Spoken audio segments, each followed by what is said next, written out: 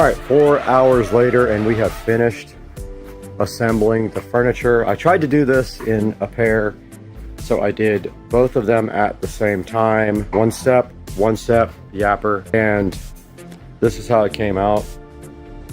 So these are mirror images, and I think this looks fire, dog. I'm just gonna move everything over like an inch or two to fit on the carpet here. That.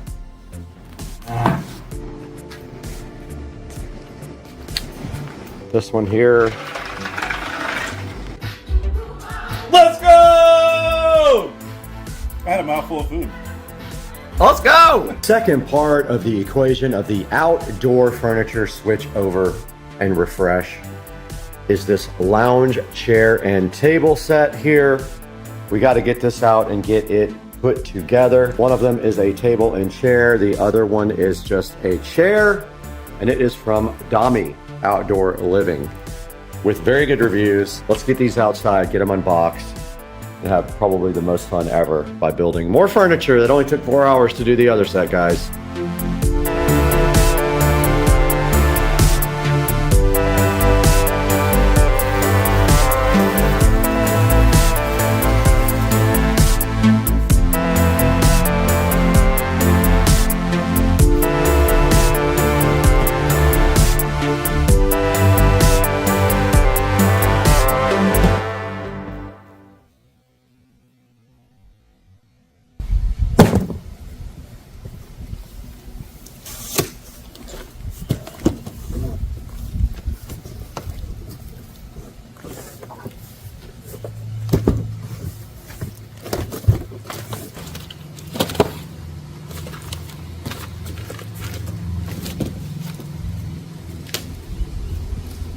Okay, they gave us this nice toolkit with the accessories, but I went ahead and got my bit for these Allen head right here, and now let's go ahead and get this thing opened up and put together.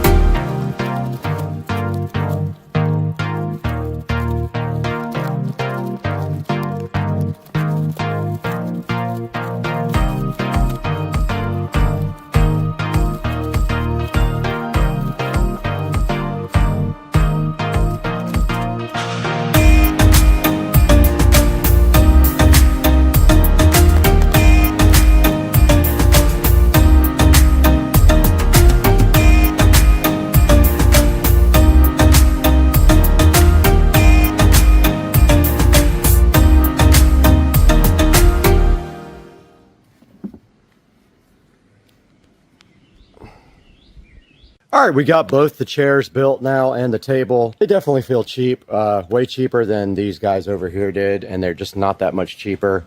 I kind of wish I would have gotten metal ones instead. They have some metal, but it's mostly plastic. And, you know, I had a few issues getting them together, but nothing big. But yeah, these are the new chairs there.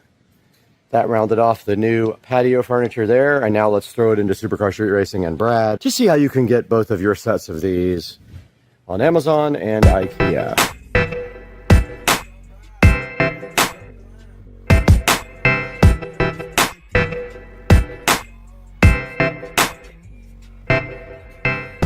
We're back at the 4K production studio today. My name is Brad, and if you haven't been to our channel, welcome.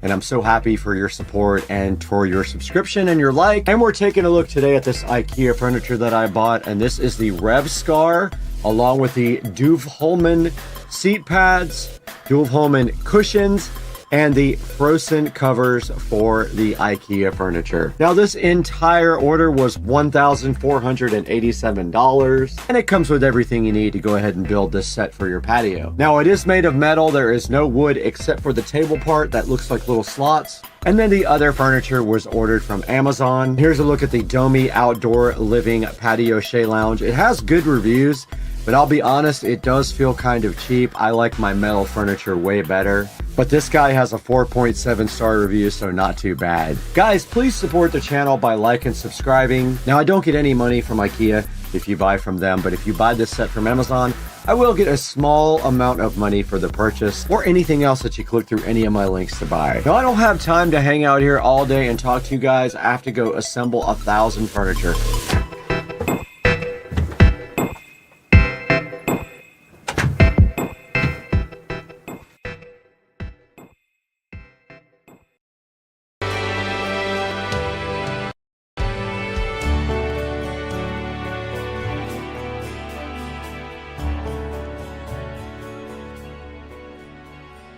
You can see my shoe racks are right here in front of me. They're starting on all these other things and the panels that go between the walls to kind of hide all that. So yeah, everything is starting to take shape here. They're going on to the next step, which I believe is going to be installing all the things inside the cabinets, or either it'll be the panels on the wall. Nice. When something changes. We're back in the awesome Supercar Street Racing closet, and it looks like this was finished last night. Everything is in place now except electrical, and that is my mission today, to get electrical done and the lights installed in the closet. So my first step is I already have electric up here. It needs to be tied in down here, but what I'm gonna do first is finish this top part, and then I am going to tie it in. Then I'm gonna install all these lights. It should be fun. I have all my tools here. I've got to cut an electrical box, but the interesting thing is I could not find my levels anywhere. I don't know where they are. I must have left both of them somewhere on a project because I've got no levels. So I'm gonna be guessing at this Newark template box that I'm putting up above the closet. Not that it matters because it will be literally up here. Nobody will see it, but I think it's actually very difficult to do with no wires already through the hole. So I think I'm going to cut a little slice into my template there so that I can slide this down over it and cut a square that I'm just gonna eye. That looks very level right there. So I think that's what I'll do. Cut a little slice out there and then get to work.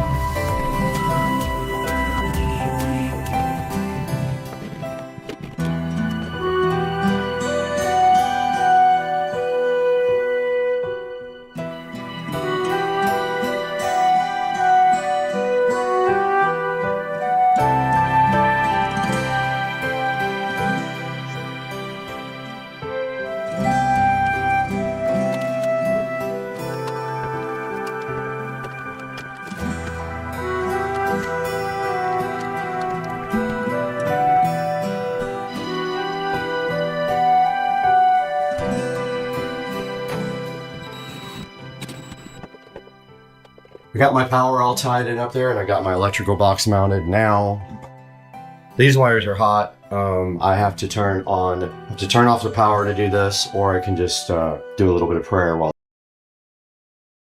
You know, if you laugh that it's true, and you were laughing the whole time because you know it's true. If you laugh It's true. And then you were laughing the whole time, and it proved my point, and then you got put on YouTube. That's what happens when something happens on you. You go on YouTube. You talk funny, you go on YouTube. Blessed day. I hope you have one. Welcome back to Supercar Street Racing. Brad here, and you're inside of the Supercar Street Racing garage. And today, we're working again with Shine Armor, and this is their interior cleaner. And we're going to be taking a look at that today on the station. Stay with us.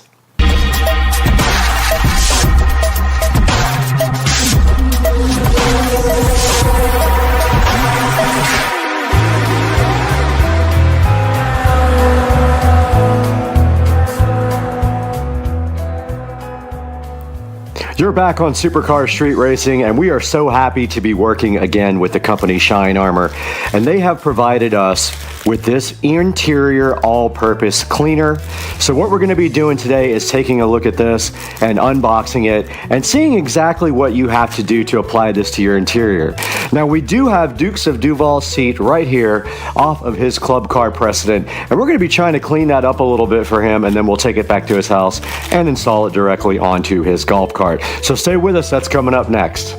Right here in front of the 2014 Club Car Precedent and the 2023 Tesla Model S Plaid, we're going to be working with Shine Armor again, and I'm super excited to work with them. They've been awesome, and they have sent me several products, and today we're going to be taking a look at this interior all-purpose cleaner, and we're going to be using it right here and right now on the Dukes of Duval Club Car Precedent seat.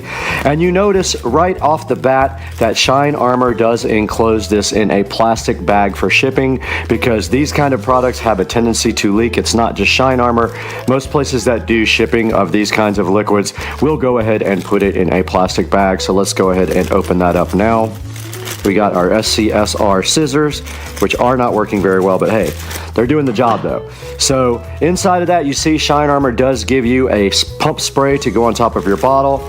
And then you have this nice all-purpose interior cleaner, and right on the front it says that it's non-greasy, and it does have a matte finish, so it's not going to look shiny, and it's anti-static and sun-blocking, and it's safe to use on leather, vinyl, and plastics.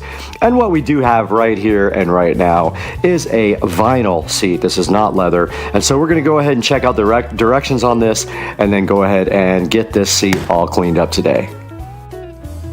So right in front of us, you do see the directions here for the Shine Armor interior all-purpose cleaner, and that does indicate that you need to spray the interior cleaner directly onto a clean folded microfiber towel. And we do have these purple microfibers here that were provided so graciously to us from the company Shine Armor. So that's the first step. Then the second step is you gently wipe the surface with the first cloth. Quickly switch to the other cloth folded microfiber towel, and then so I think the directions are a little bit off here. It says quickly switch to another folded microfiber towel and residue. Doesn't sound right. For best results, reapply every 3 to 4 weeks or for maintenance. So step 3 has a little bit of a issue there. It's missing some instructions, so I will let the company know. But those are the steps to using Shine Armor. Now, the first thing you're going to want to do with your all-purpose Shine Armor cleaner is go ahead and put the pump spray on. So give this thing a turn right there. It is sealed, so you will want to go ahead and remove that little foil top off of there. Go ahead and spray. Insert your spray nozzle right into the top of the all-purpose cleaner. Now your Shine Armor all-purpose cleaner is all set to go. Now that we have our Shine Armor ready to go with the pump spray on top, what we need to do now is follow the directions, and it says spray it directly onto a microfiber towel. And this does have a little lock on the side that you have to push to make it work. So it's this little push button right here that you have to push through, and it does lock it. And there we go. So it is coming out. So we have a generous amount on our towel there. Let's remove our other towels there so we can get going. And then after this, you just gently wipe the surface with the first cloth, and then you quickly switch to another cloth. And this is where the instructions are wrong. And we're going to to go ahead and wipe that down really good. And then quickly we switch over to a clean one and take off the residue. And that is the first step to that. And then it says for best results, reapply every 3 to 4 weeks. So we're not quite done yet. We're going to go ahead and do the next section here.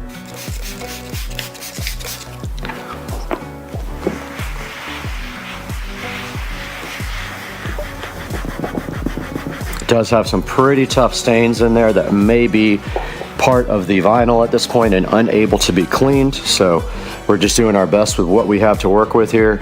But we get our dry cloth and go ahead and buff that out. And once again, let's fold this towel over and go ahead and get this last section here.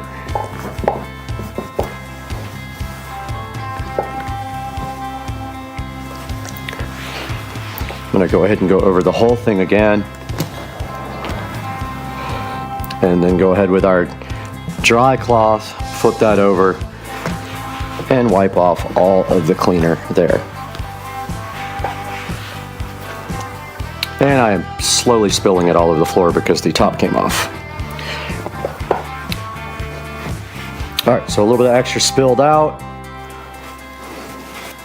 But that is basically how you use the Shine Armor interior cleaner. Alright, we're going to go one step further here. These seats are incredibly stained, so we're going to try something else. We got a magic eraser here. And let's tighten this up because it already spilled. This time we're going to put it on the magic eraser. See if we can get any better results because this is a pretty stained seat. And even the magic eraser can't get off what the seat has had for years. Actually, it is getting quite a bit of it off now that I see it. So this is going to take some work. You can see right here this stuff does work. The magic eraser helps with the cleaner as well. The stuff does work. The magic eraser is assisting it and the dirt is coming out. The seat is in really poor condition anyway, so anything this stuff can do, it's doing. Yeah, you can see this stuff is getting off. It just really can't get everything because the vinyl is stained, like internally. So Dukes of Duval probably needs a new seat, but before that, he can use this one and it can be nice and clean for him thanks to the Shine Armor interior all-purpose cleaner.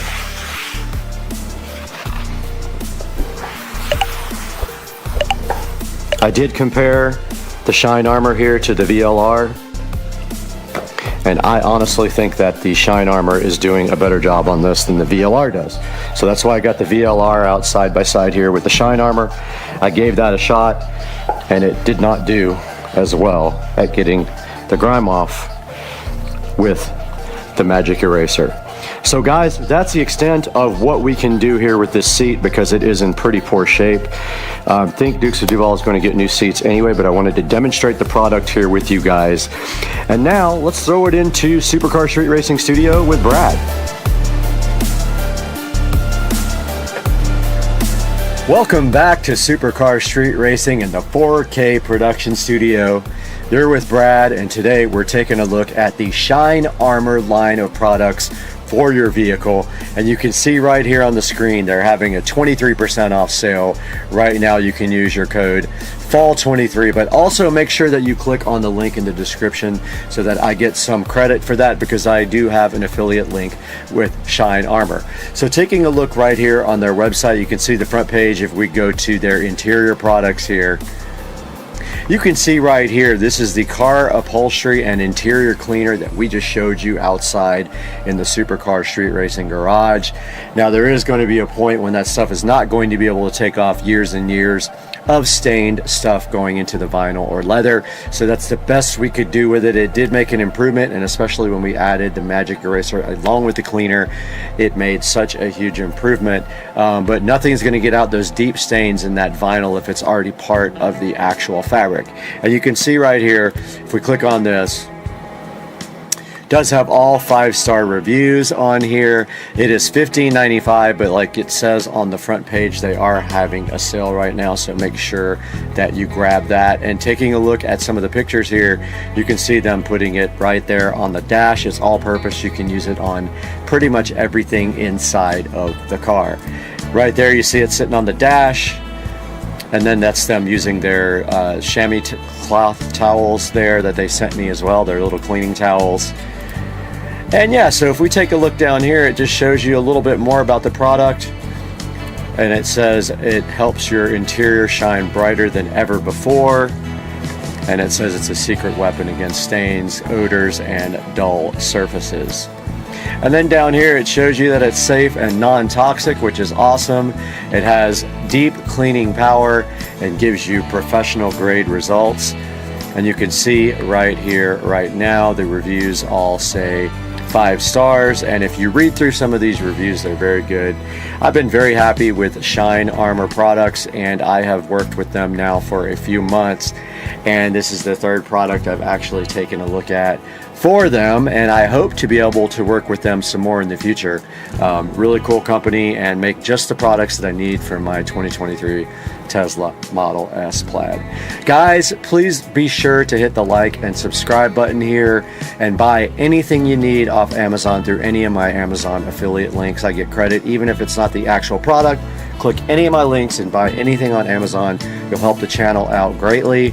We do need it. We lose money on the channel. We make 0 money on this channel. It's a loss for us. So it helps us so much when you can click through our links and you like and subscribe. And we'll see you next time in the 4K production studio, guys. Peace out.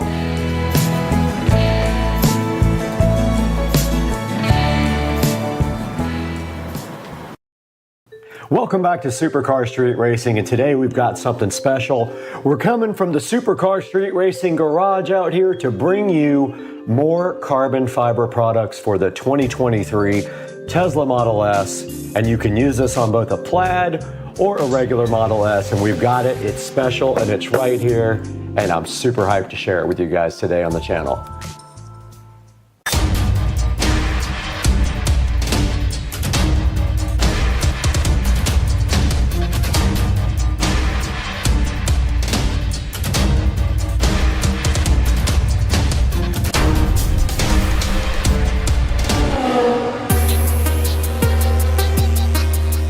Welcome back to Supercar Street Racing, and right here and right now, we're out in the Supercar Street Racing garage bringing you some more carbon fiber fun from RPM Tesla. Now, RPM Tesla makes a lot of aftermarket accessories for the Teslas, and one of the things I love about them is they have a lot of aftermarket carbon fiber. The great thing about having a Tesla is there's so many companies out there that can provide you with aftermarket accessories, but you gotta trust a company like RPM Tesla who've been doing it for a long time now, and I have a bunch of their products and they're all very high quality and they always fit perfectly, so that's why I went with them again.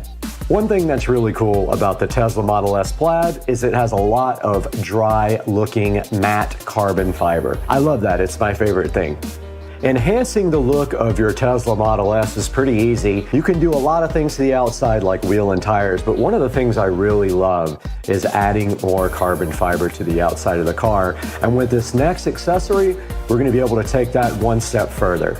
Okay, right in front of me, we do have a product here from RPM Tesla that we're gonna be opening today and showcasing on Supercar Street Racing. So let's go ahead and get it opened. Right here in this box that I struggled to open, it was taped so well, is the charging port covers for the 2023 Model S. They will fit both the Plaid and the regular Model S. I believe these guys were about $130. I will link them in the description. Here is my order form. 2023 Model S charging port overlay, dry, real molded carbon fiber. And they also included a aftermarket accessories brochure, which is very cool. So we'll be taking a look at that as well. They have all kinds of accessories for the Plaid and the regular Model S. And then inside of the box here are the overlays. And there is a QR code here to watch the installation video, which we will put up on the screen now. So let's take a look at the passenger side, what we already have installed, on the driver's side. So over here on your charging port, you can see that when you touch your charging port, it still opens like normal, especially when you have the door unlocked. These are our awesome tail lights. These are the Night Rider lights. So these are great. They're already smoked, and they have a great boot up sequence. But let's take a look at this. So you see we've installed it on here now. This is an older version with a lightning bolt, but it fits great. It doesn't interfere with the opening and closing of the charging port. It wraps all the way around the edge. And now we're going to proceed with the installation. Let's go over here. We'll do this real quick. What we need, of course, is a clean vehicle. And when you do the passenger side, you can't open and close it. So we're going to remove all the tape, but we're going to clean it first. Now, all of our cars in our showroom have a ceramic coating on them. The ceramic coating needs to be removed, just like wax or anything like that. So we're going to really clean this until we hear that squeaky clean. All right, so we're done with that. And again, we're not going to give you adhesive promoter. We don't think it's needed. We also think that adhesive promoter is great on paint, on plastic. It can damage it in the long run. So just make sure you got it really clean, no oil, no grease on here. Feel it with your finger. It should be rough. It shouldn't be smooth. And if you clean it with alcohol and removed everything, it'll look just like that and feel like that. So here's how we install it. I'm going to switch. And again, we're going to hold that same angle. So we got our before photo. Now, you just put it right on like this. Put it right on the top. Look how you can remove it if you don't like where you put it. But hook the back of it over the edge like this and go all the way up to the top. There. And we're on strong. And we're on here. And it's fitting perfect. So you're just going to peel and stick. And if for some reason you need to move it, I'm going to switch with you again. If you have to move it, you can still raise it up and move it. Okay, again, it's made out of 2x2 twill carbon fiber. It matches the spoilers perfect. It's wrapping around the car. Notice the direction and the flow. So airflow is going around the car. Same thing on this side. The direction is going around the car, just like our spoilers and all of our other products, like our new diffuser coming out soon for the Model Y. And again, this fits the 3 and the Y. So let's keep applying pressure.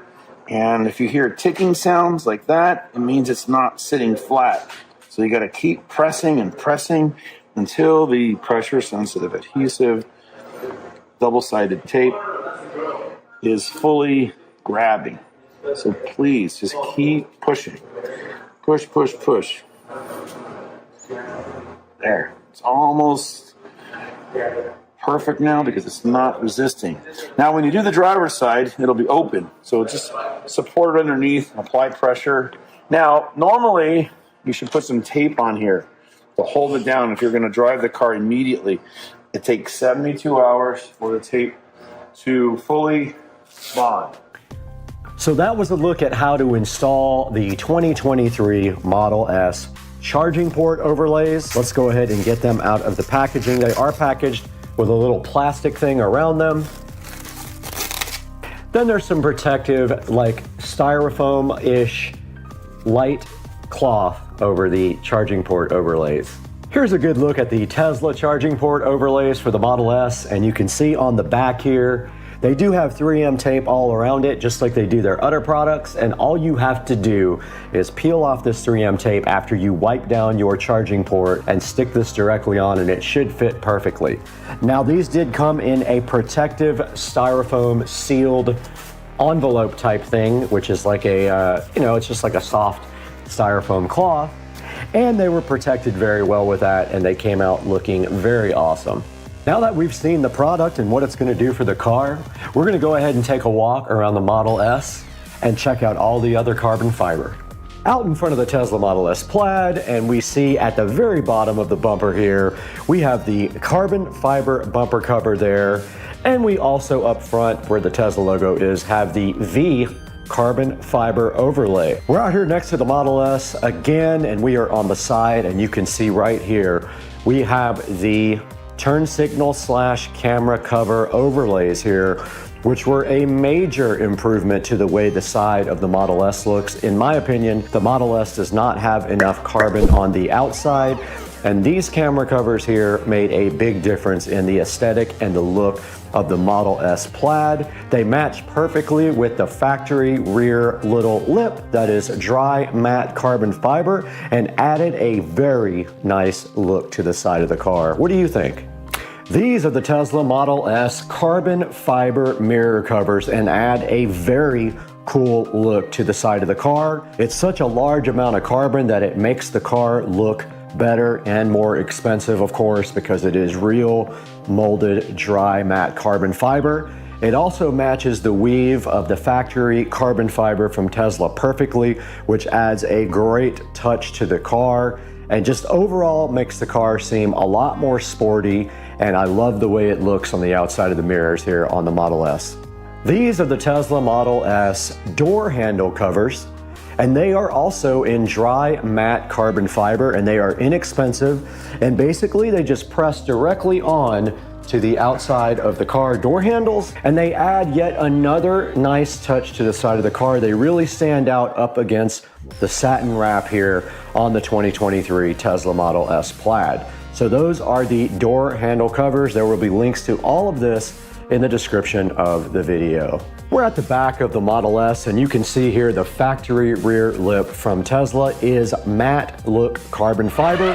So all of the other carbon fiber that's been added to the car is specifically matched with this weave of the factory Tesla carbon fiber. So everything looks like it comes from the Tesla factory. Moving inside of the Model S, we have the charging port overlay carbon fiber, which we will put a picture of up on the screen right now, but it sits right there over where you charge your phones, right in the center of the console there, and adds yet another good look to the inside of the car. And it's pretty inexpensive, around $120 or $130, I believe. There will be a link in the description also to the charging port overlay carbon fiber. Okay, we are out here in the back of the Model S Plaid, and we are ready to go ahead and prep to install. So what you need to do first is clean your charging port completely. So we have Windex and we have a soft cloth here, and we're just gonna go ahead and clean this and get this port nice. And the car is dusty, and you can see like a little baby scratch in the wrap there that just became apparent when I wiped it off. And it is now ready for the application of the charging port overlay. Got it! Okay, you are gonna notice here on the back the 3M tape that you peel off. Go ahead and peel all that off. Yeah.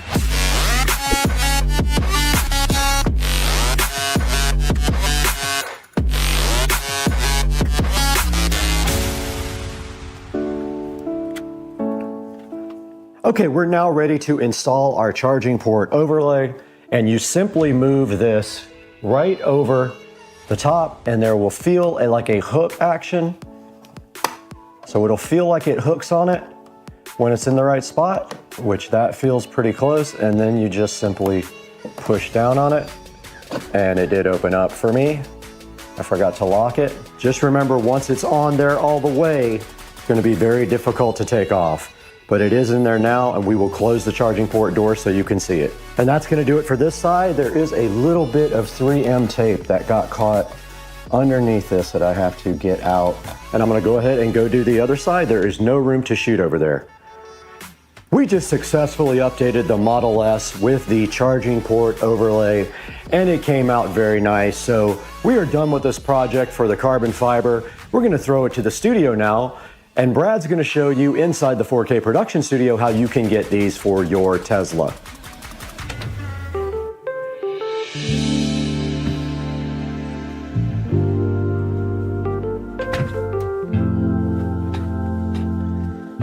Back in the supercar street racing 4K production studio again with Brad. And today we've got the special carbon fiber for the Model S. Now, right here on the screen, you can see the 2023 Plus Model S charging port overlay sitting, looking so fresh and so fly. You need this for your car. Now, you can pick up your carbon fiber from either one of those companies, except the camera cover can only come from T-Sportline. They don't have the updated version over at RPM Tesla. But you can see here, you can go to the links in the description and you can order your Model S or other Tesla carbon fiber accessories for your car. And there's a whole lot of them available here. And I think there's some interesting ones like the carbon fiber yoke steering wheel cover. I do like that. It is matte carbon fiber and it is on one of these pages. And they also have a few other things that I like the carbon fiber rear splitter. And one day I might get that. It does require some drilling to put on, so I'm not sure if I'm really happy about drilling into my $100,000 plus car. But it still looks cool and enhances the look of the car, so I'm kind of down to try it out. Guys, please like and subscribe and hit that bell icon. It helps me out so greatly. And buy all of your products through our Amazon links when there is one. Even if it's not the product you want, in the link in the description, click that link and buy anything you want. And it gives me $1 or $2 and helps support the channel. And the channel is growing subscribers every day and more views every day. But we got to get out of here. We got to go pick up a carbon fiber complete replacement for my car.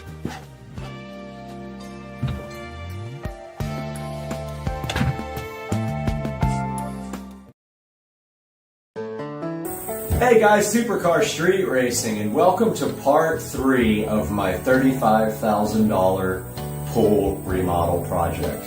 Now, part of the pool remodel project, of course, is going to be replacing the LED color changing bulb that is in the pool. So a lot of the older pools have a 10-inch white spotlight. Now that was made by a bunch of different companies. Mine is an Amerilight, and there's an easy way to take that bulb out and replace it with a LED color changing bulb, and that bulb is controlled by the switch. So what you do is you flip the switch off and on a number of times to change the color pattern. Well, that was the old school way of doing it. And my bulb was left on when I went out on a trip for about a week, and I got back and some of the LEDs were burned out. So what are the cons of doing it this way? Well, of course, the bulb housing is a metal housing with a rubber gasket around it, and that can leak if you don't install it correctly. So every time you change the bulb in that type of pool light with a metal housing that sits in your niche, you have to buy a new gasket, or it's recommended that you buy a new gasket, and you put that new gasket into the metal housing. I'll show a picture on the screen right now of that. And then you put the housing cover back on, and then you screw that into the pool niche, and that is how you replace a light. Now, it's the same procedure if you're just replacing your light with a white spotlight as you are a bulb that has LED color changing inside of it. So I had that in my pool, and it is in there now, but like I said, I think the blue LEDs are completely burned out in that now. Now let's talk about what you have to do in order to replace the entire housing, or in this case, put a new Poolexa LED color pool light into your existing niche.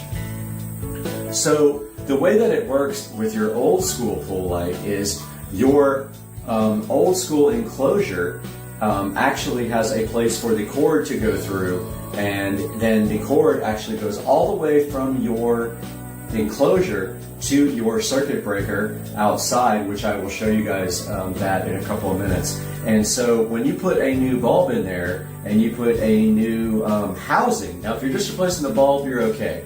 If you're replacing the whole housing, let's say your housing is worn out like mine was, you have to pull a new cord all the way from the pool light down underground through the conduit and up to the electrical box there. Now you're going to ask me, how do you do that? Well, it's pretty simple. So what you do is you take out the existing housing. It should have some extra cord inside the housing in the niche. They recommend that you leave about 4 feet of extra in there when you put a new bulb in. And you cut that wire, you tie the new wire onto that with electrical tape. You tie it really tight, and then you come to the electrical outlet junction box and you grab the old wire and you pull the new wire through and reconnect your new wire. Now, what we have here is a little bit of a different change for my LED color pool light. Now, this is new technology. This is a Toolless LED color pool light for in-ground pool. Let's get out the tablet. So we're going to get some video of this here with the tablet. Now, this is exactly how it came out of the box. It kind of came out messed up, and so I want to make sure that I wire it up and that it does work in case I have to return it. But you see here how the box was broken. So what we're seeing now is we are going to do an unboxing of this live with the tablet here as the camera source of the live unboxing. So I already took the plastic thing off. I took it out of the cardboard box, obviously. Now let's get this thing opened up and see what's inside. All right, so this is the Toolless LED pool light for in-ground pools. All right, so first thing we have here is our instructions, and it looks like the same instructions that I pulled offline. So a good look at that. Here's your instruction manual.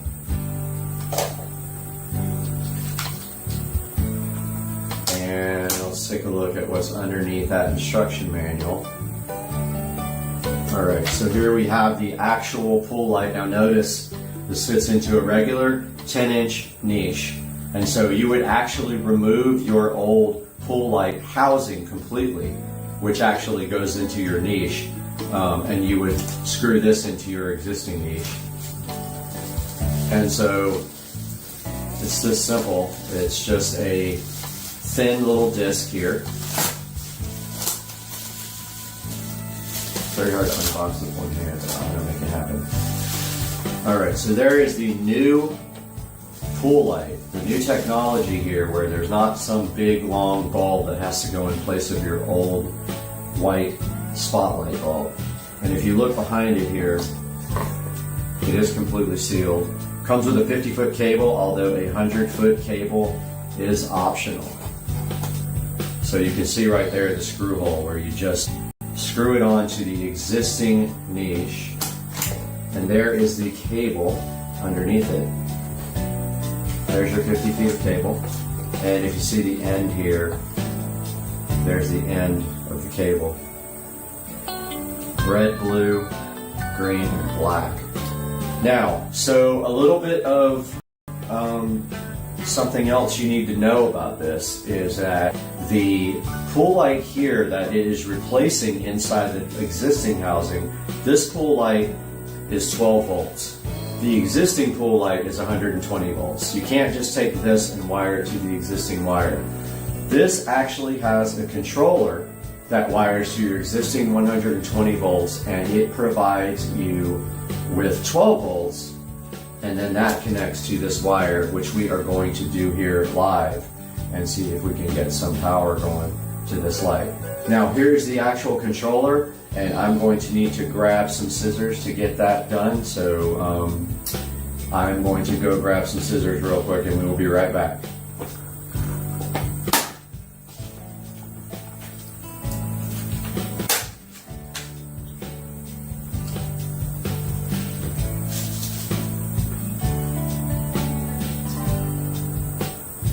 Okay guys, when I said I was unboxing, I really was unboxing this live.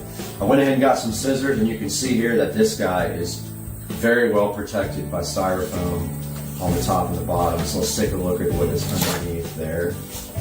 So it's actually upside down. And here is the controller, if we can get it right side up without breaking the actual pool light now. Alright, so here's a good look at the controller. And this is what actually controls the light, and it is Bluetooth. there's a link to the actual manufacturer website. Alexa is the brand. Pretty sure they copied Alexa, but that's okay. So that's a look at the controller.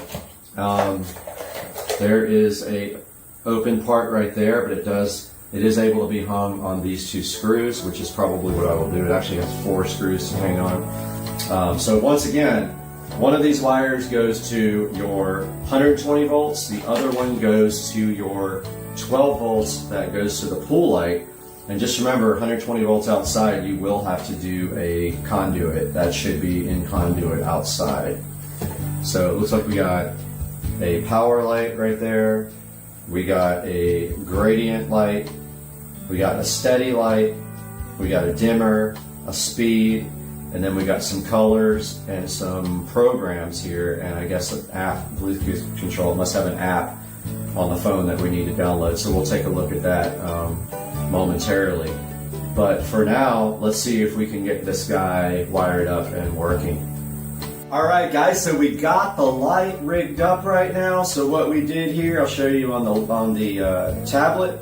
So we've got the DC 12 volt side coming out. There are 4 wires here. There is a black, a red, a blue, and a green. You can see we got these nifty little quick connectors on it that I got off of wish.com. Black, red, blue, green to black, red, blue, green to the pool light. The other wire coming out is hot for the 120 volts. It is wired up right there. Extension cord end that I kind of rigged up. And now we are going to plug it in and see what happens. So yeah, let's go ahead and get this extension cord plugged in and we'll be right back. Alright guys, so we got the light now. So what we did here, I'll show you on the tablet.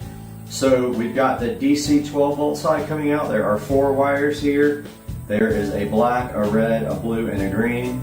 You can see we got these nifty little quick connectors on it that I got off of wish.com. Black, red, blue, green to black, red, blue, green to the pool light.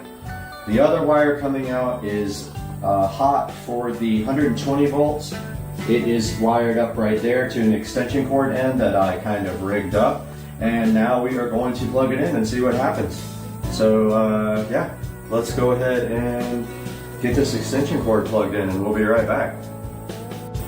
Alright guys, now for the moment of truth, and you're going to see it as I do. We got our extension cord plugged in there. And we've got our light wired up, so what will happen when we hit the power switch? Let's find out. Alright, so the light did come on, guys, and it looks like it is on white. So you can see there white isn't actually white. It's going to be as close to white as you can get. So let's push this red button. Alright, so there's red. And let's try green. There is green, good to go. And yellow is a kind of mixture of 2 different colors, but you can see they all work. Cyan, pretty cool color. Let's try blue.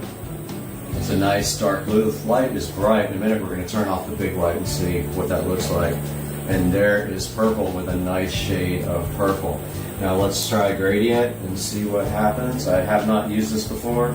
Alright, so it looks like it's just flashing between them. So okay, here is push the gradient light on the controller and that fades between them, and then there is a speed. Let's slow it down. Alright. Cool, there is speed. Let's go ahead and get this light over here off so you can see this better. So there's gradient, guys. So those are the programs that are available. Now the next thing we're going to check out is the Bluetooth app control and see if we can get that working. But so far so good, no problem. Notice again, 12 volts here from the controller to the light. Here is 12 volts. From the controller to the wall is 110 volts AC. Alright, let's try to get the app working now. Alright guys, so we are now looking for the app. It's called iPoolLight. There's the app right there. Let's go ahead and get that installed.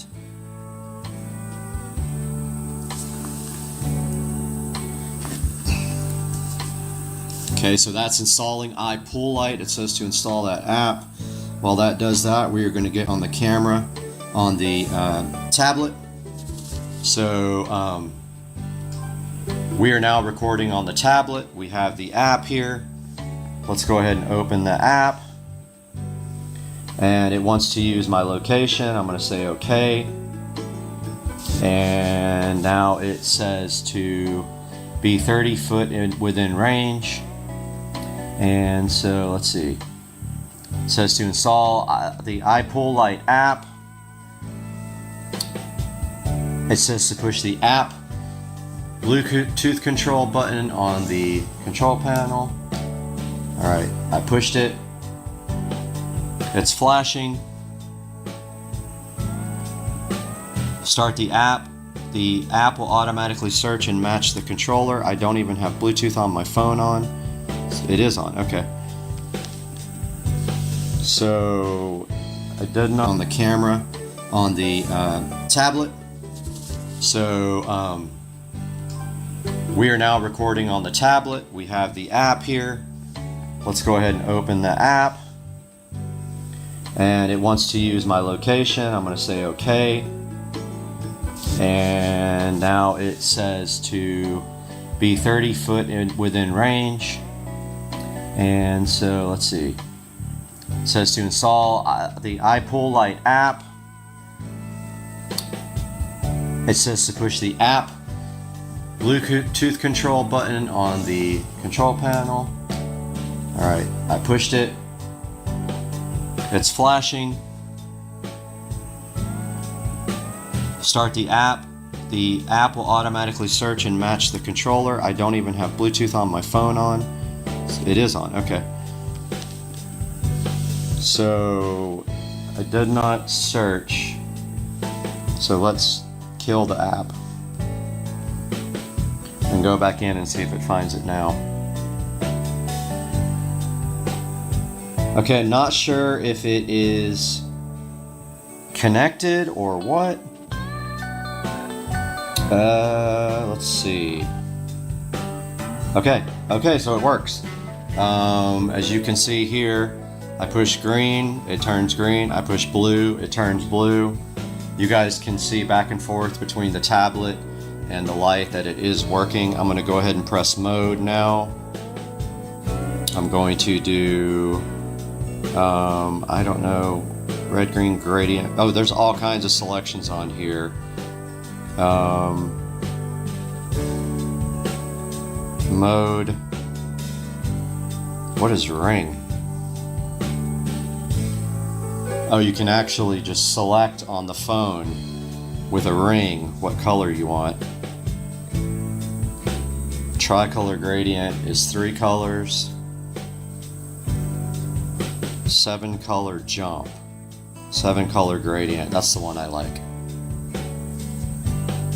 Alright guys, so the app Bluetooth control works really good.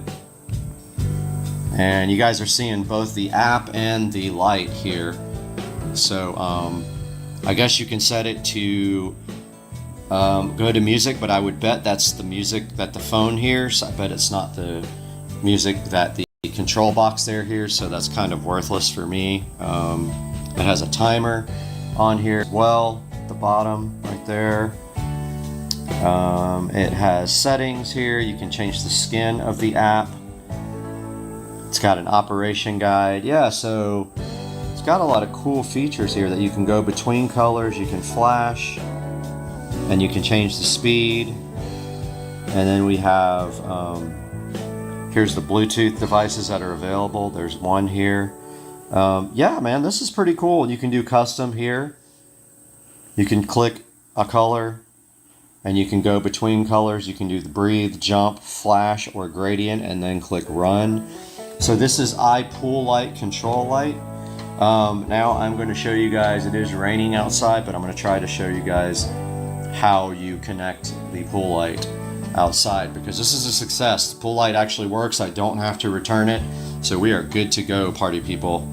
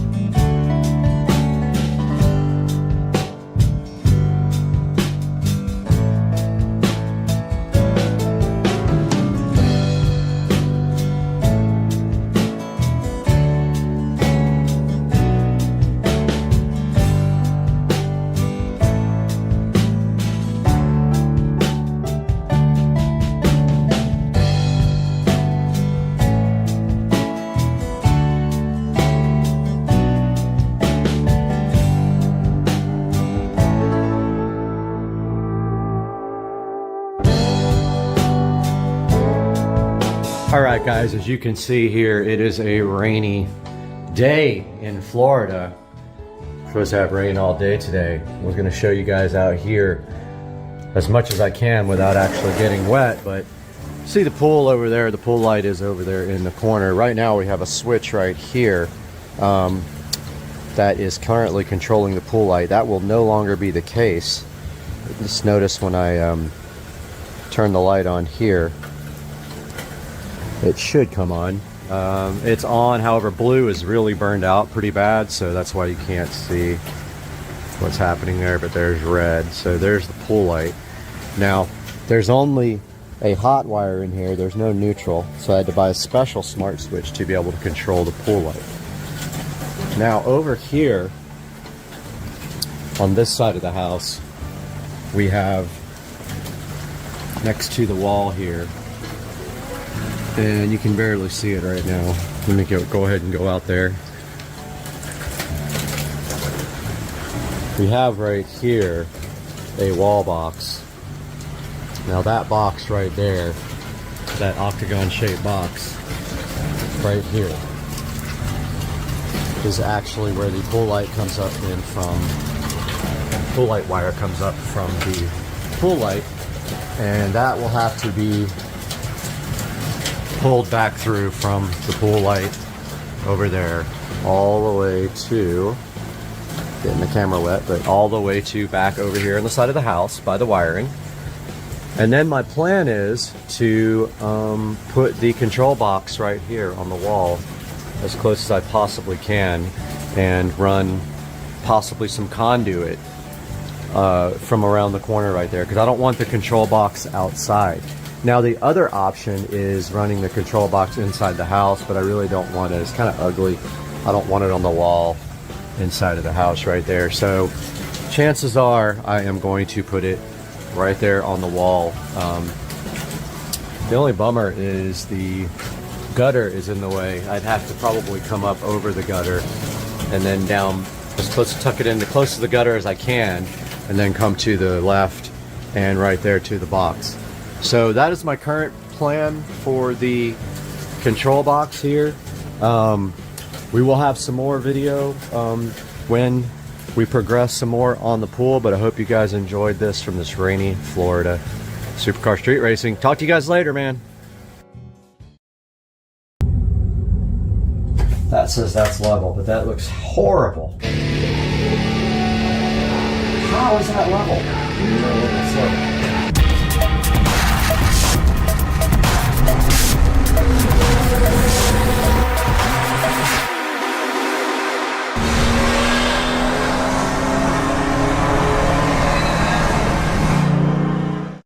Hey guys, welcome back to the channel. Supercar Street Racing here with another project going on in the house. It seems like it's endless, but today we are starting on 5.1 surround sound for the bedroom. So in the bedroom now, we have in-ceiling speakers, but these are for the whole home audio. So what we are doing is we are going to be converting these existing speakers, particularly this front one, will become the center channel for the new setup. I did order a 4K Amazon Fire TV, and I'm waiting for that to be shipped on Tuesday. But meanwhile, we have a lot of work to be done in this room to get this ready for in-ceiling 5.1 surround sound. You can see here in the center of the wall, I have marked the center. That is where maybe the TV will be mounted, depending on how big it is. It's a 65 inch, so it's rather big. This is only a 42, so you can see it's going to be quite a bit bigger. But that will be the center, and then I'm not sure if it's going to have to go higher, but my amplifier is going down here. My Pioneer 5.1 receiver will be going on this guy here. So it has to be high enough to clear both this dresser and the Pioneer 5.1 receiver, so another maybe 5 or 6 inches above here, maybe 5 inches. Let's take a look at that. So the receiver measures out at 6.5. So we need 6.5 above the dresser in order to accommodate the receiver. that is all that's going on top of this dresser, so we'll make it look really nice and clean it up. It is getting old, but I might repaint the top white on it. It's got the distress, which I and Mike did. We distressed this guy from IKEA. So anyway, yeah, so that's the center of the wall. That's where the mount will-ish go. And then I'll either have to move it up or down from there, depending on where the top and the bottom of the TV reach. We won't know until we get the mounts. Here we measure from where the TV hangs on the mount to the bottom of the TV, and we will know where the bottom of the TV will land compared to that. Now moving on to the speaker installation, you can see here we've got some 6.5 in ceiling speakers. Those will remain, and they also will remain connected to the whole home audio. And my plan is that if we're using the whole home audio, we switch these guys off completely, or on, and then if we're using 5.1 sound, we switch them off with the switch that is with the home audio system over there. Now the next thing I have to do is, I have a couple of steps to do here. The thing I have to do is figure out where my new they're actually going to be 8-inch in ceiling speakers like I have. I'll show you guys real quick. So these are 6.5s and they've been in my room for quite a long time. But they are going to be 8-inch two-way in ceiling speakers on the sides here. So that will be the front left and the front right will be 8-inch. The center will remain the 6.5-inch old one for now, and eventually it can be replaced. That rear one is not going to be used for surround sound, but we are putting 2 more 8-inch here and there. When I did my home theater room originally, I made a huge mistake. I tried to wing it and drill a hole without checking, and I actually ran into a stud. So today, I will be getting in the attic with my template for the surround sound speakers. I will go into the corner, which is very difficult to reach. I will come out about 2 inches from the wall, 2 inches from each wall, if I can even get in there.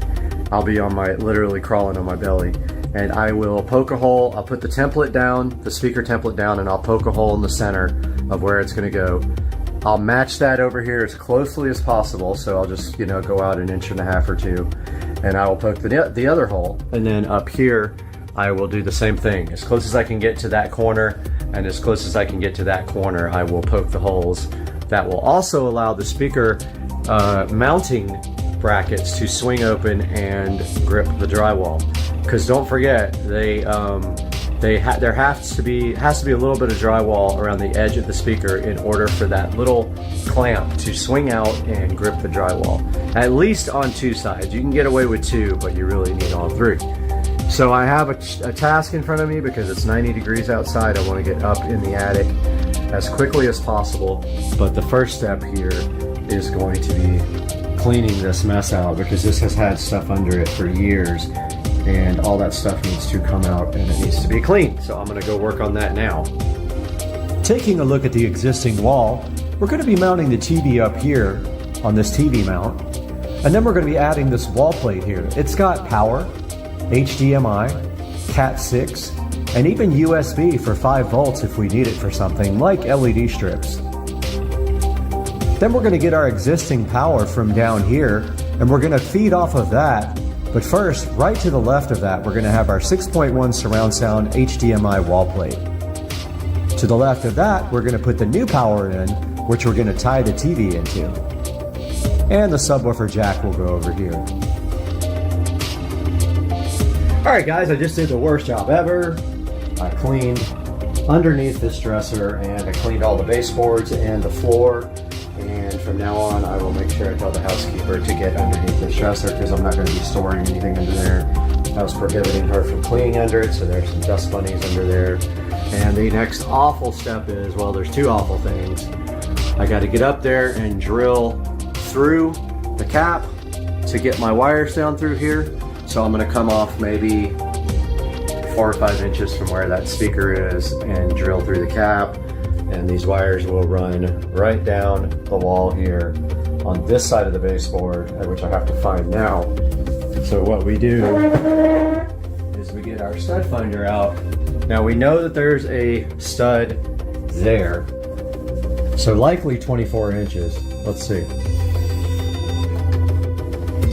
So we got our stud finder on stud scan.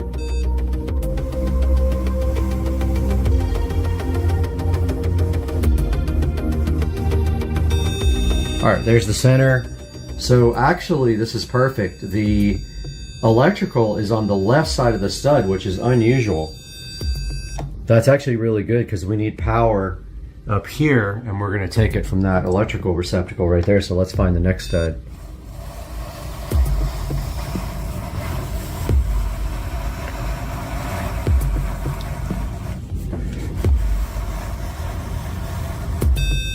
Next stud is right there, so I'm going to grab some tape and mark it, and I'll be right back. Okay guys, so here is the next stud from the stud over there, and we don't have our measuring tape. Oh yes we do. Okay, so let's see how far that appears to be. Let's see if it's 24.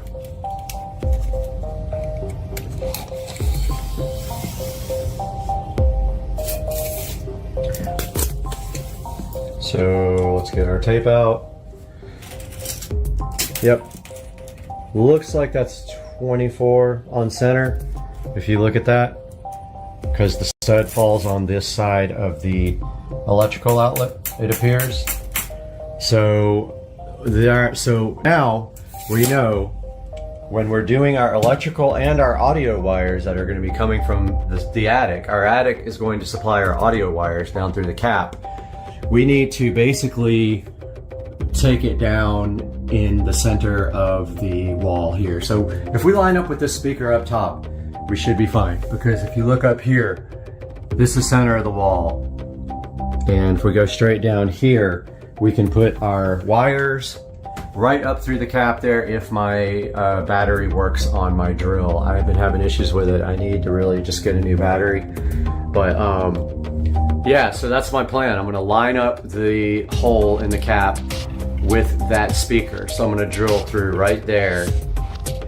Now remember, this is an interior wall, so there's no fire breaks.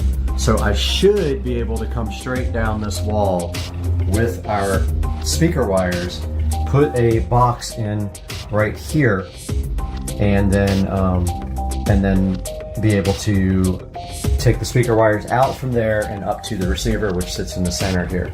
Now let's take a look inside that receptacle and make sure that that is the stud is on the right side of it. Taking a look at the wall now, you can see the speaker wires running from the wall plate up the inside of the wall and through the cap on top to the attic. Then we've got power running from the new receptacle up to the TV here. And then we got our subwoofer running behind the wall from the wall plate that we just added. All right guys, taking a look at the receptacle here is good news. I pulled the receptacle out and you can see that the wire is on the right side of the box. And so, actually it's on both sides, but I do believe that that the stud is on the right. Case in point, I can kind of see it in the wall, but we put our stud finder.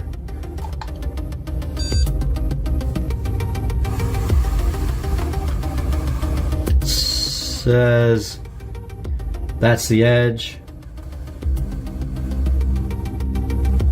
and that's the center, and that looks to be on the right side. If you're facing the wall, it's on this side, and you can see an indentation in the wall. Boy, this wall needs to be repainted, so I think that's going to happen too. So what we're going to do now is drill through this side of the box and just verify that we can get our wire through there, and then we will pull our wire up to where our TV is going to be as soon as we know that we can put the TV there. Alright guys, we got the trusty orange screwdriver here that I always use for everything, and we want to kind of get that drilled towards up, because we're going to try to push the wire up there and fish it, and if we can't get the wire, then we have a bigger problem. So yeah, we need to figure out, but at the same time there is also a wire coming out of here at the top. So yeah, we got to be careful we don't drill through any wires that are stapled. I need to take another look at this because we may have to put a receptacle down here first and then go up. And I think that's what we're going to end up doing because I don't think I'll be able to get that. I don't think I'll be able to get that wire up there. I mean, I could try, but so basically what you do is just on an angle, you know, as close as you can.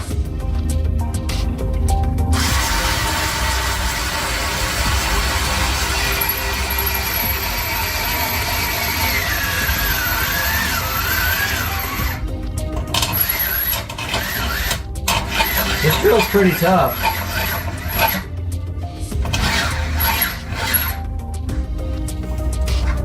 However, we might not be able to get the wire next to that right there. And then have to go deeper.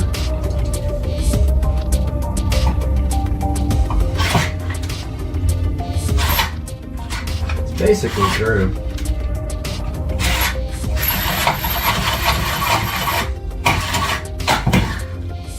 So I broke the box, but that's okay.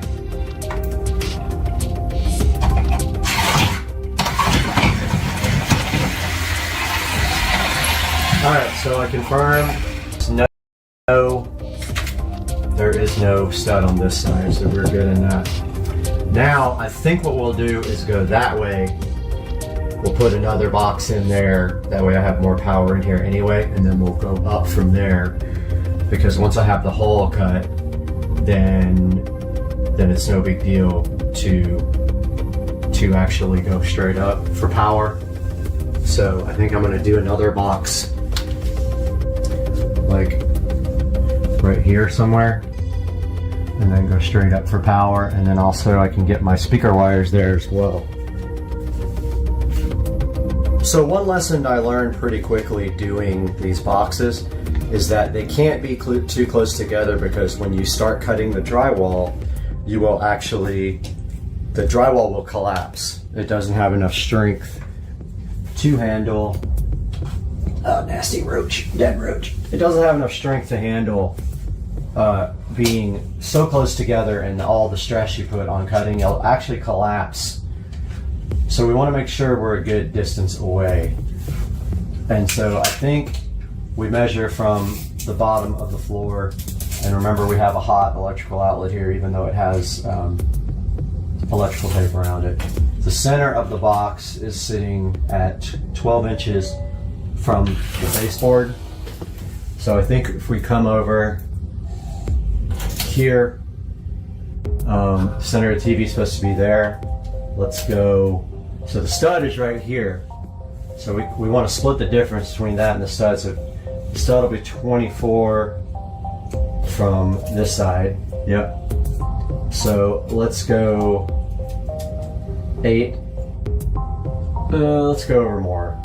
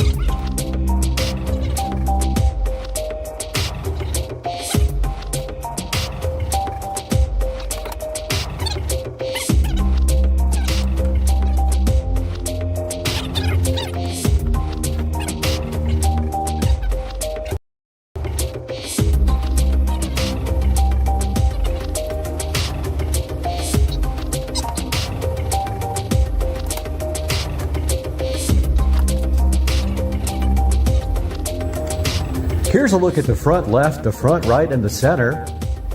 And check out where the wires run. So they run up through the wall and up to the speakers through the center cap. Here's the rear surround right and rear surround left. Same with the wires. They run through the attic from the wall plate up through the cap. Okay guys, we got the level out to try to get our boxes right.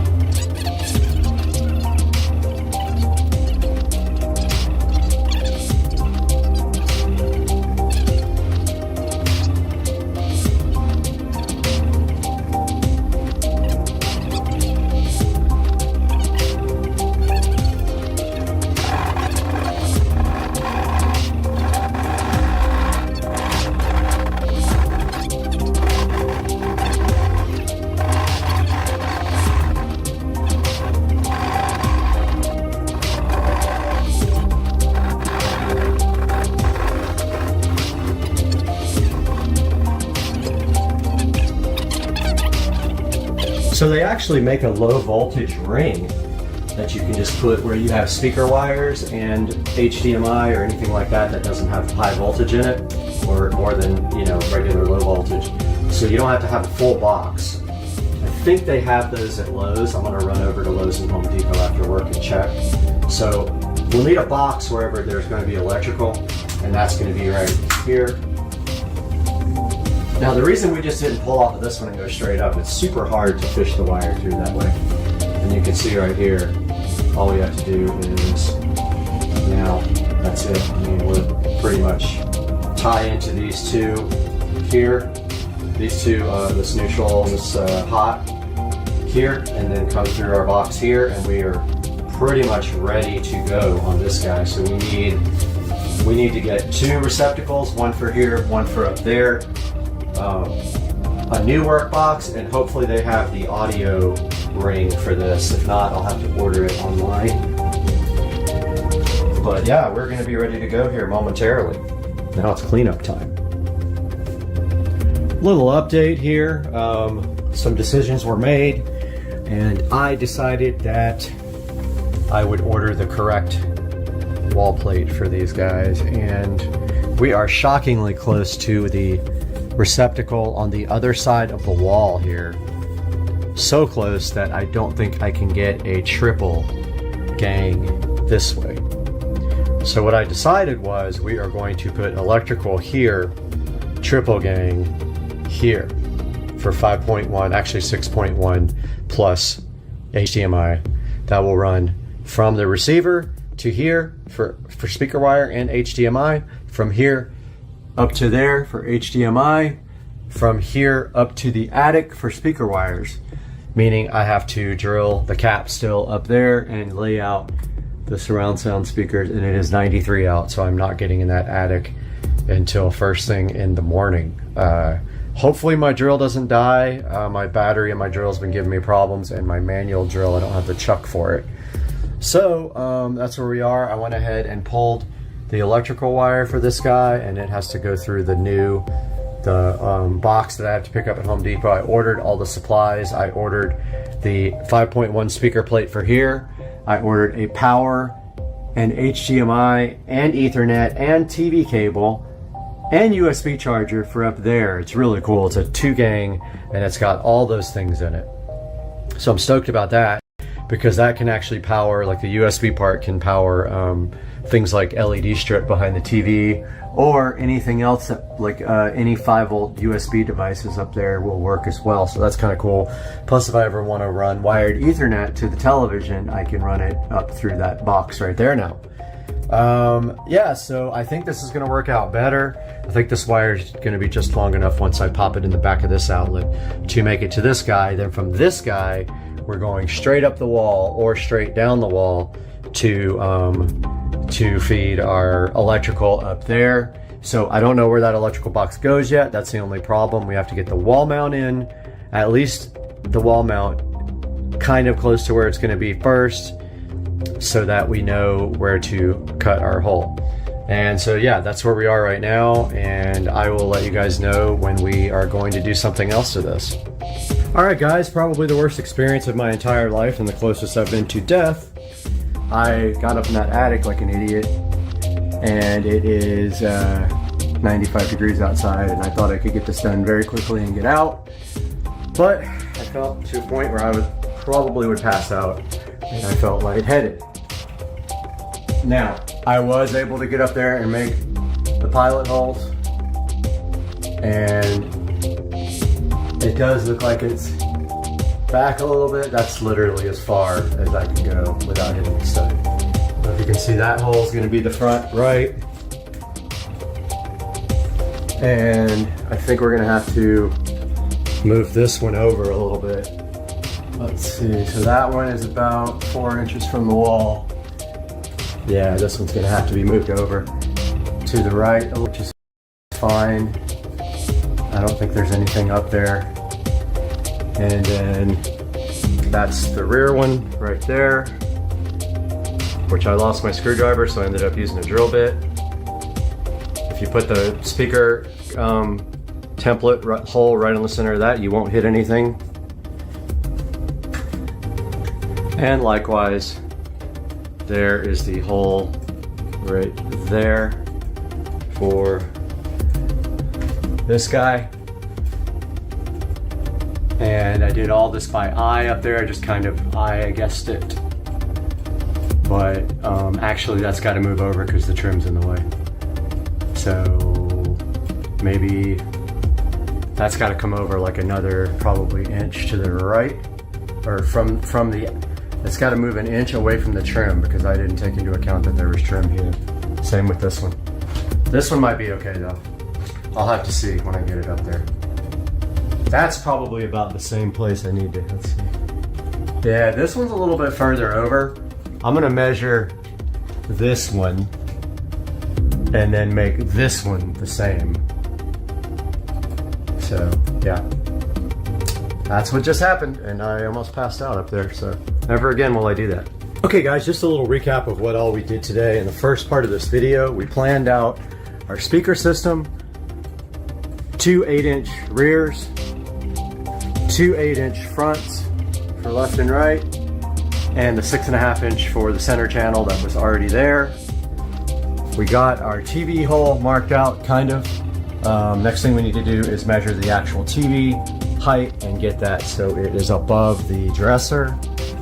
We found the stud here so that we know we're going to drop our speaker wires down the cap through this hole, and then we're going to feed power and HDMI up and put a 2-gang box in. And I did get my delivery from I went and picked up the stuff we needed from Home Depot, so this is going to go most likely here.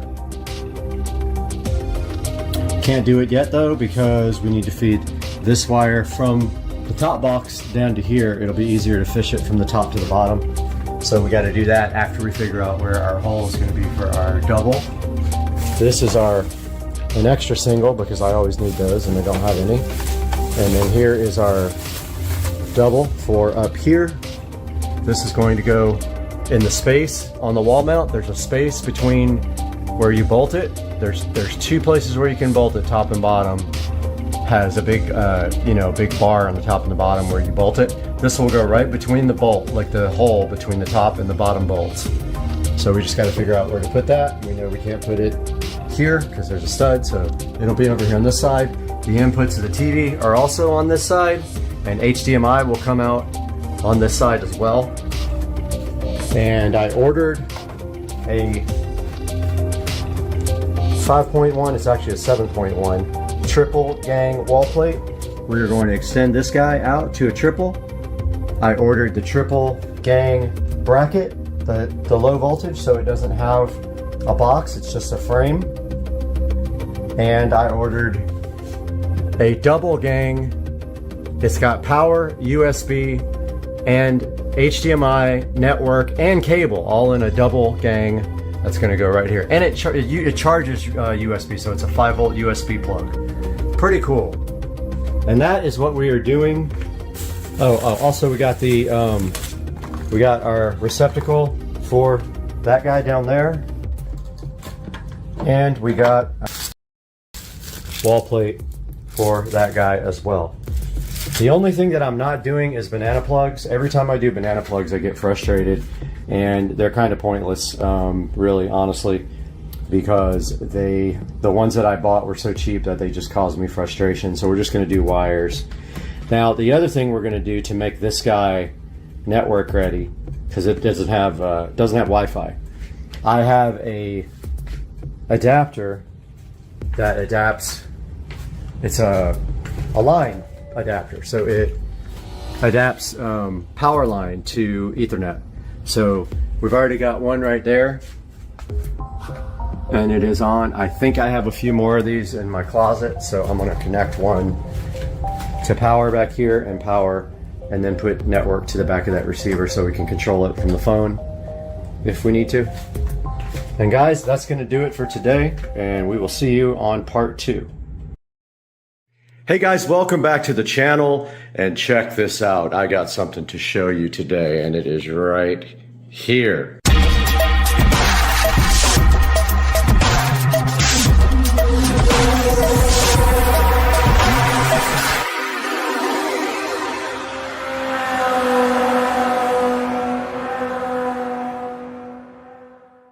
Hey guys, welcome back to the channel. Supercar Street Racing, and I woke up this morning to this wonderful Echo Show 15 with a lovely message on the screen that I will show you now. So check this out. I had no clue that Amazon was about to release an update for the Echo Show 15 that would totally transform the device into a cool multimedia solution. Is Transformers Dinobot Adventures Dinobot Squad Grimlock Dinobot. Exactly. So Credit King 3-pack. It's $27.99. Find delivery details at Amazon. that was absolutely wonderful. So yes, woke up this morning to find this lovely update on the screen and had no idea what it is, and apparently you can now turn your Echo Show 15 into a Fire TV.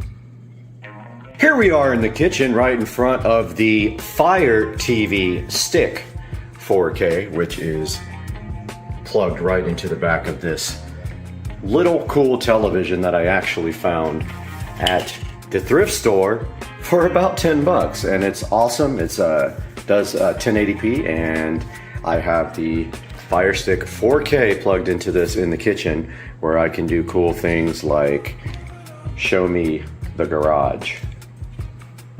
Sorry, I didn't find anything named garage. Okay, Consider purchasing a cloud. That's hilarious. Alexa Voice Remote Pro. Show me the garage camera.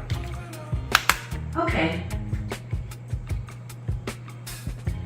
So this should actually be showing me a security camera, and there we go. So there is a skill for the Wise Cam, and there you go. So this is a standard Fire TV Stick 4K. Now they make other versions of that device. They make higher end versions that are not sticks.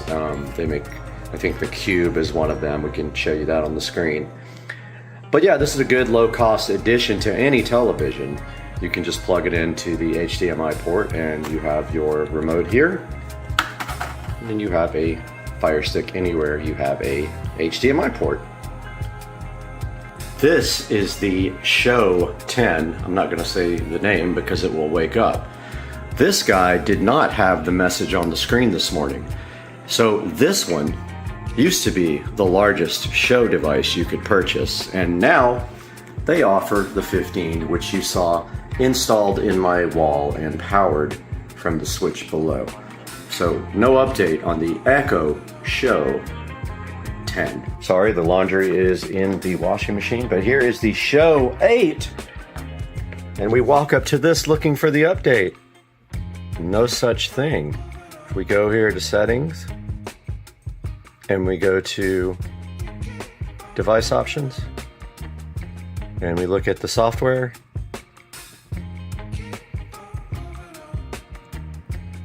we hit update. Aha, it is downloading a new update, but it is not going to be the Fire TV update, unfortunately. Okay, walking into the office here, we can see the Show 5 sitting here looking all wonderfully flush mounted into the wall, which I have a video on that if you are curious as to how to flush mount your Show 5, and this is powered from the switch right here. Let's turn some lights on in here. Let's see if this guy has it. Let's go to settings and device options and software.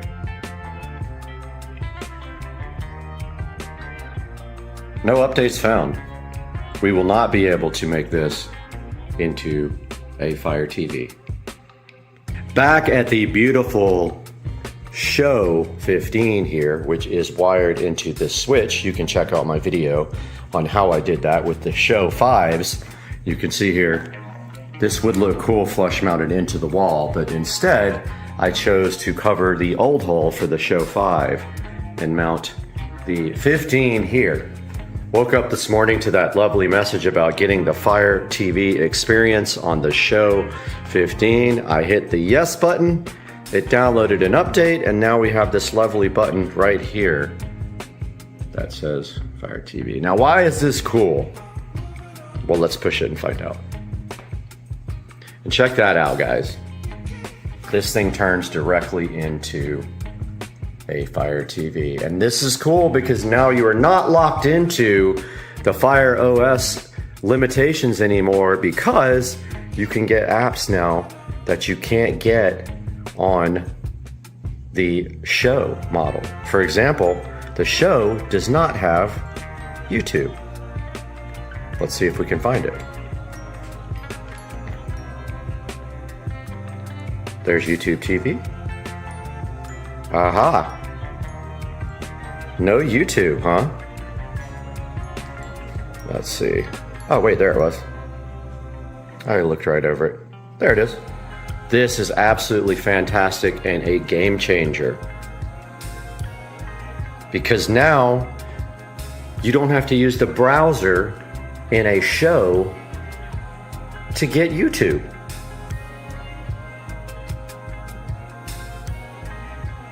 So it's telling me that I got an app, and now we can open it. This is literally the best thing that could have ever happened to the Show 15. Look at the controls. Pretty freaking cool. So I was wondering how they were going to do this, and they have gotten the controls on the screen, which is very cool. So I'm going to go ahead and sign in to this now. Wanted to show you guys the limited touch functionality that I just realized. I was sitting here trying to hit sign in when in fact you have to use the pad here. See the pad? So I am going to go ahead and use the pad now to sign in to my YouTube account where I have premium. Okay, we are back and signed in with one of my accounts here, and as you can see, we have the lovely touch screen here, and we're using the touchpad that they designed for YouTube, which is pretty cool. There is the Supercar Street Racing channel. And there is a video of mine. And so I keep on trying to use the touchscreen, and it does not fully function on the YouTube app. And there is the Supercar Street Racing channel and the last video of the pressure wash. And that is very cool because now I've always wanted to use this to play videos and link it to the dot that is in the closet there with the audio for the whole home audio system. Now I can do that. I was doing it over here, which can technically do the same thing, but now this device in here can actually be the one that serves the audio for the house, I think. I have to research that now. Here we are on the Alexa app on the Android device, and if we go to devices here, and we go to plus, and we go combine speakers, and we do multi-room music, and then we do this living room show. We got to find it there, and the dot, because the audio will come out of the dot. We hit next. Choose a name. House audio.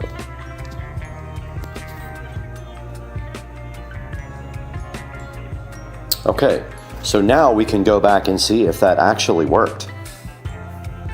Back in front of the beautiful show 15 here, we're gonna see if we actually get audio out of this whole home audio system since we paired this as a speaker group. So let's try to find some music. Oh, but keep trying to use the push button, the touch screen. Let's do this. Oops, I pushed the home button.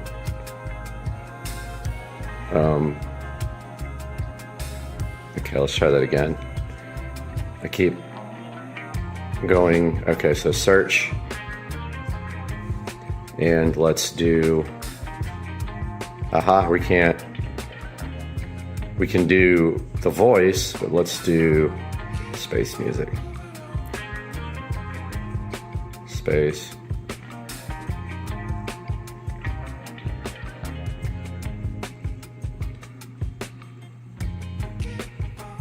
Music. My favorite.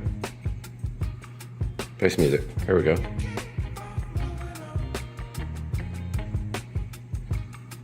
Okay, let's see if that worked.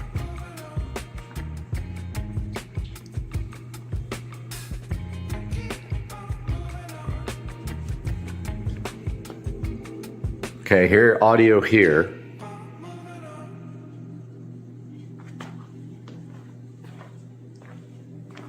Echo, raise the volume. Not hearing it. I'm going to check out and see why. Back, and I was able to figure out the multi-room audio, I think.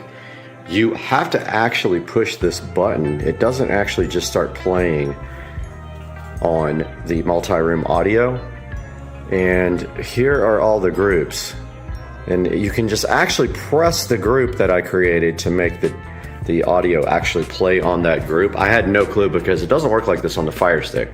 On the Fire Stick, you literally can just start playing and it just works, but this is your little groups to send the audio to. Pretty cool. That's how you do multi-room audio on the Show 15.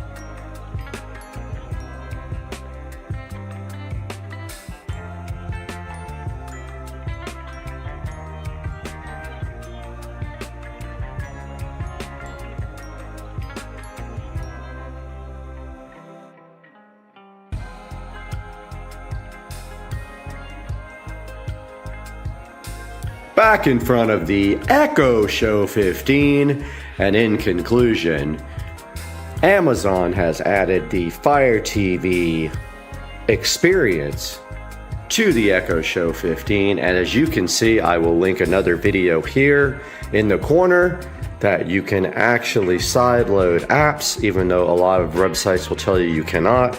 You can go check out my guide on how to sideload apps, and as you can see right here, you too can enjoy Kodi on your Echo Show 15 with all the video add-ons you love so much. So yeah, the overall Fire TV experience on the Echo Show 15 is good. I'll have another video that shows you how to use a remote like this and be able to navigate your Echo Show 15 with a Fire TV remote. Guys, I hope you enjoyed the video and have a great day, and please like and subscribe to the channel.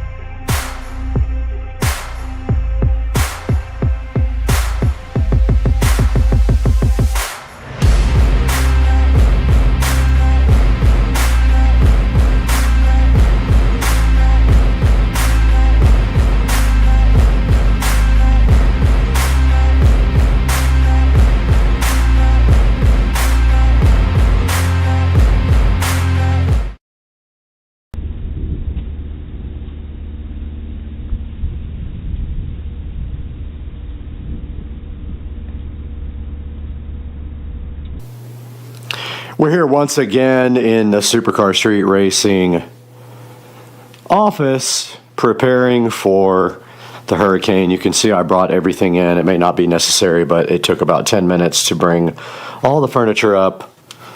And today we're looking at this amazing VESA PR 800 wild camera, which was so gracefully supplied to us from the manufacturer to check out.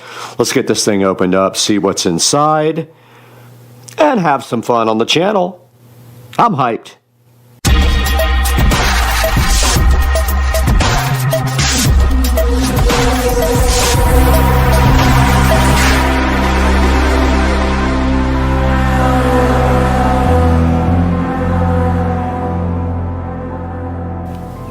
We are back in Hurricane prep mode now at Supercar Street Racing, and we got a Hurricane coming tomorrow, and we're hoping we don't get too much of it.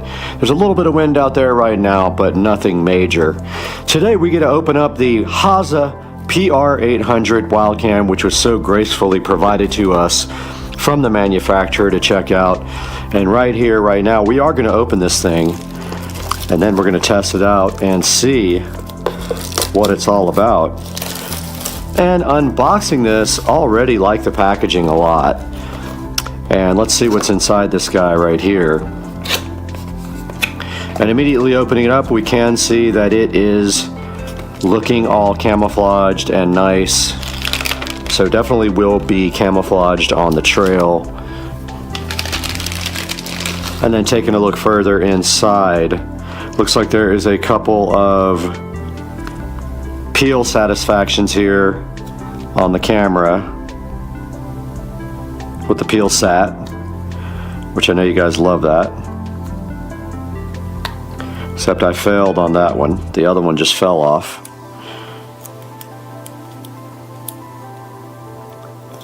And there's your peel sat.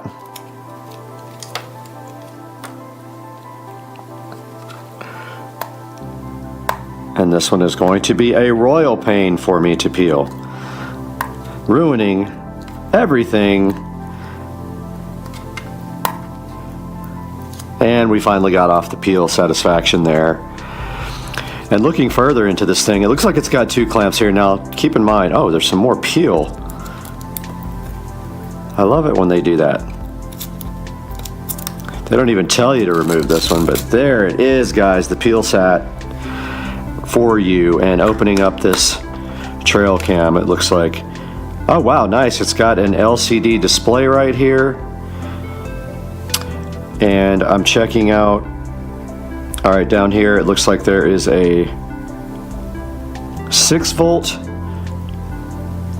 power adapter hole there. Very nice. It's got a little LCD screen with some peel sat. That peel sat, oh, I messed it all up for you guys. That peel sat is so good. All right, we got everything peeled on this guy, and you can see right here, right now, it closes like that and clamps shut, weatherproof, just like that. Looking further into the package as we dig deeper into the trail cam, the PR800, looks like we have some kind of strap right there. Maybe it's to carry it around your neck, we're not sure. Be pretty cool. And then digging deeper here, we have a USB, and I forgot what type of USB that's called. It's not USB-C. It's like micro USB or something like that. And even further here, it looks like we might have a charger right here for a USB. And inside here is the hunting and trail manual with kind of an overview of everything. And it says use the 6-volt power cable in the camera. Since there's no built-in battery, the camera will power off when unplugged. Okay, so it looks like here it has to be powered all the time. Ah, or it has batteries, I see. So it looks like maybe we could use a battery bank on this, or we can just throw batteries into it and use it that way. And I guess it opens up in order for you to install the batteries right here. Looks like. And there is the 8 AA battery slot there. I'm more interested in trying a battery bank. And the batteries will not charge on this, so don't think this is chargeable. What you're doing here is just powering it with batteries, or you're powering it with 6 volts through this port. And that leads me to go grab my battery bank and see if we can figure out how to use that. And we have returned with my generic battery bank here, and I'm really curious to see if this guy, oh, that's looking neat in the display. I'm curious to see if this guy will power via the power plug here, the battery bank. So let's get that power wire undone here. And you can see it has that little round type so you don't mistake it for anything else. And somewhere on here there's a USB port. Haven't found it yet. And that must be for getting, there it is. So it's for getting the stuff off of there, I'm assuming. Right here, right now, let's go ahead and plug in this power to our power brick and see what happens. All right, so we're just inserting the power cable right there, and then our power adapter pretty much has USB-A and C and every other type. So let's go ahead and plug this in and see what happens. And I believe the power is off, but we do have power supplied to it now. Let's see what happens when we turn this on. Robert, it goes down. And nothing happened. Interesting.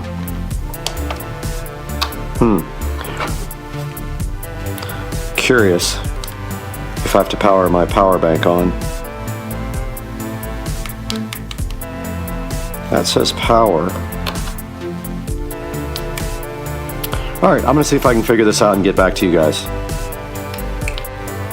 Alright, I did some experimenting here, and interestingly enough, when I plugged it into my Samsung charger, it did come on. Aha! It comes on here now with my battery bank. Alright. So yeah, it didn't power up the first time with either the power on my nightstand or with my battery bank, but now it is on, and you can clearly see on the screen there is something on the screen there, and that is the front of the camera, what you're seeing. And notably, there is a SD card in here, a 32 gigabyte SD card that came with it. It says it doesn't come with it, but it absolutely did come with one. So that is interesting that it wouldn't power up before. I'm going to try now in the nightstand power bank and see what happens. And it does power up there as well, so not sure what was going on before, but it absolutely works now. So digging a little bit, it just gave a low battery indicator as if the cable came disconnected, so I'm wondering if there is a short in this cable somewhere. But this does not charge. There are no batteries in here from what I can tell. So we're just running off the cable right now. But we are going to set this up with the battery pack outside and go ahead and play with it and see what it will do. And then we'll go from there, because this does not charge and I'm not going to load it up with AA batteries at this point. Now just quickly going through the menu here on the PR800 Wild camera, we can see here that we can set up things like the mode, which you can switch between photo, video, and photo and video. Photo pixel, so you can change the resolution. I'm going to go ahead and highest resolution 42 megapixels. You can put on continuous shooting and you can make it shoot 1, 2, 3, 4, or 5 photos. Video length, you can put it 5, 10, 20, 30, or 1 minute. Let's go ahead and put it on 30. Resolution, you can change from VGA to 720p to 1080p to 2K or 2.7K. I'm going to go ahead and go to 2.7K. Low, medium, high, PIR sensitivity, whatever that means. EIR interval. Whoops, I went back out. Not sure what that is. There's a timer. There is a time-lapse mode here. There's an auto power off, which is not on right now. And here's where you set your date and time. Record audio, yes or no. Device sound, you can turn the sound effect off and on for this guy. Timestamp on. Format. That format's the SD card.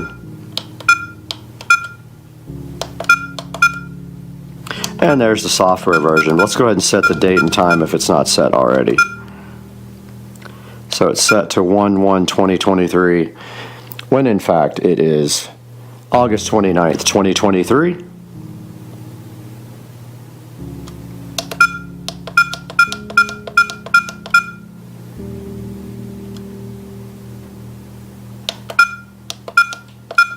Let's see if we can go backwards. There we go. It thinks it is 8:36. Well, that's not good. How do I get to the time?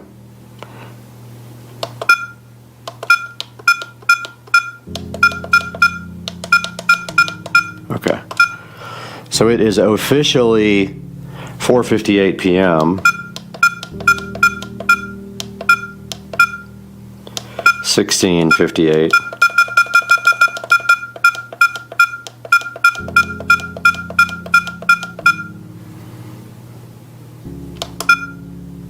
Let's see if it saved that. Yep, it did. Okay, cool. So that's a little look at the menu here on the trail cam. Let's see if we can figure out now how to set it up.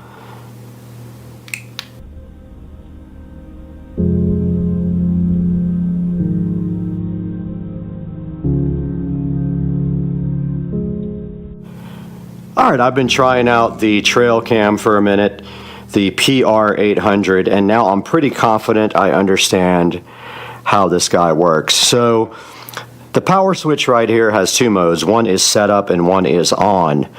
When the switch is in setup, that's when you can operate all the menu buttons and set up the actual trail cam.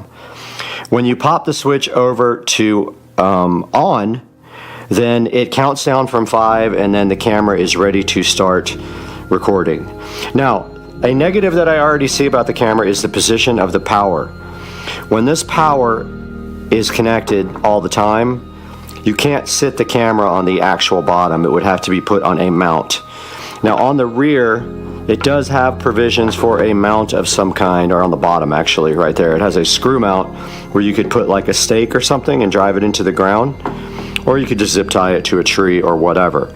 But I did do some sample videos here for you guys, and when you go back into the setup mode and then you go into the replay mode, you can actually see here that I recorded some videos in the dark, some in the light, and some outside. And we will give you guys an actual video sample here coming up, and we will do that in a few minutes. I wanted you guys to see how the setup versus the on switch works here. So the replay button puts you in replay mode to watch videos. The mode button switches between photo and video mode right there. And then if you just want to take an instant picture, you use the shot button right there. So that's kind of the way that the menu items operate here on the PR800 wild camera here by VESA. And now we're going to take a little bit more in-depth look at maybe using AA batteries in this and how that will actually turn out. Let's check it out. Alright, so I have removed the little safety cover there on the PR800, and to load the batteries you simply put 1, 2, 3, 4, 5, 6, 7, 8 AA batteries in this thing to use those. I'm not going to load it.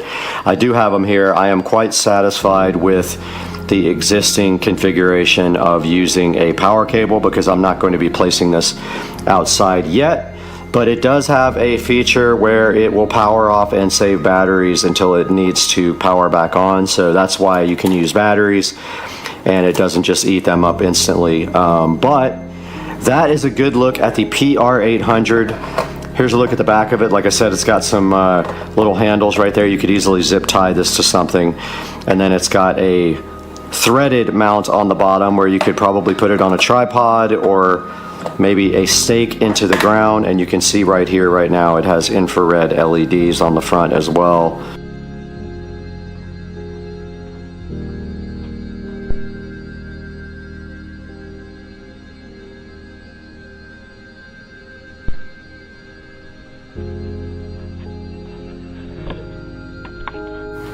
Alright, so I have been playing with the trail cam for a few minutes now, and I actually left it out here to play with the wildlife. It's been running for about 6 or 7 minutes, so I'll show you guys how I set it up. So there we see we have an alligator right there, actually. Alligator, turtles, all kinds of wildlife chilling. And the camera is set up right here, and it should have gotten some shots. And I have the battery bank set up right here. And if we come back to this guy and we go back to setup, it's kind of hard to get the switch in the right position because you tend to like turn it off, but it doesn't always come on when I put it in setup, which is interesting. Kind of the problem I had with it in the very beginning. Yeah, there it goes, finally. Now, it's starting to rain, so we're going to take this whole thing inside now. There comes the hurricane.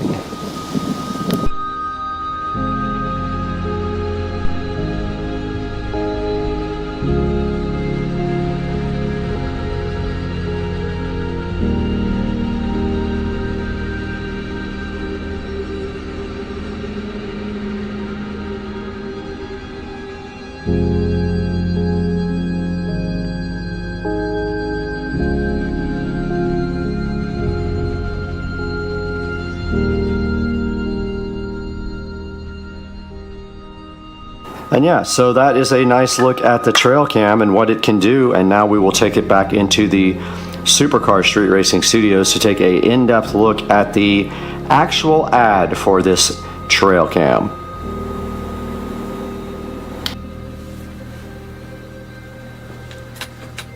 Welcome back to the beautiful Supercar Street Racing Studios. We produce high quality 4K video right here in front of your eyes, and we try to do it live every time for you guys. It's good to see you again. And today, as you can see up behind me right here, we are prepping for Hurricane Idalia, or however you want to pronounce it, but it is on the way to somewhere in Florida, around the Big Bend or whatever they call it. Looks like we won't get a whole lot in Jacksonville. I'm hoping it's going to swing up and around, but we are prepping for that right now. But we are here not to talk about weather. We're here to talk about the Haza trail camera, and we just showed you that in the wild and how it operates and some actual footage of it. Now right here it says it's a 58 megapixel screen, a 2-inch, I don't know about huge screen, it is a screen. But yeah, so it's a game hunting camera with night vision, and we went through the whole setup and everything on it. The only thing I can really say about the camera that was a negative was that it was kind of flaky with powering off and on. I don't know what that was about. I'll probably have to play with it a little bit more. The night vision works really well, and the detection settings work really well, so I was pleased with that. It has 4.8 stars, so that's great, and here is an actual picture of it and some of the pictures online that they are highlighting of the camera. It does come with a 32 gigabyte SD card, and I didn't use much of that, but again, I didn't record a whole ton of video, and that's going to of course depend on your quality settings and what you're going to put those on. But yeah, I did like the way the pictures looked. It does come with a charging cable, which is awesome, but it does not charge. It's kind of misleading.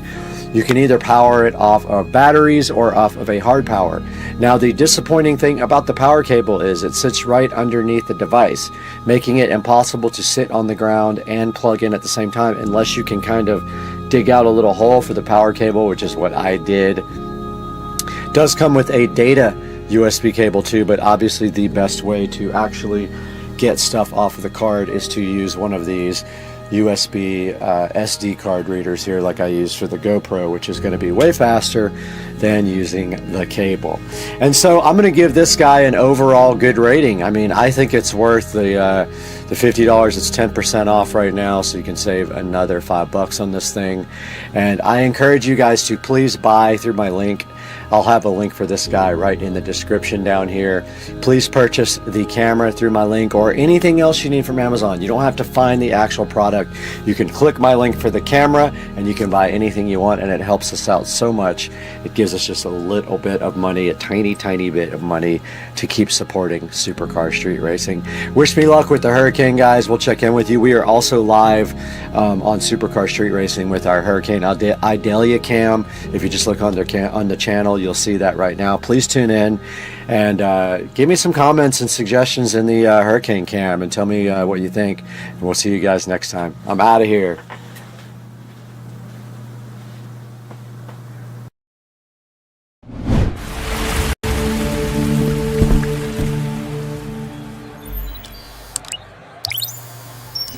Ladies and gentlemen, directly in front of me here, eWin reached out to see if I would be interested in checking out their ergonomic gaming chair. Now, this thing is supposed to be awesome. I'm really hyped to get this in my office and replace my regular chair. So today, we're going to be taking a look at this eWin ergonomic gaming chair. This thing looks pretty cool, man. Look at the box. It's very heavy. I feel like it's going to be a high quality product.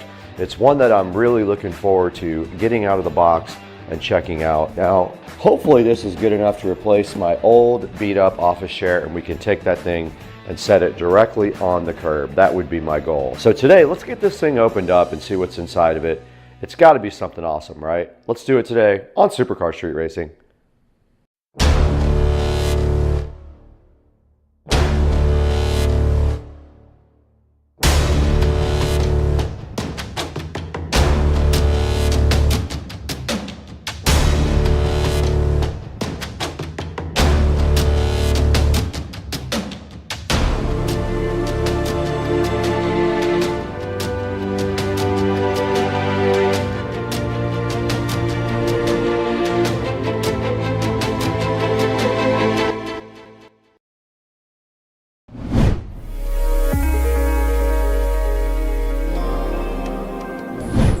Now, I don't know where I got this old chair from, but I've been using this in my office for a while. Right here in front of me, this office chair will hopefully be replaced today. So my goal is to get the eWin out of the box, directly out of the box right now, so we can go ahead and get this thing built and put over in the Supercar Street Racing office. But to get this out of the box, we have the trusted SCSR patented scissors. Let's go ahead and cut this box open. eWin reached out and asked me if I would want to take a look at this. I said yes. Now, honestly, I've been running behind because I have so much happening with YouTube scheduling that I was late, so I owe them an apology for that. But we're going to go ahead and do this right now because I can't wait to put this in my office. As soon as we open the box, we see crazy good packaging, which I always love to see that with these content creation videos. And this packaging looks so cool. Check it out, guys. Shows you all the features of the chair. Drop test, it passed. Stability test, backload test, overturning test, swivel test, mechanism test, vertical armrest, and packaging drop test. All done before the package got here. And over here, there are some funny little things that you're not supposed to do. Don't sit on the edge. Don't lift weights on it. Don't let somebody sit on your lap. Don't put your surfboard in it or a sword. It's a sword. Don't surf on it, and don't go crazy and use it for a vehicle. All that stuff is on the box. Pretty funny. At least I have a sense of humor, right? This box is very heavy, by the way. Now, we got a nice big poster with instructions on the back. I can read this. This is the only thing I can read. So we're gonna put that over here, just like that, while we go ahead and open up the rest of this. Now, right here is a nice folder, and the rest is just the chair. Let's get this in a position where we can actually build it.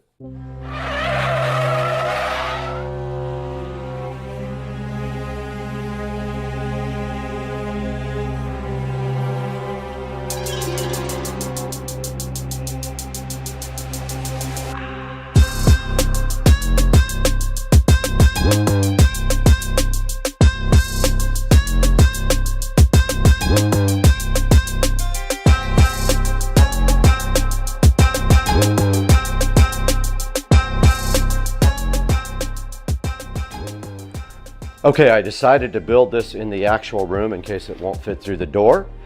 And thanks to our sponsor today, Teslong, we're going to be using their quick fix toolkit here to help us out with this build. All these cool tools will be assisting us, hopefully. Now I've got the assembly guide on the bed here. Let's continue. It says to remove these 4 screws. You can eat this later, or I'll give it to your mom when she comes over.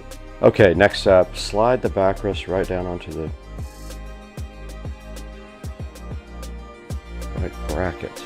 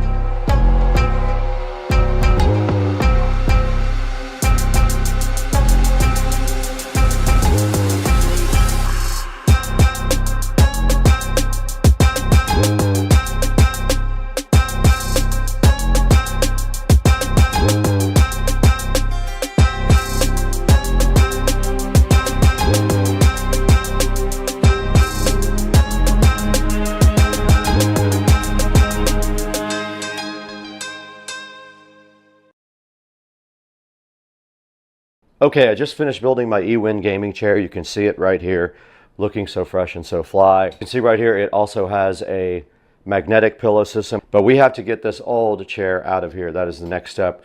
We're getting this out and getting this one in. But to do that, we got to get this thing out to the street so someone can have it. I don't want it anymore.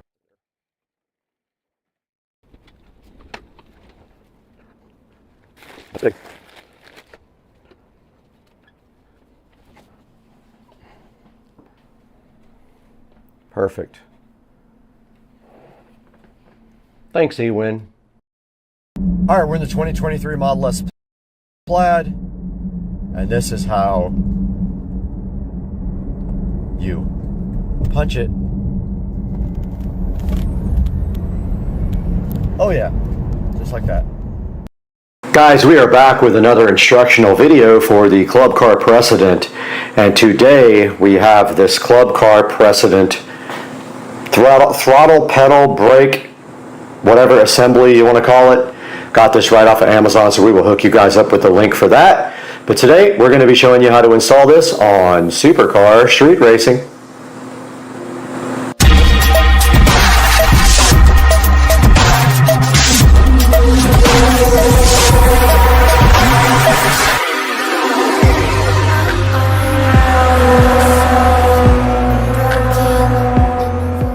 Out here in the Supercar Street Racing garage, and the very first step of this process is to remove the mat.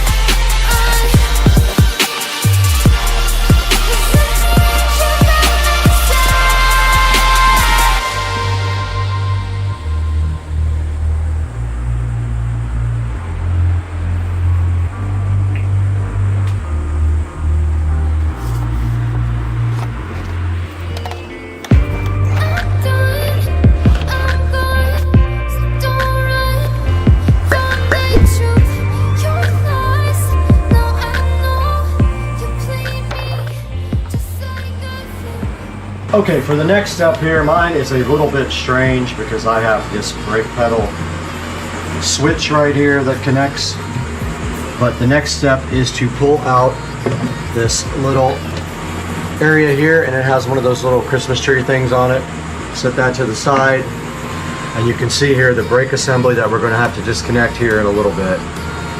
But on my cart, we also have to remove this extra brake switch.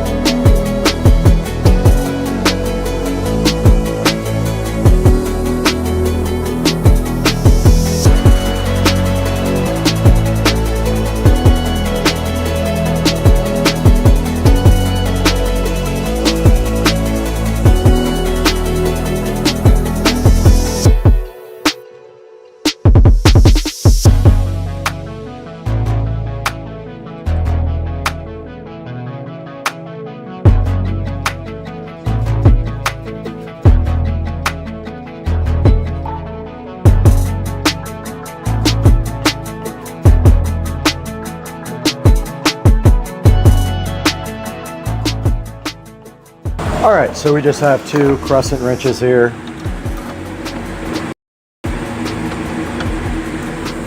And all we have to do is loosen this guy.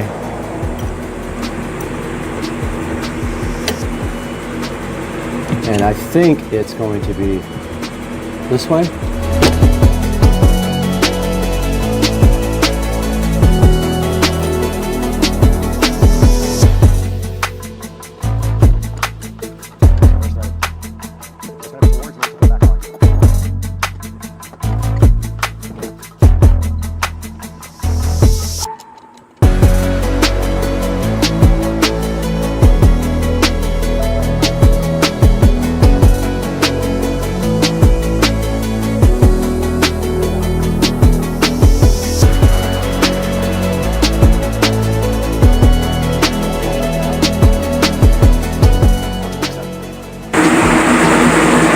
Now that we have the brake disconnected, we can go ahead and remove the pedal assembly from the cart. And that is that. It is out. On to the next step. We are back in the nice air conditioning in the Supercar Street Racing kitchen. And as you can see, this guy does not come with another one of these rods. So we have to trade this rod out.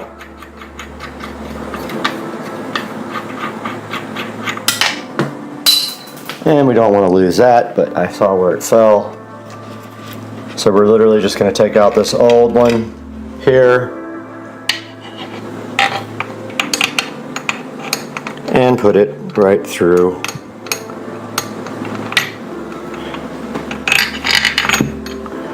Yeah, easier said than done because I dropped the nut.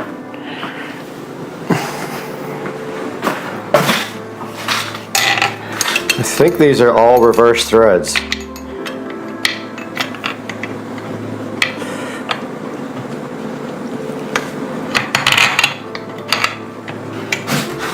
So that would usually be tight. It is reverse threaded.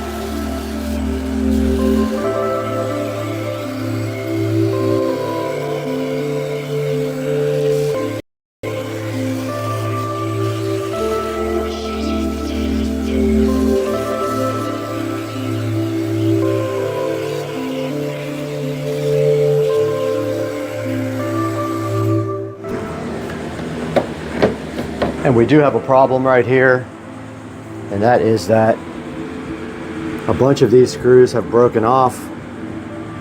So when we put this back in, we're going to have to actually drill and probably use some self-tapping screws right there to get this thing done. But we are ready to put the new assembly right back in.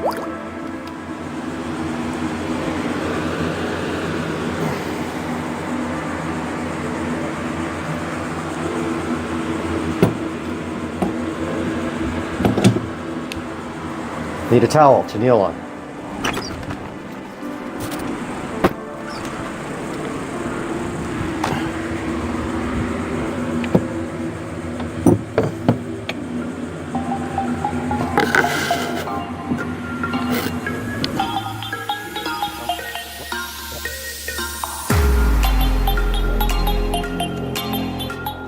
This does not come with a new rheostat, so we have to remove this one with a Torx. Or is it a, oh, forgot to put the Torx head on there. That would help, huh?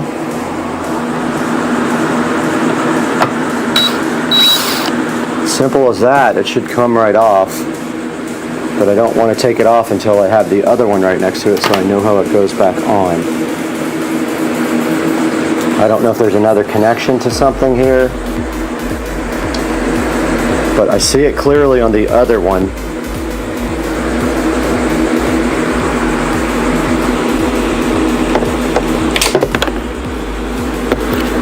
I just lost the only Torx bolt I have left.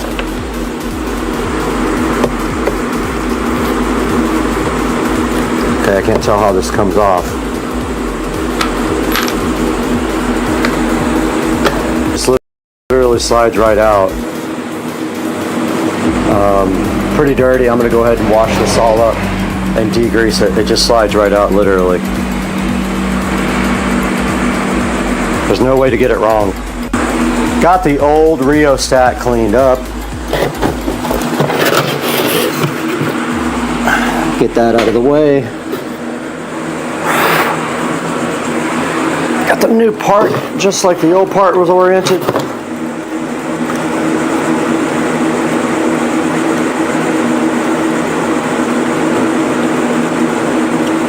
I think.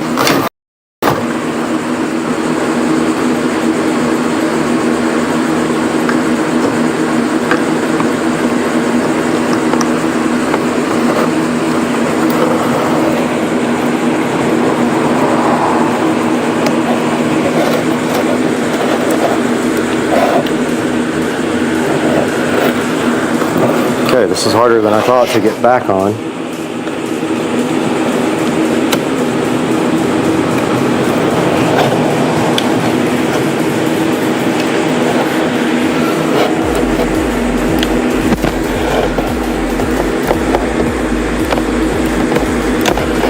I think it's in there.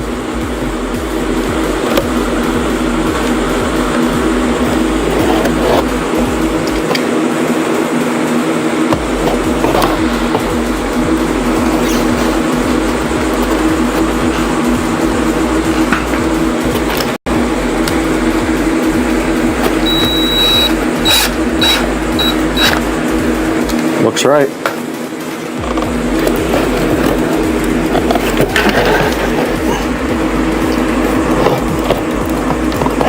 Can't tell if it's turning or not, but I think that's right.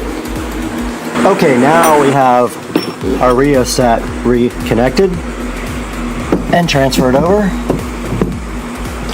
And these can only go in one way.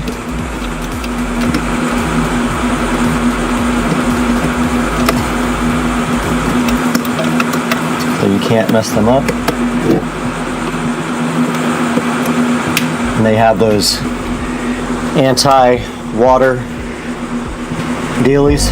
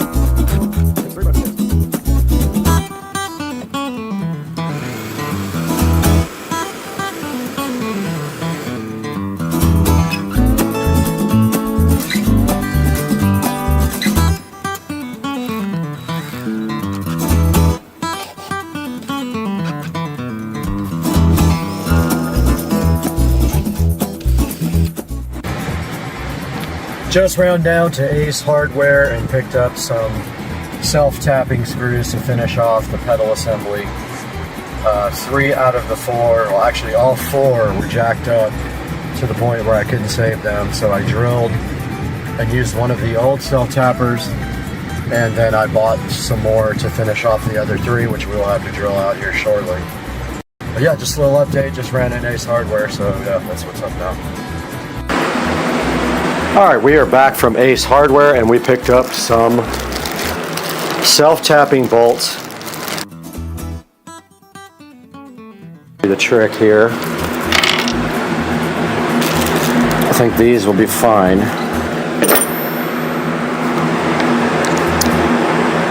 They have the same head as the other ones. Let's see if those will go in.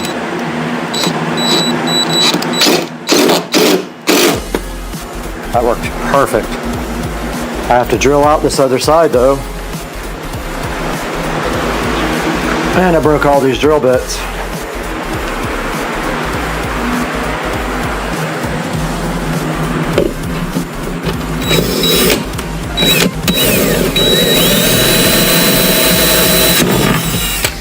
Oh, it's just plastic.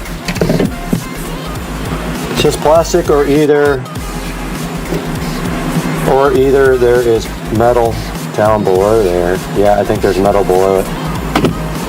If not, we'll use the bigger ones. Yeah, didn't do anything. That one won't either. We might have to use the big ones on this. Oh. They sold me one of the wrong one.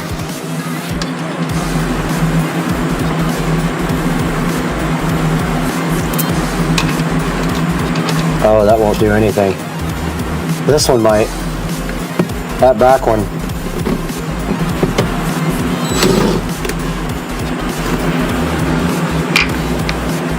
This one might go in. That back one is not going in. It's a way bigger hole.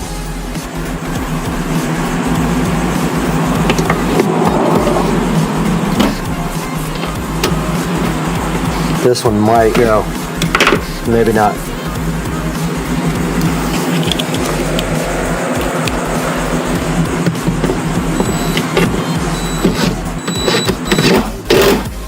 That one went. That back one's not going in. It's way too stripped out. But that's not going anywhere.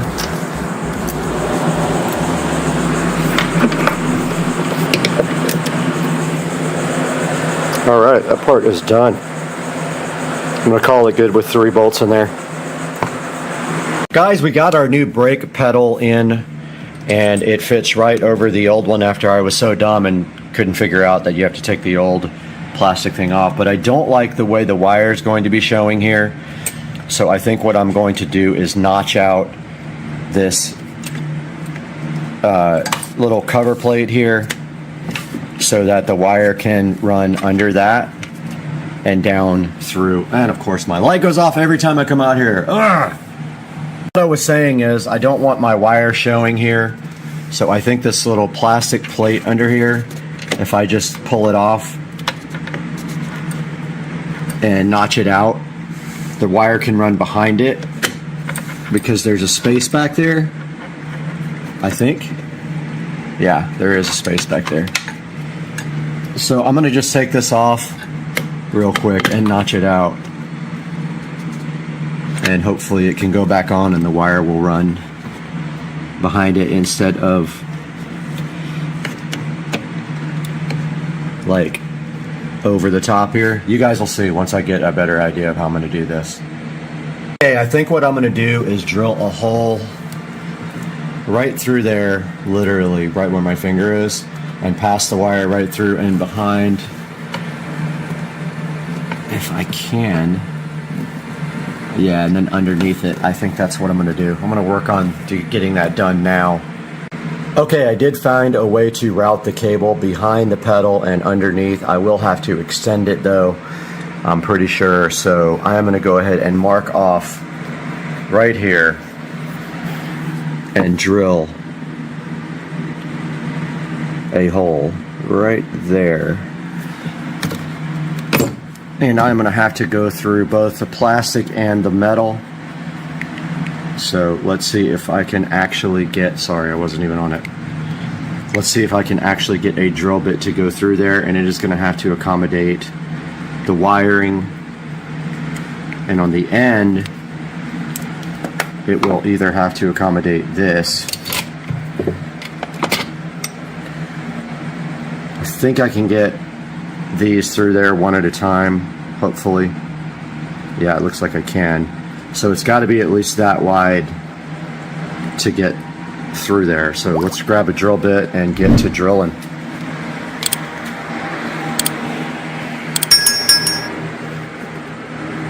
If I didn't break them all yesterday. I know. This thing, every time you touch it, it turns on. All right. Let's see what we got in here that matches. And I think maybe this one will be perfect. Let's see.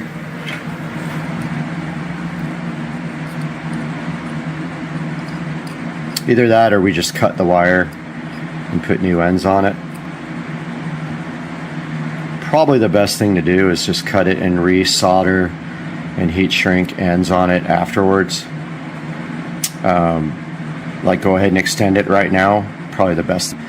And then we don't have to really put a super thick wire through the hole. We can drill it out smaller. So let me see what I got for wiring. All right, my plan right here and right now is to just cut off the ends of this and then extend it with this cheap little speaker wire that I have. The problem being the speaker wire is very thin, so I'm going to probably have to double up the ends in order to get our T-Con solder connectors on it. I brought everything I need in here to do this connection. So what I'm going to do from the very beginning is cut off these worthless. You don't need bullet connectors. You're not going to be taking off your brake pedal. I don't know why they do it like that. I guess if you ever have to service it, I don't know.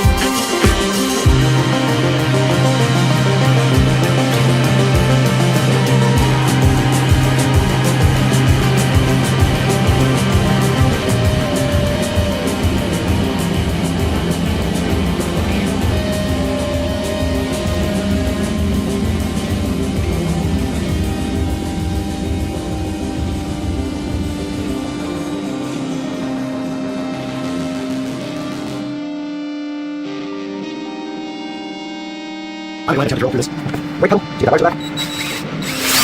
Okay, aluminum. Oh, what can I do that? Nope. That's right, it's plastic. Okay, that's not gonna work. Don't think that's gonna work. That's any brake, send it back there. Yeah, no. Shoot, it's right on the edge of it. That sucks.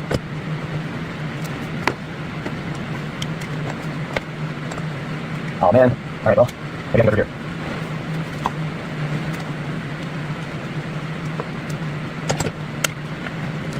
Break this thing.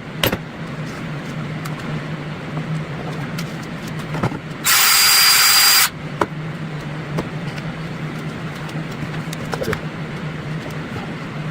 Oh, maybe. Huh, okay. That's well.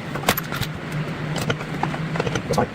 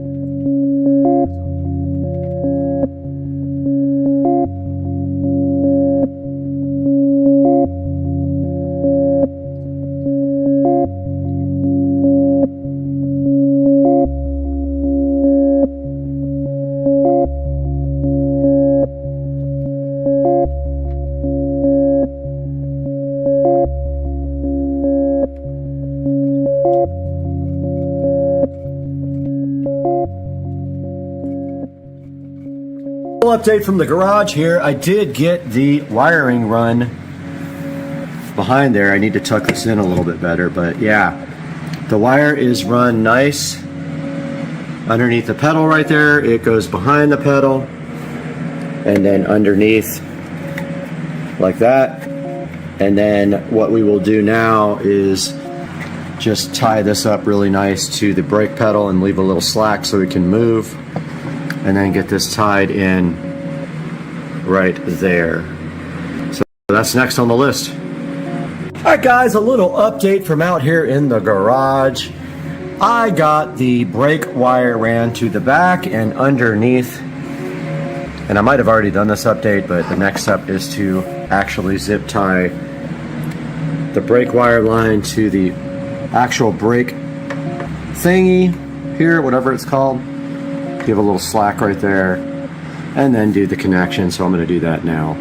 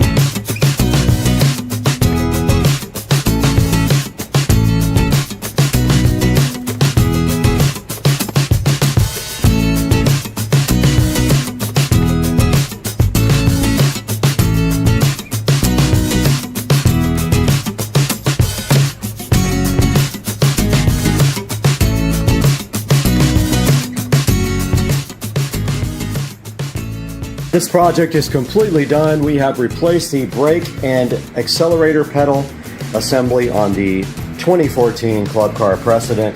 Looking so fresh and fly, and then we wiped it down and it looks great, and now the actual parking brake works again. I hope you guys enjoyed the video. Please thumbs up, subscribe, buy from our affiliate links in the description, and we will see you guys on the next one. Peace out.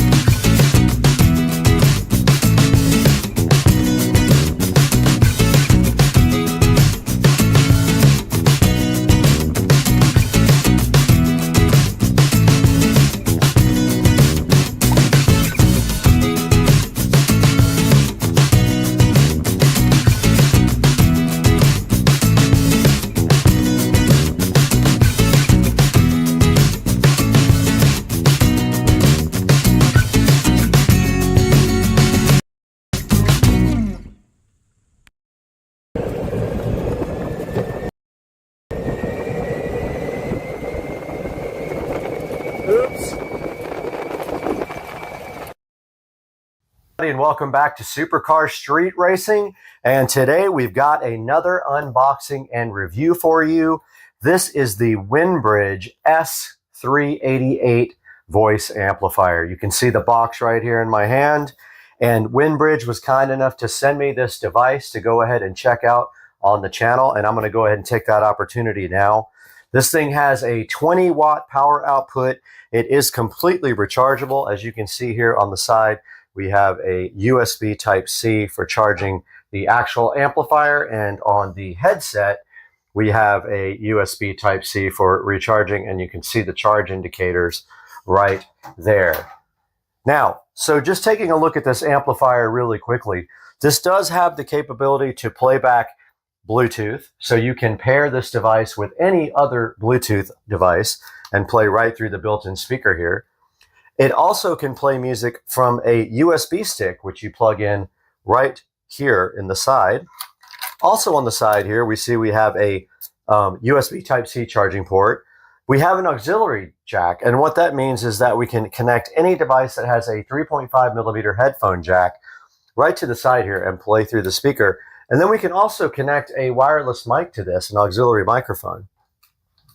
Now on the top of the device, you see here there are controls, and that is for playing back music via Bluetooth or the included USB jack here on the side. We've got our volume control right here, and we've got this nice strap right here that is included with the WindBridge S388. Here's a look at the headset. There is no earpiece on the headset. This is only a microphone, and you can see here the charging indicators on the side, and the microphone is adjustable here on your head and fits quite nicely. And that part goes in your ear, even though there is no earphone in there for you.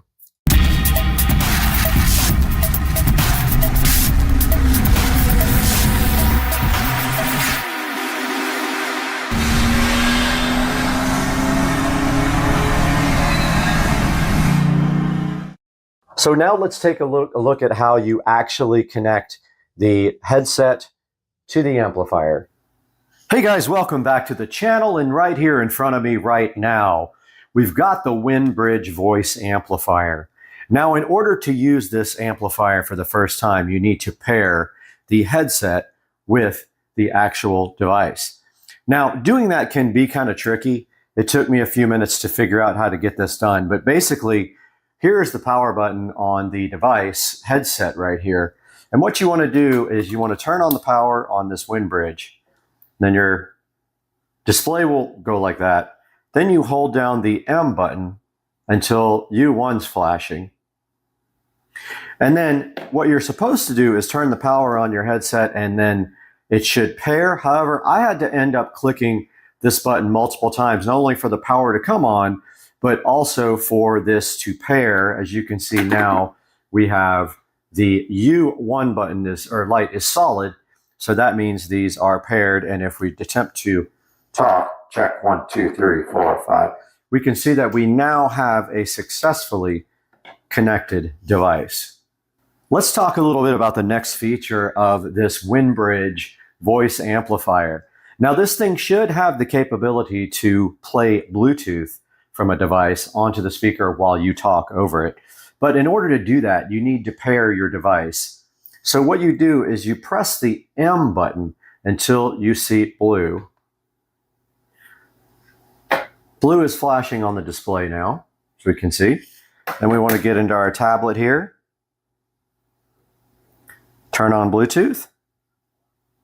See if we can locate it.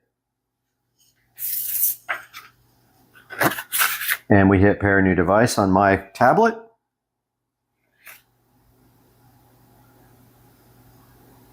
And looks like this S388 is right here.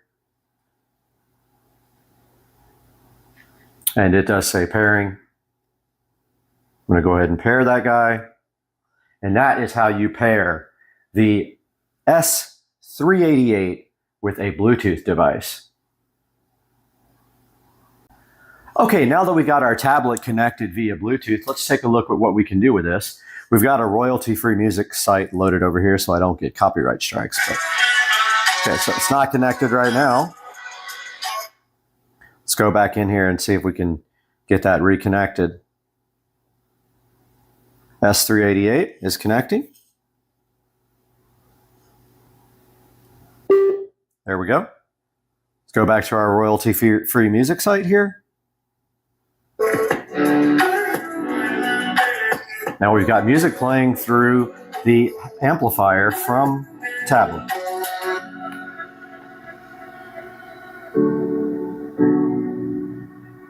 And we can get that quite loud.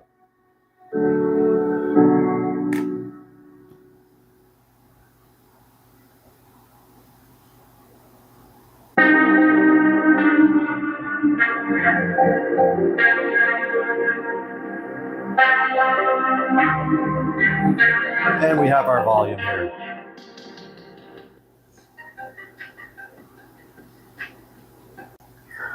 Taking a look again at the WindBridge voice amplifier, we can see here on the side that we have jacks for both a microphone, auxiliary microphone. We've got an auxiliary input. That way, if you want to feed, let's say, an MP3 player or your phone output, we can do it there. Also on this side, we have the charging port. So this is a USB Type-C charger. We also have a USB port here, which is interesting because you can actually plug in a USB disc with music on it into this port and play that as well.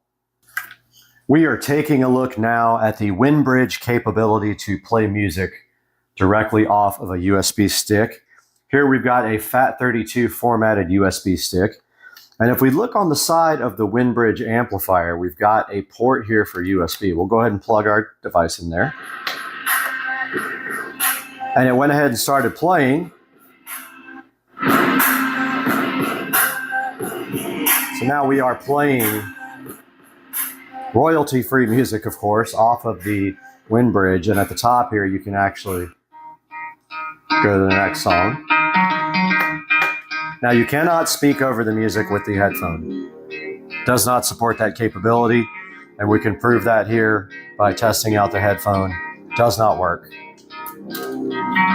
But that is the capability of this guy to play USB right there.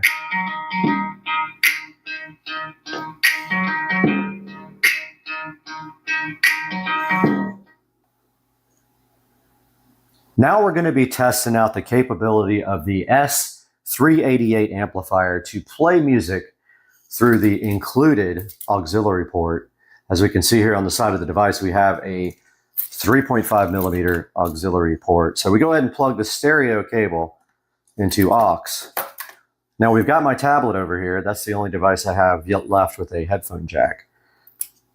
Go ahead and plug that in there. Now when we turn this on, it should switch to the aux mode. Let's see. All right, so I believe that does say aux right there.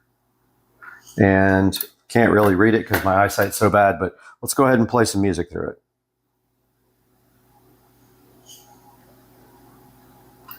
Okay, I accidentally switched it off. We got nothing.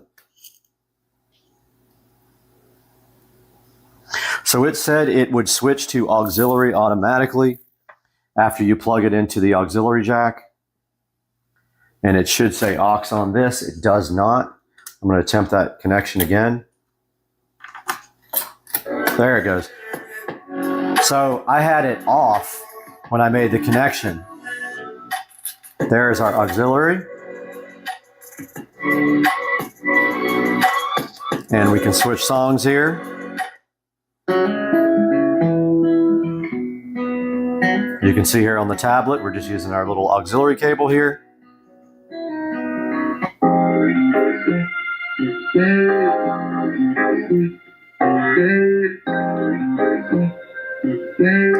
So that is how you actually play files off the auxiliary port. You get your 3.5 millimeter stereo cable. Make sure the device is actually on. See nothing on the display there.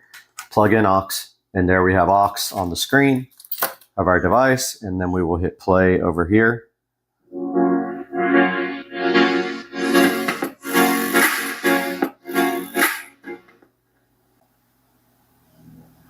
Taking a look at some of the accessories that come with the S388 voice recorder.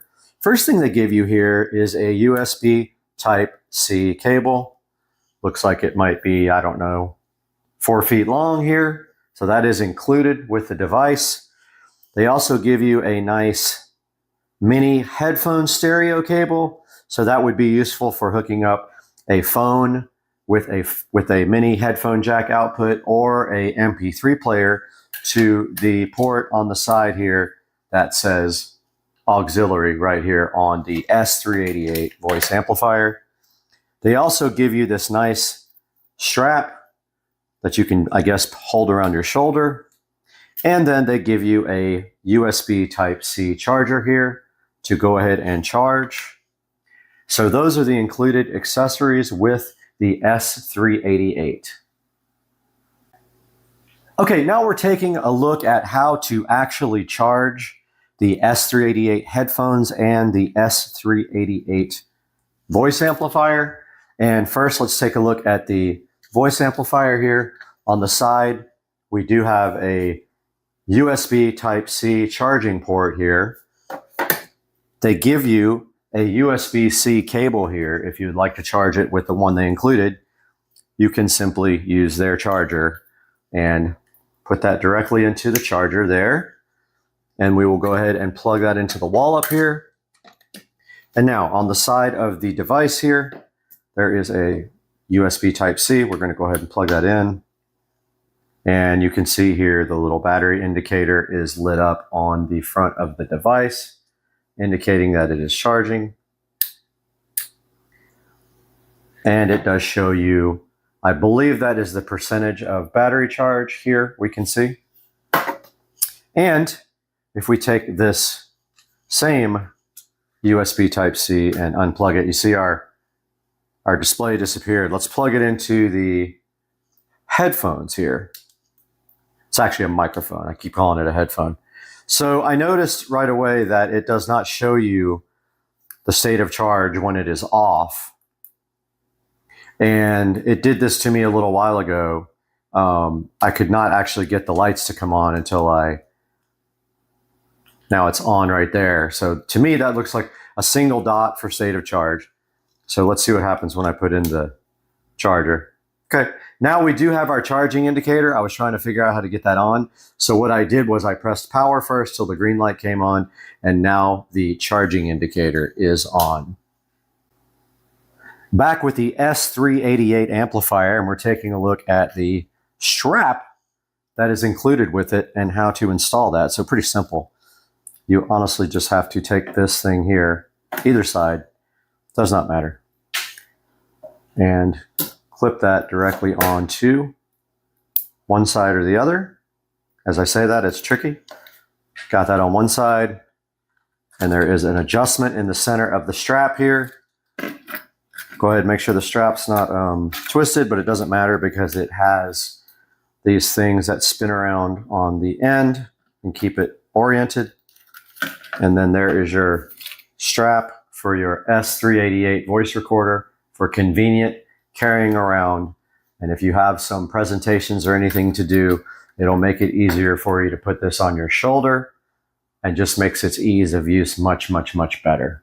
Okay, now that we've shown you some of the capabilities of this device, how you actually connect some things to it, let's go ahead and test how this thing sounds.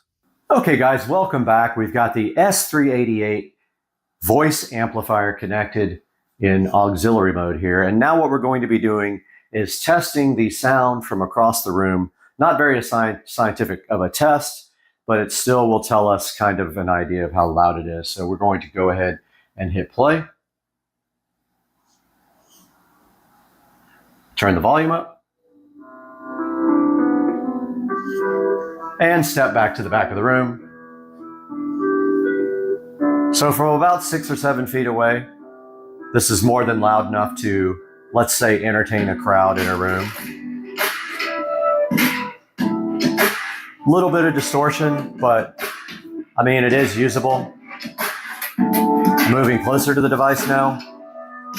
And now I'm going to back up even further. Okay, we are probably 20 feet away now. It probably would still work for a small crowd in a big room. And that gives you an idea of the capabilities of the speaker in the S388.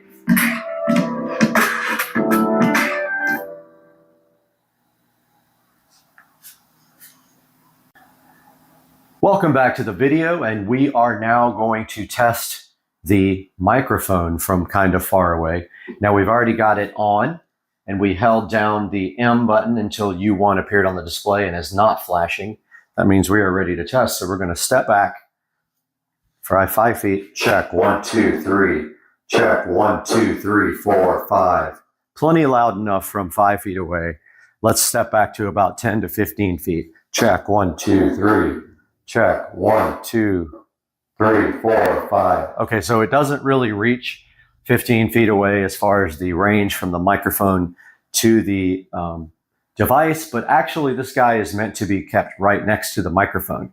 So the point being that, yes, it is loud enough to hear from across the room. And I know that's a difficult test because I'm wearing a wireless microphone. So I will go ahead and make another clip now without the wireless mic and with the camera microphone.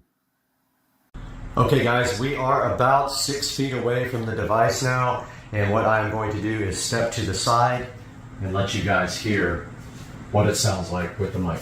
Check, 1, 2, 3. So I am recording on the camera microphone from about 5 feet away now. You should be able to hear exactly how this microphone sounds.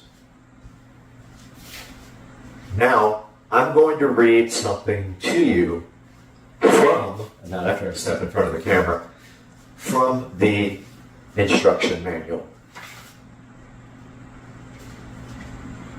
How to use the wireless headset microphone. After twist the knob key to switch on the speaker, please long press the M button on the speaker until U1 blinks on the display. Then please turn on the wireless microphone. At this time, U1 indicator will become constant light on the screen. It means that the headset mic and speaker are successfully connected. Now, as far as the ease of using the S388, it is a compact device. It does make it really easy to carry around and have some amplification of your voice from the little included headset here on this tiny little speaker system. So that is convenient. So one of the big negatives I found about the S388 is that you can't actually play music under your voice. So you can't amplify your voice with the headset and then play the music underneath your voice. Let's say if you wanted to do karaoke or just have some background music for yourself. Okay, now for my final review of this S388 audio amplifier by Windbridge. I would say I would give it a 4 out of a 5-star rating, only because of two things. It was difficult to set up the microphone in the beginning, although now I do kind of understand it. And also you can't play your voice over music played through the Bluetooth, the auxiliary, or the USB flash stick. But overall, I do like the product and it is adequate for small rooms, and I think that you might enjoy it as well. Guys, thanks for watching Supercar Street Racing, and we will see you guys soon.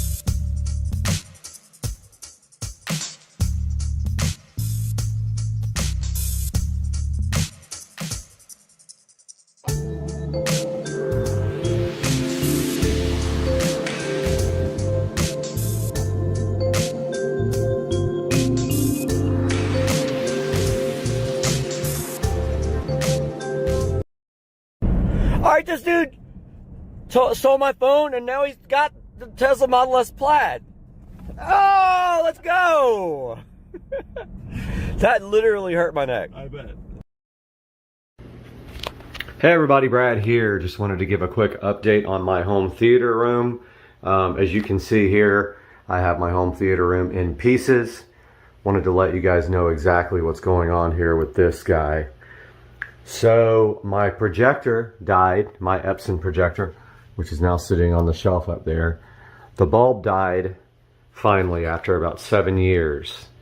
And I did buy another bulb. First I tried a generic bulb off of Amazon. Installed the bulb. It looked absolutely terrible. It was really cloudy. The picture was distorted. Thought it was probably the generic bulb. So I ordered a genuine Epson bulb, put that in, looked exactly the same. So I think that something in my 1040, my Epson 1040 projector right there died at the same time the bulb died, or that component caused the bulb to die. So I have ordered a 4K projector. Now, if you guys are familiar with projectors at all, you know that 4K projectors are very expensive. Most of them use this method called pixel shifting. So what it does is it projects a 1080p image, then it doubles it and moves it over and projects a second image so fast that your eye can't see, effectively making 4K out of an original 4K image. I ordered an Anker, A-N-K-E-R, Cosmos Max 4K. It is LED powered, not laser. The most acceptable laser projectors that do 4K are about $3 grand. I've spent $1,000, actually $1,100 on a renewed Anker Cosmos Max. Will be here in 2 days. I decided to take this time to go ahead and finish my theater room. Now, as you can see here, we have a lot of ambient light just because the walls are a lighter color. Now, when I built the room, I built it from scratch from a guest bedroom. I created this wall myself. I sanded down the wall, and I used Lowe's Home Cinema Screen paint. I framed up the wall using a projector calculator. I made the frame on my miter saw. So I created the frame on my miter saw, and it came out awesome. Looks great. Right away I can see some issues with my wall boxes, a little crooked right there, which are usually covered up anyway. You don't see them. The equipment's pushed right back against them. I designed this for this entertainment center to flow right down here. I ran power and HDMI. HDMI goes from in the wall there all the way up over to the projector shelf up there where the projector sits. I'm not 100% sure I'm going to be using the shelf unless it works out when I get the new projector and it projects correctly. And last time I ended up just strapping it to the bottom because the Epson projector had really no way to project. I couldn't adjust the keystone good enough where it could go down enough to hit this. It was literally projecting onto the ceiling. Only thing I'm worried about is this fan being in the way. I've added that since, and I don't know if the projector being on top of this shelf is going to hit the fan, but if it does, I'm gonna have to remove my moon men. Right there, my little astronauts. I think at the very worst, that's what I would have to do because it is slight downward projection to get to the screen from the center of the lens up there. You can see up there I did a wall box, a double wall box with power and one of those little brush inserts so you can run a cord through it and bugs and stuff can't get through it. The shelf is a glass floating shelf.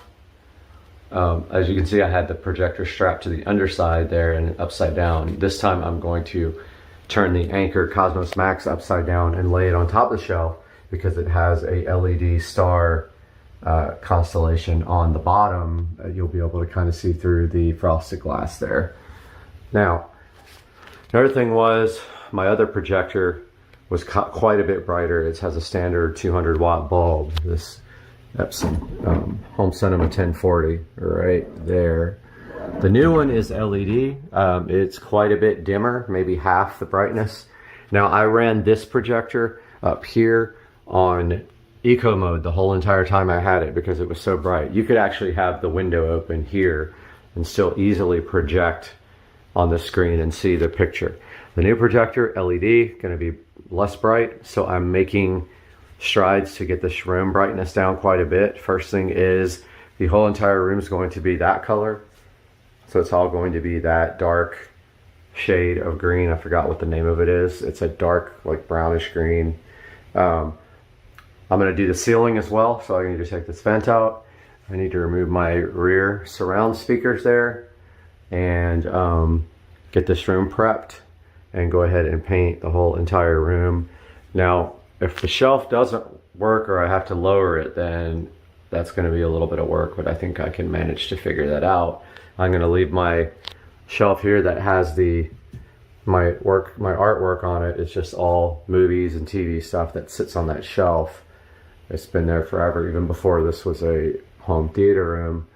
So I want to show you guys this hilarious mistake I made when I first put the surround speakers in. It's so visible up there where you can see where I cut the hole, and I was right on top of a stud and I had to move it and fill the hole.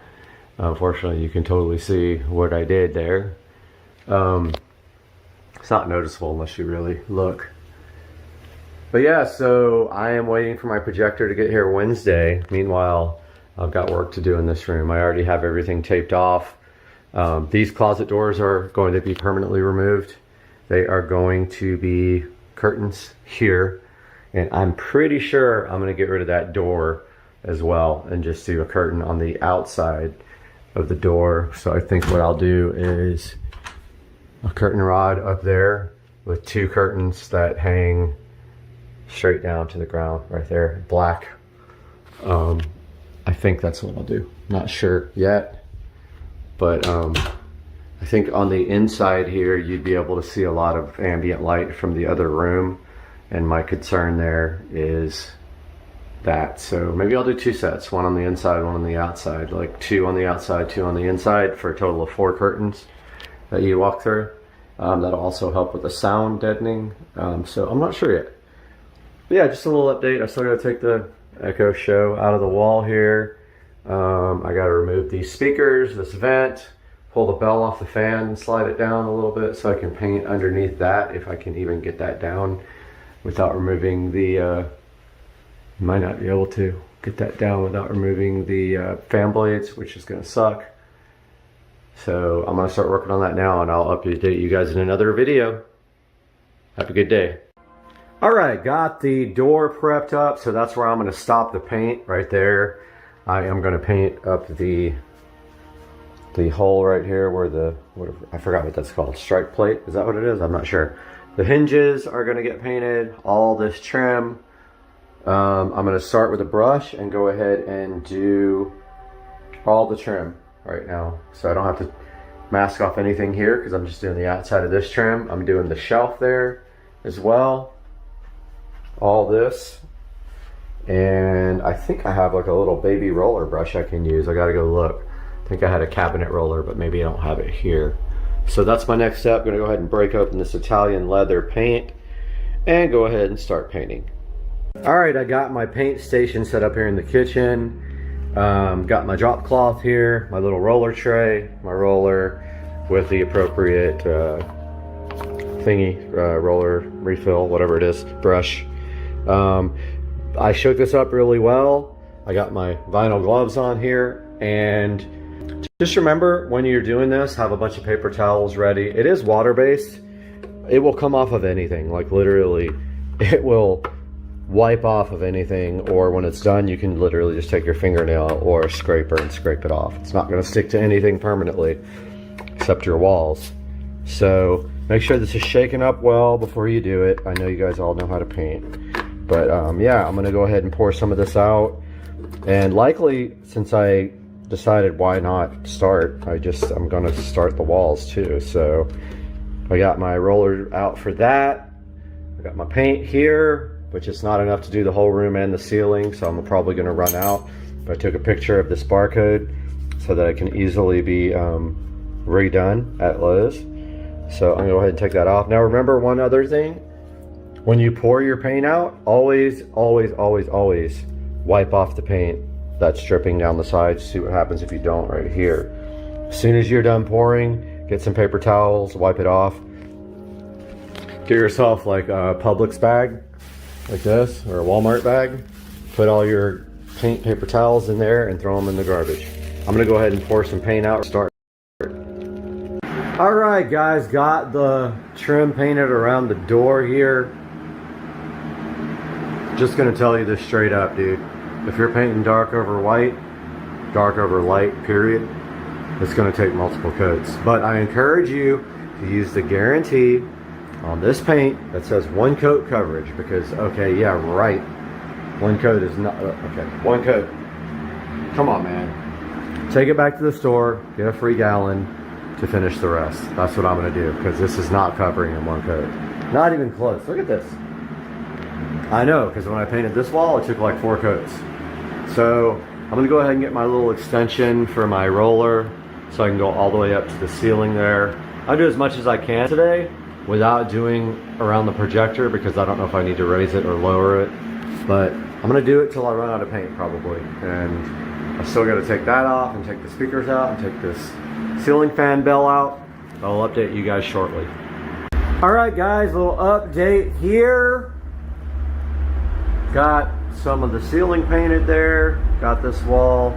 Some of this has 2 coats, some has 1. It's just really hard to keep up with. Got my fan going. Got my fan going. Got my vodka going, just kidding. Got the speaker out. Got the vent out. Both of those got to get painted matte black. I got a whole new tray of paint.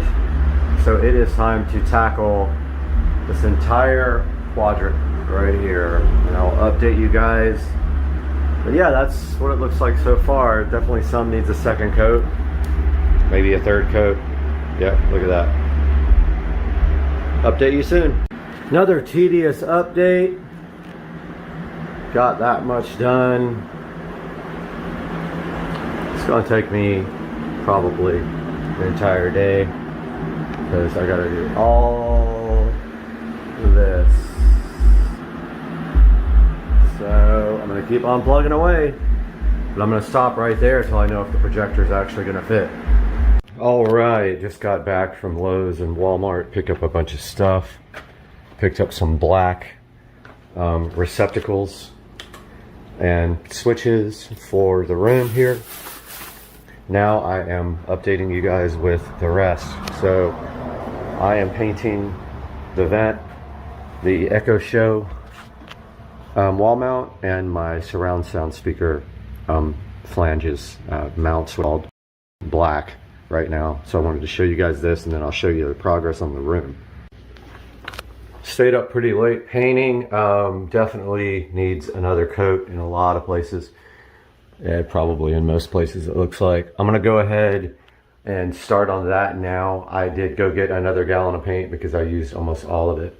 And I have to get around that ceiling fan up there and also around the stand up here, but I'm waiting to see if I'm gonna have to move it before I paint.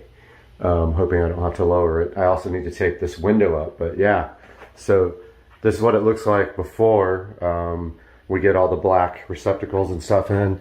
And then I think I'm gonna pull these specialty receptacle plates out and just paint them, since it's gonna be hard to find black ones, but especially for like some of these. But yeah, so I'm about to get my paint ready, start that, and then also these guys take about, I don't know, 10-15 minutes between coats. But there's all the ceiling stuff and wall stuff painted black. And I'll be back soon. All right, guys, a little update here. So I got all the black wall plates installed and receptacles. Black switch. I'm painting the blank that goes right here, matte black. I got the Echo Show 5 mount here. So wait in. This is so awesome. So you just literally like push it into the wall, and then it's got 4 clips Are you trying to shop for 5 mounts? Okay, that's funny. Amazon's talking to me on the... So you just put these 4 little clips in there to hold this mount in, and it kind of secures it up against the drywall. And if you look at my whole smart home tour, I kind of go over this. These guys get power from the switch below. You can see it right there. And so it makes it super easy to put these mounts in. But look, you can see how the clips like hold on the mount. They just kind of push up against the drywall like that. Such a cool thing. You just use a drywall knife to cut it out. So yeah, so black, black, black there. Let's grab the Echo Show. So I do have the skin coming for the Echo Show, and it's a space skin. So now all we have to do is find the power here. It's right there.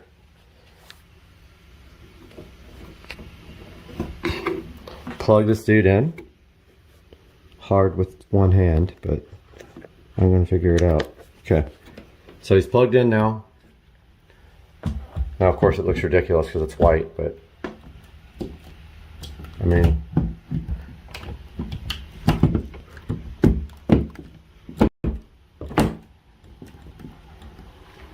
that's it. It's in.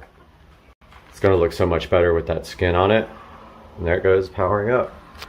Got the projector power changed out to black, and the little brush plate is now painted.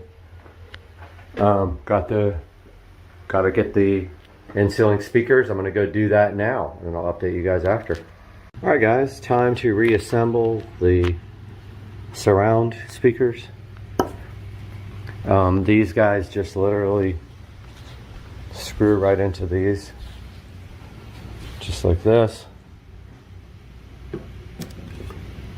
I did notice that this paint is really easy to mess up, so I have to be super careful reassembling these things. So I'm going to go ahead and put the screws back in right there to the in-ceiling speakers. Okay, I got the speakers reassembled. There's the grills. There's the brush plate for the home theater projector mount. So now I am going to get these things installed right now. I'm going to go ahead and take the opportunity to put spade connectors on the wiring coming out of the ceiling because they were just wrapped around these terminals. So I'll show you guys that once I get in there. All right, got my crimp tool. And if you guys didn't know, the color of the actual spade is on the tool to show you where to crimp it. See the red? And so that tells you what gauge wiring you're using. 22 to 18. And then you take your crimp tool and your red spades, and we are going to apply them to that boy right there. I'll show you when it's done. All right, could not get the red on there, so I switched to blue, which are a little bit larger. That worked perfect. The reds were pulling right off. I'm gonna go ahead and get that speaker mounted. And the way this works is they have little feet that hook on the drywall right there. So you rotate the feet in, all the feet go in, like this somehow, some way. They rotate in, and then once they hit the drywall, they spin and they grip the drywall. So they rotate in like that. Yeah, I'll figure it out. I need 2 hands. But yeah, those are the little feet that grab the drywall. All right, I got one speaker in. As you can see, the paint doesn't hold up very well to touching it. Same experience I had in the car.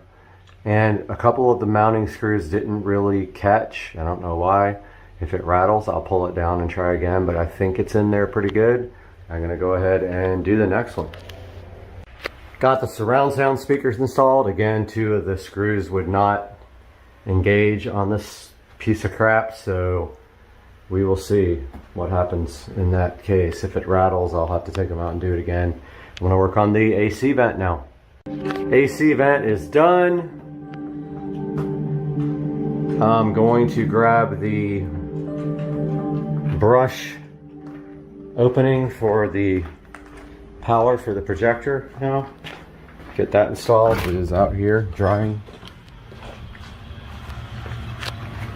And the blank switch plate. Get those installed. Not before I don't take a shot though. So the blank switch plate goes here. And the brush goes up there. I'm gonna do that now. All right guys, got the black receptacle and brush plate installed up there. It looks awesome. I know the cable's still white. Might have to just like take a freaking Sharpie to that and turn it black. But yeah, so I gotta still do all those. So I gotta take all those off, paint those, and that little breakout adapter. Maybe, I'm not sure. I might get another entertainment center. I saw a really cool one on walmart.com that I want. It's like 70 bucks, not a big deal. So I might just do that and not have to worry about these. You don't really see them even with my current setup. But now I am going to work on the curtains here for the closet. This is going to be traded out for curtains. No more door. Oh, I'll show you the curtains. So in here we got the curtains for that. And these are the Sun Zero blackout curtains. I know, no light comes in, but still. I just thought they looked cool. And then we got this, easiest way to do this when you remove your closet is to use a shower curtain rod like this. One that expands and locks into place. It probably will take all of 5 minutes to do this install. So I'm gonna work on that now and I'll show you guys what it looks like after. No more louvered, no, they're not even louvered actually. They're just these kind of doors here. And they are going away forever. That'll be coming up next. Alright, got the curtains installed and painfully obvious. The curtain rod needs to be painted black for sure. And I don't know if I have these curtains on there correctly, but I'll leave it to Susie to figure that part out. But that is going to be the closet. And it's going to look way better with the lights off. I know it looks kind of like reflective or whatever, but once it's dark in here, I mean, it's going to look fine. It just definitely needs to be... I can't believe the back of these things are white. Seriously? I'm probably going to have to take those back and get something that's not white in the back. This doesn't look good. But also that needs to be on the inside there. I guess it would work. But that bar's definitely got to be painted white. Absolutely. Or black, sorry. And then this will be good to go. I do have a set for here, a double set, but now I'm thinking that those are gonna have to go back because they're white on one side, and I really don't like that. I don't like how the white shows through, and they're kind of reflective. So I might take those back and get the charcoal ones. Alright guys, I totally forgot to update you when I was doing the curtains. I did get back from Walmart, got these curtains on where the closet door used to be, and I used a rod that goes through the middle. It's 3 panels, and I've got the doors that were on here inside the closet for now till I can figure out what to do with them. But as you can see, this came out pretty awesome. So that's the closet, which I really wanted to move all the equipment into the closet and then run everything up through the ceiling, but it's a lot of trouble to do that, put the receiver in there and all that, so I just left everything up front. I then got the blinds installed. These are brand new blinds, and they are the ones without a cord, so you just lower and raise them down here you just pull on the bottom of them. I just put my curtain rod bracket supports back up. These are the original curtains that were here before, these black ones. I'm gonna go ahead and hang those up right now. Got the curtains installed. Pretty dark with the blinds closed. These are faux wood blinds. They're like the most darkening you can get. And this room is very dark with everything shut. I'm going to now work on this door. So what we are doing here is two panels on the inside of the room and two panels on the outside of the room. So I got to put up, first put up curtain rod hanger. Here are the rods that are going up there. So I just got to hang these real quick. I'm going to start on the outside of the door and get that set done now. All right, guys, got the entryway curtain done. So you can't put the little ball on that end because it's right up against the wall. But basically, let's see how dark it gets now with no lights on in here. Ah, see, yeah, that's perfect. That's amazing. I'm very happy with that. And then there's a tiny bit of light coming in on the corner of the blind there, but I don't know what I can do about that. Yeah, there's some light coming in up in the corner up here that I'm gonna probably have to deal with. But other than that, it's dark enough in here for sure during the day. So the screen looks absolutely great. If I can find the remote here. Let me turn this music down so...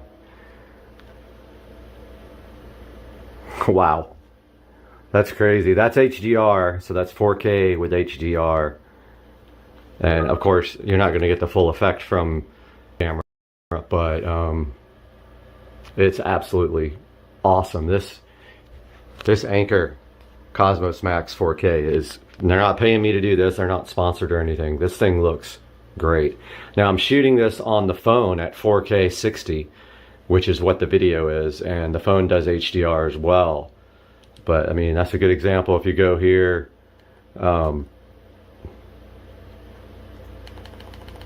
this is a Atmos demo, and it's got true black. Of course, this projector is not going to go true black. It's going to be grayish. Let's look at some of these other ones. Wow, that's awesome. So cool.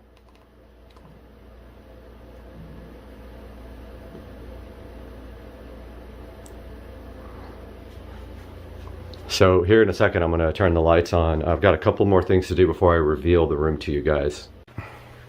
Okay, it's time to hook up the JBL studio monitors the correct way. They've always kind of just been barely hooked up. So I have some flat speaker wire that I'm going to use. I want to just try this because I'm running this under the carpet right there.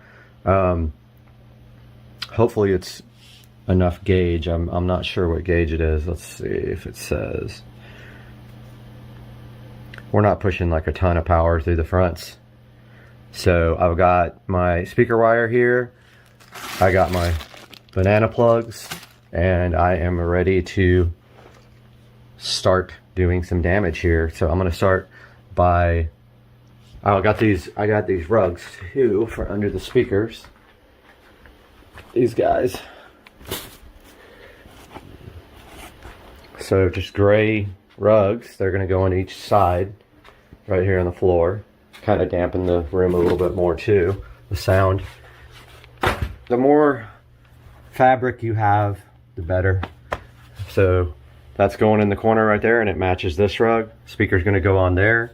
It's going to also allow me to run the wire under the carpet right here, and since it's flat, it shouldn't get in the way. And I have another mat for that side I'm going to install, and I'll update you guys when I start doing banana plugs.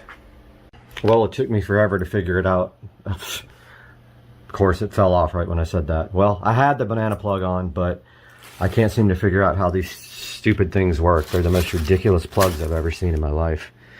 So I guess I got to put that one back on now.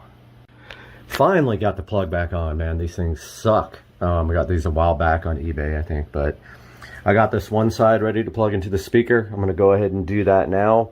Get my appropriate length to the back of the receiver right here, and then put the other set of plugs on. Got the wire run underneath the rug here. Got the banana plugs on the other end. It's ready to go to the back of the receiver now, and then I'm going to do some wiring cleanup back there as well. I got my zip ties ready. Get everything nice and neat back there. I'm going to do that now. All right, I got all my wiring done. These are the front speakers. Unfortunately, I don't know which one's left and which one is right, so I'm gonna run a test tone here real quick and see which one is which.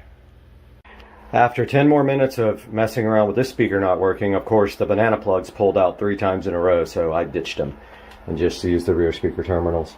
Now I'm running the configuration to make sure that I have the speakers in the right jacks.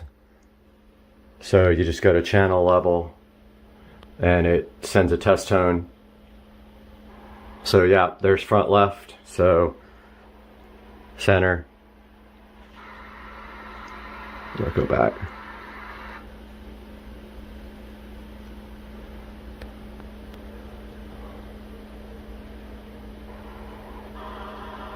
Center.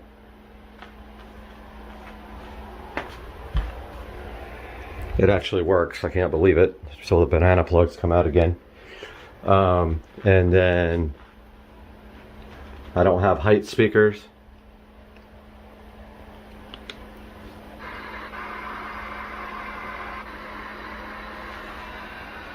Okay, my surround sound speakers are reversed. I need to correct that real quick. All right, guys, got the wiring all finished as best I can. I just need a shorter Ethernet cable. That's what's really taking up a lot of space back there. I ordered like a 6-inch one. And that's gonna be it for today's video. You can see I got the speakers all wired up. And I will be making a reveal video, and that will premiere tomorrow. So please check it out when it gets done. Thanks you guys for watching. Guys, we are back with another batch of on goodness here on Supercar Street Racing. And today we're going to be taking a look at the Cloud Stratus. So stay with us.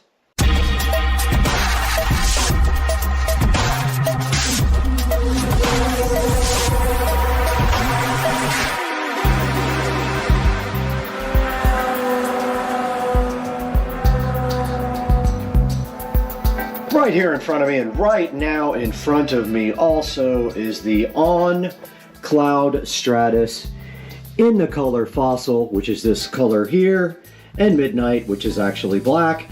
We got them in size 9 for male, and we're going to be opening these up today and seeing how they look, checking them out, all the details, try them on, walk around, let you know how I feel about them. And that's all coming up right now. And right here in front of me, we have the Cloud Stratus in Fossil and Midnight. You can see right here on the label indicating Fossil and Midnight. And the old but reliable but familiar On box, looking so fly. And of course, On boxes are always recycled. And themed, just like all the other On products, there's a nice cloud on the outside of this recycled packaging. Now this was ordered directly from On, from their factory. So this was part of last year's models. Again, I believe I got them for about $100. I think they were 20% off of normal. So let's take a look and see what's inside of this box next. The On freshness keeps rolling here on Supercar Street Racing with these amazing On shoes that were ordered at a discount, the Cloud Stratus. Let's open them up now and get a closer look at what is inside. And as always, the packaging does indicate that it is 100% recycled cardboard. It has a message right here letting you know. And inside the box with recycled tissue paper here protecting the On shoes. And here you see Fossil and Midnight On Cloud Stratus shoes, looking great, if I must say. So let's get these things out of the box, take a look at them in detail, and see what they're literally all about. And once again, sitting in front of me is the Cloud Stratus from On in Fossil and Midnight, which is very cool. It's kind of a bluish color, the Fossil, or a bluish gray color, and Midnight, of course, being the black. And let's take a look at the detail of these shoes. Now, on the tongue here, you see that it says On Cloud Stratus with the On chicken logo, like I like to call it. To me, it looks like a chicken pointing a beak in the air, but it actually is the word On, and I guess it's supposed to be a person. But yes, right here on the tongue, they've got the On Cloud Stratus logo, which looks pretty cool. It is in blue and kind of a reflective silverish white right there, as you can see. We do have some darker gray laces, which kind of accent very nicely and contrast the white here on the side. And then up front, where the laces hit the front, you've got this blue lace material right here that the laces actually go through. And then here you've got the softer gray material up front. And all On shoes are shipped stock with these inner condoms to protect the shoe shape. In shipping, I have removed that so I can feel the softness of the material, and yes, it's pretty soft right here on this grayer part, and I guess that's what you would call the fossil color there. Even though there's some other tones on here, like looking at the side, we have the On Chicken logo again in a reflective pattern here, reflective material, so I guess when you're walking you'd be able to see these at night. And then right above here where the laces go through, there is a light blue patch of material and then a white patch of material here where the laces go through, with some nice contrast to the gray here. And on the side we see the Cloud Tech logo down here, which is this, I guess, this mesh thing here that the shoe is on the bottom of the sole. And they do have these kind of springy looking holes on the side, and the midnight material flows around from the back to the side there, if you can see that. The back of the On has the O right here in black. You can barely see it there, but it has the O from the On logo. And then below that it says Helion in the white section, which I'm not sure what that exactly means. But it's right here on the back, and then they have this notch cut out in the back as well. And that rounds out the back of the On Cloud Stratus.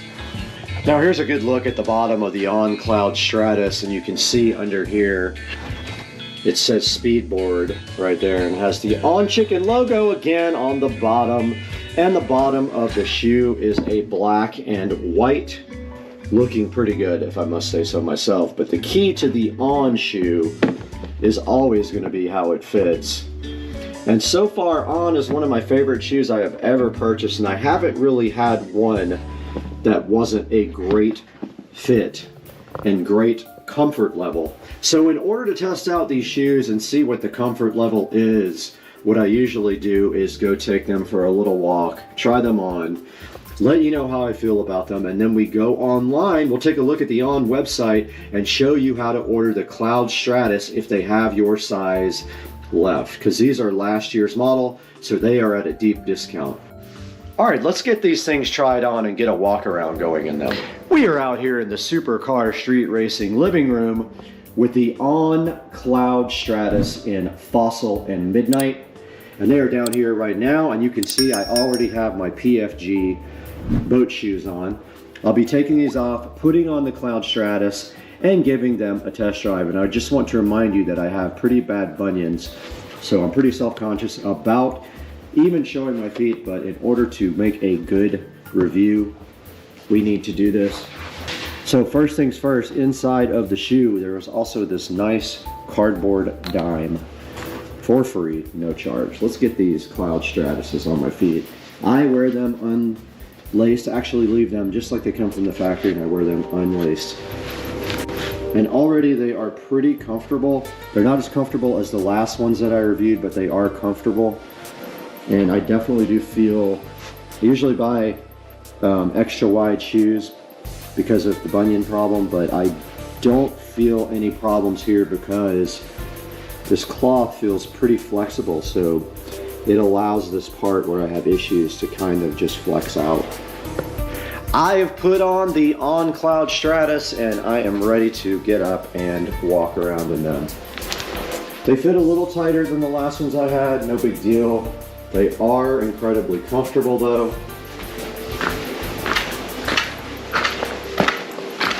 Let's go out here and take them for a walk down the block.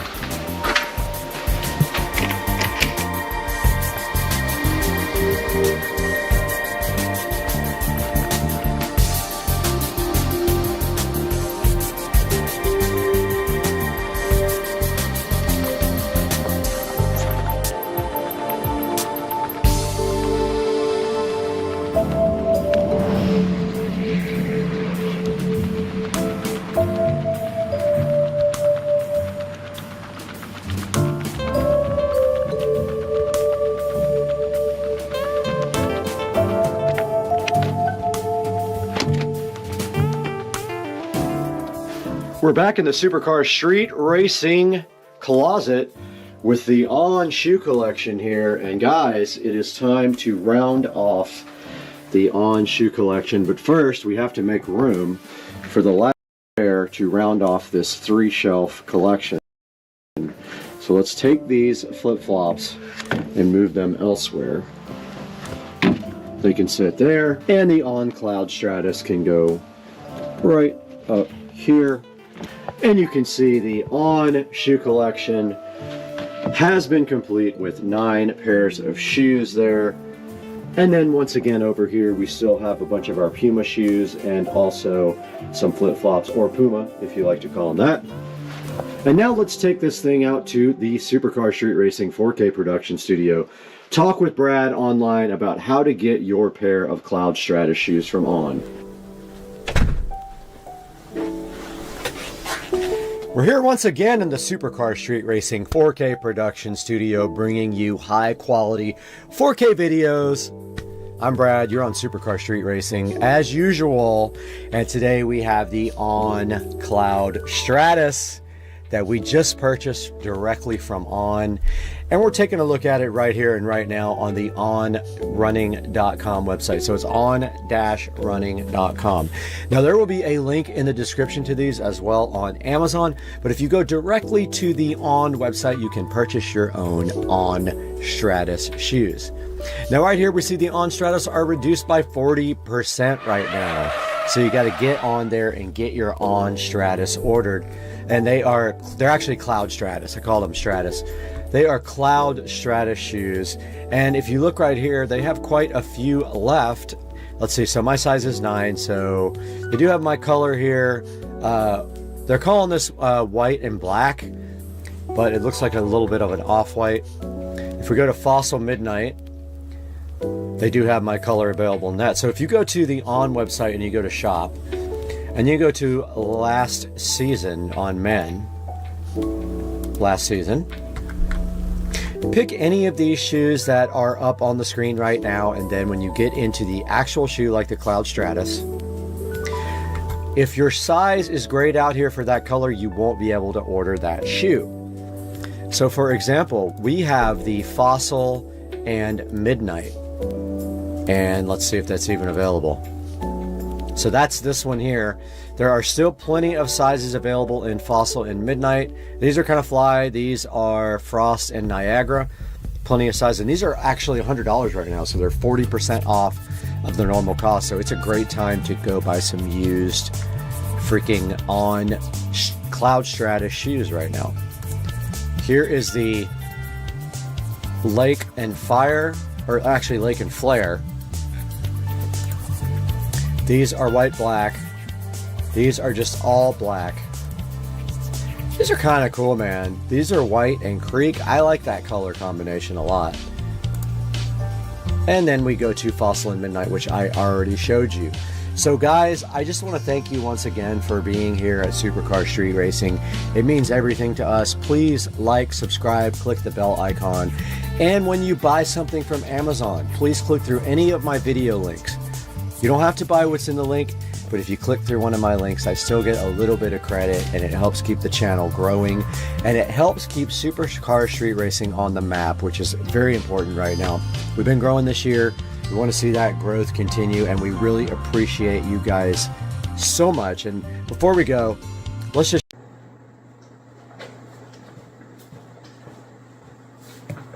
Today's Thursday, and today we're going to pick up the car from All Set Auto. Welcome to Supercar Street Racing. Have a look.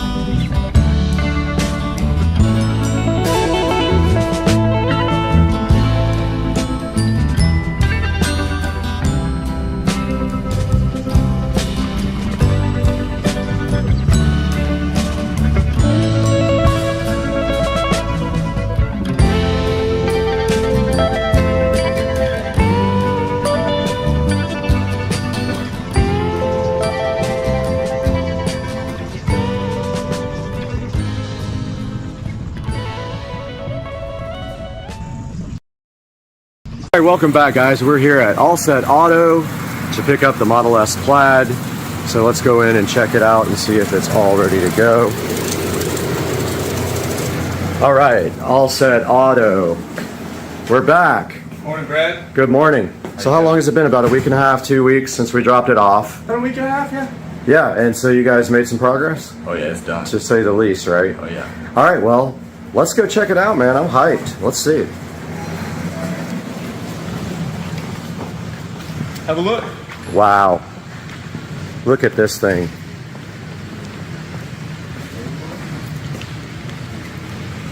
It's almost like you're breathless. You don't know what to say. It's just so good.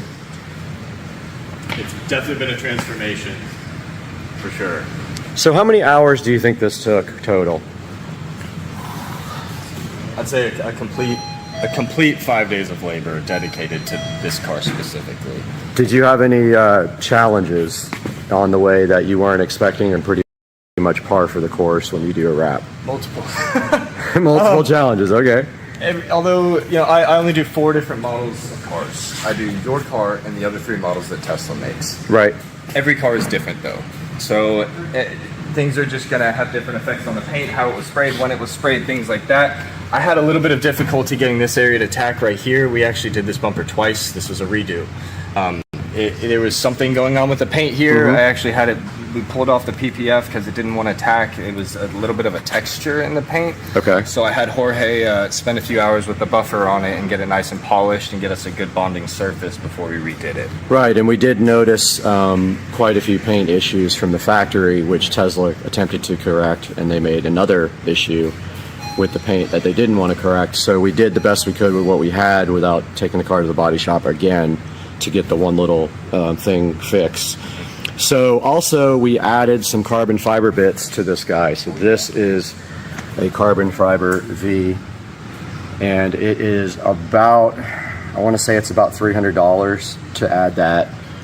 And also we added the carbon fiber mirror caps here, flat carbon, and also the dual fiber, which actually breaks up a lot of the wrap on the side, in my opinion, and it looks fantastic, and it actually matches the factory matte carbon fiber rear lip.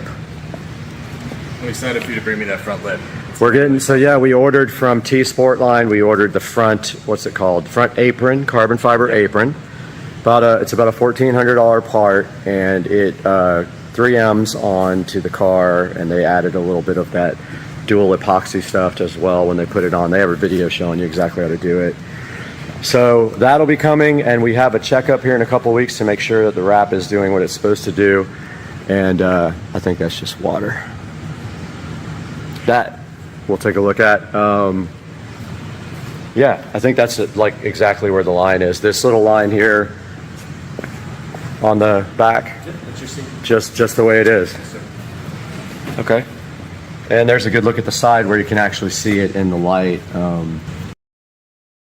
The wheels were also ceramic coated.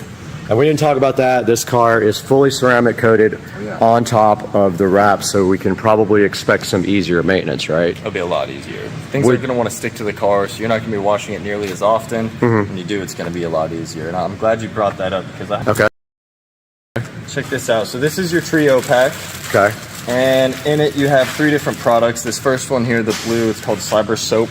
Okay. with gloss enhancers in it, and this is your car wash soap. Okay. It's a pH balanced soap. They do have ceramic additives in there to help you get the best life out of your ceramic coating on there for sure. Okay. It's stuff here. This is your interior protectant. It's called Cyber Seal.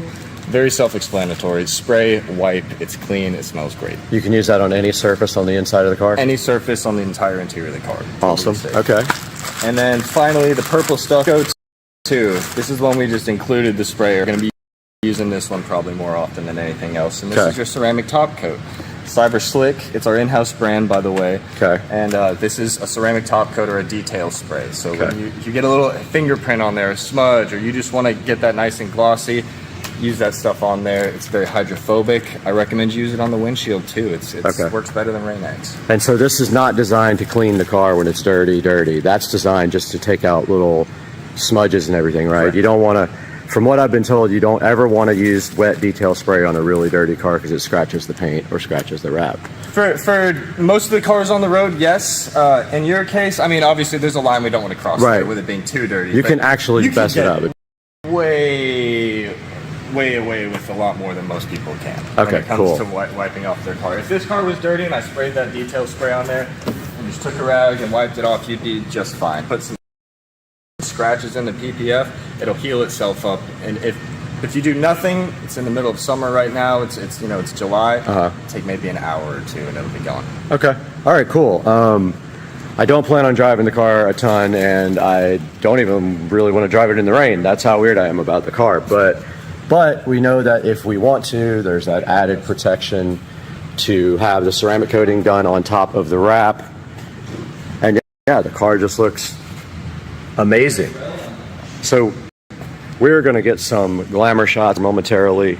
Just walk around the car, make sure everything's good, and then we will be right back with you guys.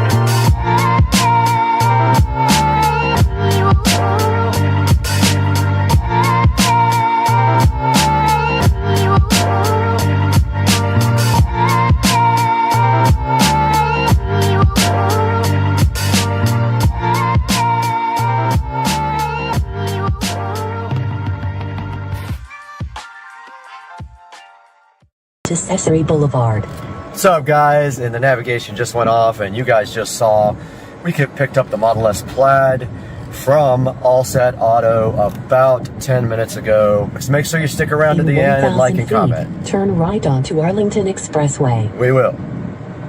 And we just parked the Model in its final resting spot forever, and I'll never drive it again.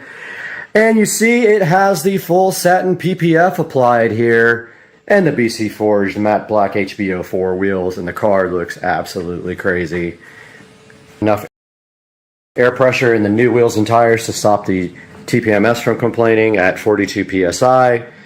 Parked it, and now we have another exterior mod coming up that you don't know about, and you cannot know about it until about a week and a half or 2 weeks.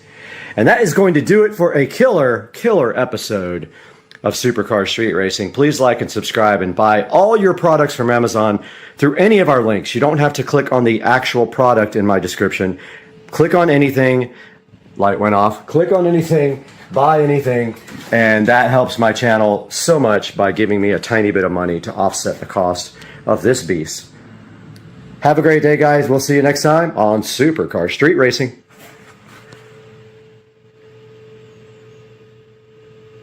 We are back in the Supercar Street Racing compound kitchen, which are now appropriately sized for my appetite. And we have another package here from Walmart.com. We're going to open it right now and let you guys see what's inside.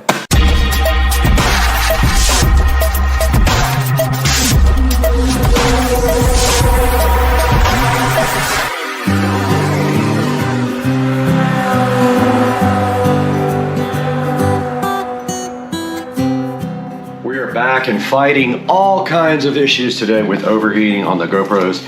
doing projects outside. But here is a package again from Walmart.com full of the worst possible things in the world. And we have more mainstays, LED globe lights to install. And I tell you, I looked everywhere for replacements, but my plan is when they fail to return them. So I'm keeping the boxes. They will fail within a few weeks or a month, and I will return them and get new ones.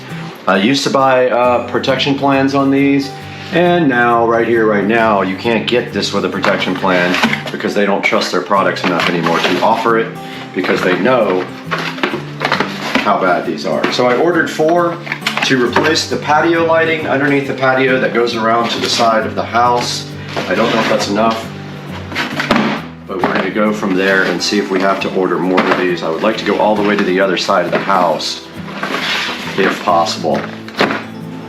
So that's our mission today, guys. We're going to do this today. Let's go.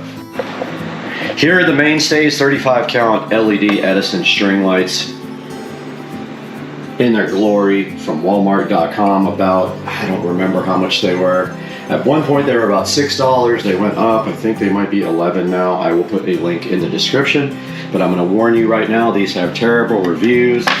They are awful and they will fail eventually. Now the only good thing about this, these are all going to be under an overhang, so they're not going to get wet. They might get a little wet from the side, but they're not going to get like super wet. My hope is they last much longer. And so now our only job right here is to install these in place of the old ones. So let's do it.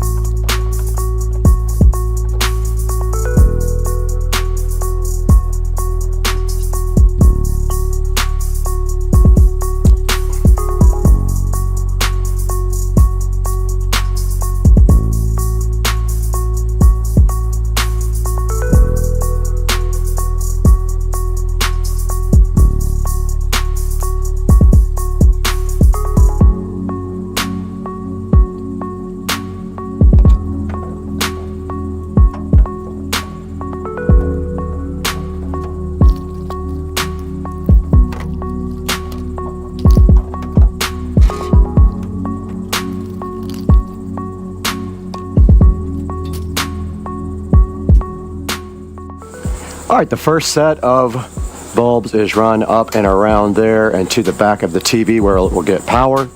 It comes down this gutter and the pole here, and it connects to this lamp that has Gobi smart bulbs. Our next job is to replace this set here that runs all the way around the house. So we're going to be doing that next. Let's get to work.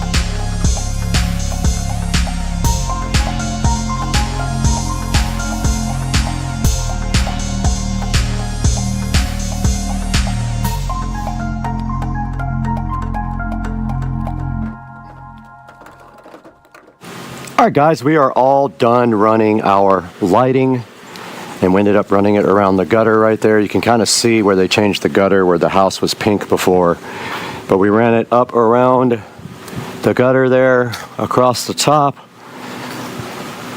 through there, where it probably could have been a little bit closer to the house. I think I'm going to end up fixing that. I just don't know how.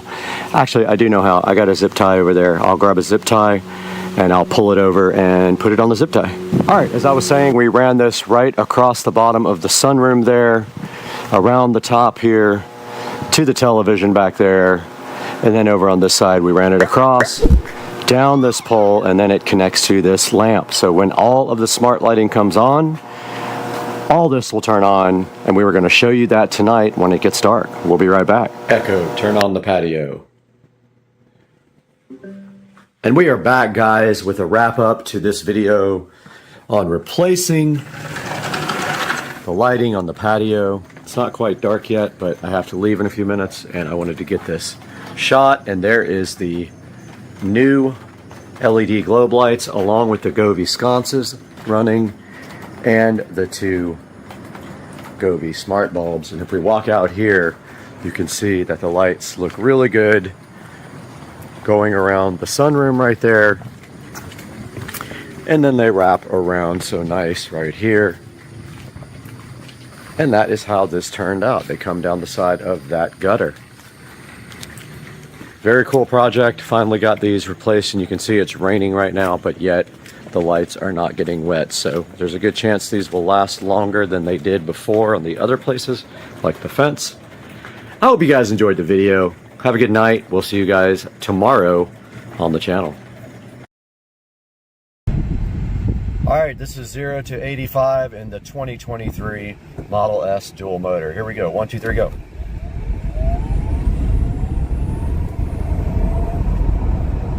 And it's limited there.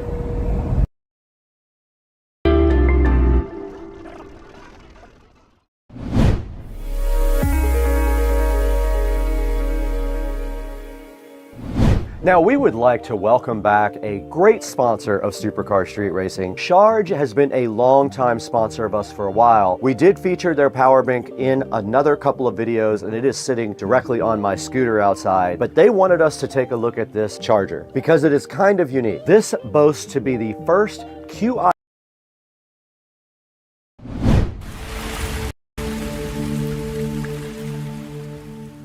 Great, my pool's cleaner than my entire house. What's up, everybody? We are back at Supercar Street Racing again. We're walking around in the Supercar Street Racing awesome living room, and we have something cool on the table right here. It's something we've been waiting for a while. They promised me this for a little while, and it finally happened. So let's talk about what's behind me today, right after this open for Supercar Street Racing. Thank you for 1 million views and 250,000 subscribers.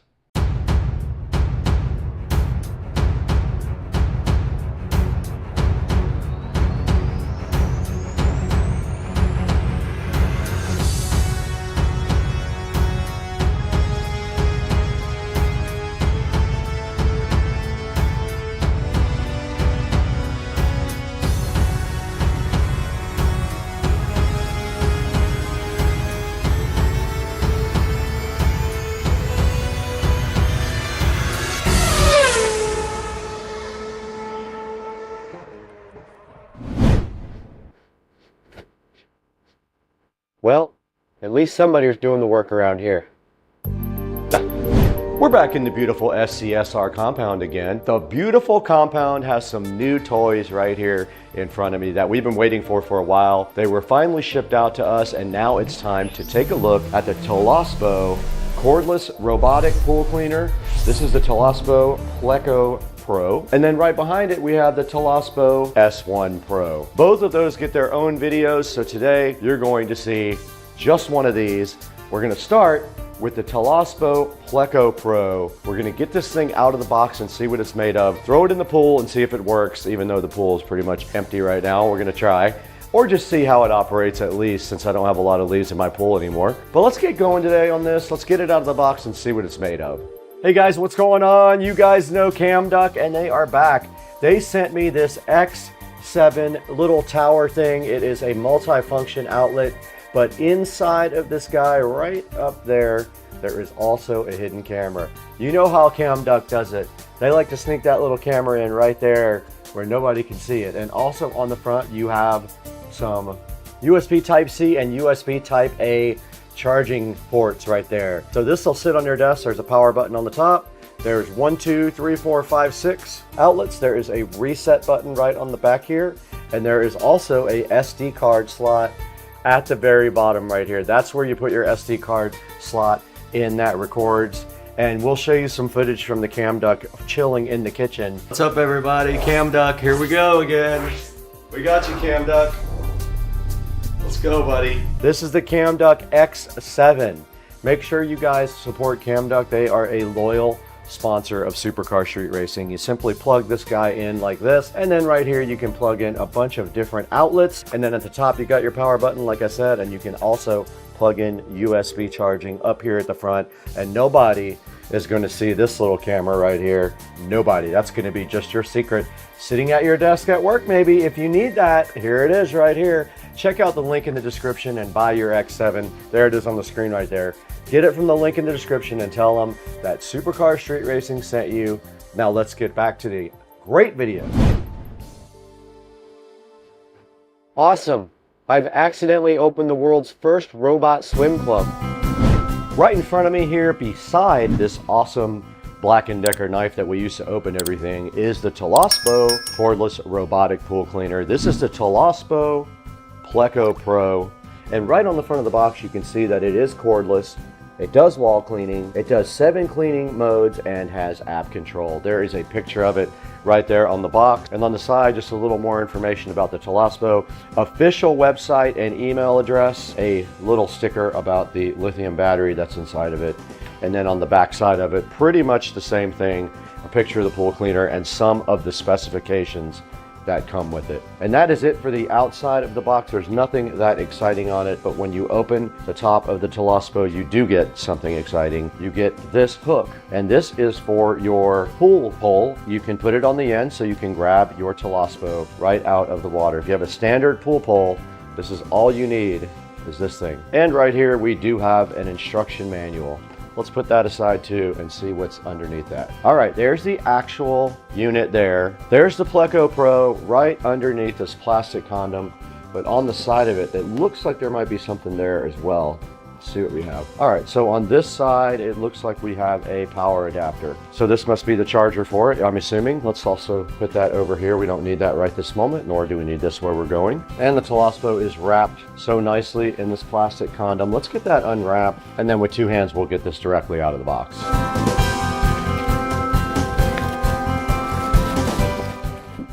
It was packaged very well, I have to say. And here's how it looks out of the plastic. Just like that. And taking a look at the top, there is a lid that comes up that has the filter inside of it right here. This is a washable filter. The controls are all right here. The tracks are right here on both sides. It does say enjoy leisure time on the side, and on the bottom you can see the vacuum unit. Now the charging port is right here under this little black door. It does have a rubber grommet on it that allows you to seal that up for when you put it in the water. So let's go ahead and get out the charging cable. Let's go ahead and plug this thing in. It uses one of those standard appliance cables. And when you plug it in, there's a nice blue glow up here to indicate it is charging. There's a quick guide right here. You're supposed to pair the device to the app, and it shows you how to submerge the device and remove it from the pool with your pool pole. And then there's some quick instructions on how to clean the filter. Now it does say when there is a yellow LED flashing, it's ready to be charged immediately. Now a blue pulsing LED, which is what we're seeing right now on the top there, that means that charging the battery is happening between 30% and 99%. So the battery is not fully charged yet. So that is our next mission here, is to get the app downloaded while the battery fully charges. Let's go ahead and do that now. Okay, we're recording on both the phone and the Insta360, and we are gonna go ahead now and get the Toolless app right here in the app store. It's right at the top. We just click install. It is installing now. And when we go ahead and open it, I'm sure it's gonna want us to sign up for an account. All right, I am logged in. All right, it connected to Wi-Fi. Now it wants us to go ahead and set up our pool. Now our pool is concrete, and the pool depth is high. Now at the bottom of the app, you can see we only have a 76% charge, and here are all the modes you can put the Pleco Pro in at the bottom. Let's go ahead and let this guy charge up all the way so we can test it and see how good it can go. Fantastic. My pool's got more employees than I do. Okay, we got the Toolless and the WP58 Pro ready to be submerged. We're going to take this directly outside and drop it in the pool. Get this thing outside.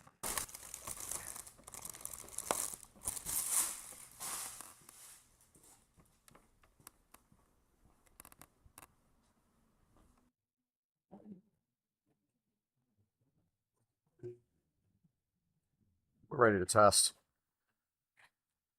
There's a few leaves in the pool. There's not much. So I'm opening up the app. Just turn the power on. We're going to go into standard mode. Set before entering the water. I think I just have to drop it in the water now. Let's try it. Why not? Bye-bye, phone.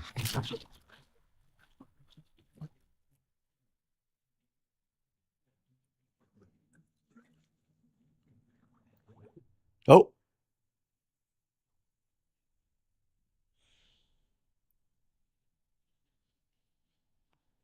Something's happening.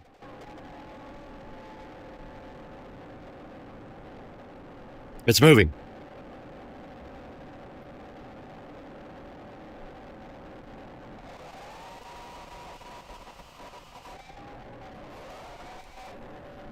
It's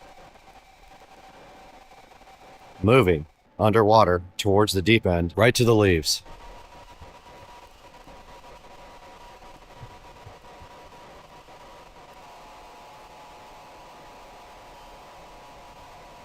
It's going directly for leaves. Look. It just ate one leaf. And now another one. It got one, it left the other one. The other one wasn't quite. And now it's coming up the walls. The phone is still there. I don't know if it's alive. It's climbing the walls.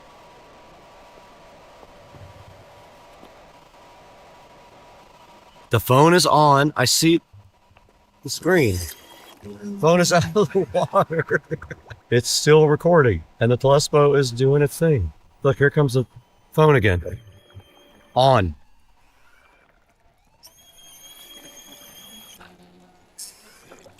And it is going back under.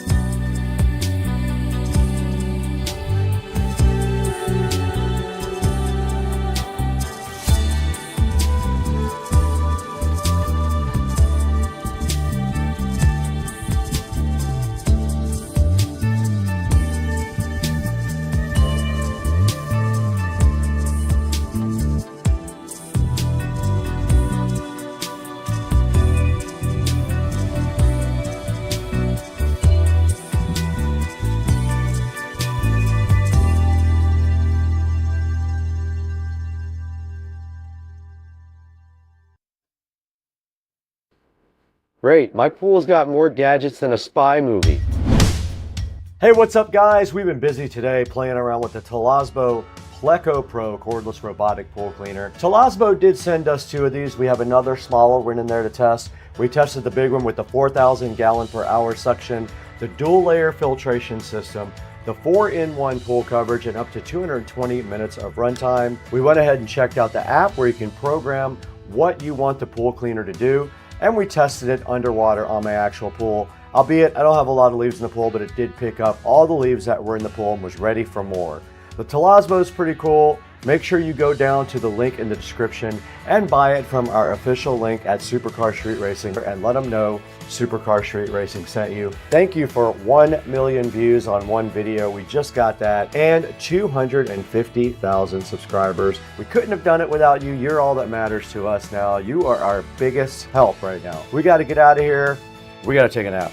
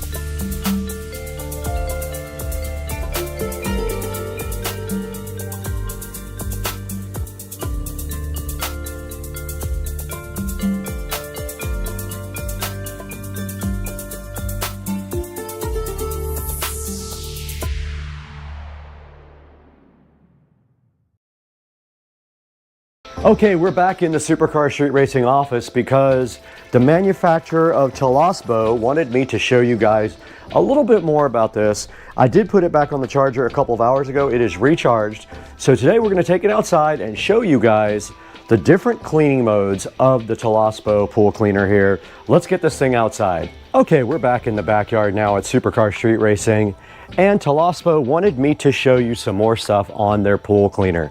Now, there's not a lot in the pool, but they want to show you how this thing operates by going through the different modes that this thing has to offer. So there are different modes available in the app, and those are right here in front of me. If we take a look at the app, we have standard mode, bottom mode, wall mode, waterline mode, eco mode, turbo mode, and wall then floor mode. Why don't we go ahead and show you guys the wall mode by pressing that now. Let's see what it does. Now it should start up once it gets the sense that it is in the water. We'll see if it goes on to wall mode. We should start seeing some bubbles pop up. There goes our motor turning on. You can see the water moving. Now this guy should go into wall mode. And here's the Toolless doing exactly what it's supposed to be doing, climbing the walls and cleaning the walls right up to the top.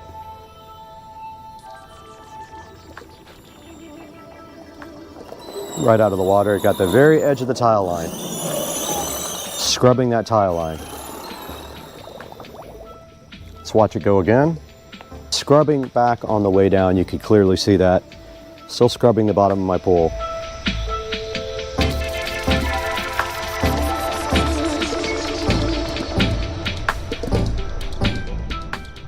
We did set the Pleco Pro to waterline mode. We're going to see how it acts now. Let's see what it decides to do. And it's climbing my stairs. Look at that. It climbed right up the steps. And right up the next steps.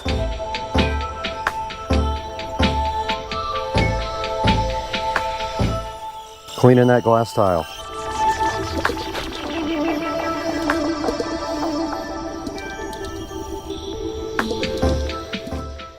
It came right back up. And check it out, scrubbing that tile.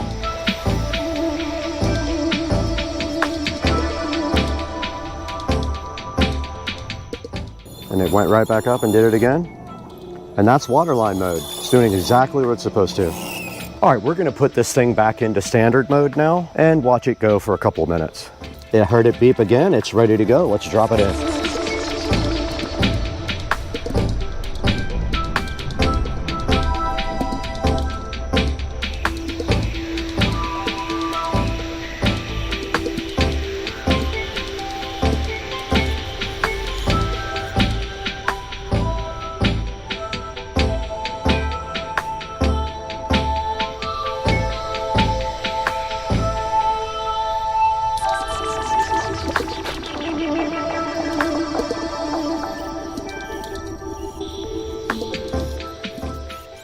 The only mode I haven't showed you guys is turbo mode, but you get the idea on that mode. It's the same as floor, but it concentrates on floor only. Turbo mode is strong cleaning on the floor only. Guys, so that's it from the backyard at Supercar Street Racing in the Humble compound. Check out Toolless. They wanted me to reach out to you guys and let you see their cool robotic pool cleaner. If you have any questions, drop them down in the comments. We'll do our best to ask the manufacturer or answer them ourselves. That's going to do it for today though, guys. We'll catch you later.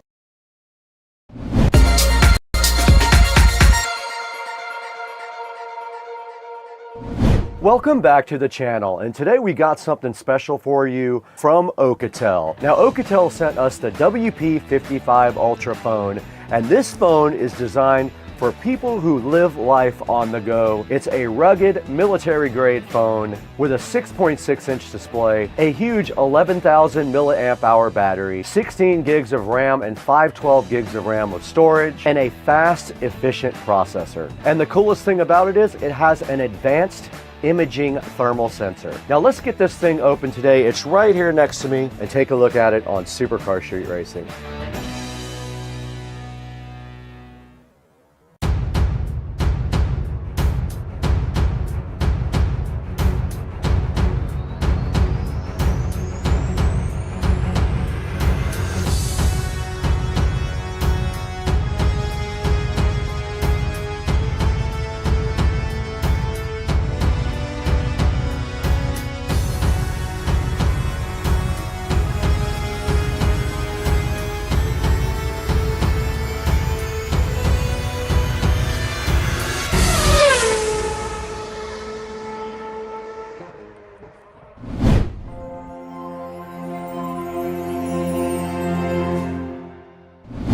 Welcome back to beautiful Studio A. We're out here today with Alcatel, who sent us their WP55 Ultra, and this is it directly in my hand right now. Now, this isn't your typical smartphone. This thing uses military-grade hardware for absolute toughness, and it also uses modern 5G performance. That means you get power, protection, and productivity in one package right here. Now let's kick it off with the design. This phone features a metal reinforced frame, shock absorbing corners, and also Gorilla Glass for the ultimate in break-proof protection on your screen.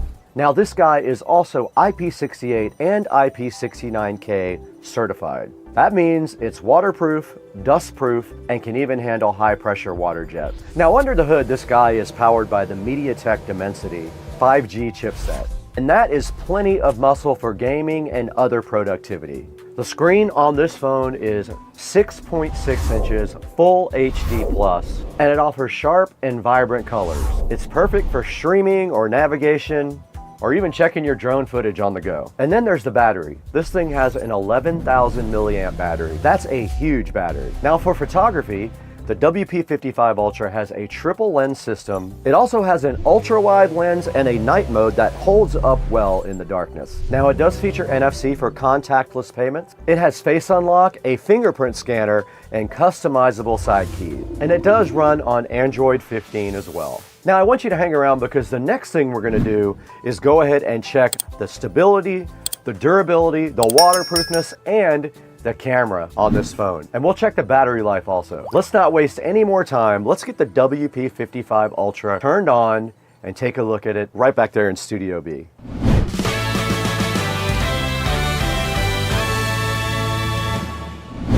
We have the Alcatel WP55 Ultra in front of me. So let's go ahead and get this thing out of the box and see what's inside. Okay, we got the box open now for the Alcatel, and it does have something on the front right here. It says Smart Key on the side of it. There's a volume control right there, a power button right there. It did come with a removable case as well. I just took the case off right here. And then your volume controls are right here on the side, and your power button right here. And then on the back, you can see the triple camera system right there, and kind of a texture-ish background there on the back. You can actually feel the texture on that. Underneath that, we have the user manual, a warranty certificate, a USB Type-C cable, an orange USB Type-C cable, and a power brick right there. And that's all that's inside of the Alcatel WP55 Ultra. Let's get this thing on the charger so it can go ahead and get charged up.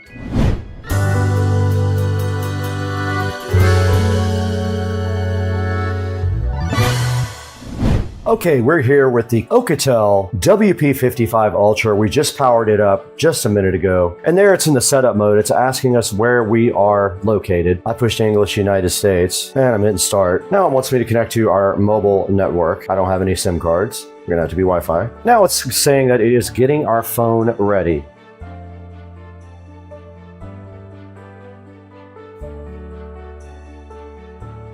And I'm not gonna transfer anything over to this phone. Okay, I'm going to go ahead and sign in, and I'm going to be using the device. And I need to set a pin. I'll go ahead and do that off cam.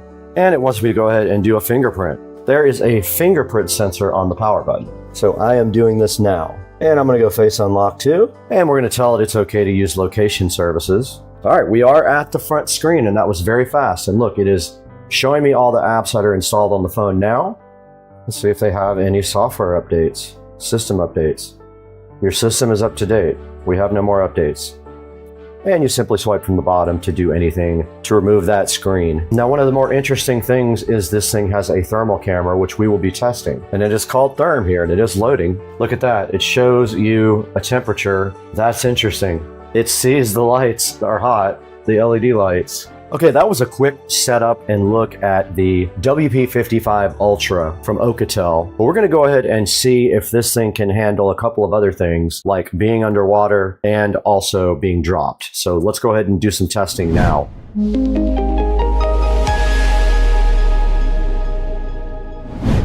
All right, you just saw us fire up the WP55 Ultra from Alcatel and go through some of the menu systems with you guys. Let's take it into the sink and see if this guy actually is waterproof. What do you guys think? We're gonna try it out right now.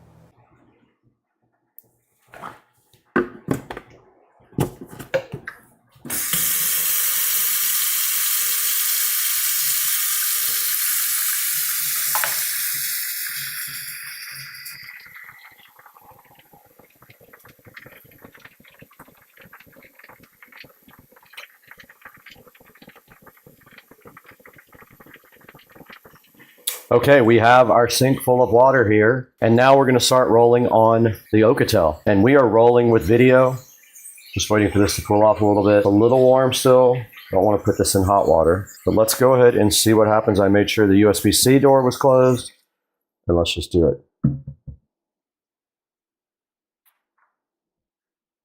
All right, I saw a purple flash. I don't know what that was about, but I did see purple. It is completely submerged underwater now, all the way underwater. And you guys might be able to see me, might not, but it is under water completely. Has been under there for almost a minute, no problems whatsoever. And it is still recording video. I just pulled it out of the water. No issues at all. No problems with waterproofness whatsoever on this guy. I just removed the case, and you can clearly see there's water inside the case. The phone is absolutely fine. It has no problems whatsoever. It goes back to the main menu with no issues, and there is the front of the phone. You guys can see it is working perfectly. At the same time, this was completely full of water, the case. It is indeed waterproof or water resistant.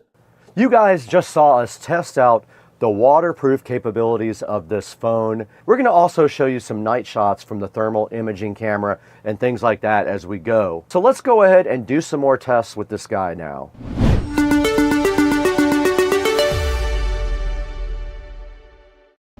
All right, here is how it looks on the Alcatel in complete darkness. Check it out, guys. There's no light in here except a couple of LEDs. And we're also rolling on the Insta360 X5. So you can see this thing does pretty good in low light conditions. This is almost no light at all in my room. So a good showing for night vision on the Alcatel. No problems at all. All right, we're in the kitchen. We're going to do the drop test now on the WP55 Ultra. I actually destroyed one of my phones like this before, so we'll see. Let's see what happens. This might be the end of the phone.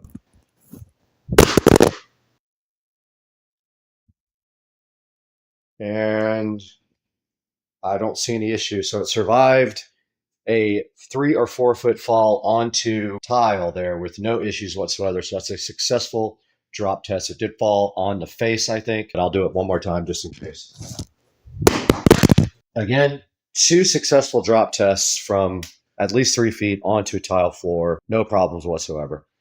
All right, you guys just saw the drop test. This phone had 0 problems. Now we're going to show you some benchmarks from the WP55 Ultra. And this is going to be Geekbench on your left, and it's going to be 3D Mark on your right. You can take those and compare them online and see what you think about the performance. I had no issues with the performance at all. It is definitely going to be a little slower than your mainstream, super expensive phone like the S24 Ultra. But it is designed for a different type of customer than that. Take a look at these benchmarks and let me know what you think.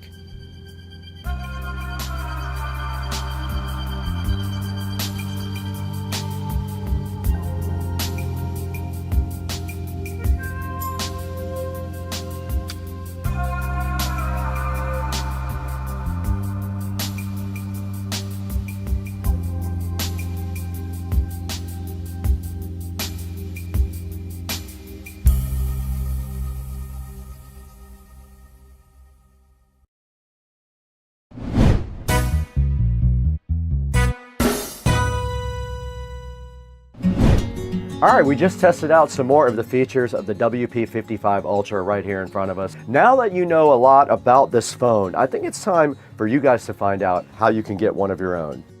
Hey, what's up everybody? Welcome back to Supercar Street Racing today. We have a special edition for you today because we have the Alcatel WP55 Ultra here. It is a thermal vision, mega powered, badass phone for sure. Cutting edge thermal imaging technology that works. I showed you guys that on the video. It has a huge 11,000 milliamp hour battery. It's got a 5G MediaTek processor. That's the 7025 processor. Up to 48 gigs of RAM and 512 gigs of ROM. You can see also here that it uses 33 watt charging technology. It's got a 108 megapixel main camera. It is Android 15. It has a 6.6 inch FHD plus display with 120 hertz refresh rate, an 8 megapixel night camera, which I showed you guys also, and that processor is the 6 nanometer processor. You can also reverse charge on it. You can plug another device into it and charge it right off the USB port. There's a little bit about the thermal imaging, which we did test out, and it does work perfectly. And there's that huge battery it has also. I did some battery tests. You saw that in the video as well. It performed very well. There's a look at the triple camera setup, and it does use a Samsung imaging chip. It also has a 32 megapixel front camera, so you can do great selfies. And there's your ROM and RAM capabilities built into the WP55 Ultra. There's another closer look at the display. Also, it says you get vivid colors and sharp clarity. And it's 15.3 millimeters slim, so it has a great grip, and I have it right here in front of me, right there, and it does fit in my hand very well. And it is designed to handle water and dust and shocks. We did a drop test on it and had no problems whatsoever. We did a water test and had 0 problems with it also. There's a look at the reverse charging right there. And it can have 2 SIM cards. And it has 1 slot for a TF card if you need that extra storage. And of course it does NFC, you can see right here. It has a fingerprint scanner, Gorilla Glass, and GPS, as you can see on the screen right here. There's a look at the controls. You've got your volume down, volume up, and power on one side, and then a smart key to launch apps with a single touch. Go ahead and check the link in the description for your Alcatel WP55 Ultra. Grab it today and tell them Supercar Street Racing sent you. This is perfect for contractors and men who work out in the field and camping and so many other cool things this thing is perfect for. Grab yourself one today. It performed perfect for the price point. It is exactly what we thought. It is great for doing everyday tasks. It's snappy in the menus, and there's no wait time whatsoever. Thank you guys for almost 240,000 subscribers. That is absolutely amazing. I couldn't have done it without you. You guys are everything to us. Thank you so much. And please, when you're going to buy anything from Amazon, even if it's not this phone or any of the links in the description, if you click through one of our links, it helps us out greatly. It gives us a few dollars to keep moving the channel forward. We got to get out of here right now. We've got another Alcatel phone to review, so we got to get moving on it.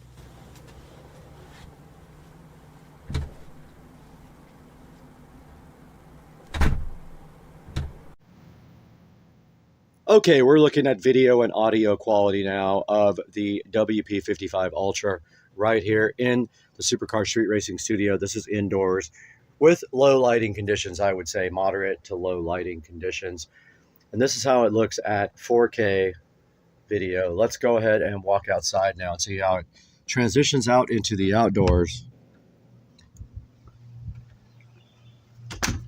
Now we're outside taking some video of the beautiful backyard at the Supercar Street Racing compound. There are some nice reds for you right there, some blues here. And let's move back out into the sun so you can get a view of the beautiful backyard at Supercar Street Racing. And that is how it does look.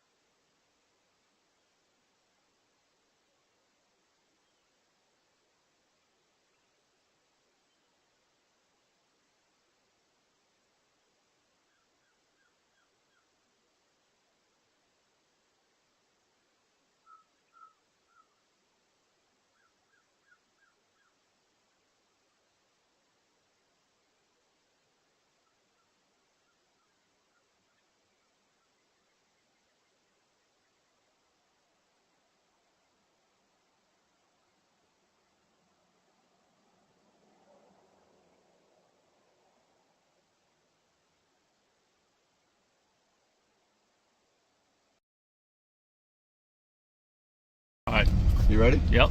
All right, so we've never even felt this before, so let's see what's up. You ready? Yep. Let's do it. Okay, we're gonna hit it from just a roll. Ready? Yep. Here we go. Jesus Christ. Oh my God. Holy fuck. Holy shit. Wow. It's not real. I told you, you feel it in your stomach? Like, oh, wow. It's not real. Is that crazy? Dude, is that the craziest thing you've ever felt in your life? Was I really seeing 119? Yes. Wow. Now you see why this is the fastest production car made? My God. It's like, There's nothing that even comes close it to was this. seriously like taking off in an airplane. More. I think it pulls more. Gee, and that's a roll. I mean, that was a slight little roll, but I've never launched it. Dude, was that cool? That's the first time I ever felt it. So the brakes are a little sketchy in this thing. They're not the best in the world, so you got to be careful about being on 120 and then like trying to brake really Yeah, I noticed fast. that just then. I didn't get on them really hard, but they're not great. Everybody does like carbon ceramic brakes, but yeah, so that's a roll. There's 100 right there. Jesus, that's What do you think, Joe? Damn. ridiculous. You see why this thing's fun, right? So ridiculous. Wow. Don't get in trouble. So the good thing is nobody will hear you. It doesn't even look like you're going fast. You know? Right. You're just... Hey guys, welcome back to the channel. Supercar Street Racing here, and I have a studio update for you. It is insane. I want you guys to see this, the way the studio is looking. Check out the studio, guys. I am super hyped, and I want to give you guys a huge update. I have not been live streaming or updating lately because I've been super busy and I had the network down in here, but today we made some huge strides in the Supercar Street Racing studio. And let me get started and tell you what we have done. First things first, but not the biggest, the Harbinger's powered studio monitors are mounted and they are flying from chains right there. Got that done today all by myself. I don't know how, but there is the other one. Alexa, set the office lamps to 100%. There is the other Harbinger flying from the chain and angled down at you for goodness. On top of the Harbinger. I haven't quite figured out how or what I'm going to do with this, but this is my 20 something whatever port. I don't forget how many ports it has. Netgear switch, and you can see the Ethernet connections all labeled and going into the wall, and up there we have a Wi-Fi extender hotspot thingy, and that is connected to Ethernet, and then it has a Supercar Street Racing Wi-Fi signal. So I got to still figure out what I'm going to do up in this corner, how I'm going to organize it, if I'm going to do a little shelf or what I'm going to do. Not that important right now. The biggest thing is I got the Ethernet connected. Secondly, huge. I got the 4K Fire TVs mounted, and literally luck that they can swing out and touch each other like that. It is absolutely perfect. I couldn't have done it any better if I meant to, and I didn't mean to. And they are on these, they're not horizontal like usual plates or mounting plates, they're vertical, and they swing out and they are tilted down at you, and you can see right now they are playing 4K video from YouTube. Visual Dawn, one of my favorite up here too. Visual Dawn with the 3D animation spacescapes. So we got the 50s mounted. I ran out of Ethernet cables, or they would all be connected to Ethernet. This one is connected to hardwired Ethernet, Wi-Fi Wi-Fi. This one doesn't have an Ethernet jack. That one's connected to Ethernet. I ran out of patch cables. Next, we got the Marantz NR1711 receiver in. This guy is a high-end receiver, and the reason I bought it is it has front preamp outputs to feed our powered studio monitors there, and our 1711 chilling. We got our wall plates all done mostly. I've got 2 more to put in here. One of them is for the front speakers, where it'll be RCA. The other one is a dual Ethernet jack, one for this and one for the PC. So there is the home theater wall plate, and that little thing coming out of the corner is the USB. You don't want to do a USB extension. It's already extended twice and it's already going to be an issue, so I just drilled a little hole in the corner and ran it straight through. We got all the other wall plates done. They're not exactly on the same level, but they'll all be under the desk. We got all the power done. The only thing I have to do over here is connect the subwoofer plate for the sub that is going to go somewhere over here. I'm not quite sure yet because there's not much room right here. And we got all of the wall plates done behind the Fire TVs. This HDMI wall plate here feeds down here.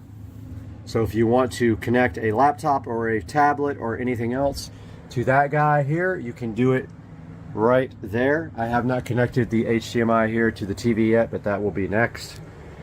Same thing over here. This HDMI wall plate feeds this guy here. There's also network down there, so if you want to plug a laptop in and work on this 50-inch, you may do that via that port right there, HDMI. There's power there, power there, power there, and power there that I installed today. And I did the power and the wall plate with the USB, HDMI, Ethernet, and coax. We're not using the coax. Those are behind every television. There is one back there as well. It's hard to see. Every place that you can possibly sit. Here's another Ethernet and HDMI. HDMI feeds the 32-inch, and you can connect a laptop or whatever here and have Ethernet. Every place has Ethernet. 1, 2, 3, 4, 5, 6. There's another jack there for just straight Ethernet. If you want to work right here on the couch, you may connect your laptop to Ethernet. If you want to work right here, you can connect your laptop to the 43-inch and you have Ethernet. We've got the Echo Show 15 chilling flush mounted. Completely flush mounted into the wall. First one I've done like that. So this is not a completed tour. When I am done, I will give a completed tour. I wanted to do a little update. Oh, also got the Govee recessed lighting installed. All of it. And it is all controlled by Alexa. Set the studio switch lights to purple. And there we go. They are purple. And I have power there subbed out and power there subbed out. It is permanently on power, and that is for lighting for shooting videos. Most likely we'll have a light pointing down here at the desk and one up there pointing down here at the desk, and I just don't know yet quite how I'm going to do it, but that is an update from Supercar Street Racing Studios. Big update. I'm so hyped to start doing videos here. We'll see you guys soon.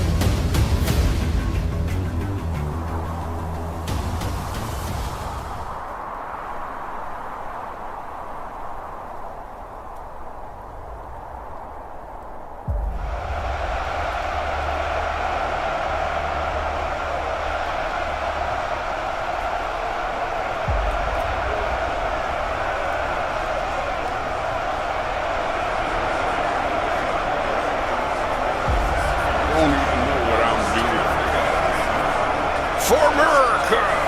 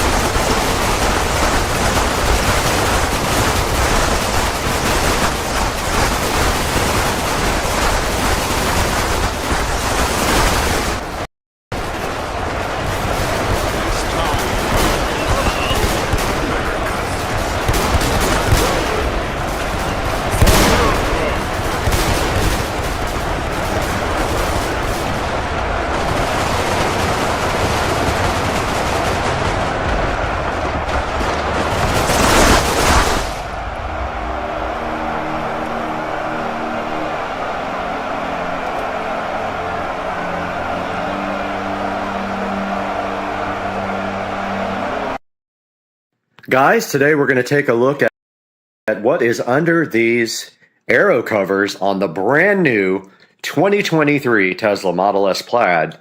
We're going to do that right here and right now on Supercar Street Racing. Stick around.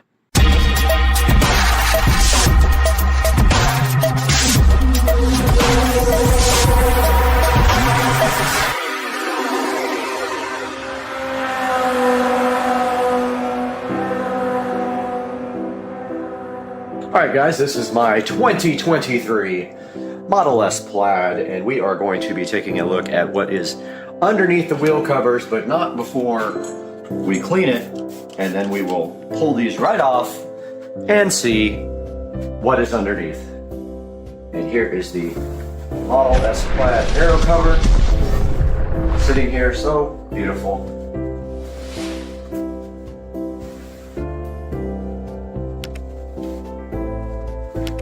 Under this cover.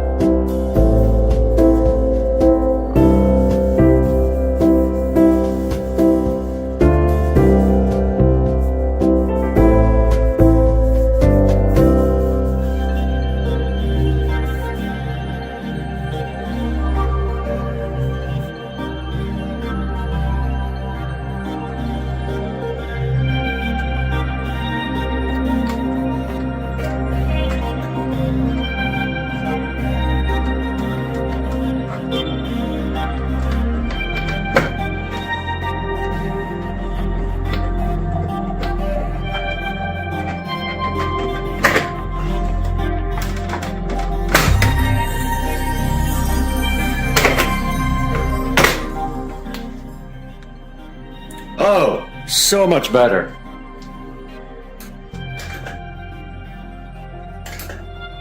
So much better. Just needs hubcaps. That's all it needs, and I wonder if these will fit it. Don't think they will. Guys, that is such an improvement.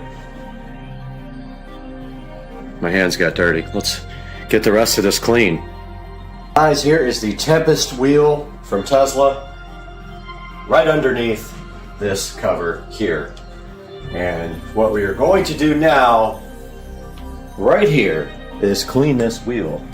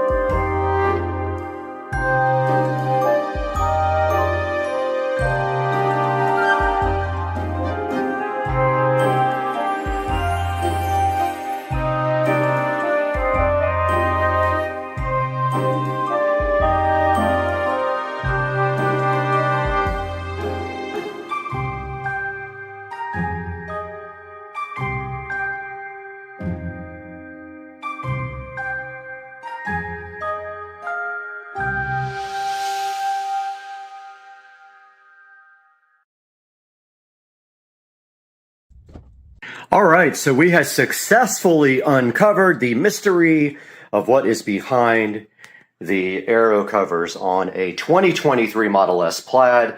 I just ordered the wheel cap cover kit from Amazon. I will put that up on the screen right now and link it in the description.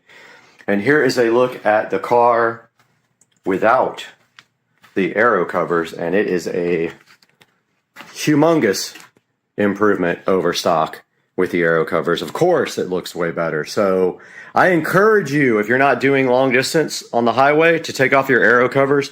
If you're going on a trip, you can throw them back on. They do nothing in the city. They don't help you in the city that much. I would say negative 20% or more. But, and I'm making a joke. But yeah, the car looks awesome. I am going to get a picture of this and tease it in the thumbnail. And man, I'm hyped for some better wheels for this car, and that is coming in about 2 months after the car gets the special treatment from All Set Auto. And that wheel that we are getting is a surprise, and it is going to take a while to get. So this is how the car looks now. I'm going to step back and give you guys a view. It's too bad they're not black, but they are gunmetal, like a dark gunmetal. They look great. They will look even better with the center cap kit that I just ordered. And I hope you guys enjoyed the video, and we will see you for the next thing with this amazing 2023 Tesla Model S Plaid on Supercar Street Racing.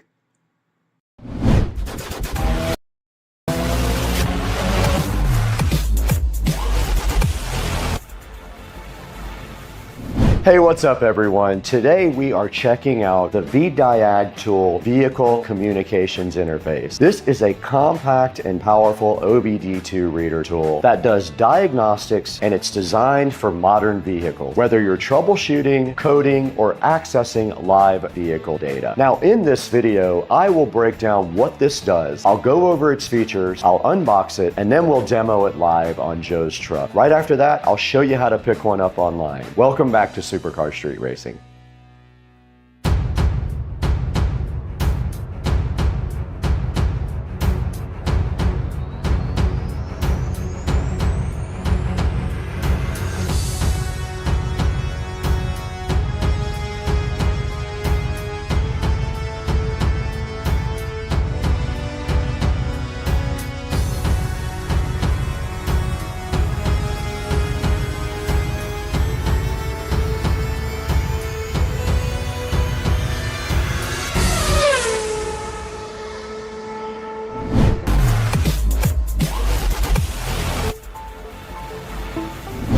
Now the VDiag tool sitting right here next to me is designed to bridge your vehicle and the diagnostic software. It plugs directly into your OBD2 port. It allows communication directly between your vehicle and the vehicle control modules and a laptop, phone, or your mobile device, like this tablet. One of the standout features of the VDiag tool is the broad vehicle compatibility. The interface supports multiple vehicle makes and models and works with a wide range of diagnostic and programming software. Now that makes it flexible for both novices and advanced DIY users. Connectivity is another strong point of the VDiag tool. It supports fast and stable data transmission, ensuring smooth communication when reading fault codes, reading live sensor data, or performing module diagnostics. And its compact design makes it easy to store in the glove compartment or just carry in your pocket. And at the same time, it still feels solid and well built. Now, this tool is designed for things like scanning and clearing trouble codes. It monitors live data streams, performs system diagnostics, and assists with advanced functions depending on the software you're using. And I went ahead and cracked this open for you guys to take a good look at. Now, the VDiag tool does come with its own software called VDiag Tool, available on the Play Store or Apple Store. And this thing is especially useful in modern vehicles where traditional OBD2 scanners can sometimes fall short. Now, setup is straightforward. Once connected, the interface is quickly recognized by the VDiag tool software. This is going to allow you to get directly to work without a complicated setup. Whether you're diagnosing a check engine light, communicating with multiple modules, or running advanced vehicle functions, this interface is built to be a reliable link between the software and the car. Overall, the VDiag tool is a serious tool designed for serious people who want serious diagnostic. Very compatible and in a compact and easy to use form. Now that we've covered what the VDiag tool can do, let's go ahead and unbox this thing completely and see what it came with. We'll check out the interface, the cables, and any accessories you'll need to get started. Let's unbox this guy.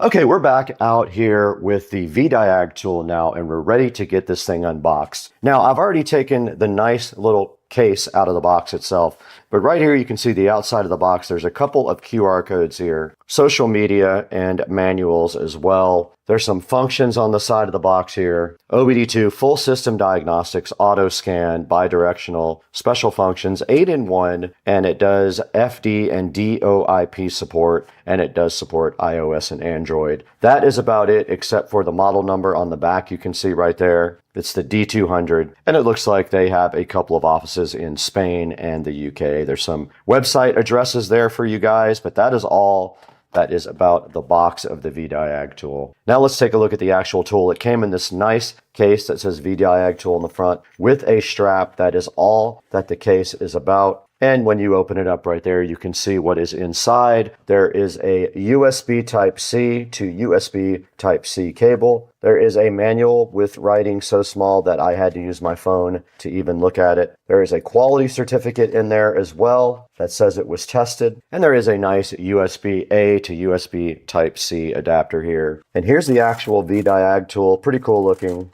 It's under some Velcro here. But check it out, guys. This is the VDiag tool. And on the top, it's got a USB Type-C port there and a standard OBD2 interface right there for you guys. And that is all that came inside the packaging of the VDiag tool.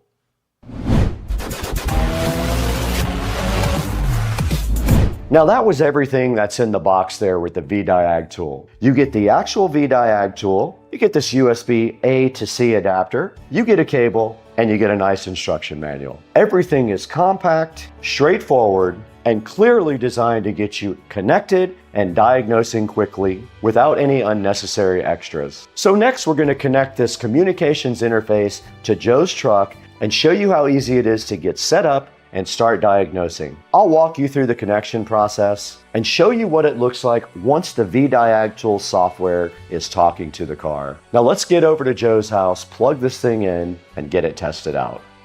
All right, we're out here in Joe's Silverado truck today to test the VDiag tool. We have it right here in front of us. It should be as easy as plugging it down into the OBD2 port down here. And I've done this before, so I kind of know where this is in his truck. Let's go ahead and find it. And you can see this is keyed one way. You can't plug it in wrong. It did beep, and it does have a green light directly on the back of it. So we are plugged in an interface to Joe's Silverado pickup truck, and now we need our tablet. We have not downloaded the app either. Let's go ahead and get our Amazon Fire tablet out. Let's download VDiag tool. Looks like there is an app for it. We'll go ahead and install that. Make sure Bluetooth is on. It is. So we know this truck has several codes. We're going to go ahead and delve into what may be wrong with the truck. Doesn't run perfect. We've done a lot of maintenance to it, but even so, it still has issues. It's already installed. Let's go ahead and open it. The green light is still on below the dash in the VDiag tool down here, meaning it is connected to the car. V1.1.3 is the current version we're on right now. Now here's a look at the menu on the front of VDiag tool. There's some OBD2 functions here, some diagnosis functions, some special functions, some update, some reports, and mall. Okay, so first thing we have to do here is go ahead and add our device. All right, we were able to activate the device. I'm going to go ahead and plug it back into the OBD2 port now. Let's go ahead and see if auto scan will work. Pair new device. I just paired the device. Go back to our program now. It turned blue. It is connected. It turned blue. Everybody, I'm hyped for blue. Look at it blue, guys. All right, Let's go ahead and click auto scan now. It is scanning. Ah, it's upgrading the firmware on my device now. Okay. All right, it's connecting to the device now, and it wants me to update and download GM. So it's asking me if we have a manual transfer case. We don't. We have a automatic transfer case. We have the base radio. So here is our vehicle. I didn't know answer to all the questions, but it is communicating. Let's do automatic scan here. It's checking the ECM. It found 5 issues here. Oil pressure, sensor, circuit high, camshaft position sensor, fuel trim, lean, but it is still going. Down here at the bottom, you can do a DTC report or a DTC list. You can clear all your DTCs as well. So that means you can clear your codes if you want to. But let's look at what happened here. We got a fuel pump control module. We have all kinds of issues here. Camshaft position, fuel trim rich, fuel trim lean. So now you can see what this actual guy can do with an automatic system scan. Look at all the problems. Trailer brake, I'm not worried about. I probably didn't get that right. But the rest of the problems we already knew about. Everything else here has a green light by it. We go to DTC list. Here is a list of all the problems that this thing did find. And now back to the main screen. We're going to exit the automatic scan. And now we're back on the diagnosis area here at the main screen. All right, we're going to go ahead and go to auto scan now on OBD2. Now there's an auto scan, or you can choose your SAE or ISO method of scanning under OBD2. There's also special functions here. There's updates here, and it looks like there is a bunch of updates, but that would take a while to go ahead and get. Now here you can go ahead and get your report. Here's everything about your vehicle and the codes that we just pulled. You can print that PDF report there, and if you don't know what the code means, you can go online and go ahead and look it up. Now in the mall is places where you can go ahead and download extra features for your programming tool. Looks like there's special functions unlocks. There's different things you can download here to facilitate working on your particular car, and doing special functions like coding is all available on the mall. Now you'll want to go ahead and do these updates when you're on Wi-Fi and you have some time. It will take a while. Here is your application center. You can do things like performance tests. To do that, you have to download and install the package for it. And there goes the Diagnostics AOBD2. Live vehicle data here. You can see the engine load, the engine speed, and it says you increased the speed in order to test the car. So you would want to be driving for that performance test. This is called the smog check. Mode 6 is advanced diagnostics, and it is detecting OBD2 functions and the smog conditions. There you go. Everything has checked out in his smog, except he's got misfires on cylinder 7 and cylinder 8. That's something he will want to get checked out. Now you can get your technical bulletins on your make and model as well. So yeah, this thing has a lot of cool functions and the ability to download anything you need for your particular car in the mall. Now let's take it inside. We're done out here in the truck. We know this thing is cool, and we know that we have some issues here with our auto scan. We'll download the report and give that to Joe.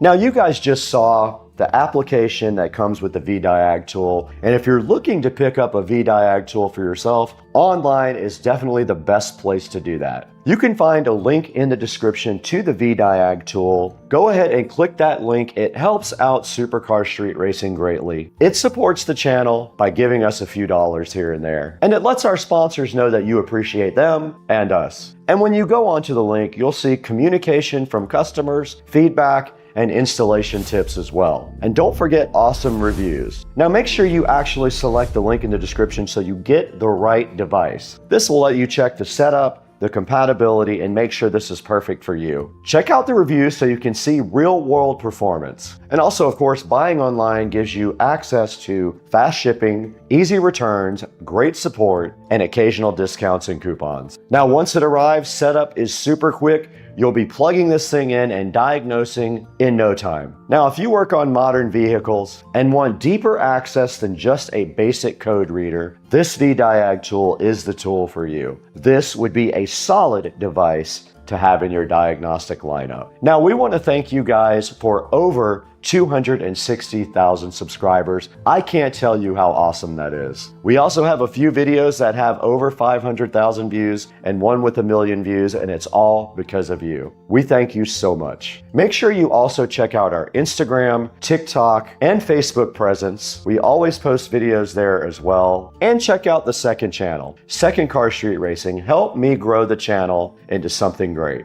Now we got to get out of here. We have a lot of stuff to do. It's cold and it's Saturday. Let's get moving.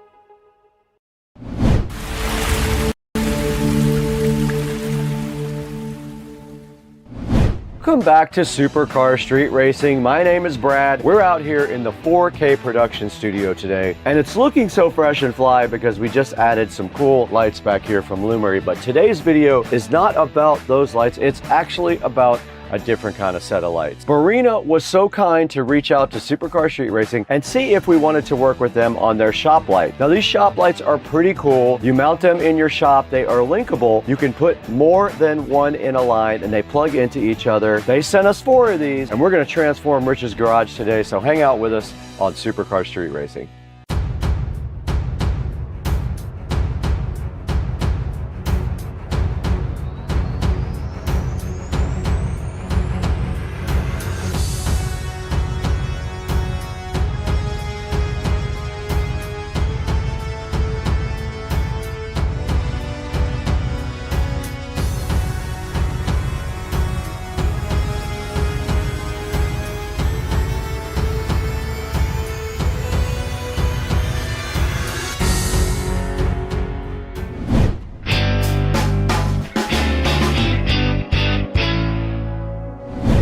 Today on Supercar Street Racing, we have a very cool project lined up. Barina was so kind to reach out to us. They wanted to know if you guys would be interested in their shop lights, and I think you will find a use for these. So I told them I would love to work with them. Now, it won't work for my garage because I don't have enough power in my garage. My power is at the limit. Can't add them there, and I already have cool lights above the Tesla. I have those hexagonal lights out in the garage. But I did have an idea for Rich's house because Rich needs better lighting in his garage. So Barina was so kind, they sent us 4 of these awesome lights to check out. These lights are each 4 feet long, hanging up from your shop or on your ceiling if you want to mount them there. They are 5000 K color temperature. Now what that means exactly is when you get into the 5000s, you're into more of a bluish color temperature. 3000 is more of a warm white, so that is kind of typical for indoor light. 2000-ish K are very warm white. These are going to be approaching the cool blue spectrum of color on their Kelvin rating. 800 reviews,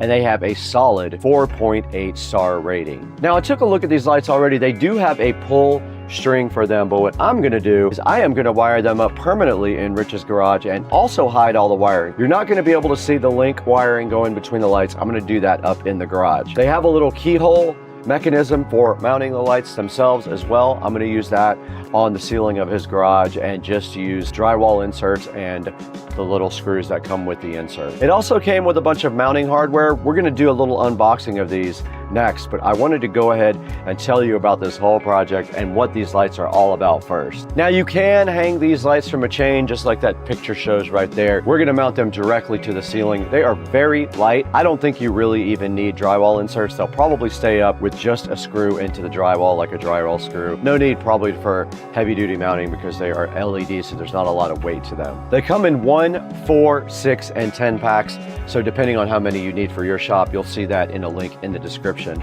These guys have a huge amount of output too. 10,000 lumens is pretty bright. 4 of these in Rich's garage is going to be absolutely awesome. Now the power cord is 59 inches long. If you were wondering, that's how long you have between each light. But you can always put your own wiring in. You can either cut the plugs off and do whatever you want to that, or you can just run an extra extension cord between lights. Now it says you can link up to 3. I'm gonna try 4 and see what happens. I don't think it'll be a big deal, we'll see. This ad up here also says that they are lasting anywhere up to 50,000 hours of illumination. They do give you a ton of hardware to go ahead and mount your Barina lights, and I'll show you guys that when we do the actual unboxing here momentarily. Now let's throw it inside to Brad. We'll get the unboxing done inside the house and show you guys what comes in the Barina lights.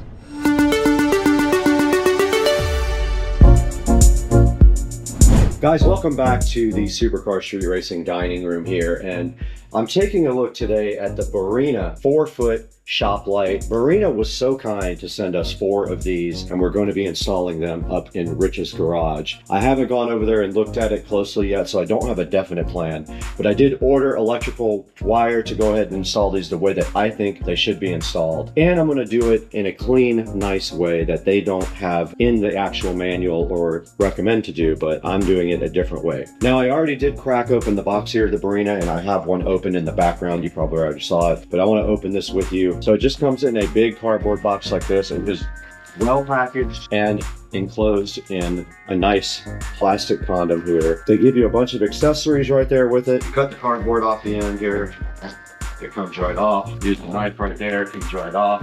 And then the whole entire light, we don't need that really going, is enclosed in plastic. And the cool part about lights is they have a plug on the end, and they also have a plug female on the other end. My only complaint about these lights are that they're only 5 feet on the power cable. So if you have more than 5 feet between your lights, these will not reach to the next light. And that's how bright it is. It's incredibly bright. And it's 6500K, so it's the upper level of bluish white. Look how bright that is, guys. You can see it is.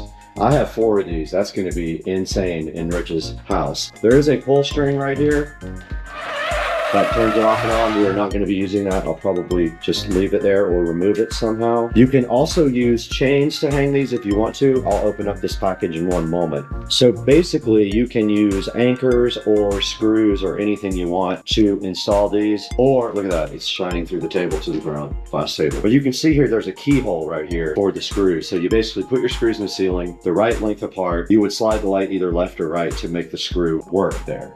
Now they do give you all this extra hardware. They give you a bunch of hooks. They give you these type of ceiling hooks. They give you drywall inserts. Yeah, you can see we got all the hanging hooks. We got some drywall inserts. We got 2 screws. Those go into the key right here. I'm going to use these at Rich's house probably, or some long drywall screws. This is very light. It's not going to come off the ceiling. But that's a good look at the unboxing. Look how bright. The Barina shop light, 4-foot. Now all we have to do is get busy and install these.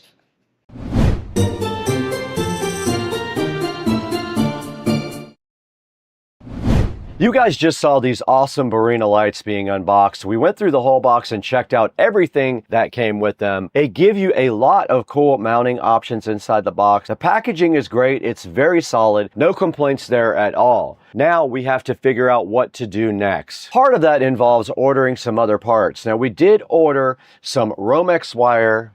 We ordered some plugs because we're going to be cutting the wires on these and adding our own plugs on the end so we can extend and go up into the garage and not see these ugly wires on Rich's ceiling. So that stuff is on the way. Once that stuff gets here, we're going to throw it directly across the street to Rich's house to start this install.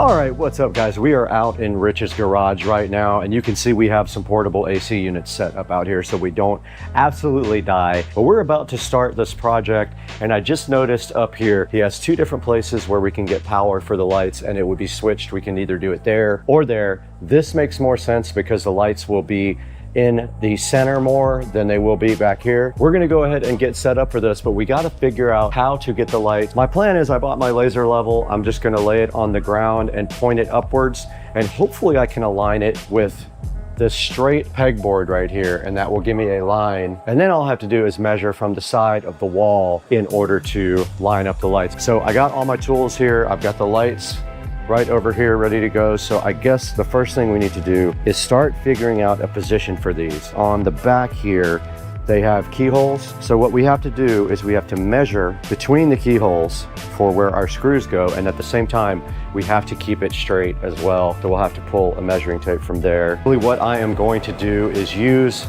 my measuring tape. These are 4 feet long. Kind of want them right here.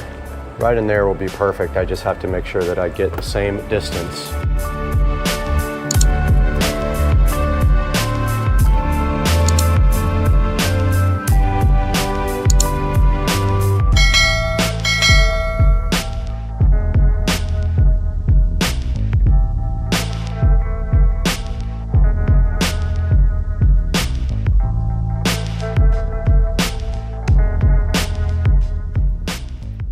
So I'm just gonna aim for 3 feet.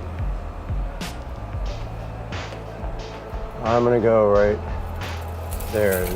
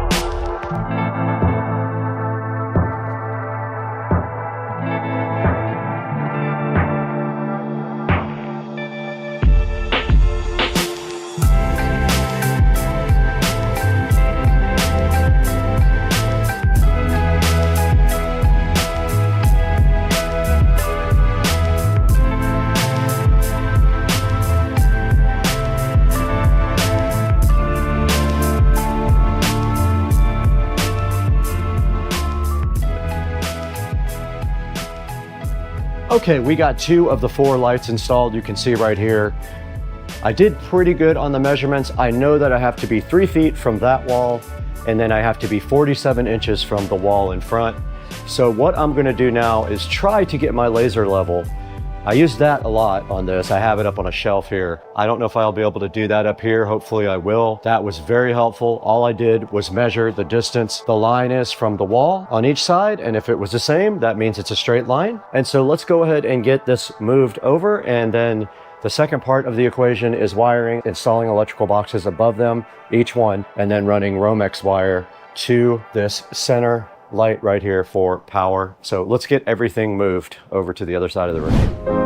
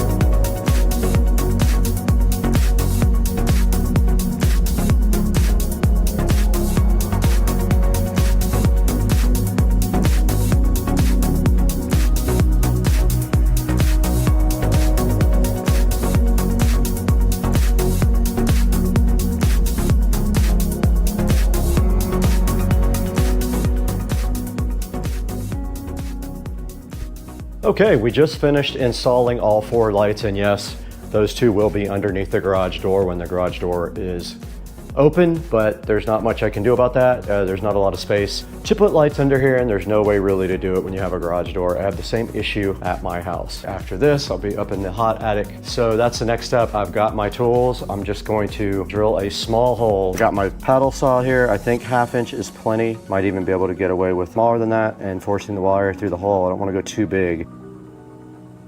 Perfect. Just like that. No.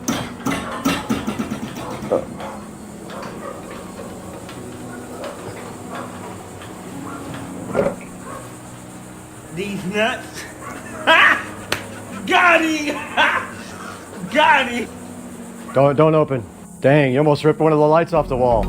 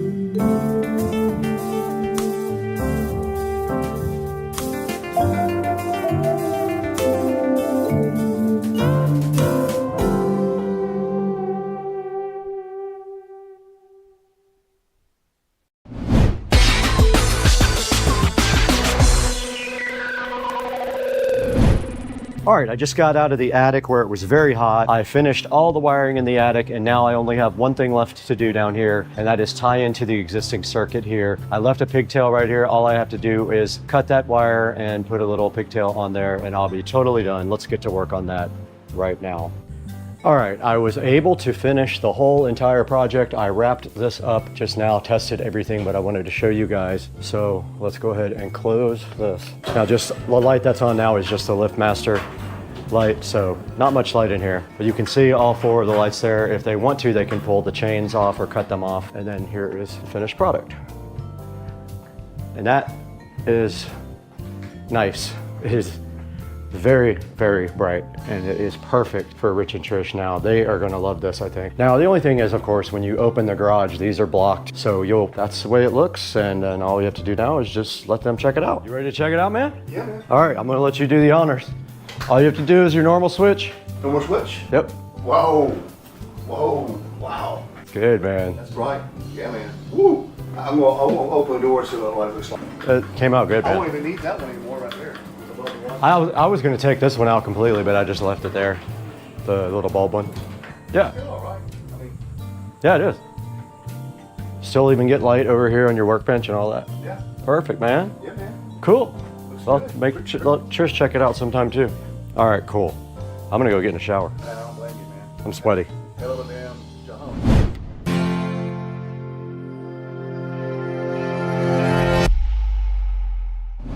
You guys just witnessed the whole thing. We were across the street over at Rich's house. Rich was not there, but I went ahead and wired up and mounted his brand new lights. I lined them all up perfectly by measuring from each wall to make sure that they were lined up properly. And I went ahead and cut the plugs off of each one of them, and I ran all the wires in the attic. That way when Rich turns on his regular light, all of these lights will come on, no problem whatsoever. They're really bright. I showed you that at night, how bright they get inside of Rich's garage. They're very convenient, very strong, and I highly recommend you pick some up from the link in the description. All right, now that we have taken a look at installing the Barina light, there's only one more thing left to do. Let's toss it over to me, Brad, and see where you guys can get these on Amazon from the link down in the description. Please like and subscribe. Buy everything from our product links.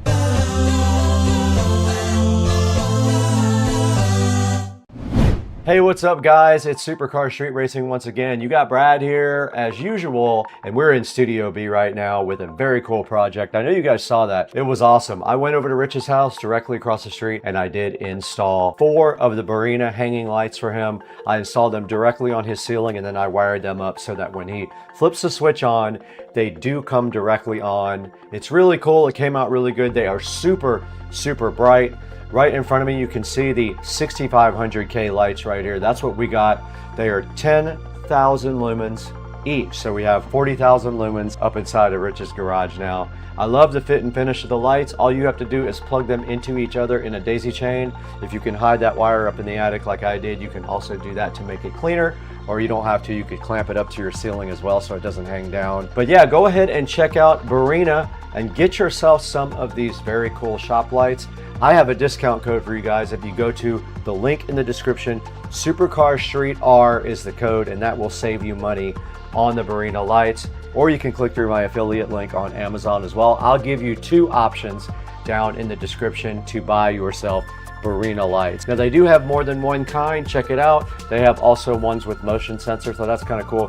When you walk in your garage, it would just come right on, or your shop if you wanted to put them in your shop. So go ahead and check out Barina. I'm going to leave a link. Thank you for liking and subscribing as well.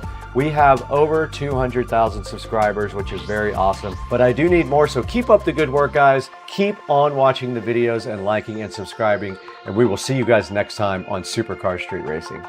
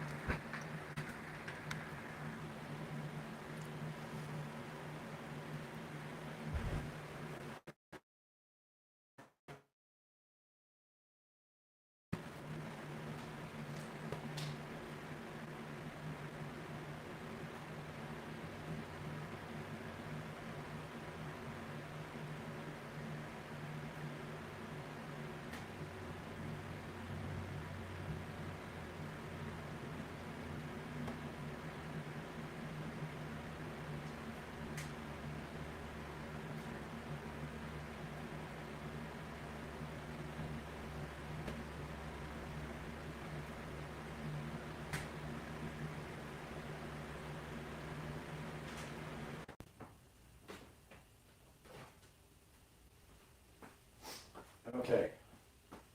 Check 1, 2, 3, 4. Mic's hot.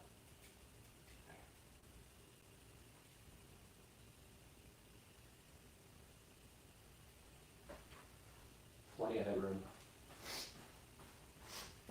Okay. So leather conditioner, leather cleaner. Should well apply 1 to 3 lines of product on a premium microfiber. Spread evenly. Massaging the surface allow to penetrate. Wipe dry if desired. 3 applies needed to keep leather looking. We recommend using chemical dyes leather first. Okay. Are we rolling? All right, we're on it now.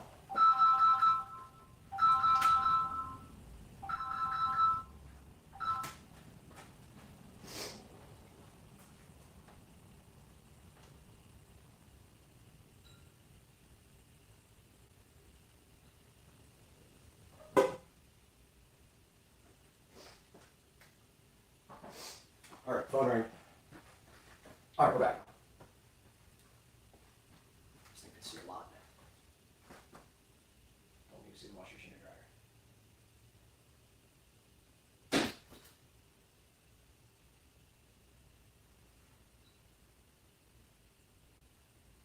Man, this thing's got a wide field of view. Doesn't even look like it's on me. Oh yeah, it's way on me.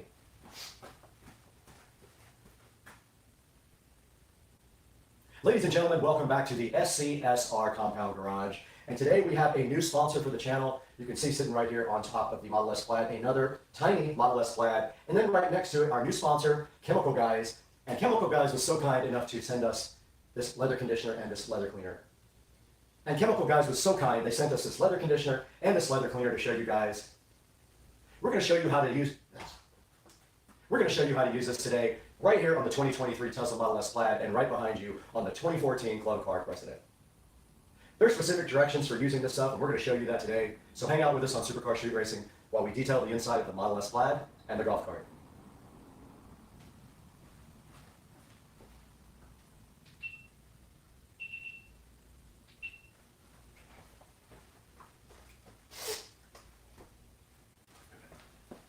Need a preview so bad. Welcome back to Supercar Street Racing, guys. You can see we're out here in the garage with our Chemical Guys leather conditioner and leather cleaner. They were super nice, and they sent us this to show you guys. They're trying to get the word out about their great products. So today, we're going to give you guys a look at these two products right here in the SCSR garage. Now, there's a certain way you need to apply these. There's a certain order and a certain way you have to do it. So we're going to show you today the correct way to do it, because we're actually going to detail the inside of the Model S Plaid. Now, we try to keep this car pretty clean. We barely... What? Deal with that. Just stops all this up. Stupid thing. Great. Wonderful.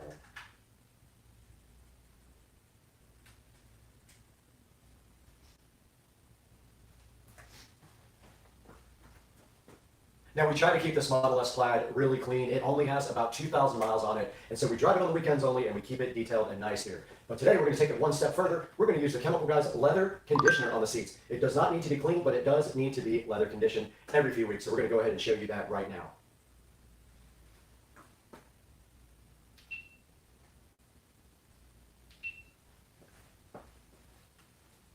Now, you guys just saw me clean the whole inside of this Tesla Model S Plaid with the Chemical Guys leather conditioner, but we got to take this one step further because we need to show you guys how to use the leather cleaner. So what we're going to do with the leather cleaner today is we're going to turn our attention to our Club Car President over here. We're going to clean all the seats and then condition them with the leather conditioner. So one step at a time, let's get busy now with the leather cleaner on the Club Car President.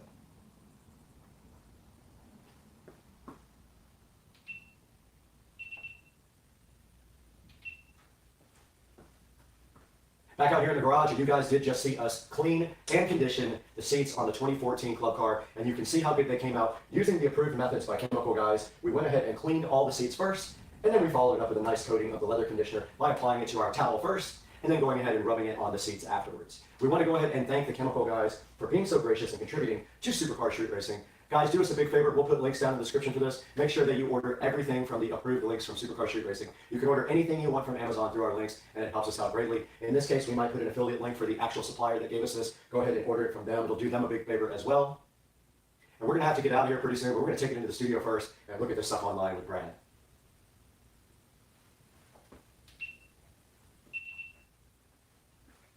Cool time here.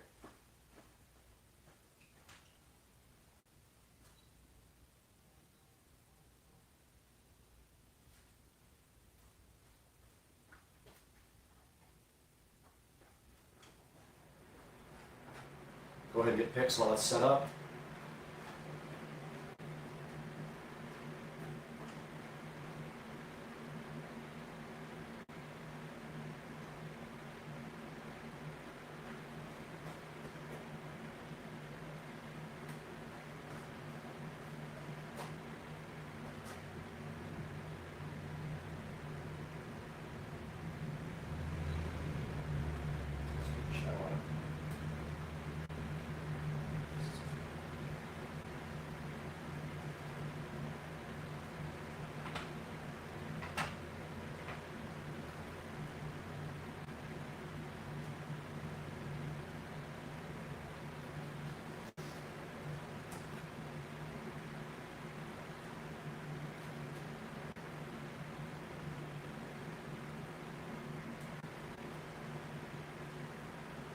it's temperature.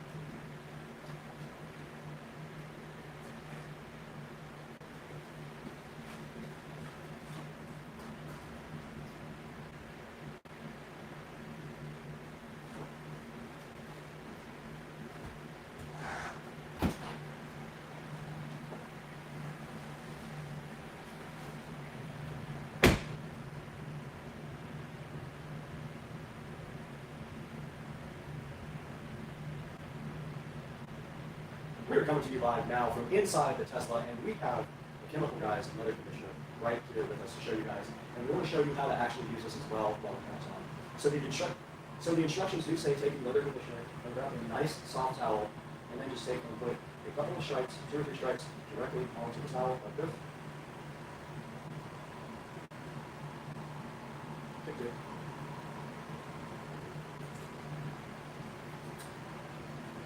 Take 2.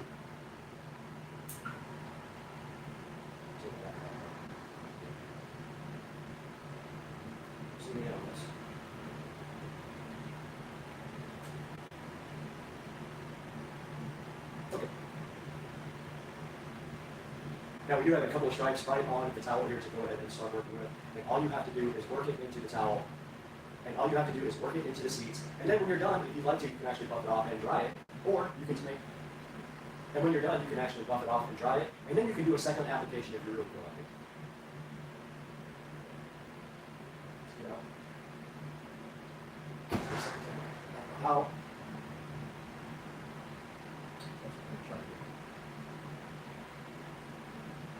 AC fits me.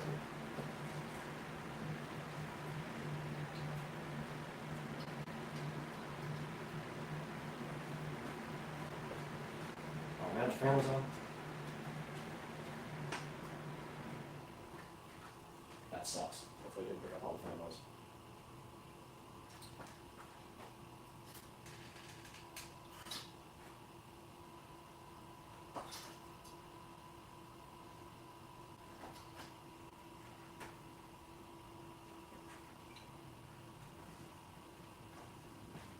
I guess in case that was a bad tape, I'll go ahead and record that part.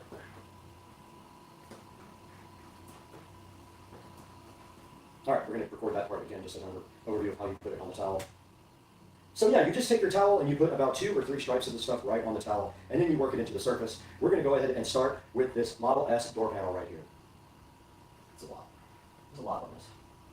So I'm going to go ahead and knock this down a little bit because I've been putting quite a bit on it. So I'm just going to knock it into both sides here, so it's not so thick. Then I'm going to go ahead and proceed to put it directly on the door panel, right there. See it going on with a nice finish there. I'm going to go ahead and get all over the door panel with the stuff, and you can already see that it's drying. Don't forget to get into the cracks. Everywhere that you would normally touch to keep it clean. And the sides too.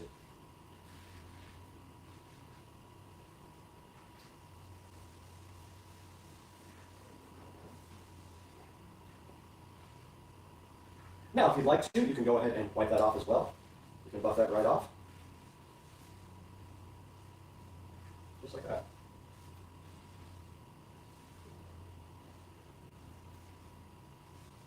And that door panel is completely done. All right, we need to reset somehow for the seats. I don't know how we're going to get the shot. This one right here.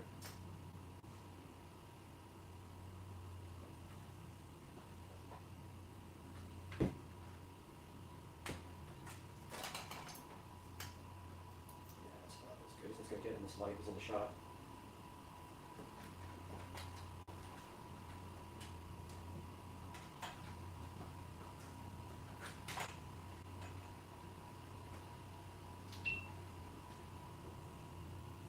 Check 1, 2, 3, 4, 5. Check the shot here.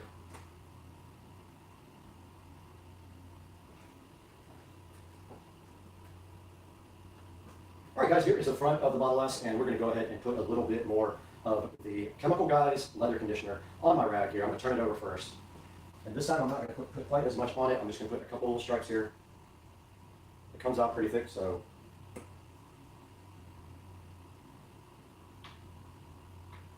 should be good enough. And now let's go ahead and apply it to our seats, but let's put the seat forward a little bit so you guys can see it better. And we'll go ahead and start get it worked into the towel a little bit. And go ahead and start conditioning the seats on the plaid.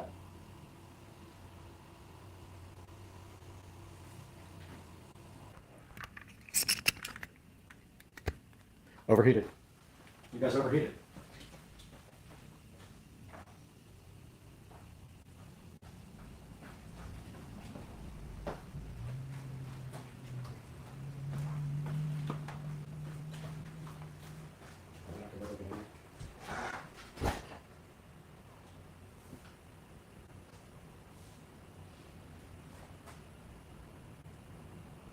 All right, we're on the other side of the Model S, and we're going to go ahead and put some leather cleaner.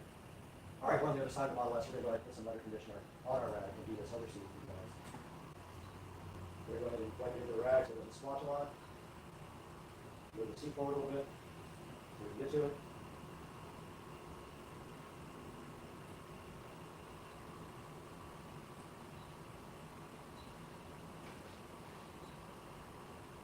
And go ahead and apply.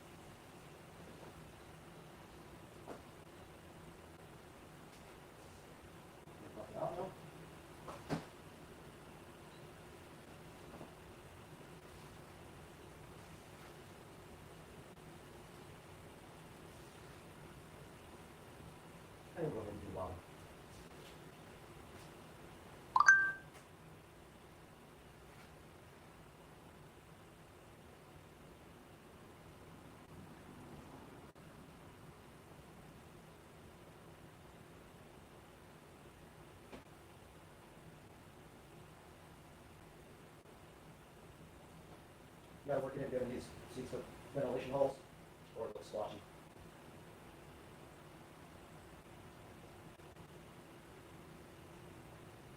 And I'm going to buff that out.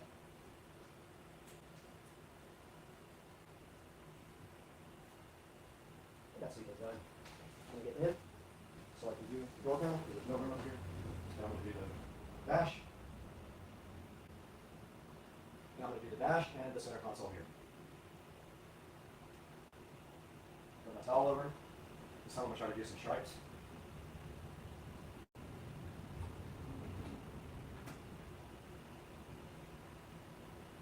And I'm going to go ahead and rub that into the dash.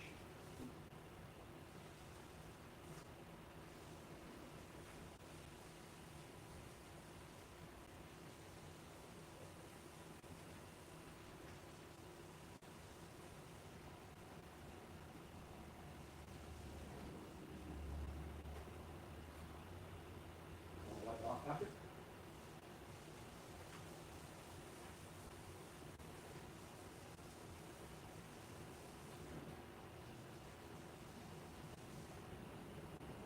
I don't have a dry enough towel for this, unfortunately. Moving on to the center console.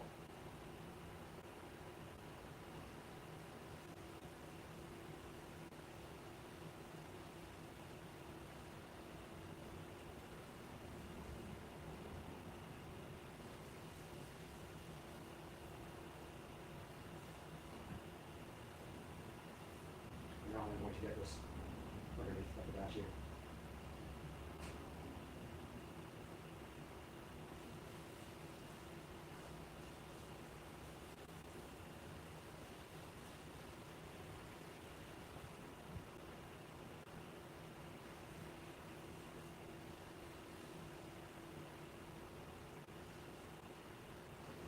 And now the door panel.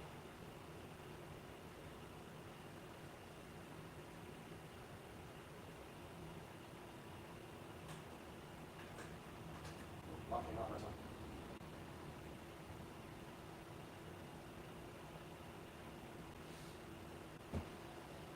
If you roll the window down, it'll keep you from getting it all over the window. That's pretty obvious, but a lot of people don't do that.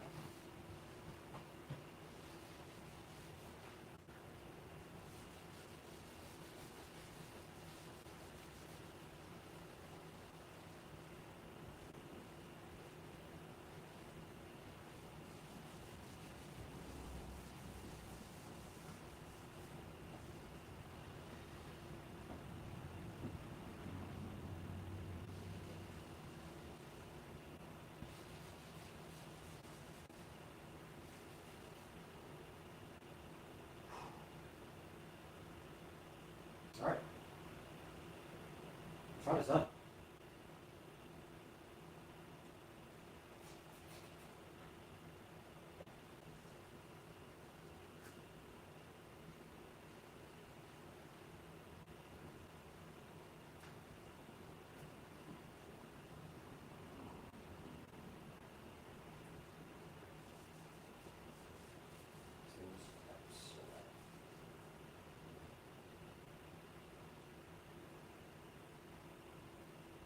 So bad.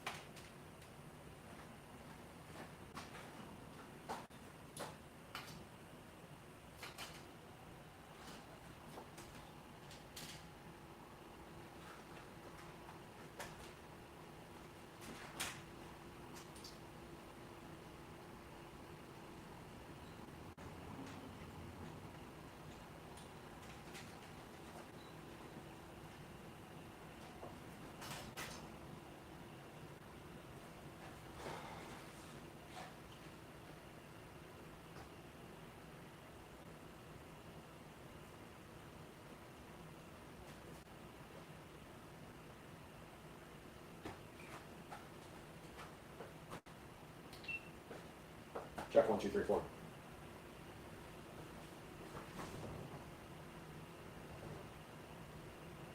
Moving on to the back with the Chemical Guys leather conditioner. We're going to go ahead and do the back doors. Try not to put too much on the rack. I know it came out a lot already. So I'm going to just take that and kind of buff it into the rag a little bit so it's not so thick. It came out a lot that time.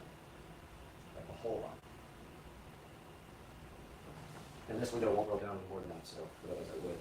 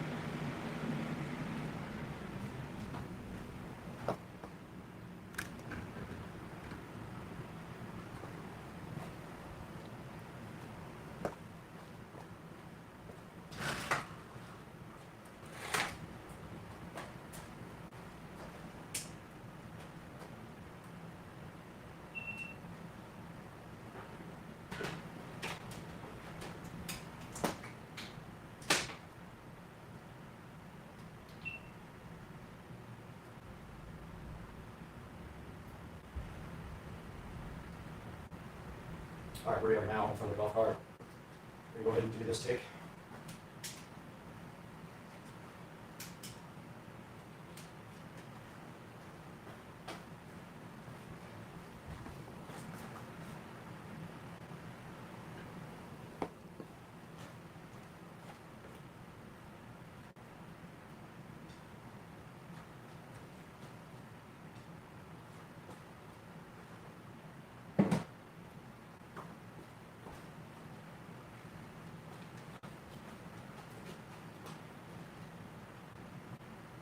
All right, we're back in front of the golf cart right now, and you guys can see we have the Chemical Brothers.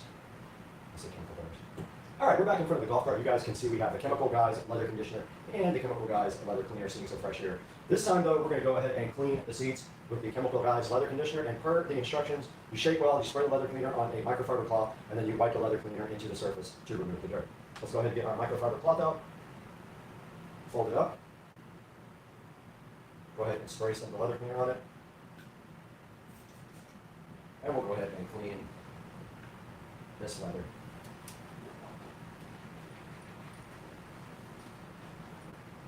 Does have a little dirt coming off of it.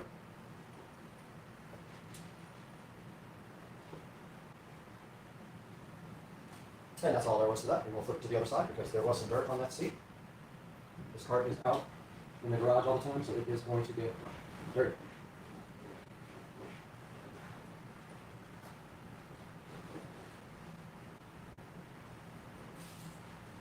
All right. That is the leather cleaner for the front. Now let's go ahead and get a clean cloth. That is dirty. We'll put a few stripes of leather cleaner on it, or we'll put a few stripes of leather conditioner on the cloth.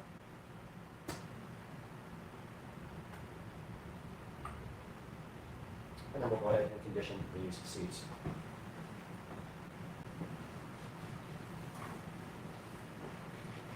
And you can see it's soaking into the leather already. Flip the towel over. Put a few more in it. And the top seat is done. Let's move down to the bottom seat. Flip the towel over again. Not put way too much on that.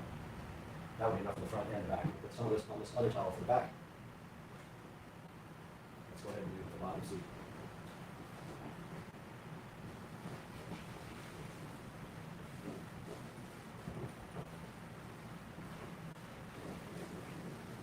All right. The front of the golf cart is finished. Let's do the back now.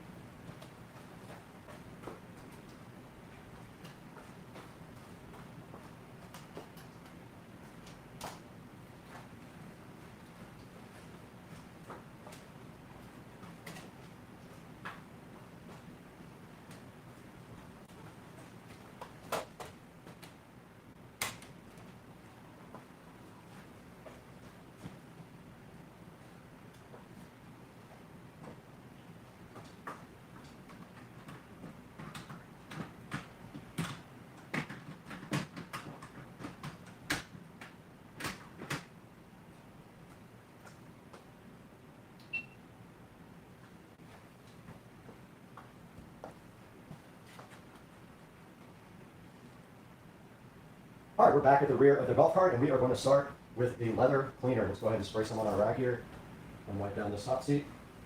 Be careful of the tiny Tesla. And that is clean. That just needs to dry. I'm going to flip my rag over and do the same to the bottom.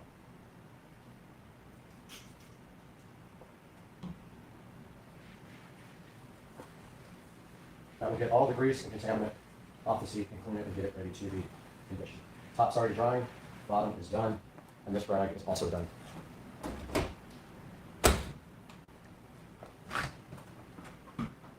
The top is dry. I've already got some leather conditioner on my towel. I'm going to go ahead and rub that into the seat at the top. You can see that's plenty. I have much on my rag. And I'm just going to let that dry however it wants to dry. And then I'm going to flip my rag over. Put a little bit more on the back. Hopefully not a lot this time. And go ahead and rub the bottom seat as well. You can see that it takes all of 2 seconds to do the seats. Let me start quick.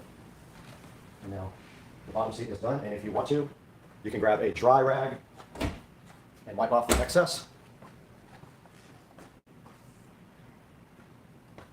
If you feel like it. If not, you can let it dry naturally, but you can buff it out like this.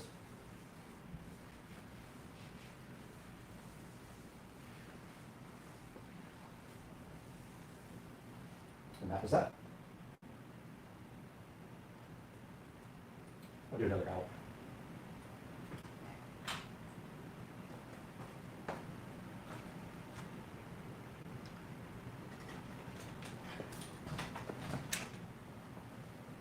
Do another outro. I'll put the chemical guys cleaner.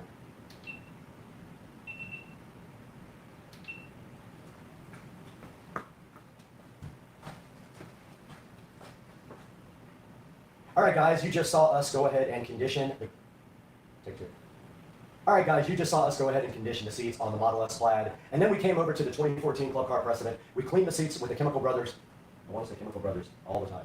We cleaned the seats with the Chemical Guys leather cleaner, and then we proceeded to go ahead and condition them with the leather conditioner. If you want to pick up this product, it's going to be down in the description. Go ahead and check it out there. If you want to check out this product, it's going to be down in the description. Go ahead and check it out there. But for now, let's throw it over to the Supercar Street Racing 4K studio and see what Brad has to say about this product. Why was I looking at the light the whole time? I'm going to do that over. I was looking at the light, the camera. I'm stupid. All right, guys, you just saw we went ahead and conditioned the seats in the 2023 Tesla Model S Plaid. And then we came over to our 2014 Club Car Precedent, went ahead and then we came over to our 2014 Club Car Precedent. We went ahead and cleaned the seats with the leather cleaner and then proceeded to condition them with this leather conditioner. Go ahead and check out the Chemical Guys. Go ahead and check out the Chemical Guys products down in the description and pick yourself up some. Now let's throw it over to the 4K production studio with Brad and see how you can get this stuff online. Perfect. Motor. It's hot.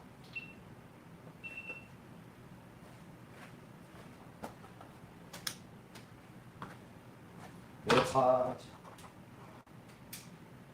And everything keeps overheating.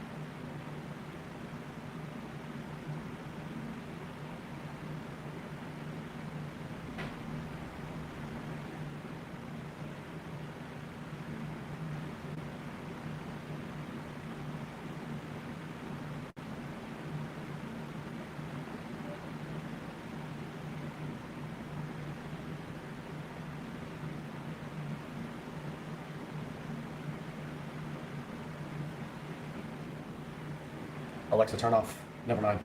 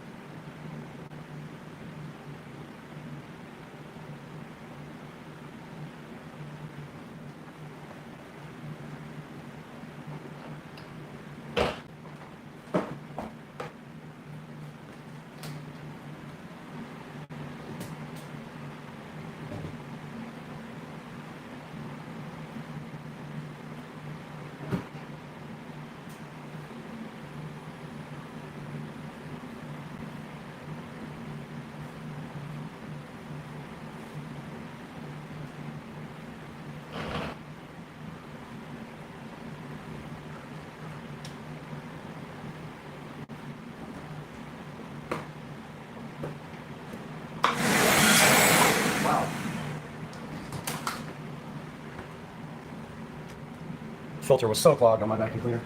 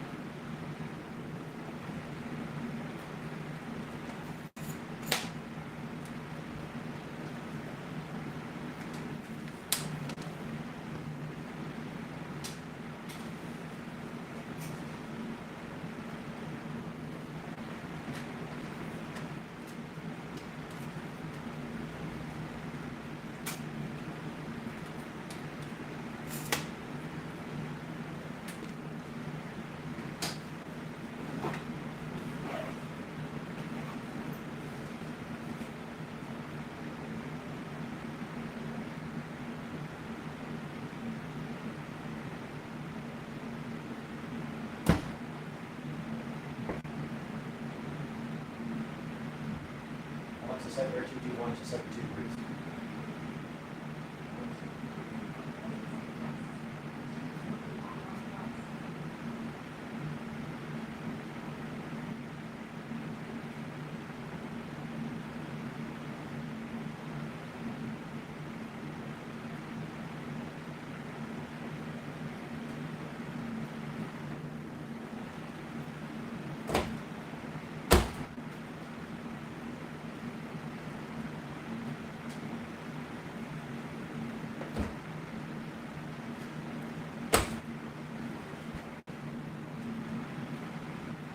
Let's fire up the studio.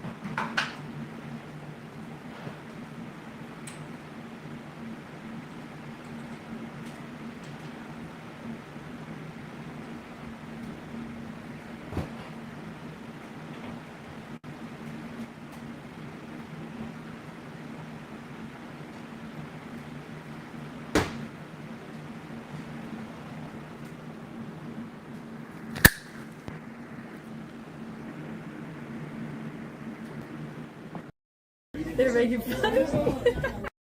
All right, we're at Hidden Hills right now with Marie and Joe, and Marie made this amazing, what is it called? I don't know. What do you want to call it? The Marie special. The Marie This is a Marie special. Yeah. Joe, just drink it and love it. These alligators don't know what the hell to make of my drone over there. Look at my drone. Look at these alligators. I was trying to fly it over their head, but I'm sucking at it. These guys are staring at it like, get out of here.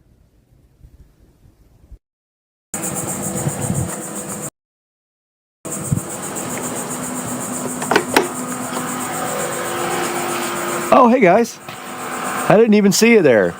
So this is pretty cool, huh? Check out this brand new gate and this brand new fence that we just got installed here.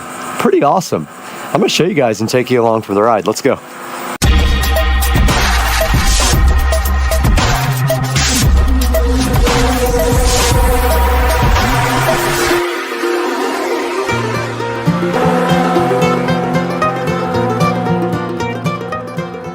Guys, welcome back to Supercar Street Racing on a beautiful Monday morning, and we were saved from that big hurricane. It is not going to get us, and we have something new outside, which you guys probably already saw, and this is for that, and we are going to be looking at this and unboxing this product today on the channel. Stick with us, man. I hope you guys are having a great day. You previously saw outside that beautiful new addition to the Supercar Street Racing compound in the backyard. And what is in this box today is a controversial product. You get a lot of different opinions about this online, and it's really hard to figure out which reviews are good, which are not. And at this time, I was not ready to do wired lighting to the top of the fence post caps. So what I did right here and right now is we bought these Dynaming LED post lights that have decent reviews. This is a 6-pack. We have 4, and we will have 2 left over to put on our fence, which is kind of cool. And if I like them, I'm going to order 2 more. But as you can see right here in the package, they do come with these fence post adapters if you have a smaller fence. So there are 6 adapters on top. There are some drywall inserts and screws. And then we have these plastic lights from Dynaming. Let's get them all out here and on the Supercar Street Racing bed. There should be 6 in here. And basically, we're going to look at the instructions, but you should just be able to pull off the battery. It's like a removal tab, and then that's it. They are 3000K, which is leaning towards the warmer spectrum. 2700 would be your typical incandescent warm white bulb. And it says right here, it just charges all day and then lights up all night. So basically, you can replace the batteries. It has AA rechargeable battery. So basically, you remove the tab at the bottom to turn the light on for the first time. It says if it's 4 to 6 inches, fix the base on the post by drilling the screws for the hole, and then put light body on the base. So basically, yes, these adapters are for 4 to 6 inch posts, and we have a 5-inch post. So it will probably not sit all the way around flush, but we're gonna find out when we move outside and take a look at these Hdmi LED post lights in just a minute. So this is the outside of the Supercar Street Racing Studios, and you can see that I added nice lighting up there. That is the studio itself, and we're having trouble getting someone to be able to install a door on this guy, but I'm gonna keep on trying. But as you can see right here, this past week, we got the new fence installed around the pool equipment and the air conditioning, and it's very exciting for a couple of reasons. One, it actually covers up the ugly pool equipment and it covers up the ugly AC system, but also it knocks the sound down quite a bit, and I can already tell a difference with the pool pump being on because you can barely hear it from outside here. Also gave me a nice place to put the grill. The grill just sits right up against the side of it right there.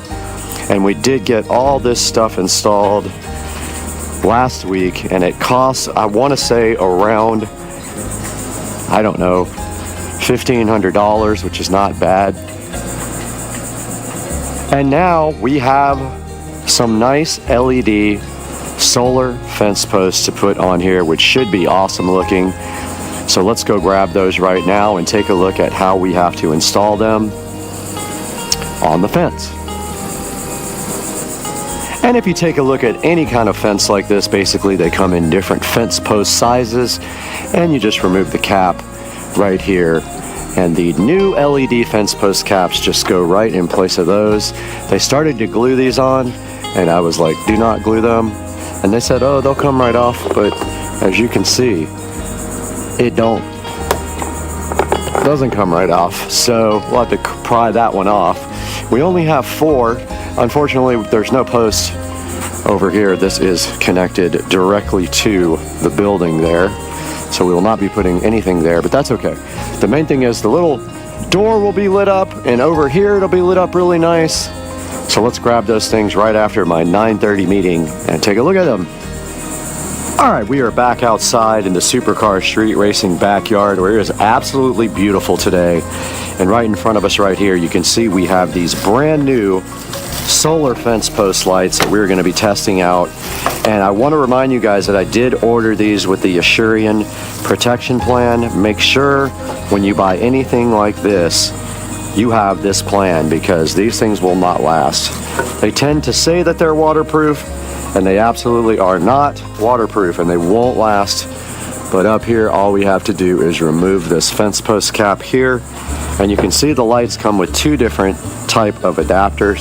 That one is way too big, but they provided this 5-inch, and you can either put a screw on either side. Now, do we want the screw facing this way or this way? It really doesn't matter. You're going to see it either way, but I think that way you won't see it when you're at the pool. And then you simply just take this light and you pull this tab out, just like this. You pull it out and it literally lets the battery touch, and it has a rechargeable AA battery right there. And now you can see that it has screws on the side that just go directly into that. So we put screws there, we put screws there, and that is the extent of what we need to do now.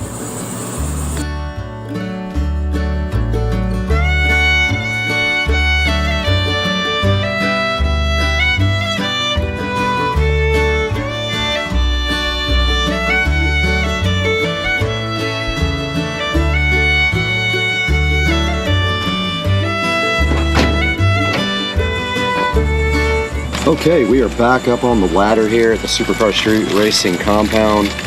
We have our solar fence post cap light right on top of the post there, where I'm opening these screws, and they gave us black and white screws, and actually silver, not black, not white. But the interesting thing is the silver screws are all really long. I guess it doesn't matter. The black ones, I guess, are designed to go through the sides, but that really is going to show. Let me take a look at the instructions. Always fighting the batteries and GoPros that don't last, but we did go get some silver screws for the sides because I think that will blend in better than the black ones. There's nothing black on the entire fence, so I don't really understand the use of black screws instead of silver. And they don't give you any short silver screws. So I got something similar to mount both the light to the adapter. So I'm gonna go ahead and put first the screw there.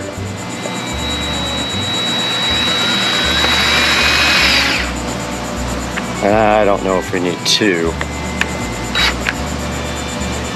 but I think one on each is fine. They're not going anywhere.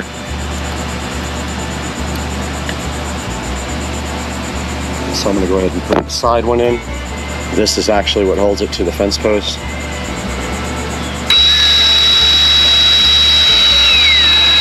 That is the only negative, is that you have to put a hole in your fence post.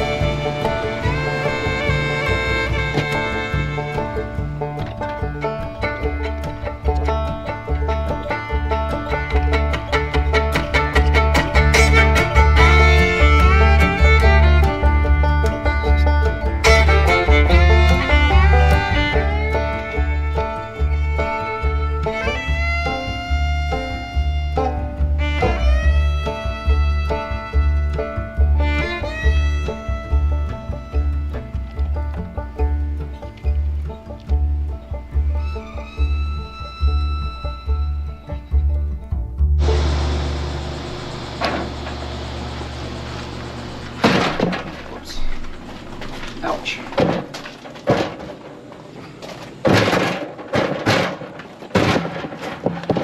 Dang.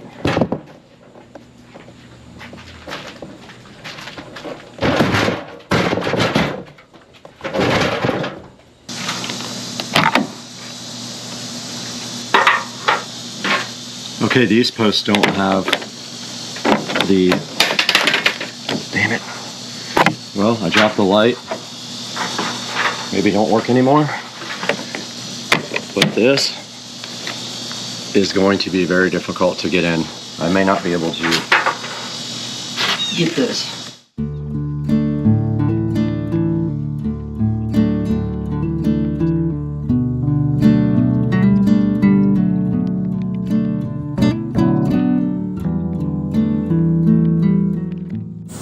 All right, if the camera doesn't overheat, here's my plan. I'm gonna snip off this back part.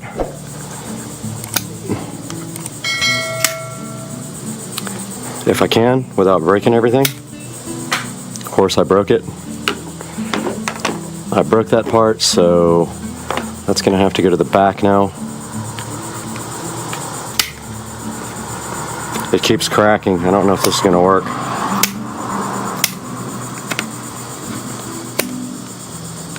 I'm just snipping off this back so it'll fit.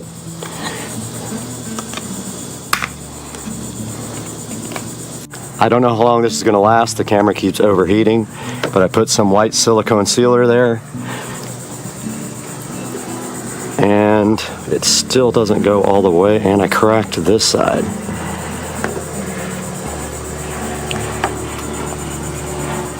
It still doesn't go down all the way. Oh, I guess I didn't cut enough. Alright, whatever GoPros are almost unusual, they overheat no matter what. I did take that to the grinder and got it knocked down. And now I'm going to put a screw in it. But my camera's going to overheat again, just FYI, so you guys are probably not going to see any of this by the time I get the screw in. That's for the base, and of course. Alright, I got the camera in the shade. I'm just trying to record. I don't know if it's actually going to work or not. But we have our last one here to replace. Let's go ahead and get that done.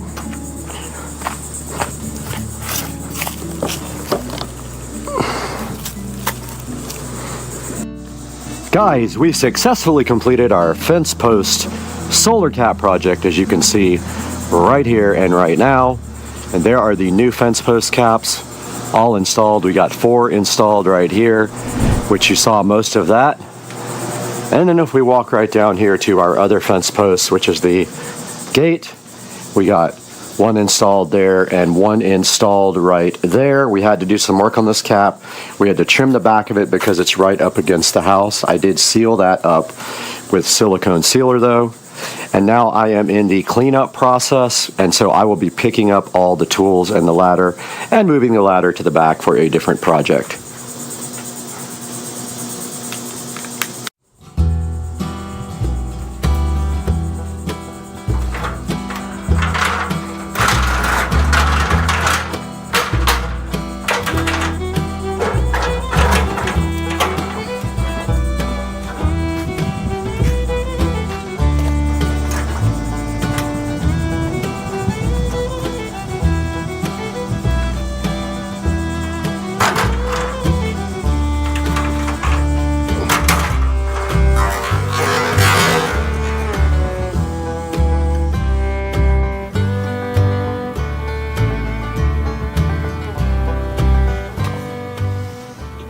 Guys, we're back in the 4K production studio here at Supercar Street Racing, and you guys just saw that we got a fence installed, and it would be right here on my left, and that fence is around my pool equipment and my AC unit right here to the left of the Supercar Street Racing 4K production studio. And now we're taking a look at what we did on top of this fence, and the fence already cost about $1,500. We wanted to top it off with some nice solar LED fence posts. I did look pretty tough and pretty hard for some that had decent reviews, were actually warm white in color, and also that maybe would last. Now, a lot of these don't last at all, so you're pretty much going to need to buy an Asurion protection plan with it when you buy these lights. They are going to fail eventually. They last anywhere from 4 to 6 months to a year. These ones actually had decent reviews and said that they will stay lit up all night long. We're going to see that. It doesn't actually matter if it does. As long as they light till at least midnight or 1 a.m., I'm totally fine with that. So this is 6 solar post cap lights. and they are $49. And there is also a promotion if you buy something else. It says, let's see, it says save up to 3% on Dynaming solar lights. So this company is Dynaming is the name of it, or Dynaming, however you want to call it. As you can see here, it has a 4.4 star review on Amazon. Not bad. All the solar lights go from anywhere from like 4.4 down to 3 point something. Now you could go ahead and get low voltage 12 volt powered lights for your fence post caps. In that case, you probably would have had to run wire underneath, and I did not do that. You might still be able to add it and hide the wire, but at this point I'm going to go ahead and go with the solar because I've got a bunch of wired lights in the backyard already. So that is a look at the Dynaming 6-pack of solar fence post lights. And after this, when it gets dark outside, we're going to go take a look at these in the dark and see how it came out, and we'll let you guys know that in just a second.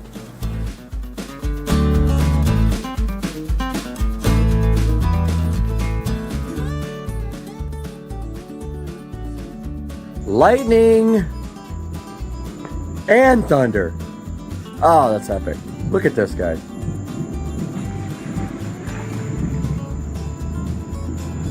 And tonight we are checking out the fence post lighting on the supercar street racing fence, and look at this. This is so perfect.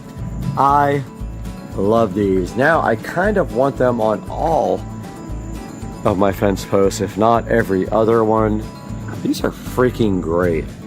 So here you go, guys. This is the conclusion of our fence post project, and they came out so awesome. And we put 2 over here on the other side, right there. Check that out, guys. If nothing else, we're gonna get these on every other fence post in the supercar street racing compound. And we are just having the best night in Florida with the lightning and thunder. And as always, we appreciate you guys hanging out with us on the channel. Check that out. So epic. And we'll see you guys next time. Thank you for joining us on Supercar Street Racing. We love you. Cheers. Oh my God, this came out so good.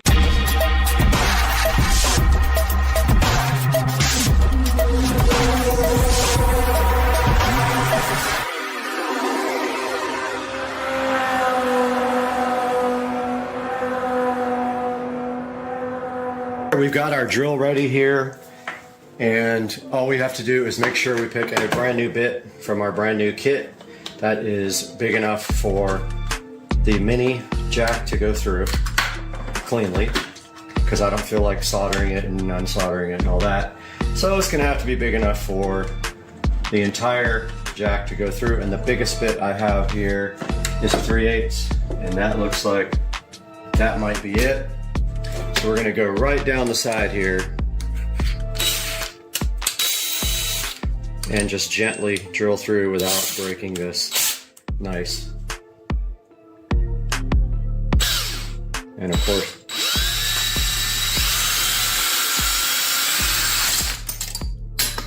okay, well, it didn't break the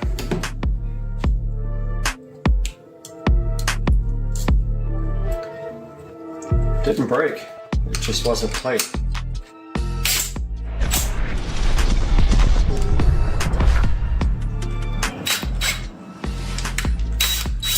Okay. So it didn't get through the second plate.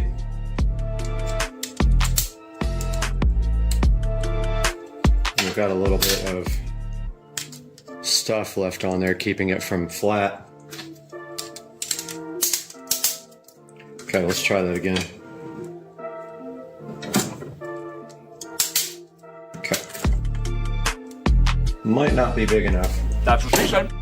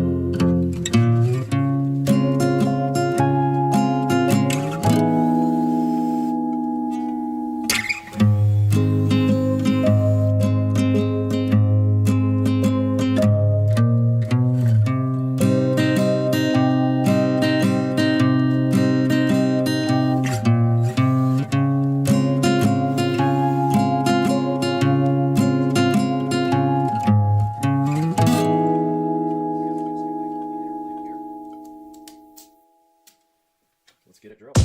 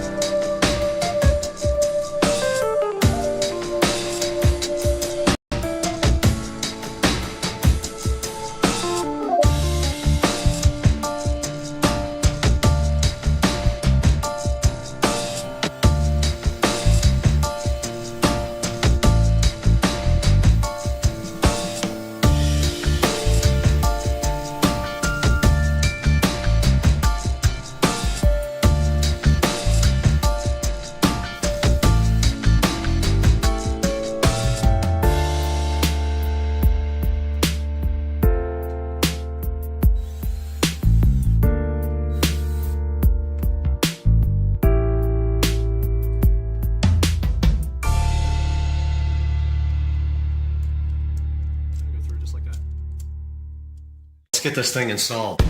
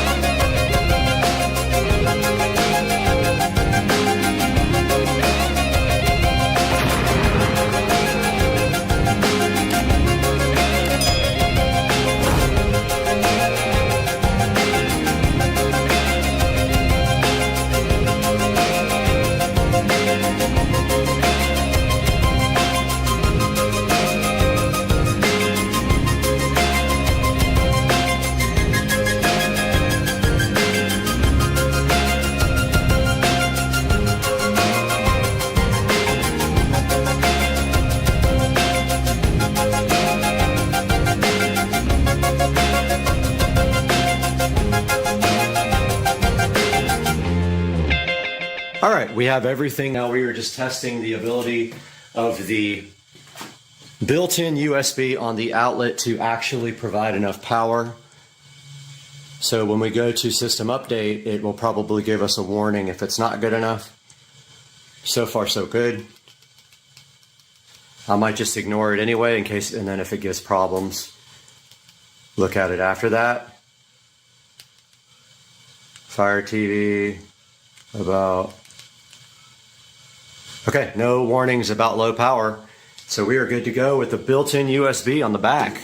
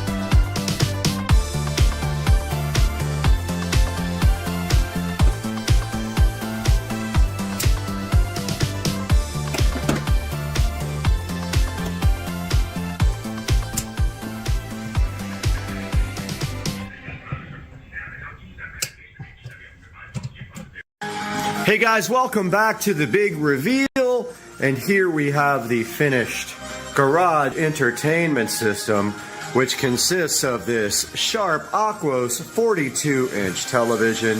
It is a 1080p television, rather old, does the job great.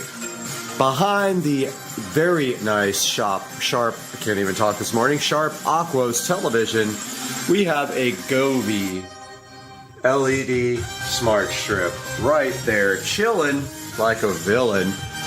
We have some in-ceiling speakers here, which were already here and are contributing to the wonderful copyright-free audio being played right now. We have a vintage Onkyo receiver right there providing power to these speakers. And then we have a JBL ARC series. I believe it is it's either a 8 or a 10. I think it's a 10-inch subwoofer ARC 10 chilling up here on top of the cabinets. And then behind the television here, we have run power. We have run a mini to RCA all the way over to our receiver up there. We did it beautifully with the wall plate and made the wire come out of the wall plate by drilling the side. The wall plate also has USB.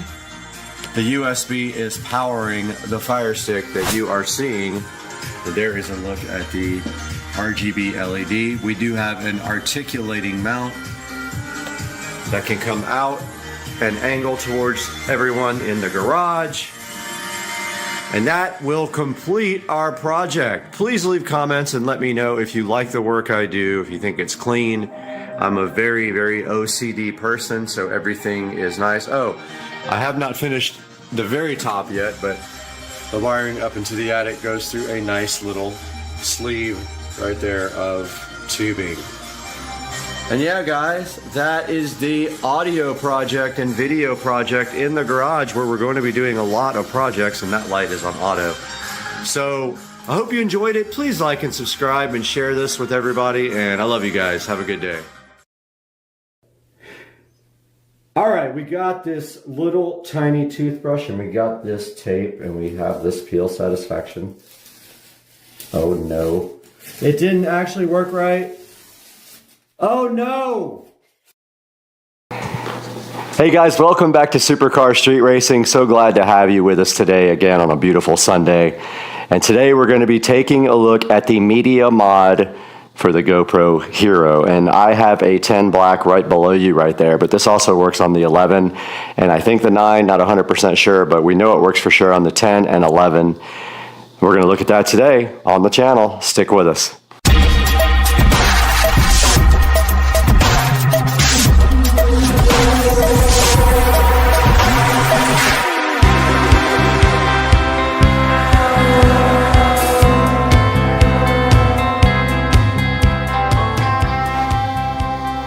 Guys, it is Sunday Fun Day. We're back on Supercar Street Racing today with this media mod for the GoPro Hero 9 Black, Hero 10 Black, and Hero 11 Black. It is water resistant. It has a directional mic, a mic port, HDMI out, and USB-C ports. So you need this if you're going to connect an external mic to your GoPro. And I have not opened this yet. It is still packaged up in the box here, and I'm wondering if we can open it without doing anything to the actual packaging. I guess we cannot. They make it impossible not to tear up here. And so let's get this thing open and see what's inside. Kind of excited about this because I have a DJI mic kit. As you can see on the channel, there is a review for that. And this is the only way to use the DJI mic with the GoPro. Now, one thing I did read and saw online is that the GoPro and the Hero mic, sorry, the DJI mic will not fit on the shoe of the media mod all the way. It kind of just partially fits on there. And it looks like it did come with some mounts here for tripod and other. We're gonna see real quick what these are. This is to screw the device to anything that you use, any kind of mount. That I already have one of those. I have several actually. It's about, I think about $75 to $79. I can't remember exactly. From what I read, the directional mic is not even that great in this. Not any better than the internal. And they give you a little windscreen for your directional mic there. And looking inside the packaging here, there is a manual that comes with this. It's got a limited lifetime warranty, it says right there. And here are the directions. So we have my GoPro Hero 10 Black right here. So first thing you have to do is remove the door on the device, and it does just pop right off, as you can see right here and right now. And then this media mod case right here, it says next that you slide this thing down, open that up, which is just like the door on the side of the GoPro, and then it says you slide the Hero 10 Black into it, and obviously it can only go one way. This looks like the back because it's got ports on it. This is like the front because it's got a mic there. And the GoPro Hero 10 Black slides right in there just like that, as you can see. And it says that there is a USB Type-C that should have plugged in on the side. Let's see. Yep, so there's the USB Type-C that goes into the side of the GoPro, which actually interfaces this. And you cannot get a copy of this. This is only available from GoPro themselves. Notice that it is in all the way now. Now, to take your memory card out, you do have to remove the case, which is not a big deal. It takes 5 seconds. It's the same as having to open the battery door. Now it says close the case here, but guess what? I did not put a battery in it. You have to do that first. That has not changed. We have a battery in it, slide it in, and I did see the light pop on the GoPro, and it closes like that. And now this thing is completely inside of that. Now down here are the little GoPro accessory things, which are a little bit harder to get to. And it looks like this is some kind of shoe mount.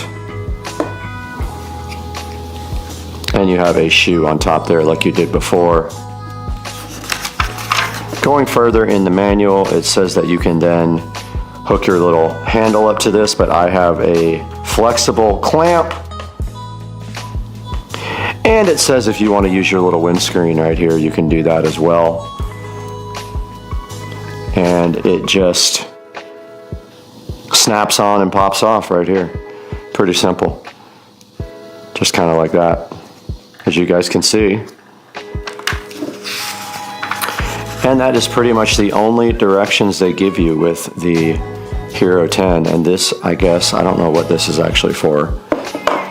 But our mic is actually on top of the camera, the phone right now, so we're gonna have to take that off in order to test it out. But the way you connect a mic to this is this 3.5 millimeter jack right here. So you can kind of get your DJI mic in here. It won't go in all the way from what I read. So let's get the microphone off of the phone and onto this. When we do that, we will switch to phone recording, so the audio is gonna change up a little bit at that point. Let's try that now. All right, guys, we are back with the GoPro Hero 10 Black and the DJI mic. And as you can see right here, I've got the shoe adapter, and it's also kind of a clip-on thing back on the DJI receiver. Once you have that, if you get your GoPro Hero 10 or Hero 11 Black, you can see this will slide somewhat into the shoe on top of the camera here. It might work on the side, I haven't tried it. Barely goes in the side shoe. And it will slide a little bit into the top. Now I bet if you trimmed off a little bit of that shoe, just take a little bit off, it would slide all the way in, which maybe like a little bit on the grinder or just clip a little bit off of it. It looks like it'll go all the way in the top. Now that that's mounted, you need the 3.5 millimeter cable to go from this receiver output to the back here on the media mod. So let's go grab our 3.5 millimeter cable. This is the 3.5 millimeter cable that DJI supplies with the actual mic. And what you want to do here now is come to the output of your receiver there, plug it there, open up the back here where you see the 3.5 millimeter plug, plug that straight into the GoPro like that. This other port right here is a USB Type-C, and then that is of course a mini or micro HDMI. I think it's called a micro HDMI. A lot of people hate this port. It's not very robust and tends to break, but there you see the whole package here now with the wireless mic on top, which I think I'm going to try to grind the shoe down a little bit and kind of trim it off. And that is the whole package, all ready to go with the media mod. You still have a side shoe here for a light if you wanted to. And that is it. So now what we can do is switch over to the GoPro, start recording on the GoPro with our wireless mic, and see if that actually works. All right, we powered on the GoPro and it says media mod connected. And the cool thing is I can see my audio down at the bottom from my wireless mic already going.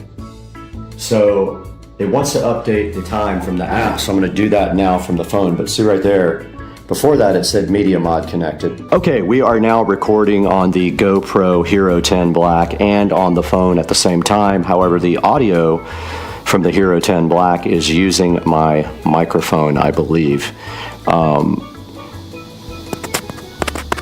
Yep, I just touched the mic and we could see on the back here that we have the level meters from the wireless mic from the DJI mic, and you can see on the front here the level meters on the DJI receiver. So we have successfully set up the media mod for the GoPro Hero 10 Black. Now, I don't know exactly what this guy does here. It's some kind of shoe mount as well, but I like to use my Hero mostly on this thing. And so on the bottom of the Hero, there's two little tabs that come up for Hero related accessories. So you just pull those out basically, and they go between these little slots here. You're a slot. And yeah, just like that. And then you put your thingy through it like that and screw it in, and now this thing is ready to go shoot some videos and can be clamped on. And it has this extra clamping force thing if you need to make it actually tighter. But there you go, that is the Hero 10 Black, and with the GoPro Media Mod and the DJI mic fully attached. And now we can go into the Supercar Street Racing Studios and take a look at this online, see what it costs, and see what people are saying about the media mod, because a lot of people are unhappy that they have to spend this much money after getting a GoPro just to connect an external mic to it. Doesn't make much sense. But because you can't connect directly to the USB Type-C port on the side like you can to your phone with this phone adapter here with the DJI mic. All right, let's head into the studio now. Today we are going to be taking a look. Welcome back once again to the beautiful editing studios here at Supercar Street Racing. This studio is capable of editing in 4K, super high resolution, super fast editing machine sitting right down here underneath me. And today we're taking a look at this GoPro Media Mod. Now, what do you need a GoPro Media Mod for?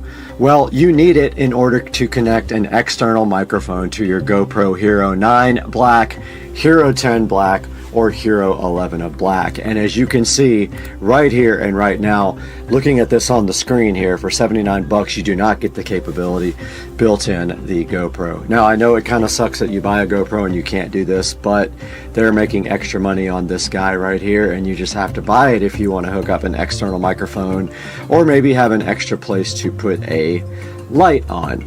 And as you can see, it also has on the back, it doesn't show it here, but it has a port for HDMI as well as a 3.5 inch microphone here. And this guy is $79, and I don't know why it would have a bad review, anything under $5. It just does what it does. The microphone is not that great. It's about the same as the built-in mic, so you're better off, of course, with an external microphone. And we will have a link to this guy right in the description. We really appreciate you guys buying through our affiliate links. It helps the channel out greatly because we don't make any money on the channel. We actually lose money. And so we make $1 or $2 off when you guys buy any Amazon products. You don't have to buy the Media Mod. You can buy anything by clicking through this link, and it helps us out greatly. But back to the GoPro Hero Media Mod. You can only buy this guy through GoPro. Nobody else makes accessories for it.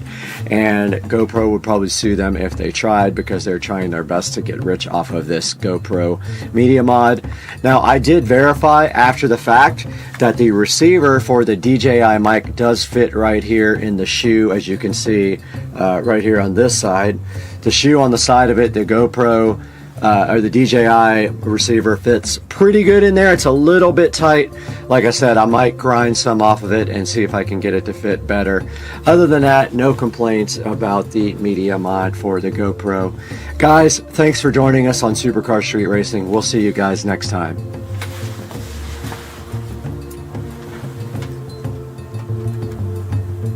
The Media Mod for the GoPro Hero 10 and 11. How long it takes. Anyway, yeah, we're going to go to the supercharger and then try to find some food close by where we are. Headed that way, dude. Let's do it. All right, we're at the charging station. We're supercharging. We already got 15% battery in like 10 minutes. So quick. And we're watching Supercar Street Racing on theater mode on the Tesla. Yeah, man. And we're eating Tender Bites while we charge. All right, we are driving down a random road, and there's a rocket launch happening right in front of us that we forgot about. You can see this. I don't know why we're dumb. We're literally in Orlando when the rocket goes up.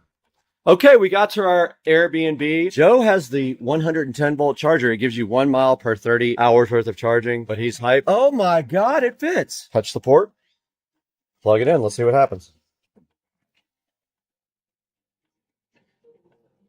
Let's go. It's charging. Look, it turned green. That means it's charging. All right, so all we have to do is charge this for 45 hours. I can't believe you even saw it. It says 17 hours. Look at that. We leave tomorrow. It's going to be at 100% when we leave. Come on, dude. Look at our Airbnb. All right, we got to give a tour. This is the porch. It's called the front porch. It's got fans, but nobody knows how to turn them on.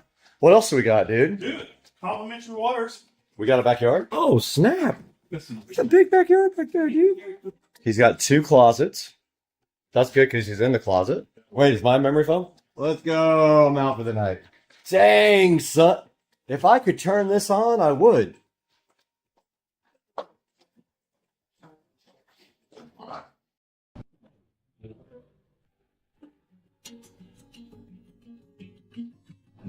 Guys, we're back in Supercar Street Racing Studio A. This is also our office. This is where we do a lot of the editing right here beside me, and also our regular work is right behind me. But right now in front of me today, you saw what we did. We went down to Winter Garden. We had a nice little road trip in the Tesla, the first road trip ever, and the longest trip I ever did in the Tesla. And we picked up something cool that's sitting right here in front of me today. And I've been wanting this thing for over a year. I just have not been able to find the right one or pull the trigger on it, but I had a little bit of extra money from the channel and I bought this right here. Let's take a look at it. Okay guys, look right here what I have on the bed. This is my brand new Canon R5C. It's new to me at least, and I have been wanting the R5C for a really long time. At least 2 years I've been searching for an R5C with lenses and everything else for a good price. This one did come up in Winter Garden, Florida. I went ahead and zipped down there with Joe and we picked up this Canon R5C. And as you can see, the R5C has a lot of extra gadgets with it. It has a small rig cage around it, as you can see here. It's got the trigger pistol grips there. It has a manual focus control, which we are going to be removing. That is for doing movies where you follow somebody with the handle and you focus with this hand. I will not be needing that. It has. That looks like the car.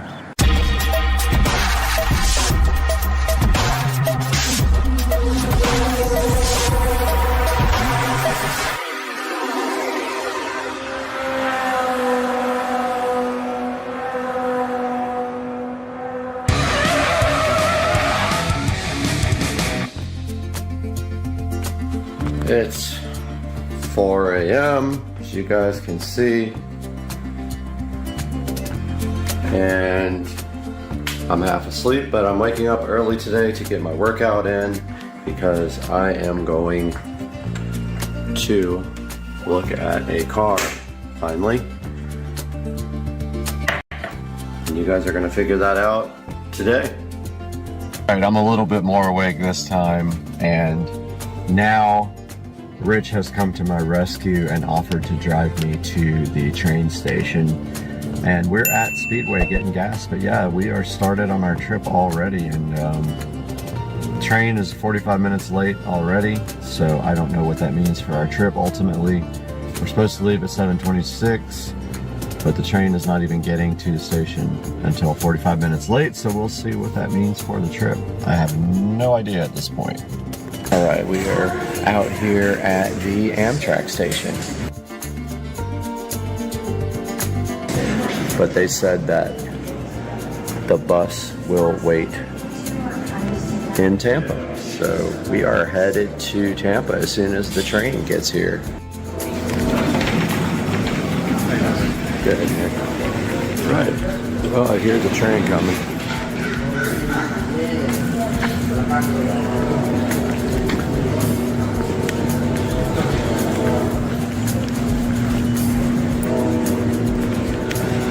See if we can see it.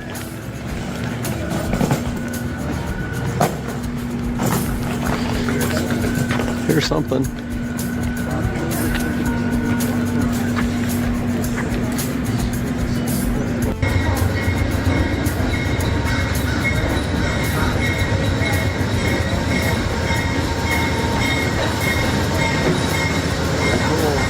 Silver Star.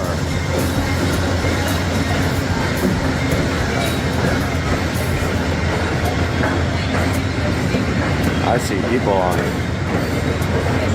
I'm assuming a lot of people are getting off.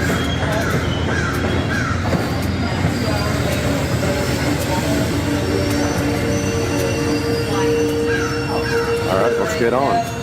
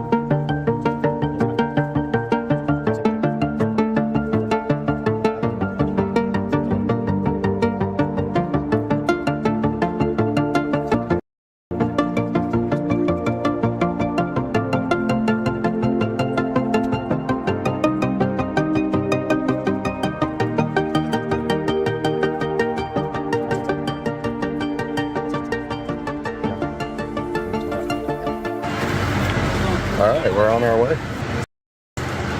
We got a bunch of wilderness out here. And here comes the conductor to check our ticket. We already had to clean all the junk out from the last person and then check for bed bugs.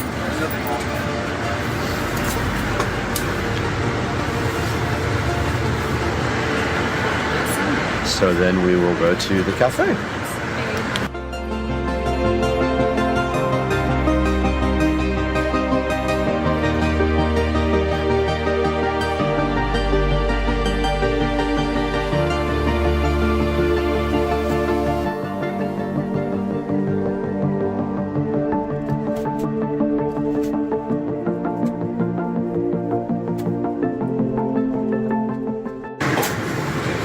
Alright, we are in the dining car now with our breakfast here of champions with this Tito's. And it's actually glass, pretty cool. We got our Coke Zero here, glass, and then we got these egg bites. So, 0 carb egg bites. I'm gonna go ahead and check those out.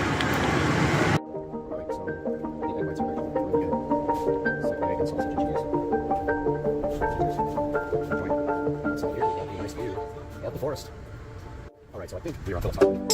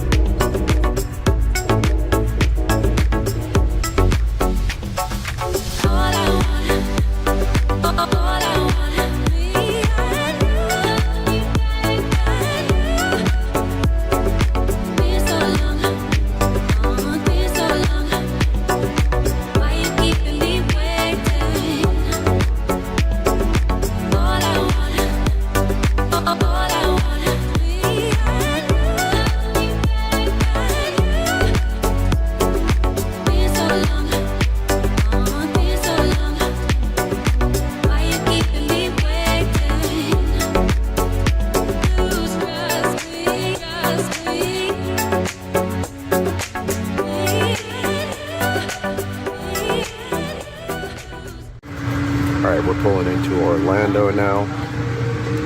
There is Orlando Station. About 45 minutes late to an hour late, I think, right now. And there is the train.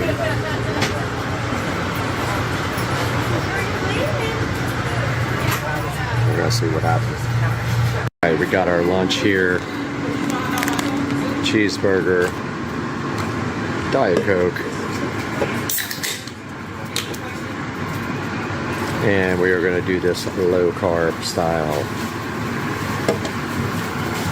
So that's next.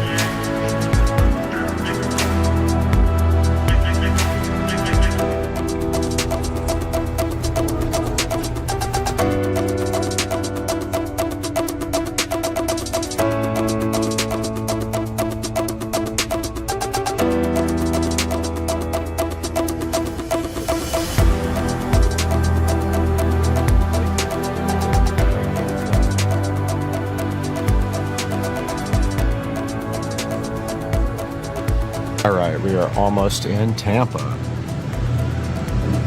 About 20 minutes till we get to the station. 1:51 p.m. Who knows where we are now? Outskirts of Tampa. Right. We have arrived in Tampa. We are unboarding, deboarding, detraining, untraining. I don't know what we're doing. But I gotta find the bus to Bradenton now. Once I get off this train.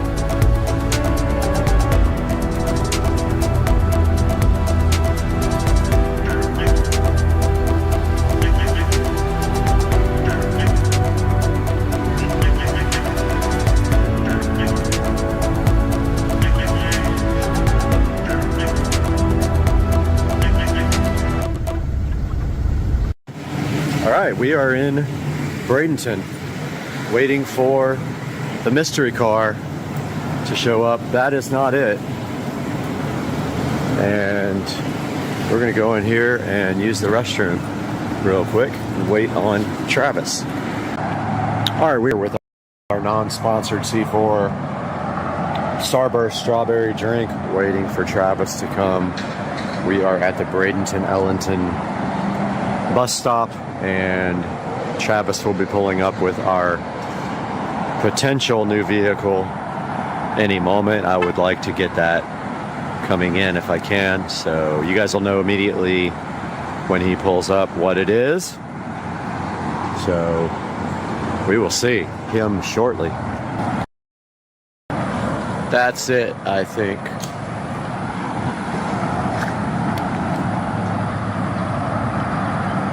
Yeah, that's the guy right there. That's it. That looks like the car.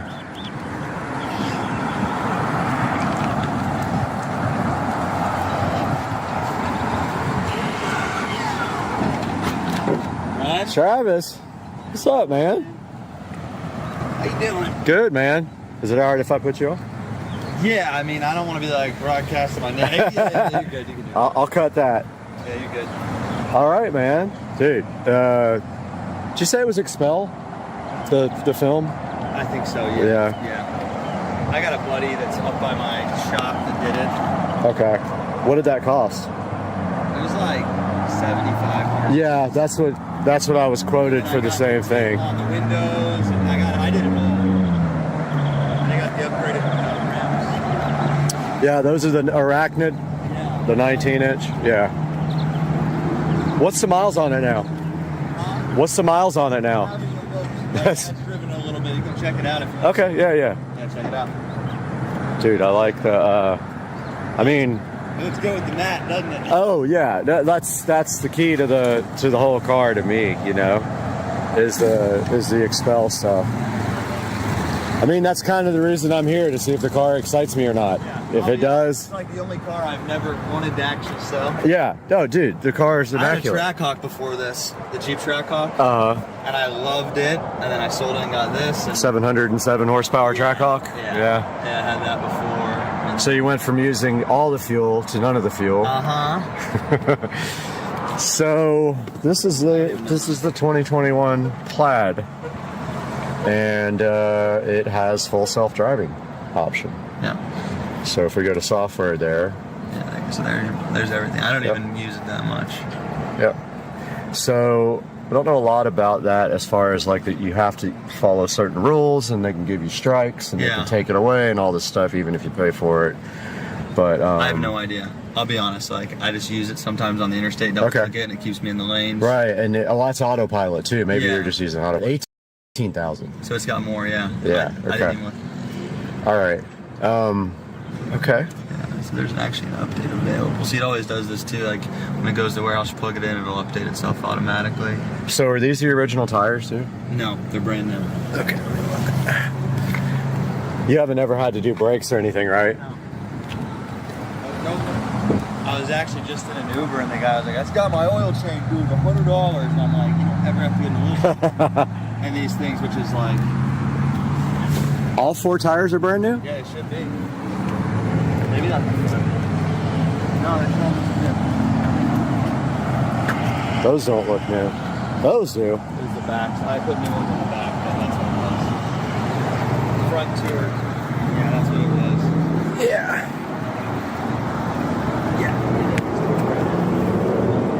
So I would have got like tire shine or something. That's no big deal. I think I'll meet those people out there.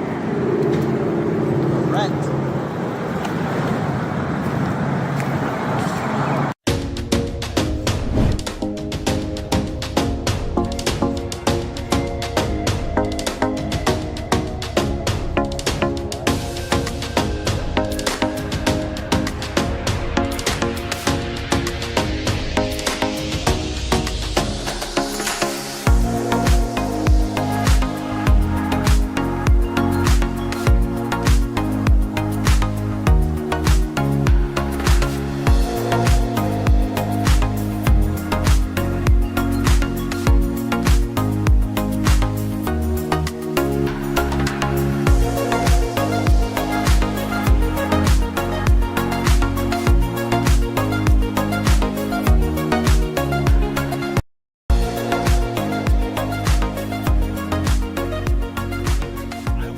it's Monday morning. Had some time to sleep and think about the Tesla.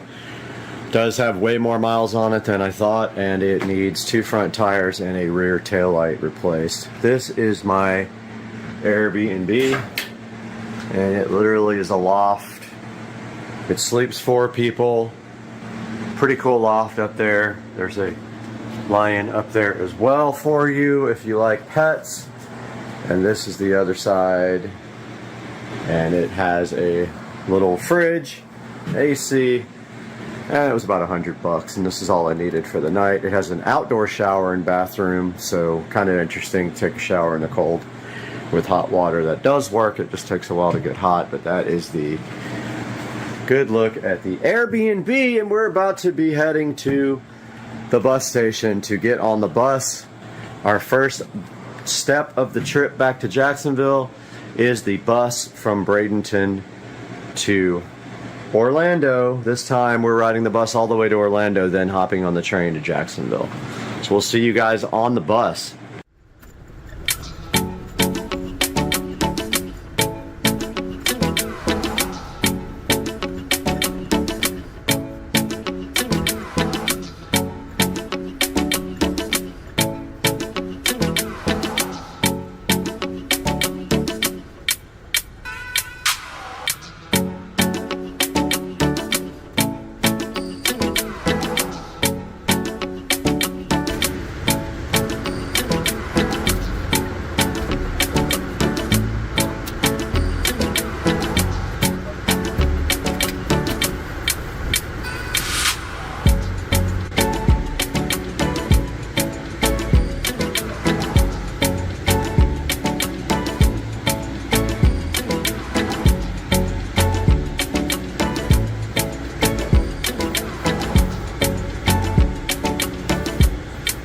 As you guys can see, I made it back to Jacksonville in one piece, although we did have a crazy Karen on the train. Take a look at my other video about that. I'll put a link in the description, but it was kind of annoying and it ruined my trip. But we're back in Jacksonville and we're here to talk about this 2021 Model S Plaid that I went to look at down in Bradenton, Florida. Talk about what I liked about it, talk about what I didn't like about it. So the first thing that I loved about this 2021 Model S Plaid was the PPF film. It has full paint protection film all over the car, and as you can see here, it is a beautiful satin paint protection film, and that is about $7,000 or more worth of paint protection film on the Model S Plaid. Now, the second thing I liked about the Model S Plaid that you see here, it had full self-driving. That is a $15,000 option from Tesla, and it can be transferred, or you can subscribe. It's like $200 a month, so the $15,000 option is awesome. This car has the $15,000 self-driving option. Now, what did I not like about this Tesla Plaid? So the first thing I didn't like about it was it had more miles than he actually said it did. He told me it had 9,000 miles back in December. About 2 weeks ago, he told me it had 13,000 miles. It actually has 18,000 miles, and he said his dad's been driving it. So that's more miles than I want. There are some out there that have about half that miles for just slightly over or the same price, but they're not the colors that I want. I want black on black, and I do love the PPF in satin. The other thing I didn't like about this car, the front tires are worn out, and they are the low noise tires right from Tesla. There are no, in this size, there are no tires available in the, the Pilot Sport 4S on Tire Rack. So I don't know what's going on with that particular size, but they are 21-inch Arachnid wheels right from, I think they're Arachnid, right from Tesla. They're either Arachnid or I forgot the other model, but I'll look that up for you and put it on the screen.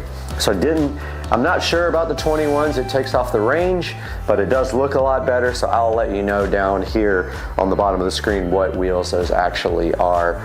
And what else did I not like about it? Well, it had a kind of a cracked taillight with a weird issue. Like the cracks were all around the taillight, and I don't know what that was caused from, but he said he was going to get that replaced. So those are the things I really didn't like about the car. The other thing that I really loved about the car that I forgot to mention is the car is actually an immaculate shape. It has zero issues except for that cracked headlight. It looks, or cracked tail light, sorry. It does look brand new inside and out. One more thing I don't like about the car though, it has the ash and wood interior trim instead of the carbon fiber, and I'm huge on the carbon fiber. In a car that expensive, I kind of want it to look sporty, and it does look more luxury with the dark black wood ash trim inside the car. So guys, I hope you enjoyed the video. I really want you to put in the comment section what you think about this 2021 Model S Plaid. Let me know if I should buy this. I have the money to buy this now, and he is waiting for an answer. I'll see you guys soon on Supercar Street Racing. I really appreciate you tuning in, and please like and subscribe. So at 50 volume, it's pretty loud.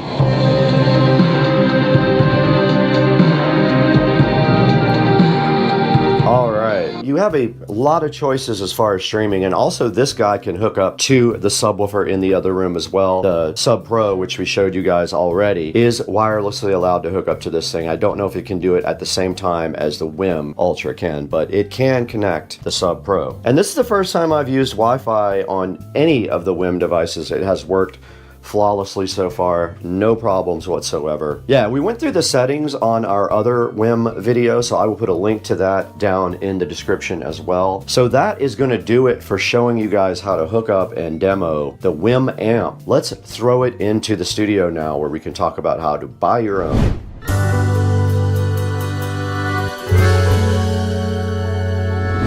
Hey, what's going on, guys? Welcome to Supercar Street Racing, and we are here in the lovely Studio B. This is the second studio we have at Supercar Street Racing to go ahead and edit inside of the actual house. And today we have the WIM Amp Ultra and the WIM Sub Pro, both three guys. WIM reached out to us to see if we wanted to work with them, and of course, I love their products, so we did get both of these guys from them to review. And I'll tell you what, I love the WIM Amp Ultra as much as I love the WIM Ultra. It's the same exact box, but it has 2 channels for 100 watts of audio on a stereo pair there, and also subwoofer outputs. It does have all the same streaming capabilities. It has a RCA input jack, optical input jack, HDMI ARC input, and has a network jack as well, or does Wi-Fi. That is the WIM Amp Ultra with voice remote. Very cool product. I was super hyped about it. And they also sent us a WIM Sub Pro, an 8-inch 250 watt subwoofer that can work in a variety of configurations. You can feed it LFE in, you can do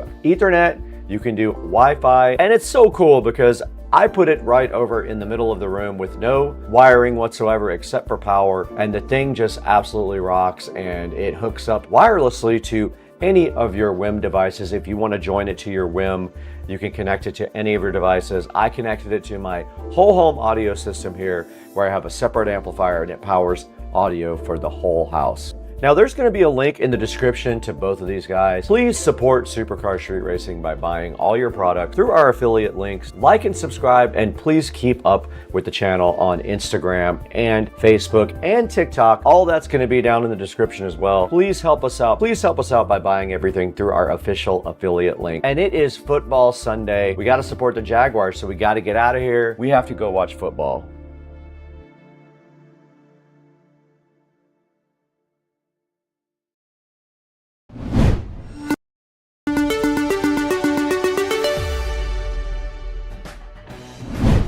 All right, what's up, guys? Welcome back to Supercar Street Racing. Today we got Dukes of Duval in the studio today. We're out here in Studio A. We built this studio from scratch. You guys can see the whole thing on the channel. And what are we taking a look at today, Joe? Yeah, so we had an opportunity to get some new batteries for a awesome project where I put in a new trolling motor on my boat. This is awesome. I can't wait to show you guys Vatra batteries today. So today we're going to be taking a look at that. Why don't we kick it off? You got a lot of video that you took that we're going to show these guys, right? Yeah, exactly. So Brad was pretty busy on a couple of projects, lead on this particular one, so you'll see me most of the video. But basically, it's me installing all the new setup for this trolling motor. It was quite the process. So included in that, we did the trolling motor, we did new wiring, we did breaker, along with a new charging system, as well as these new Vatra batteries. All right, well, let's get started. We got a lot of ground to cover today. Let's do it.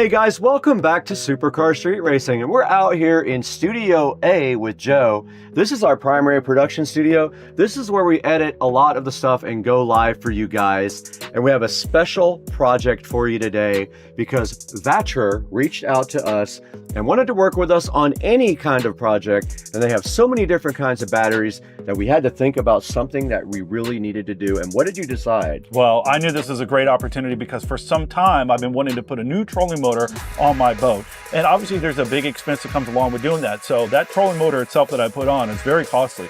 So to do that and to do it right, with Vatra coming in to offer up these batteries, the timing was perfect. So it was a great project.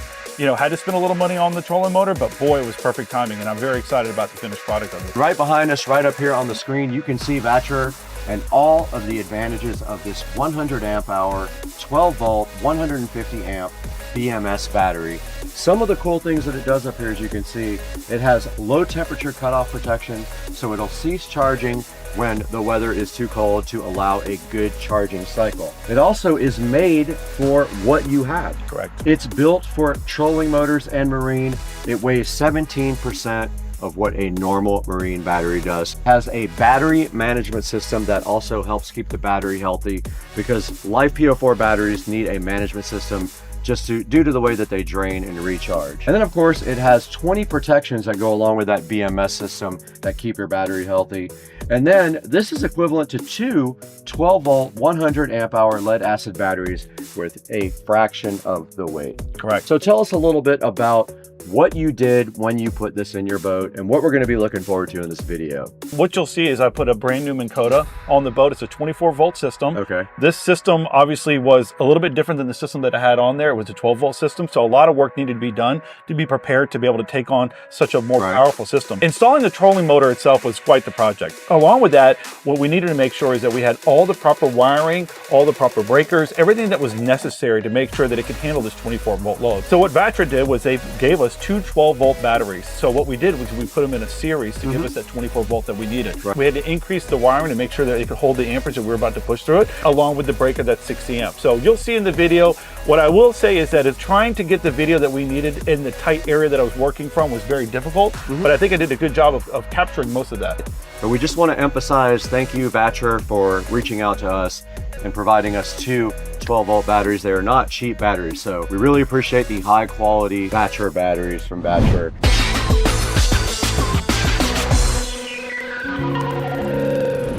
All right, so I'm going to take a couple of minutes to show you some of the things that we're going to be installing today. The first one is the trolling motor itself. This is a brand new Minn Kota 24 volt Tarova trolling motor. My prior trolling motor was a twist style. This one is a lot newer, a lot more technology. So the good news is that it's got a remote that you'll be able to use to be able to position it wherever you want. It's got another feature that allows you to do spot lock, which will be able to hit a button and lock the boat in position, which is really, really nice. So with that, we're going to be doing a couple different things. One, we're going to start by installing this new quick release bracket. This is very important if you're a boater and you have a trolling motor and you keep this outside your house or you travel with it. This is a great feature so that you can remove that trolling motor easily to put it in your house, so that in the event that somebody walks by and doesn't walk off with it, this will stop it from doing that. With that, I'm going to be upgrading the charging system. So I found this particular charging system on Amazon. It was a great deal. I think I spent about 150 bucks on that. I'll find the link and we'll put it on the description. What I currently have is a 4-bank charging system. It's a much older charger and it's time for a refresh in that department too. If I'm going to go ahead and spend the money on this nice trolling motor, I want to go ahead and make sure I've got a nice charging system to go along with it as well. So with that, we're just going to do a 3-bank system. The 4 was too much last time. It allowed you to charge 2 house batteries and 2 trolling motor batteries. I really only needed to charge 1 house battery because the other one is being charged by the alternator, so it's not necessary. So with that, what's great about this particular charging system is that it does a myriad of different types of batteries, including lithium. So my thought process is that I have these two 12 volt lead acid batteries that are currently in the boat now, and I'm thinking it'd be a whole lot better if I upgraded to lithium. I also have a quick connect here. The old one was in bad shape, so we're going to go ahead and replace that. With the new 24 volt system, the wiring that was in here currently on the boat is not enough to support 24 volts through it. So I went ahead and sourced through Amazon a marine grade 6 gauge wire, which I'll be going into the boat tearing the old wiring out, putting the new wiring in, making all the connections, and then also adding in a 60 amp breaker. Very important to have that on a system like this for sure with that much voltage. One of the other things that comes with this is that it does have a brain that they add to the box with the particular trolling motor. I'm not sure why they're adding this, considering that this particular model, the brain is now built into the actual trolling motor itself. So if you wanted to add a second layer, I guess you could install this, but I have done my research and I'm told that this can go right in the trash. So that will be the plan. It'll save me some time and energy and less holes in the boat. So from there, the only other thing is to make the decision on whether or not I want to stay with lead acid batteries or go to something much better. But I think that I want to do lithium. So let's go see if Brad's got some lithium batteries at his house that maybe I can borrow. We'll be right back.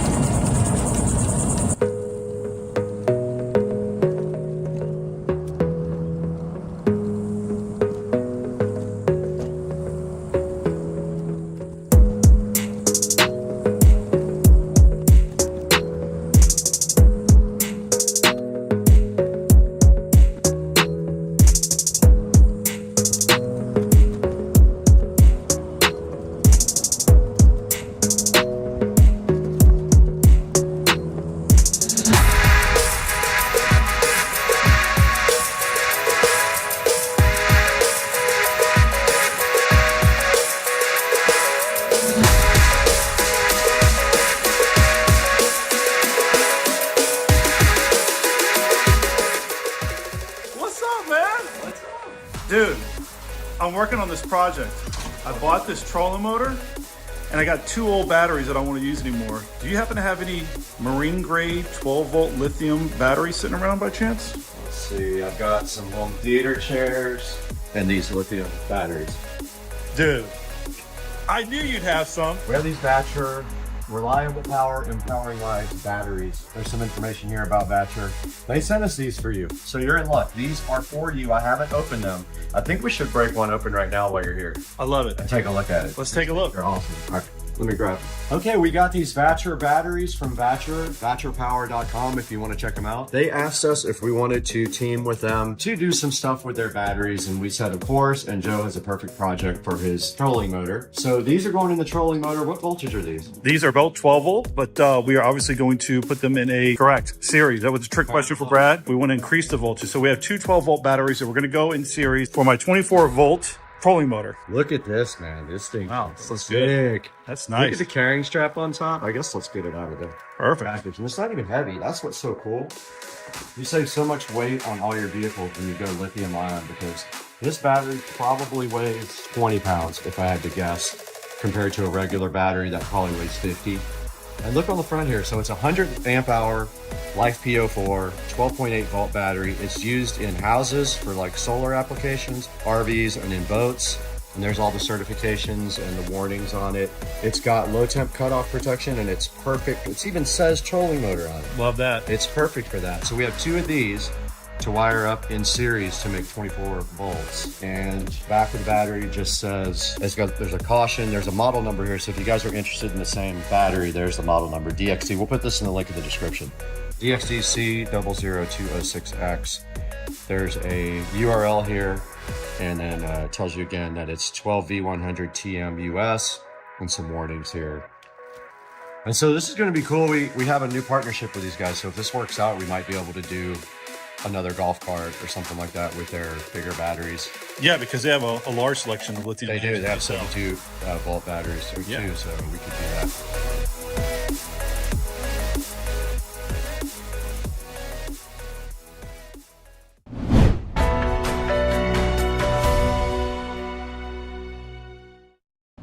All right, so the first step that we had to do was to pull new wires. In the prior existing setup, there was, I believe, 8 gauge wires, which isn't ample enough to hold the load that we were going to put on it. So that was quite the process. Something that I thought was going to take hopefully no more than 30 minutes to pull the wires ended up being a 2-hour process. And that really came down to how the boat and all the channeling works to get the wiring through there. It was a one-man project. I didn't have somebody else to kind of help feed them through from the other side, so it took about 2 hours. But very important that we get the correct wiring that we needed to hold this type of load that we're going to put put on it. So I was able to get that all put in and installed. And then of course, on top of that, we were gonna make new connectors for that. So I got some really good connectors that I was able to source, along with a very good crimper to make sure that those connections were really, really tight. One of the things that you wanna be careful of is when you're doing wiring, you want good, solid connections. You don't wanna have any frays, you don't wanna have any issues where they're not touching completely. So I made sure that I went out and sourced a really good crimper to do this. So that was quite the project, but as you can see in the video, it takes a little bit of time, but well worth it to make sure you got the right stuff when you're using such a large load. This project, we had a lot of support from Thatcher, but we also had support from local businesses. So tell us about who helped you out locally. So I was able to reach out to my buddy JB Mitchell that works over at St. Augustine Marine Services. That's a great group of guys over there that do quality work for electronic works on boats. I highly recommend that if you're in the Jacksonville area and you're needing to source a new trolling motor or any electronic needs, reach out to those guys. Yeah, so if you guys are not in Jacksonville or in driving distance, we have a couple of ways for you guys to support the channel. You can buy it directly through our Amazon affiliate link, or you can use the YouTube affiliate link as well, and that does give us a few dollars here and there to turn the power on at the house, because look at this.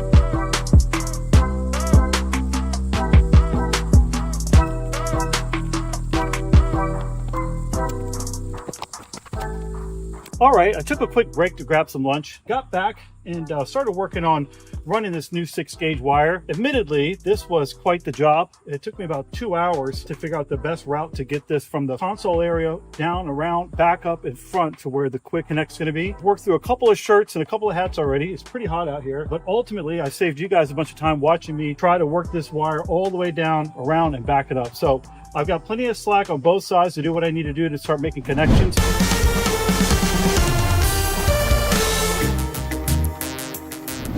You guys just saw Joe in his boat ripping the old wires out. They're not big enough to support the amperage of the new batteries and motor. So he went ahead and ripped those out and he put a brand new 6-gauge wire in. First thing that I wanted to do was to make myself a little bit of space inside a very tight console. So I needed to first rip out those old lead acid batteries. And I will tell you, when you're watching this, when I was pulling out those batteries in that tight console, it was a chore, to be honest with you. It was gonna be impossible to get 2 sets of hands in there. So me ripping those old batteries was quite the process, to be honest with you. So I needed to clear those out, make room for me to get in there to start working on the next part of it, which would be installing this circuit breaker along with the new charging system. Okay, cool. So we're going to take a look at that next on the video? Yep. All right, let's do it.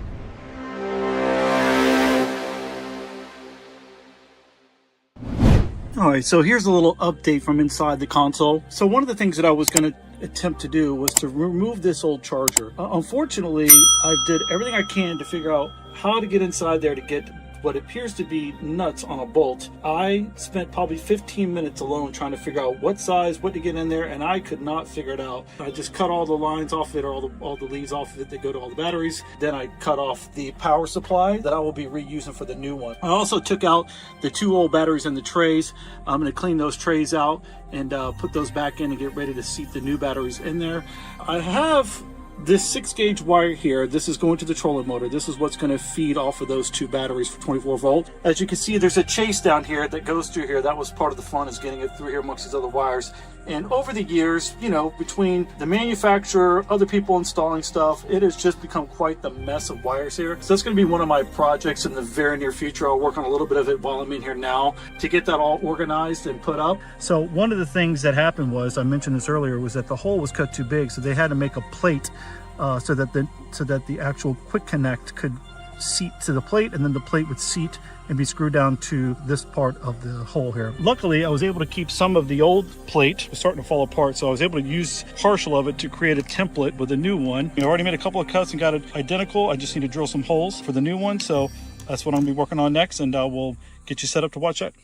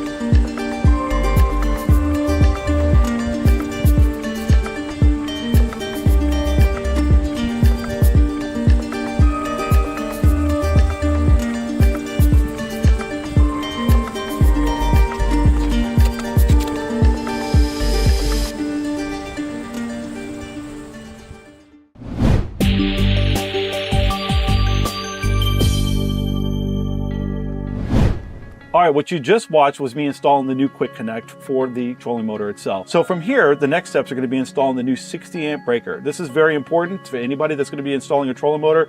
If you're dealing with large loads of power, you want to make sure you have that protective measure in there. So the old system had two 50 amp breakers because they were running two 12 volt batteries separately. So with this particular setup, we're going to be running, again, two 12 volt batteries, but not separately, in series. So we're going to bump that up to 24 volt. Make sure you install the correct wire and the correct breaker so that you don't have any issues with potential fire hazards or anything of that nature. Absolutely. So you need the correct size wiring and the correct size Quick Connect. We'll have a link in the description to that, but if you're in Jacksonville or St. Augustine, support our local businesses. St. Augustine Marine Services helped Joe out in this project. Do us a favor and help them out also. So what's coming up next? Yeah, so from here, we're going to go ahead and install the new breaker, which is a 60 amp breaker, right, along with a new charging system. Awesome. Now, what I will say is that Vatra has a long list of products that they provide, along with battery chargers. I had to go out and find a very unique battery charger that allowed me to not only charge lithium, but to charge original lead acid AGM type batteries itself. Vatra does have a large selection of batteries. If you go onto their website, you'll see they have a ton of batteries, a ton of charging equipment, and they're a high quality company, so please support them as well.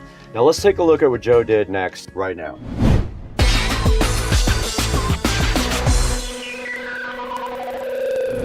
All right, we're back. This is day 2. Yesterday we made some pretty good headway. I was able to install the 6-gauge wire through the boat. Like I said, that was a real pain trying to get that run through the chase through the boat. That was completed. I also got the quick connect, for the most part, about 90% done. I need to get it screwed in and caulked in, and that'll be completed. For today, what I'm going to try to concentrate on is getting the 60 amp breaker installed along with the new charging system. This charging system, as I mentioned, is going to be able to give us the ability to do normal lead acid batteries plus these 2 new lithium batteries. So pretty excited about that.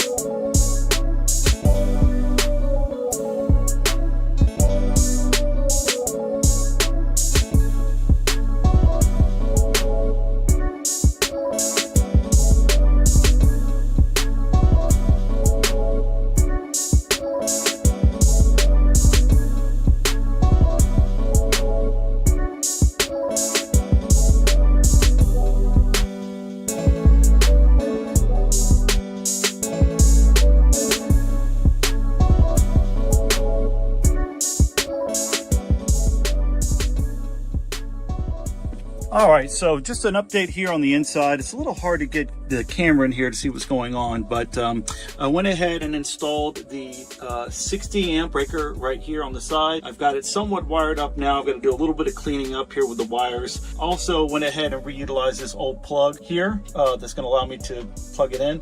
I got to obviously get these wires sorted and zip tied up. And then on the other side here is where I put the new charging system on. Went in fairly easy.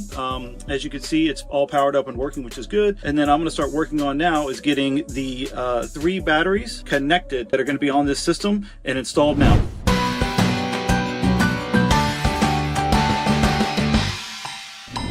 All right, what you just watched was me installing both the 60 amp breaker and the new charging system itself. So the next steps are going to be getting the new batteries in and then getting those all connected as well. All right, awesome. Let's go ahead and take a look at that now.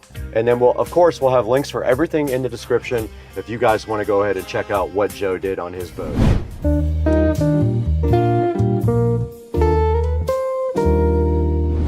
All right, everyone, today is day 3 of this project. So basically what I'm going to concentrate on today is I'm going to try to finish wiring up the quick connect for the trolling motor. And then lastly, I'm going to install the lithium batteries that were provided by Vatro. This should be a fairly easy process. I've got a couple of cables that I need to make to get everything connected to make this a series 24 volt system. Shouldn't take too long, but hopefully we'll be able to wrap up this project in the next couple hours.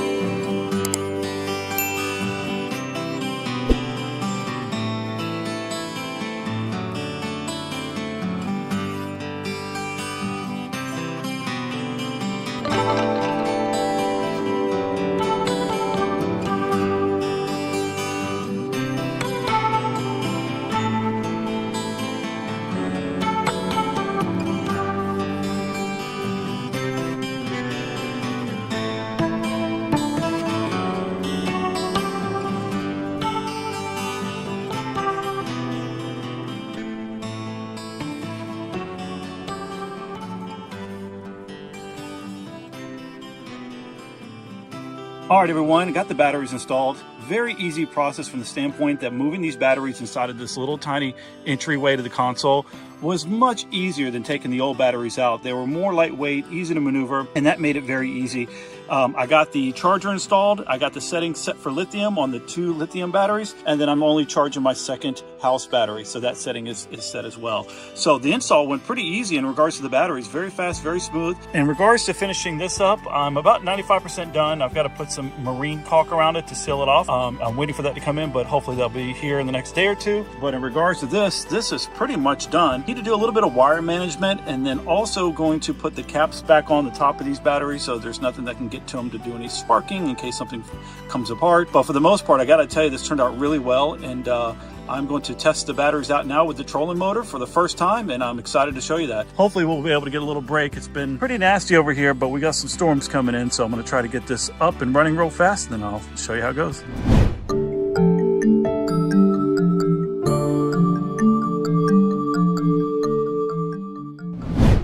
All right, so what you just watched was me putting in those new batteries. I will tell you that there's a lot of benefits to lithium, but the biggest thing is the weight. And just me putting those batteries in was about as easy as it can get. It was just super simple.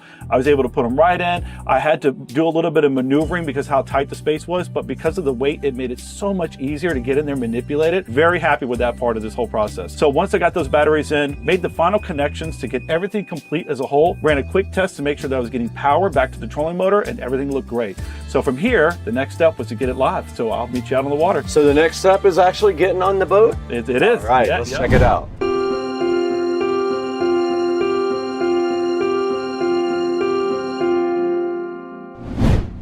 All right, here we are out in the middle of the St. Johns River underneath the Dames Point Bridge. We have it locked in. It is working perfectly. Right now, if you see, it self-adjusts depending on which way the current of the wind is taking it, but it is keeping us perfectly locked in. Plenty of power. We are not going anywhere. Gotta love it, man. Thanks a lot to Vatra for those awesome batteries, man. They are working perfectly.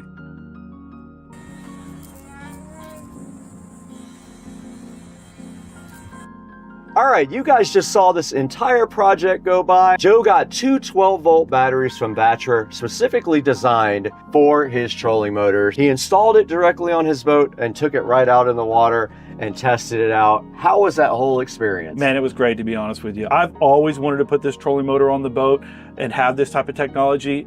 Being paired up with great lithium batteries, I couldn't be any happier. I bet it was an awesome experience. I know it was a lot of work. I had the same experience across the street recently putting in lights over at Rich's house. It was a lot of work, but it was worth it in the end. Now, we want to stress to you also that Vatra has a lot of different types of batteries. They have golf cart batteries as well. Right here is the Club Car 72-volt lithium ion. We'll throw that up on the screen right now for you as well. Make sure if you need any kind of battery, go to Vatra first and check and see if they have an appropriate application for what you need. And chances are they have it, because they have literally probably 50 different types of batteries on them. They have a long list of every type of voltage that you need, every application when it comes to batteries. So it looks like they got golf cart batteries. They have marine grade batteries, solar batteries. Yep. They have about everything. Very impressed with their website and the amount of products that they offer. They do have everything, and we're actually looking forward to working with them on some other projects as well. So hopefully Vatra wants to work with us again. I'd be excited to work with them and do some more projects with them. I can think of a lot of different cool things we could use our batteries for. Absolutely. All right, guys, thank you so much for watching the video. Thanks for liking and subscribing. Always click through our affiliate links to buy anything you want from Amazon. You don't have to buy these batteries, but I hope you do. But if you click through that, you can buy anything you want, and it helps out the channel greatly. Thank you for 200,000 subscribers also. And we'll see you guys on the next one. We got to get out of here. I was like, where the hell is he going? I got out of here. All right, that's good. Now all we got to do is add it. Just kidding.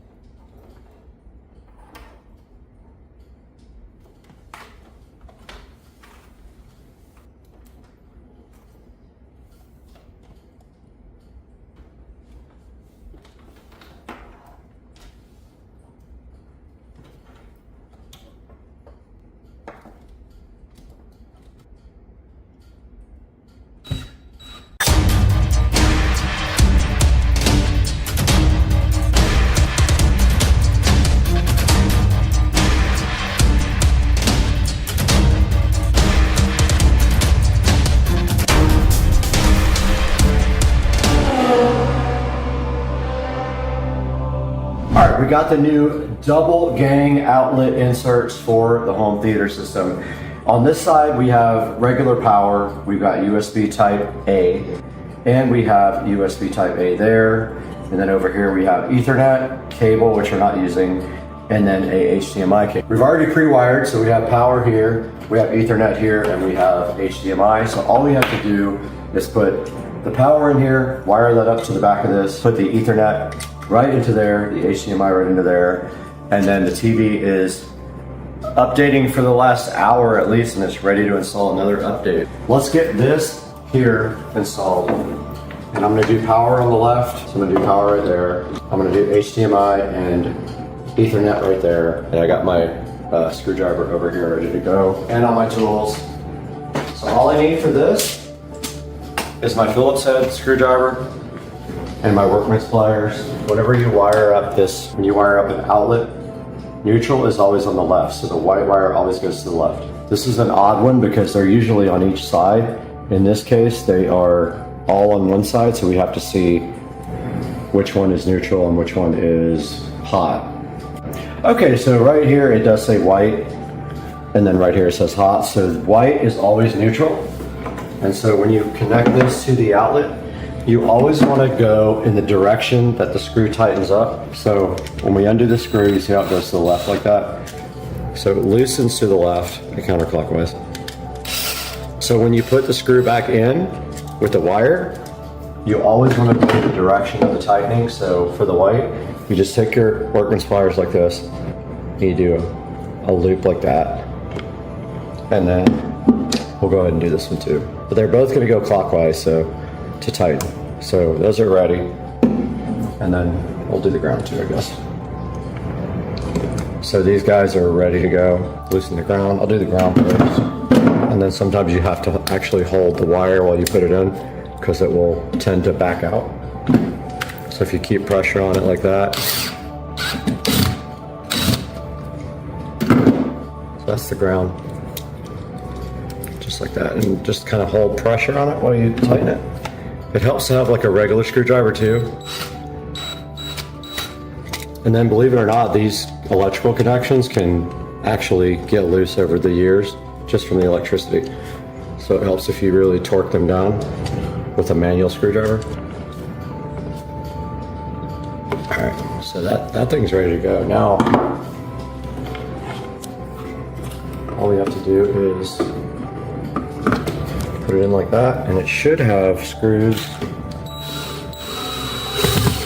I like to leave them loose though, so when we get the wall plate in, we can move this around if it's not squared up with the wall plate.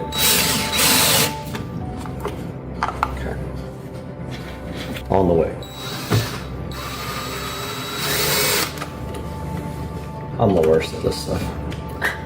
I really can't. I'm not good at getting the wires back in the box. Kind of force them in there instead of doing like what electricians do, which they fold it like a certain way. I can't do that.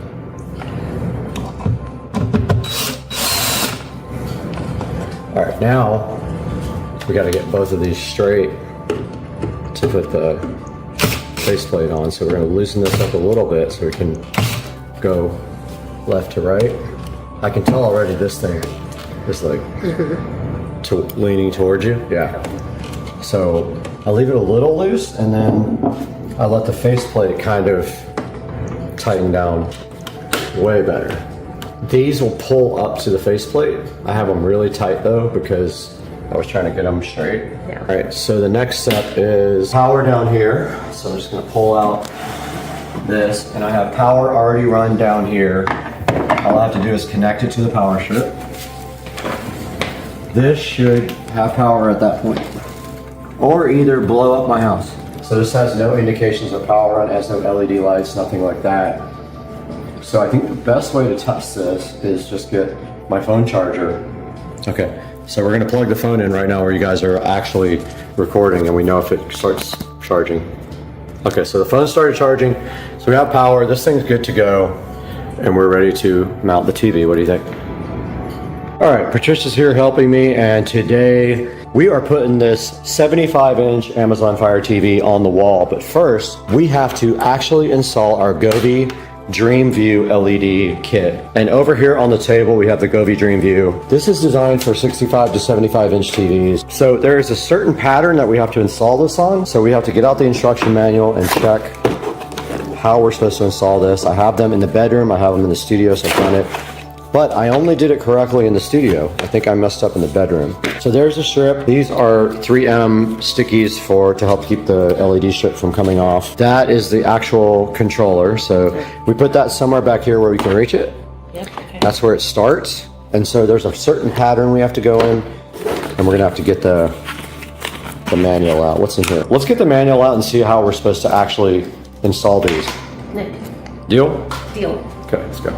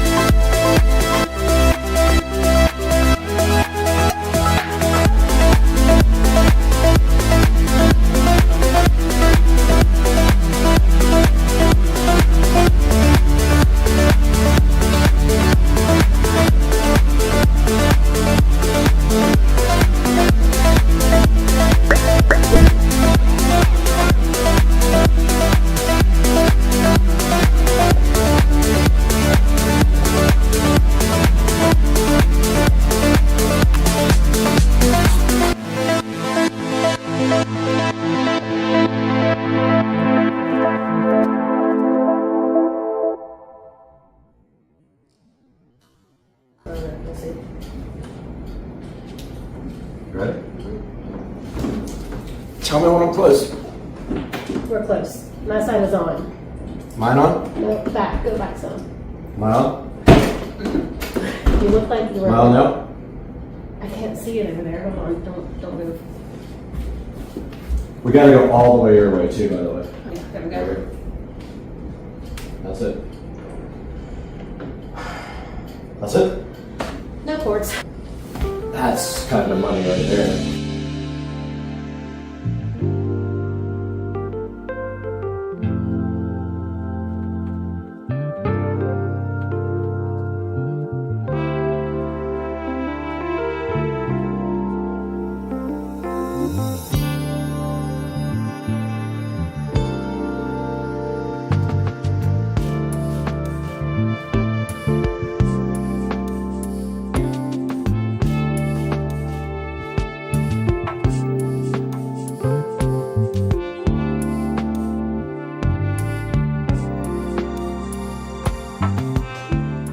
Patricia just satted the TV and we connected it hardwired. So it's Ethernet. There's no Wi-Fi on this at all. And you can see we have like a good connection here. So the next thing we have to do is set up our Govee DreamView. We have the camera there. Now we have to take our setup kit. So they give you these little setup oranges things and you put them there. So you put them on all the quadrants. And then you go to the app, find the DreamView, and set up DreamView. So let's do that right now. Yes. on the door of the studio that is peeling. The outside of it is actually peeling off. It's like a coating on there. I'm hoping this guy is a better performer than that one. The battery inside this thing is 10,000 milliamp hours. That should last quite a long time. Now it does actually use dual monitoring infrared and radar sensors for real-time monitoring. There's a look at the biometrics. It uses AI self-learning and can identify you in 0.3 of a second. It says it fits indoors. There are measurements online if you want to hop on there and see if the Loxo actually will fit your door. I tried to put one lock on Rich's door one time and it would not fit, so I'm curious whether this one is the correct size for his door or we're gonna have to get it modified. All right, that's a quick overview of the Loxo 3-in-1 smart lock. Now all we need to do is throw it inside the Studio B. Let's get this thing unboxed right now.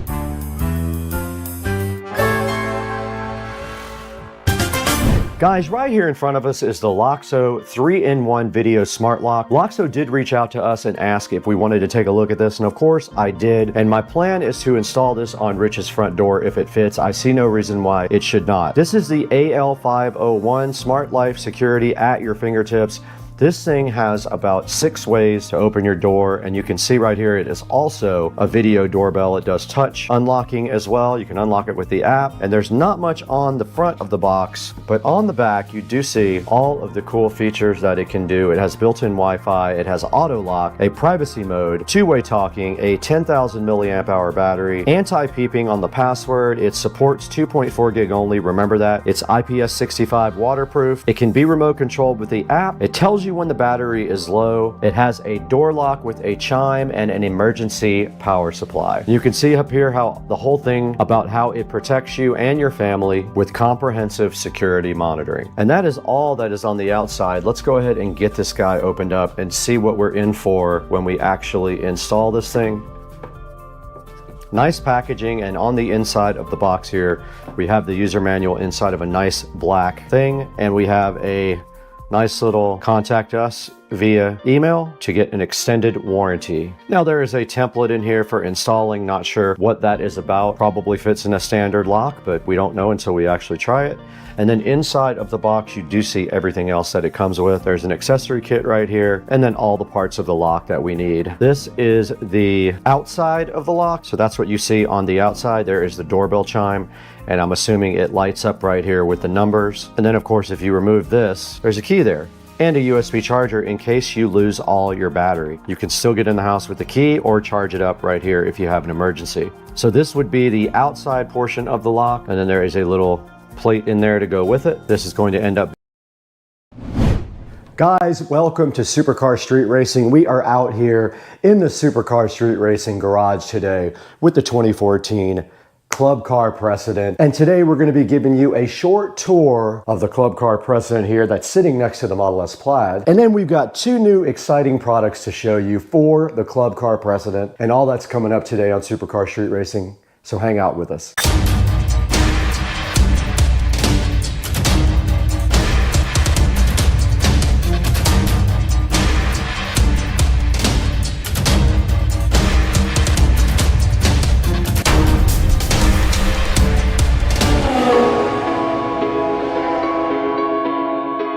Guys, we are out here in the Supercar Street Racing garage, and right next to me is my 2014 Club Car Precedent that I completely remodeled from top to bottom and installed a killer sound system in. This 2014 Club Car Precedent started off with ugly brown alligator seats. I since have done a lot of upgrades to this guy, and I want to show you what I did before we take a look at 2 exciting new products from our sponsor today. Kemimoto was kind enough to send us 2 things that they thought you guys would like. I'm actually giving them away after the video.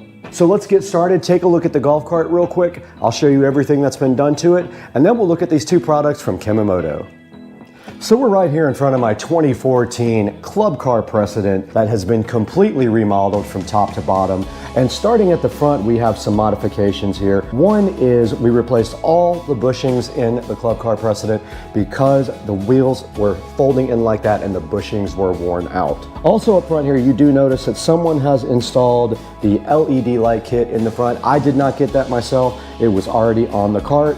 and it does include the rear tail lights and blinkers as well. And now moving up, you can see a custom Supercar Street Racing plaque here that I ordered online from Amazon. You can get your own and you can get whatever you want printed on it. Ours says Supercar Street Racing to support the channel.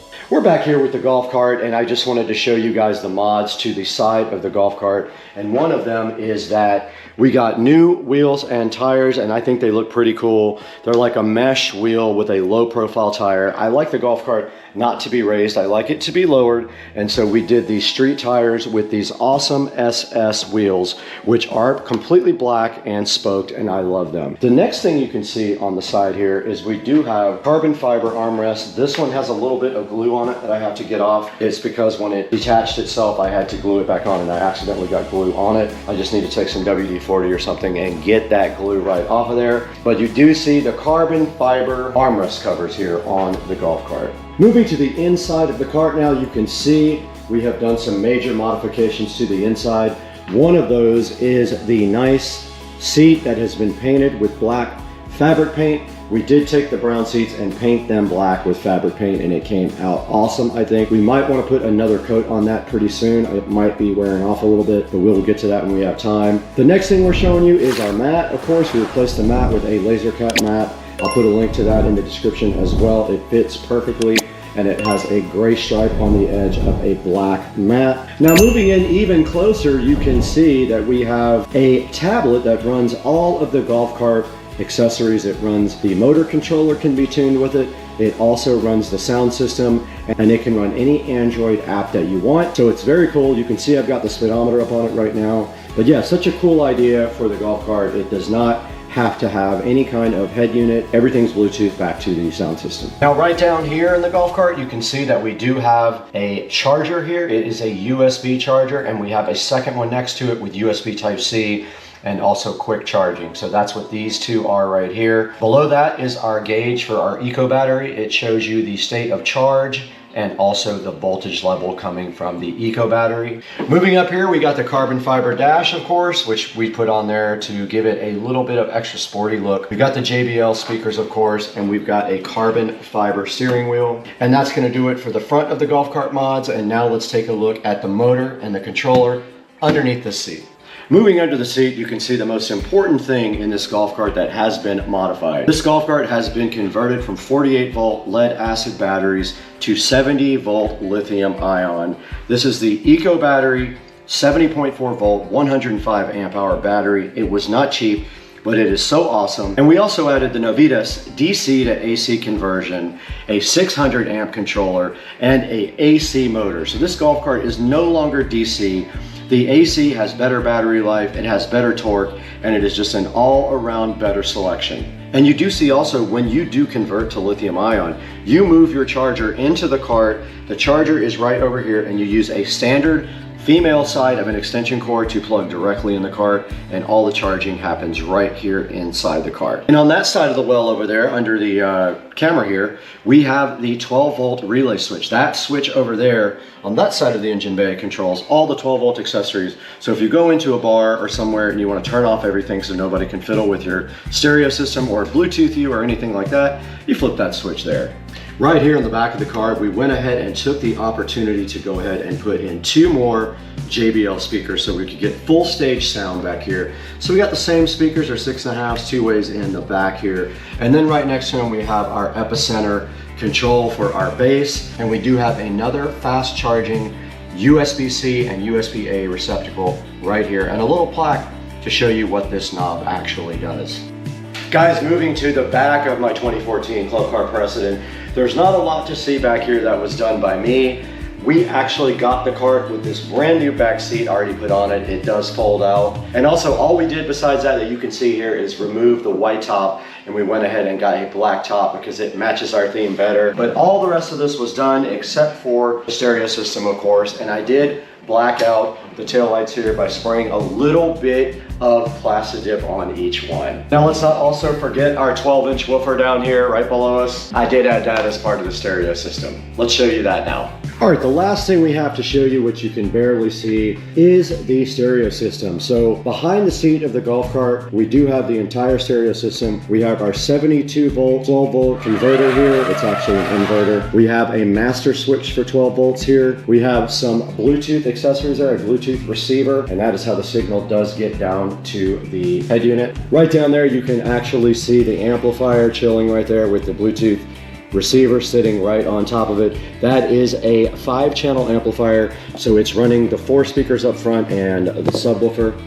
And then right over here we do have a 110 volt inverter in case you want to use shore power anywhere. And then next to that you can see the epicenter right behind the back seat. That is our bass enhancement device, and it is connected to that control right there for subwoofer level control. And that is pretty much it on the stereo system, guys. So let's keep on going. Guys, right in front of me here, I have the Kemimoto windshield that they offer for the club car precedent. And what this does basically is it would replace your hard plastic windshield that you see right here. And these factory windshields just clip in like this at the very top.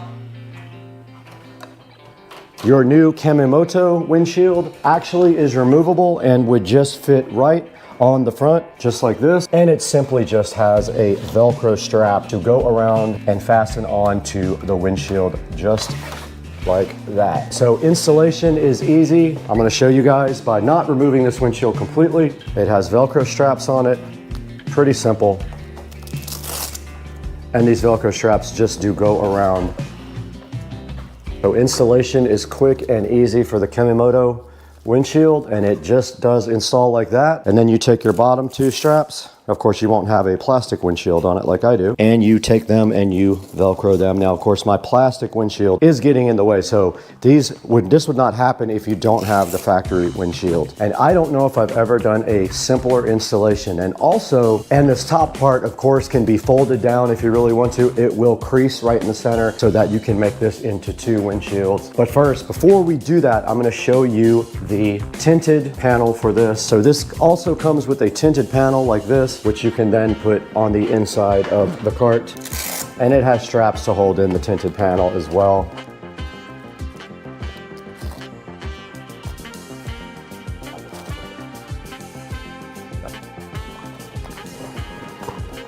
And then the other side just does fit the same way. Pull that tight and your little tinted panel will fit there. And there are also installation Velcro right on the inside here as well. And that is how you install your sun shield on your new Kemimoto brand new windshield. Yeah, so that's the Kemimoto windshield, guys. If you are interested in this, there will be a link in the description down below to get yourself one. Go ahead and order it through our link and save some money if they are running a discount. Go ahead and order it through our link and help out the channel and help out Kemimoto as well. All right, guys, the next product that Kemimoto sent us was a seat cover for the club car precedent, and you can see right here and right now we have it right in front of you.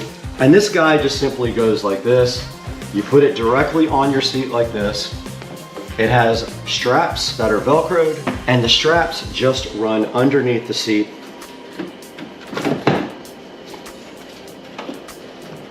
So you pick the seat up, take it off the hinge. You do the same thing for both sides.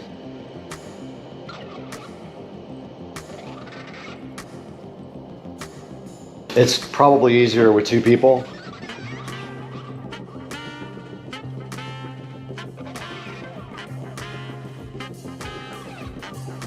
Here is the club car precedent seat cover, looking so fresh. So if you are interested in this seat cover, there will be a link in the description. It is very easy to install.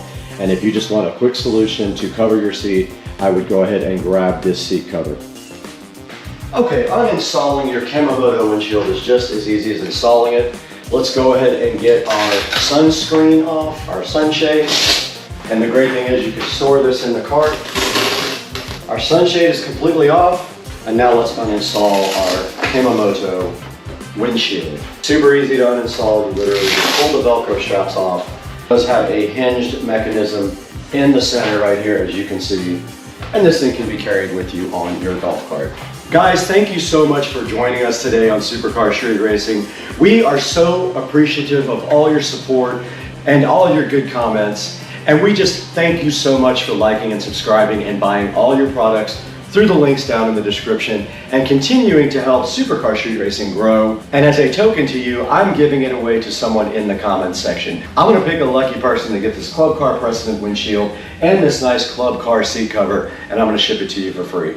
Guys, have a great day. We will see you next time on the channel. Hey guys, and welcome back to Supercar Street Racing once again.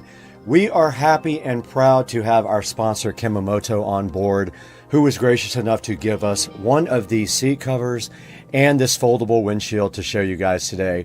But I just wanted to apologize for some of the bad audio. The mic did fail a couple of times in the video, so a lot of the audio was done on the actual GoPro mic, so it's a little bit worse quality than the lavalier wireless microphone. So anyway, back to the subject here. Kimamoto provided us with their windshield and their seat cover. You saw that in the video. The windshield is foldable and it does have a sunshade on the top as well. It's super easy to install along with the seat cover as well. They all just Velcro right on. Simple as that. And that's going to do it for today. Don't forget to buy all your Amazon products through any of my links in the video. It helps me out greatly. It just gives me a little bit extra money here to run the channel. But we'll see you guys later. We got a lot of things to do. We have to go, I don't know. We just got stuff to do.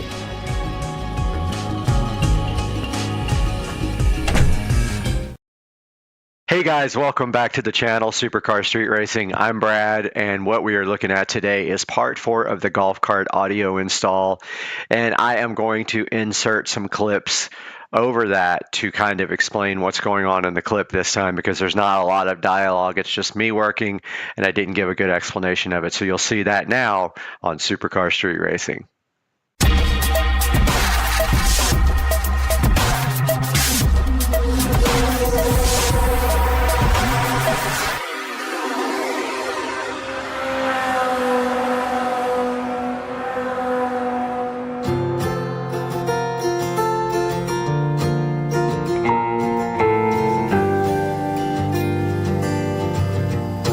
Hey guys, welcome back to the channel, and today, as you can see here, we're going to be working on the golf cart audio system again, and we are doing some electrical wiring. Now this clip you're seeing here is me working in the battery tray, and there are lead acid batteries in that tray that provide 48 volts to the golf cart systems. In order to run the amplifier and everything for the car audio, we want to bring that down to 12 volts. We do have a 12 volt voltage reducer, and this master switch that I am installing is going to drop that 12 volts down to, that 48 volts down to the 12 volts that we need to run the audio system. I hope you guys enjoy it.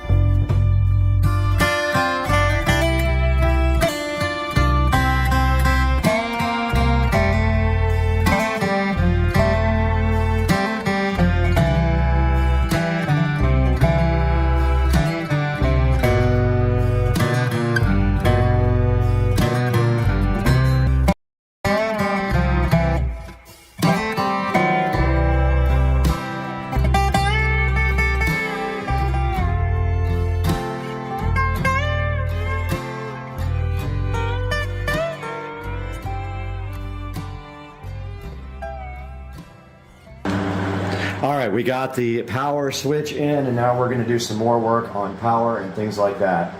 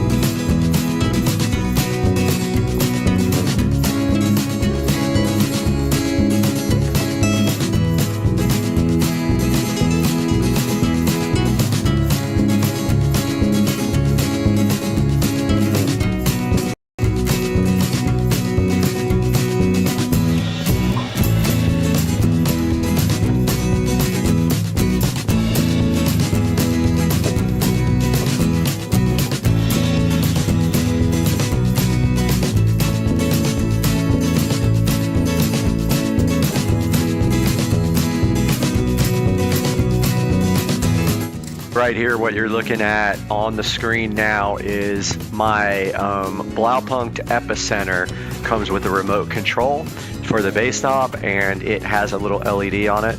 Well, I was going to put this in the dash, but I decided to put it in the back because you really don't adjust it that much. I mean, it would look cool in the dash and all that, but I decided to put it right behind me. I could reach back and adjust it if I ever need to. So what I did was I removed the Epicenter volume control from the actual metal mounting plate, and I removed the LED from that as well. And now I am soldering the LED back to the wire. I made like a longer wire to connect the LED to the little circuit board, and I'm soldering that, drilling the hole for the LED, and mounting this stuff in the back of the golf cart.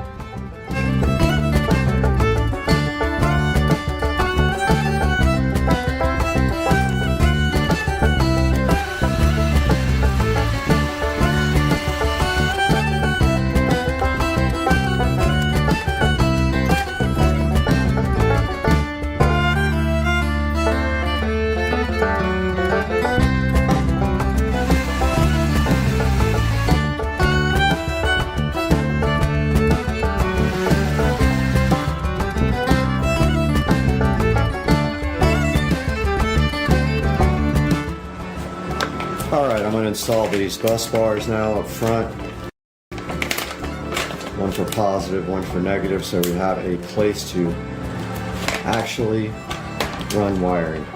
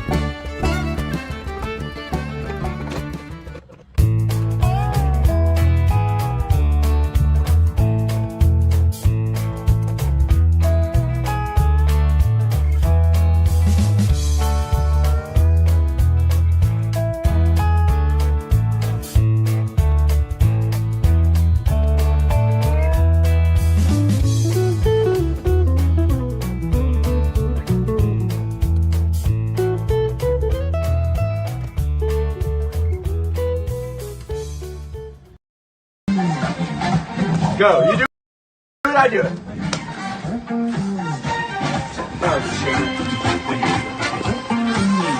We can't do it like him. Do it.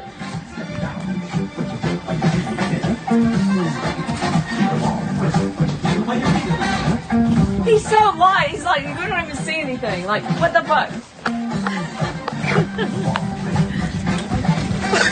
Oh my God.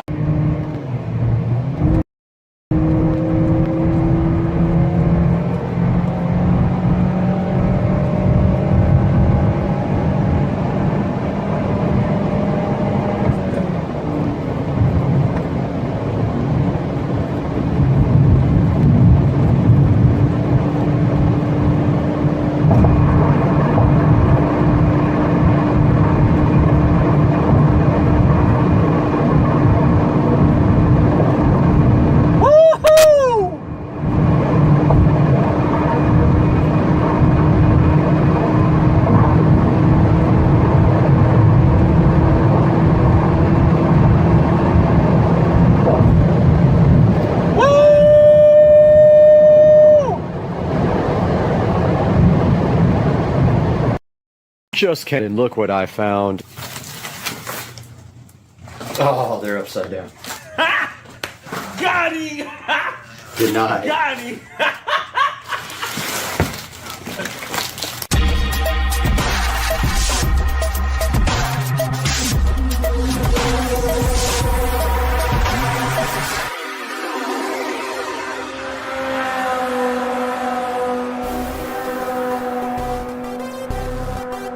All right, we are back out here in the SCSR garage, and we have everything we need to change these wheels out. We have our Pittsburgh jack, we've got our 4-way lug tool, we got our nice anodized sockets, and we got our puck kit, and the only thing we don't have right here and right now is our impact gun.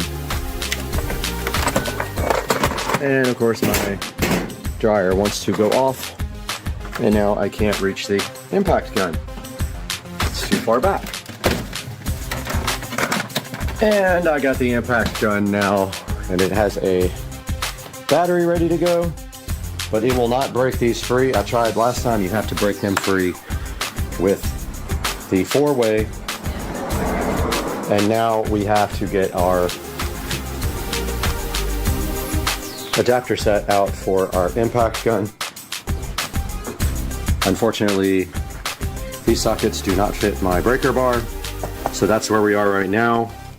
And we have our brand new wheels over here, and we will be putting the rears on first. So we have a 295 on top right there. That's the one that needs to go on first in the back.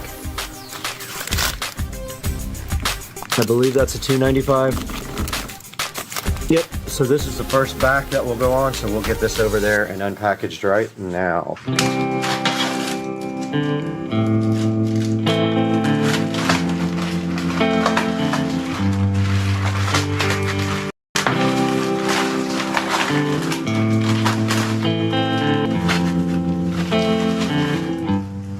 Oh, they're upside down.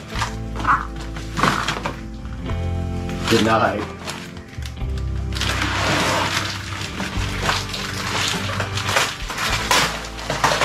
Oh my God.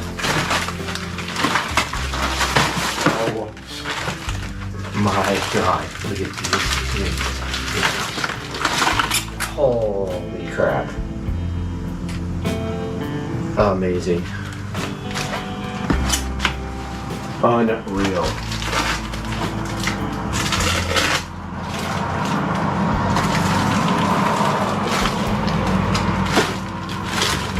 Unbelievable.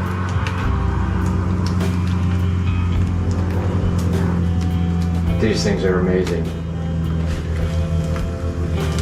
I am so hyped. Are these things unidirectional? I think they can mount like... These tires are not unidirectional. So now we can move to getting this thing out, but we got to get this car into jack mode first. And let's see if we can figure out how to do that. All right, we got to get this car into jack mode first. First thing we did was unlock it, remove the charger, put that back on our charging stand here, and the little charger door has closed. We have to go into the car. I've never done this before, but I think you go into, get that music turned down before we get a copyright. You go into service, and you go into, it won't go into jack mode. Why? Jack mode. Car has to be closed, maybe.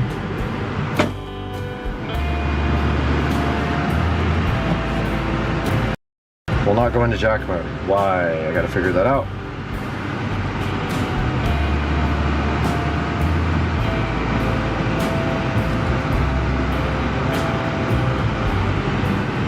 Park.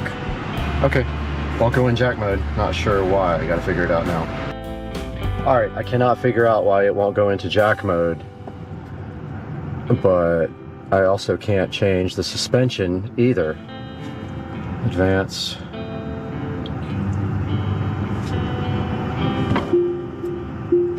I can't do anything to jack mode. So, not sure what's going on here.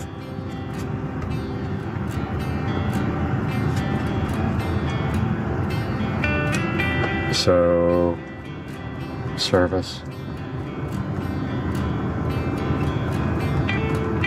Will not go into jack mode. What the? All right, we figured out how to get the car into jack mode. We're ready to rock. And we have Dukes of Duval here, assisting temporarily. And so he's got to pull the little plastic cap covers off first, which we will be reusing temporarily until we get new lugs. They pull right off.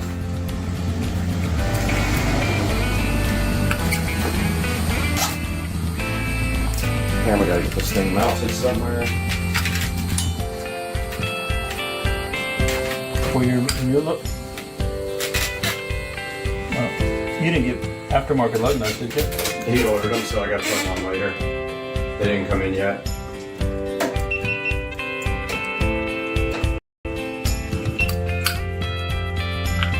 Alright, so we have our 4 thing right there. Here's all our plastic. I gotta go back on after, it'll look ugly.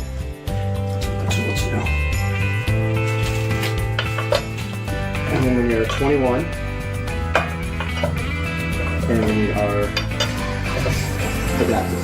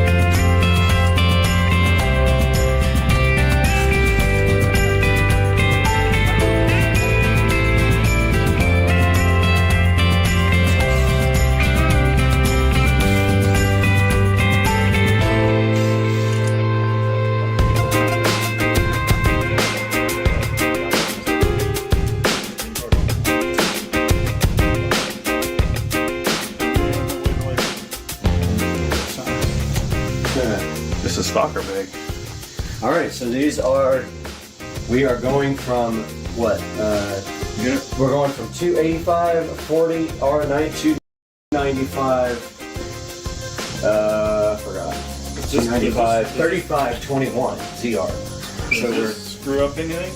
Like with the electronics in regards to different size? It does not, because from the factory it comes with 21s.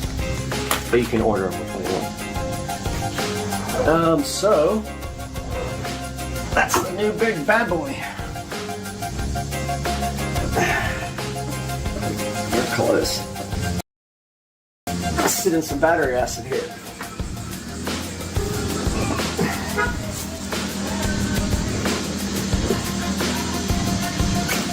No, it's going down this bucket.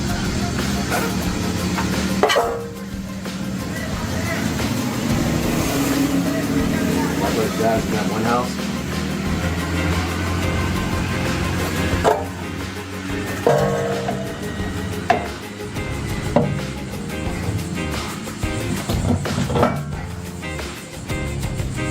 Oh, how fire is it? Does it look good? Oh yeah, it definitely looks good. You can see that red break 2 caliper really good now. Get a couple of these in. Not doing anything, dude. It's because what the problem you're going to have is that it's not going to go on. Why? It's just pushing the nut back. Oh, you got it. Okay, to go real slow because it's a deep well socket. Oh, so it's just pushing it inside the thing. Exactly, yeah. Yep. You can counteract that by putting a couple in at a time. If it'll sitting up, but no, hold on, it doesn't. I'll take it back because it's not going in all the way. Because it's got. Oh, perfect. Okay. I take it back, yeah. Because it's got this lip These on are there. fire wheels. Fire.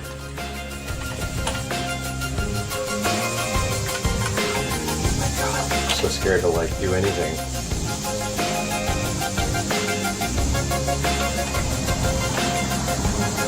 Every mistake is a $1,200 mistake. You mess one of these wheels up. $1,200 in 2 months to get them.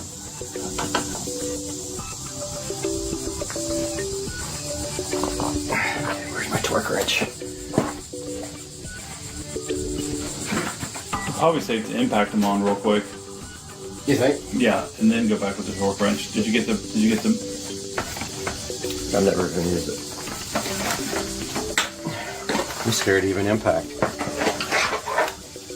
What pounds? Don't know. Can you Google it? Can you phone it for me? You have a phone? No, I don't know.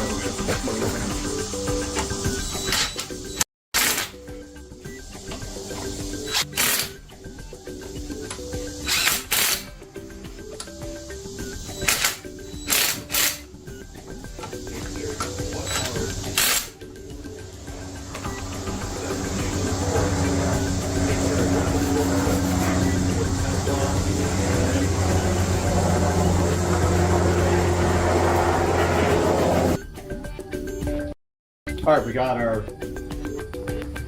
ratchet here and our torque wrench. I mean, we got our torque wrench set to 129 foot-pounds.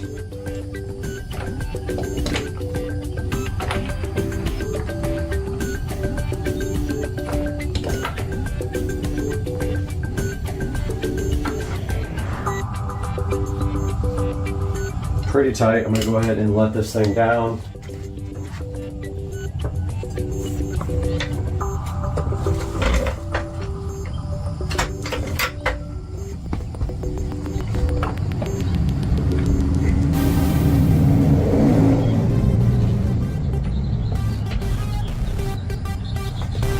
Need an extension.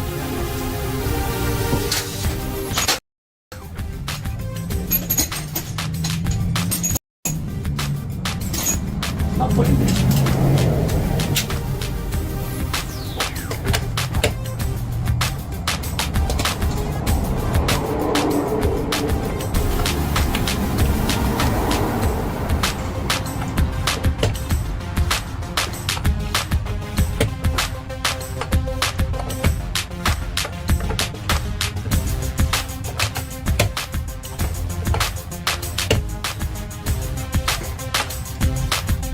It's not clicking.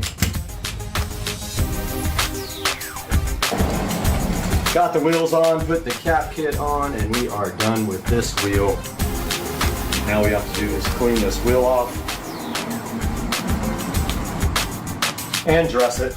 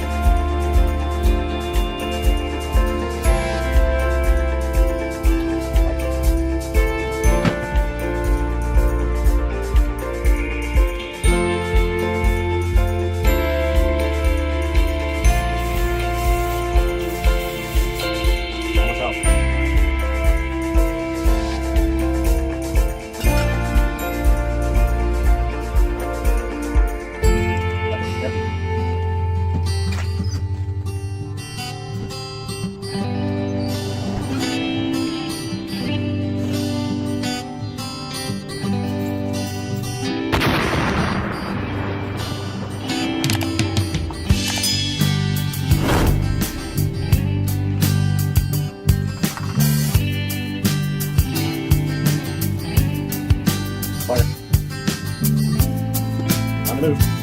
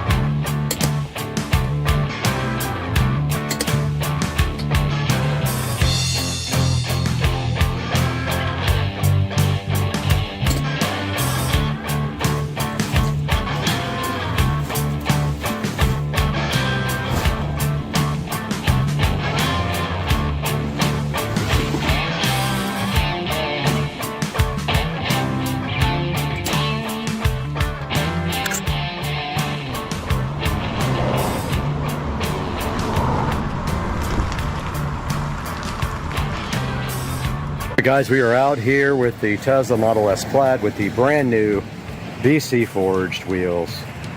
Looking so fresh. The car's still on medium height, so it won't go down into low while it's parked. So I still have to put it in low to show you what it looks like. But oh my God, this is my song.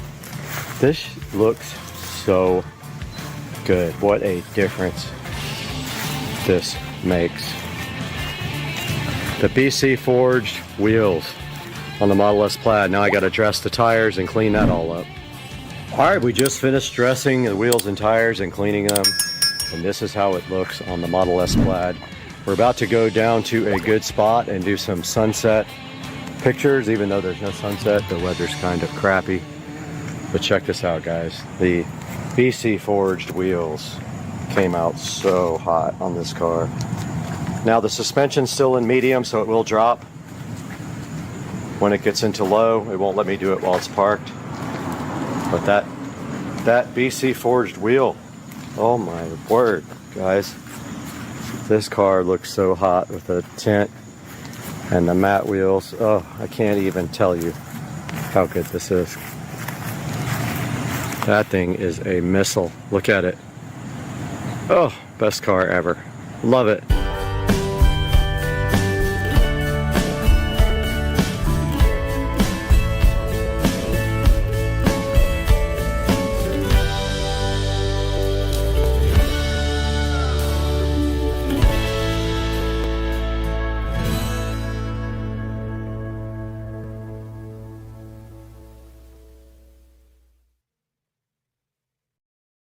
Over here we have more tree lighting.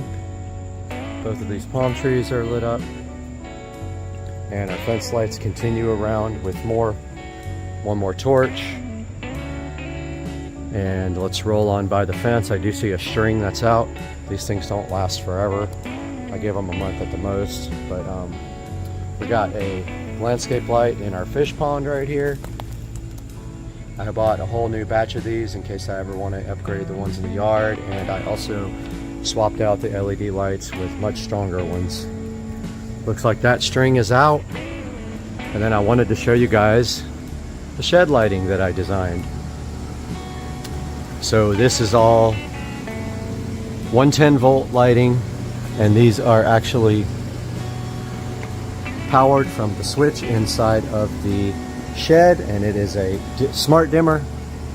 So this is the new lean-to, and if we walk by we see that it is lit here, here, here, and then we also see our string lights lighting up, and there's our garage. But as you can see, the lighting looks pretty good. Walking around back here again, I'll take you guys on another lap. So as we're walking by the house, we have our single light here in our little Zen garden. We have our patio, and then our fence lighting, our landscape lighting.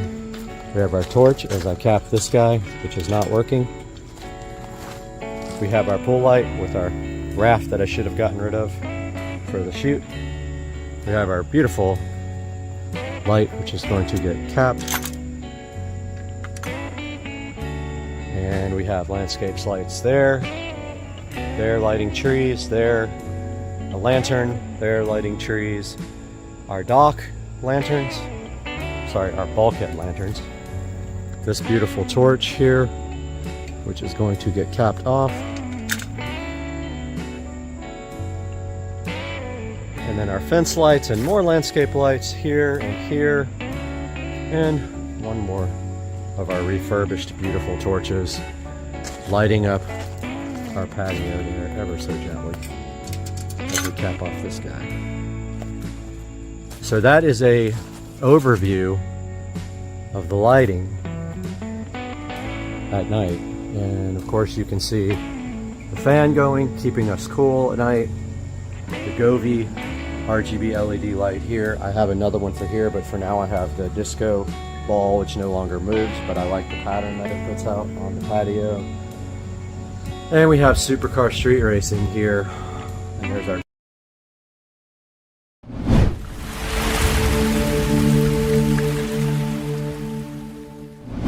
Guys, what's up? We are in the Supercar Street Racing amazing sunroom, as you can see right now. You're back with Brad on Supercar Street Racing, and today we got something sitting somewhere close by that is super relevant for the channel, and I was so hyped up when I found it that I immediately ordered it, and it is going to be such a cool addition for us. I cannot wait to get this out of the box and show it to you guys. It's something I've been waiting for a while, and I finally got it. Let's dig in.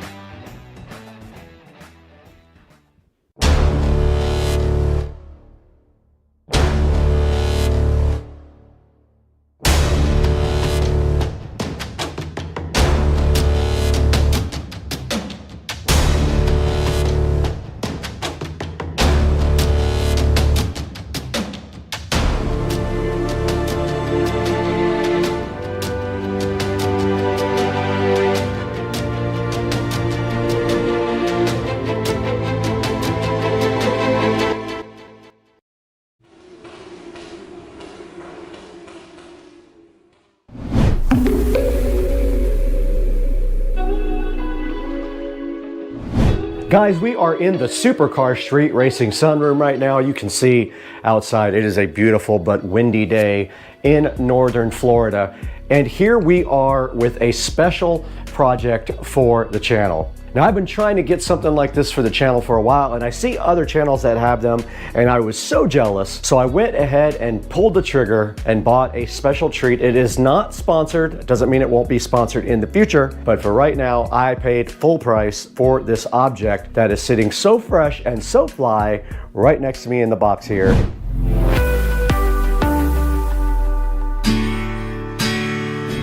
I couldn't think of a better place to show you this next product from Naporal than right next to this beautiful lamp in the Supercar Street Racing office. So let's take a look at our sponsor for today, Naporal. Naporal did send us some of their brand new rechargeable light bulbs. They are called the Naporal Blaze Max. And what we're gonna do today is take a quick look at these and get them out and set them up. Okay, the outside of the box on the Naporal Blaze Max. It says it is 5 times brighter and ideal for large spaces. So this is perfect if you have a big area you need to light up. They are remote controlled. They are USB and charging in the lamp. So the lamp can actually charge them. They have adjustable color and brightness, a touch control, a timing function, a premium battery, a E26 and E27 base. And they do come with a hook. So that way when you don't have anything to screw them in, you can still use your bulbs. On the side, it says, for the best control, just make sure the remote receiver faces the remote. If it's too bright, try dimming them down for a more relaxed glow, and for best experience, avoid using with other infrared devices nearby. That is, these are a infrared remote control device, not RF. This thing says it can light up 270 square feet, 7 hours on bright, perfect for any room, and it has a little portable hook inside as well. Let's get these out of the box. We do have a little user manual right here as well, and then you can see the actual hooks. Ah, they gave you multiple USB-C charging cables. Look at them go. One for each bulb. Way to go, Naporal. Then here is the bulb itself. We will get one of those unboxed and plugged into our lamp here shortly. And there is the remote control. You get a remote control for every single light. Way to go, Naporal. Stepping it up. We're going to go ahead and unscrew our Govee. We're going to go ahead and screw in our Naporal. And it did come on, and it is a shade of bluish. I did push warm white on the remote and it turned warm white. That is a combination there, and then that is cool white. Now let's go for the brightness. There is 100% brightness. Okay, this is just with the Naporal bulb. Let's go ahead and turn on the warm white function. There it is. Let's go ahead and turn this off and see if it is charged enough to work without the base being inserted. It does work. So let's put one of these nifty hooks on the end of the Naporal and try it in a dark area. Now remember, you have to point it at the infrared receiver, and this is with the Naporal on and on full brightness. Now it may not be charged up all the way either, so it's still very bright. It lights up this whole entire closet. So very cool for like if you're going camping or something like that. Now let's take a look at this on Amazon. All right, we're right in front of the Naporal website here for Amazon, and it is called the Naporal must-haves online here, but they are called Naporal Blaze Max if you go to the actual box. Now, just remember these are compatible with hardwired fixtures. When you're using a hardwired lamp, the bulb is controlled by the switch, except you cannot use a dimmer switch on it. Now this stands out because this is an exceptionally bright bulb for a wireless bulb. So keep that in mind and buy one out of the link in the description. And thanks for supporting the channel. Let's get back to the video.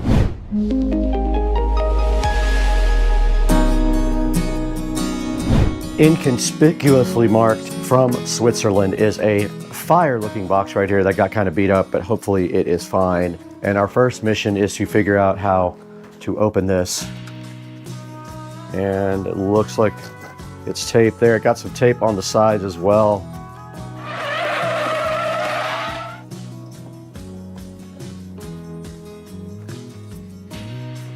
And looking inside the box, here is my order details. And right on top of the box right here, it says VEB Projects, which is the company that I did order this from. And inside some nice packing stuff. Nice label there for VEB Projects, I like it. And it did just come off without even ripping, so I will keep that. Nice packaging, great looking packaging. All right, let's get this thing right out of the box.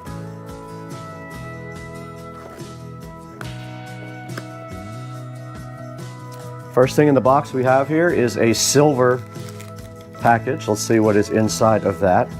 This is a bunny rabbit of some kind. Don't know what that's about. This is a USB cable. Yes, we did get a VEB sticker. We got some, looks like chocolates. That's really nice. Nice gifts from VEB. And then inside the box a little bit further, we will see exactly what we have. We have a thank you card from VEB Projects right there with a little URL there to go to set up your device. And then all the way inside we have our nice, there is what we bought. There is our device there. And if you're wondering what it is for, you will have to wait till I plug it in so I show you. It's about the right size that I was hoping for as well. And if we look on the back, all it does have is a USB. So this will require USB power from somewhere, just like that. So that is the device. Now let us go see exactly what happens when we plug this guy directly into power.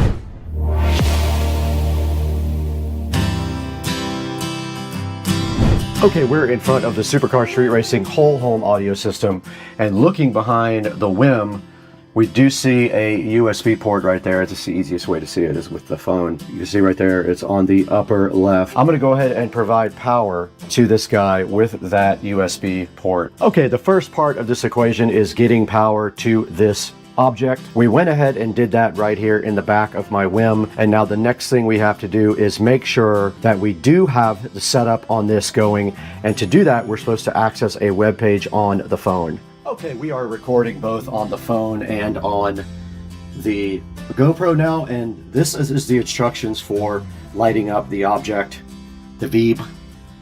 So basically you just plug it into a USB port that has power. You go ahead and scan for Wi-Fi networks inside your phone, and you join the Wi-Fi network that says VEB Projects. Once you do that, it takes a couple of minutes, but you have to, you might have to press log into the network if it pops up, but mine popped up after about a minute. I went ahead to that page, and then I will put in the information now. Basically, you manually type in your Wi-Fi network to it, and you manually type in your password. There is no drop-down scan thing. You just do that. And that's all there is to connecting this guy to Wi-Fi. Okay guys, we did get our awesome YouTube subscriber counter, video counter, and view counter all done and connected up. And I noticed something really cool about this thing, and that is that it does keep the numbers even when you disconnect the power. Now, part of this is already built into the screen. The part that says YouTube and the part with the red square is built into the screen already. That is not part of the graphic. The Supercar Street Racing, the numbers and the videos and the views are part of the counter that actually makes up the screen. Now, I did think it might light up. It does not look like it lights up. That's fine too. It's got a, and there it is booting up actually.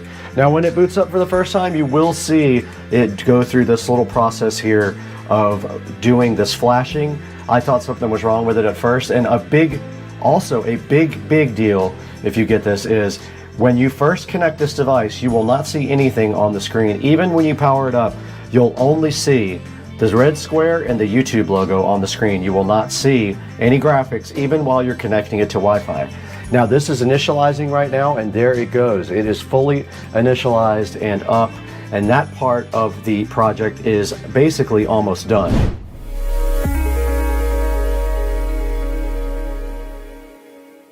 All right, guys, we are back in the Supercar Street Racing Studio A editing facility looking at the Veeb projects right here on Etsy. Let's go ahead and take a look at what they got. They got a lot of cool things, a lot of things like clock and more YouTube channel counters, a mechanical keyboard customizable thing, some Bitcoin ticker readers, a lot of really cool stuff like Dow Jones readers and everything like that. Show these guys your support. I'm hoping to work with them again in the future and maybe get another device for Studio A. I'm gonna go ahead and leave a nice review for their product right here as well. And I want to thank you guys for getting Supercar Street Racing up to 69,919 subscribers. We are being featured different places, which is bumping up our view counts and also our subscriber levels. And we really appreciate you guys tuning in and buying through our official product links. There will be a link to this Veeb project's website down in the description. So go ahead and pick up a YouTube channel subscription counter if you need one. This is the one that I got right here. It is $273 plus tax and shipping. Came out to around, I think, $350 with shipping and tax and everything. Grab one while you can. They only have 3 of those left, I saw in stock when I checked. Thanks again for subscribing.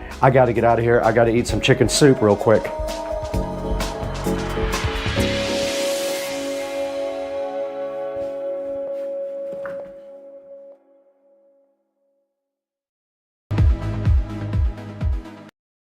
We are live at the 2026 Consumer Electronics Show with Supercar Street Racing.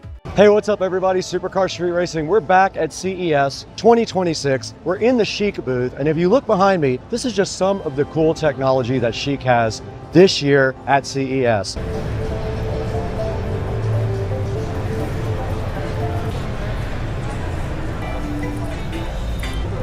Now, Chic's Panda design is inspired by Sichuan, China, and that's the home of the giant panda and the birthplace of the brand. Now, pandas also represent friendship, calm, and balance. And that same philosophy is built right into the appliances. Now, the goal here is simple. We're gonna merge technology, comfort, and nature. Now, we found a very cool section of this booth. This is the AI TV section for Chic. All right, we located the Q100 Nova mini LED TV right here. It has so many cool specs, I have to read them to you.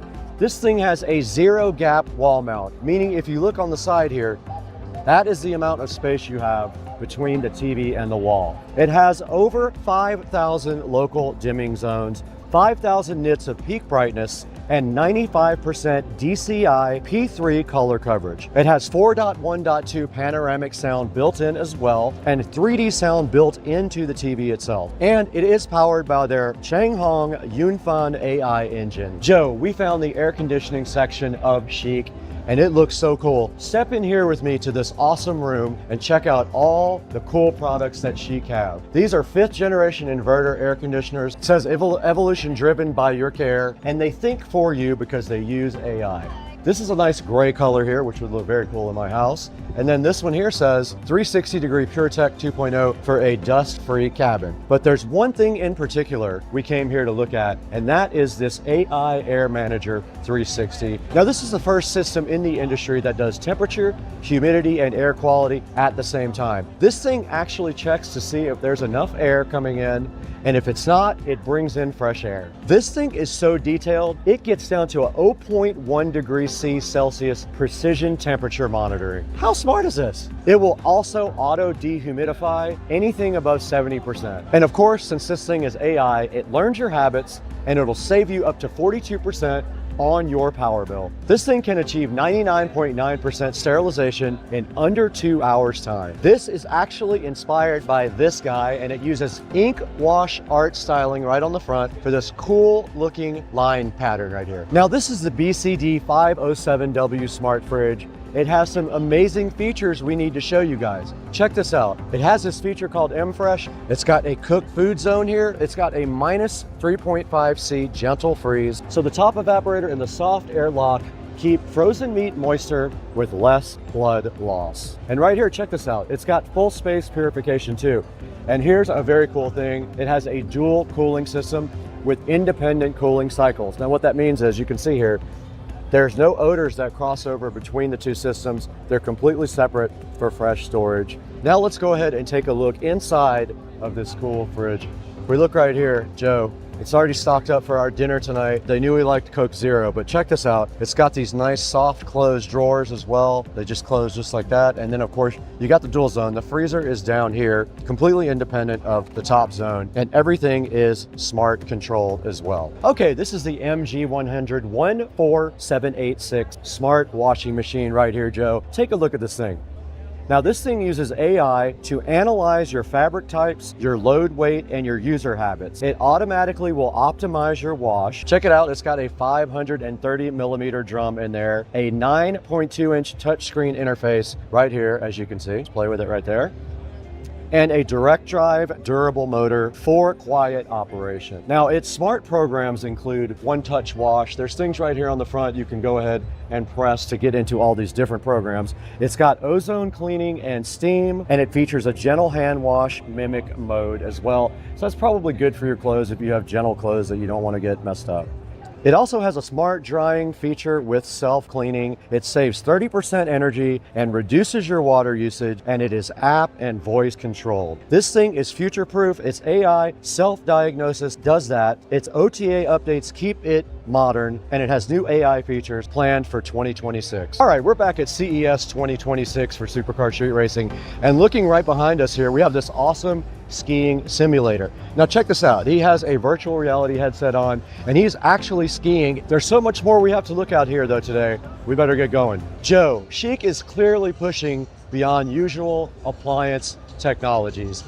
You can see this beautiful booth that showcases all their awesome AI, all their gaming stuff. So this is all about AI that adopts, designs that heal, and tech that feels personal. You could see that in a lot of the products that we showed you today. Now the Panda series stands out at CES 2026 because it pushes culture and innovation. Now I want you guys to let me know down in the comments section what impressed you the most. Was it the cool television? Was it their smart washer and dryer? What about their cool air conditioning system? We saw so much stuff. What about that skiing simulator over there, Joe? So many cool things impressed me today. Make sure you drop it down in the comments what you liked, and we'll see you guys in the next booth. A weird fire picture. We're just throwing the pool, you'll wake right up. Oh! You will wake right up. You're not though, Trish. Yeah, I'm gonna go get. Over here on the treadmill, and there's a freaking little crab. It's the second one I've seen in 2 days in the sun. Little crab. Hey, crab. Supercar Street Racing back in the dining room again, and today we have something right here that we've been waiting for a while, and it will replace the janky method that we did before in the bedroom with the car base processor. So let's get this thing opened right up and see what's inside.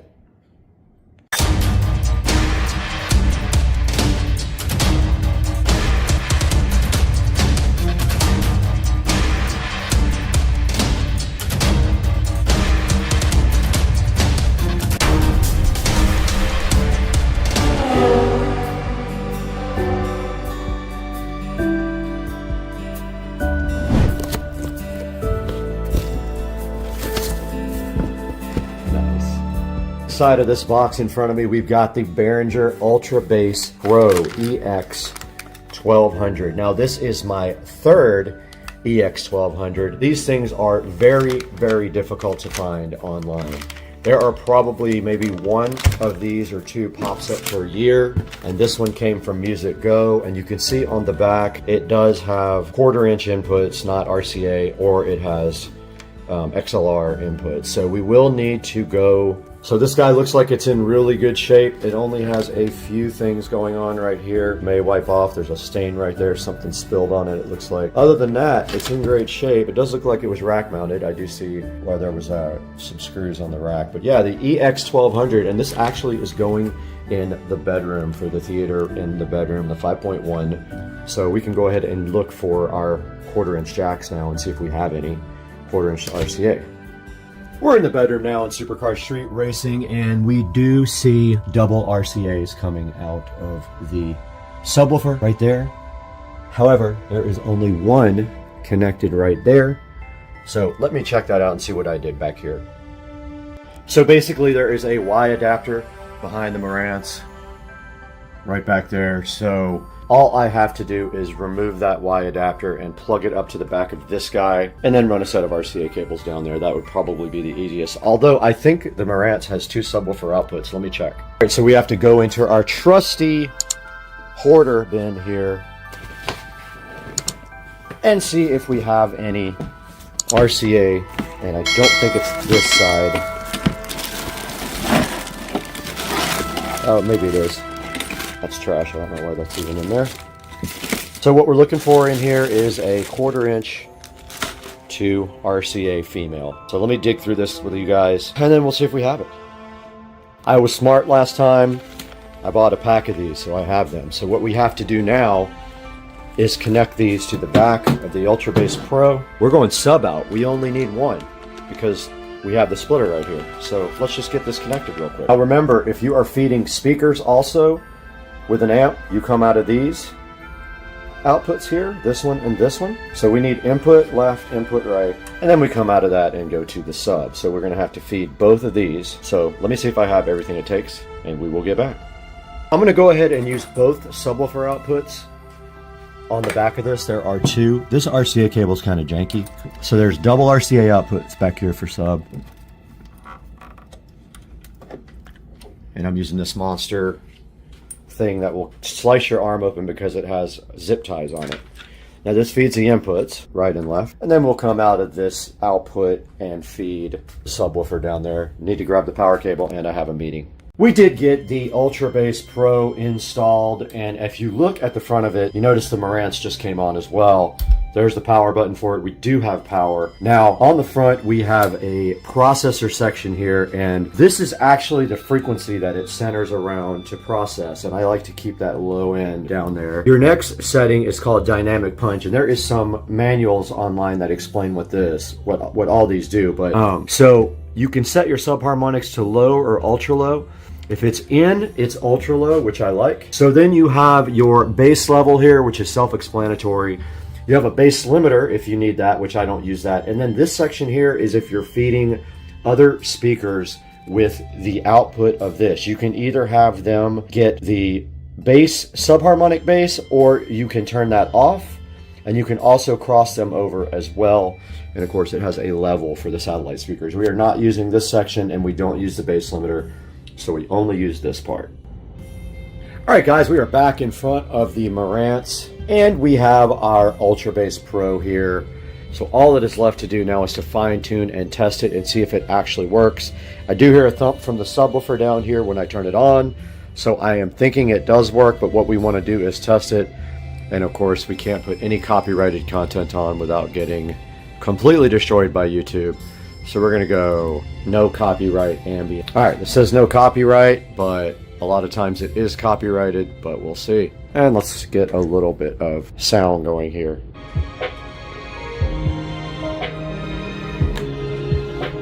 Okay, I don't see any lights on this. I went ahead and cranked up the level on the bass. We have our Govee Dreamview in the background there, lit up. All right, we got Blade Runner 2049 here, and I'm hoping that I don't get copyright on this. Can't show much of the audio because it'll definitely get me, but let's see if we got some bass response here. Finally got some movement of some LEDs, and we are watching Blade Runner now in 4K Dolby Digital Audio, and this looks amazing. And I'm just going to step back here to limit the copyright. Let's see what's going to happen here, but so far, this thing's making some good subsonic bass.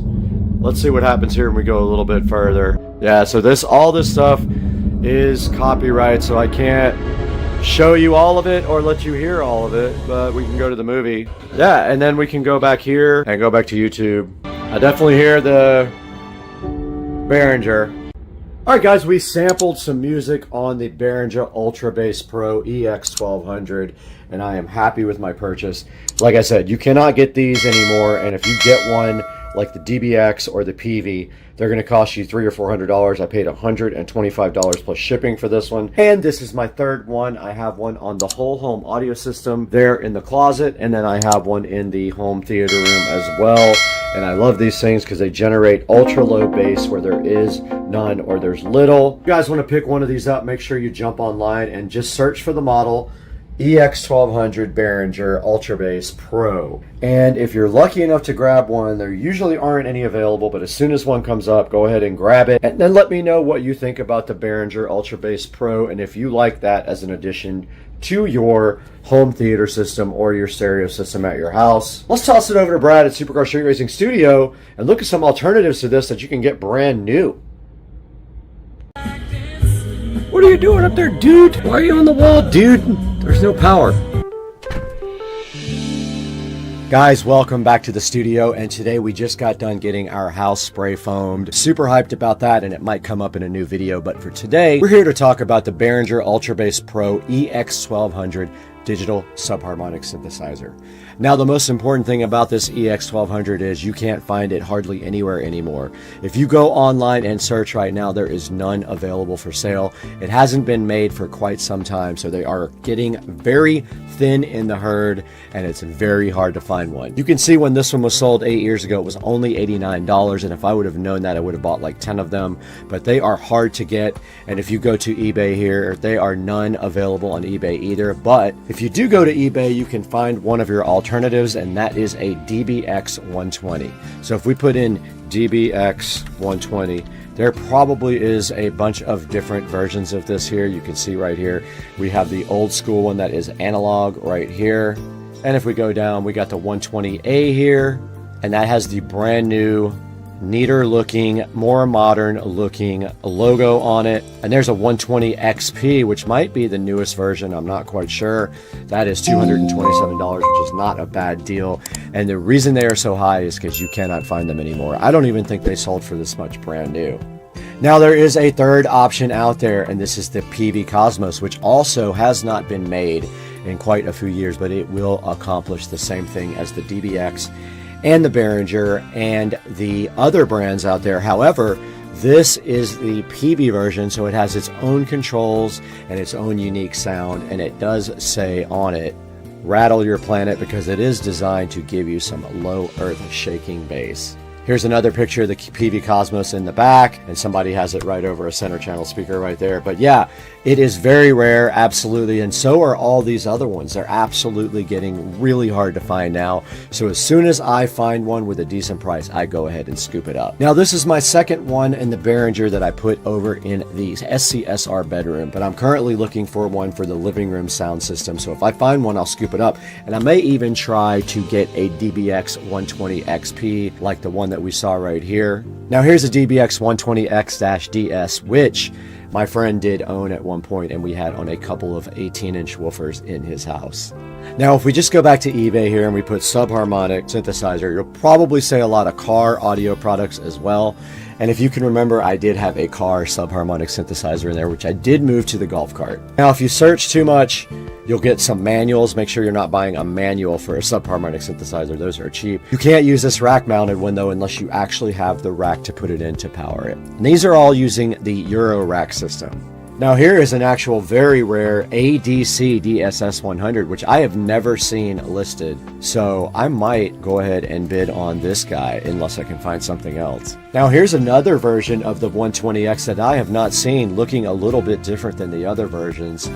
and it's at $250, so still very expensive. And guys, that's going to do it for today on Supercar Street Racing. I hope you enjoyed this video. I encourage you to like and subscribe and click through our links in our descriptions when you buy Amazon products. It does help us out greatly. We really appreciate your support. Please like and subscribe. We got to get out of here. I've got to go put new nails in the walls because the base shook them all out.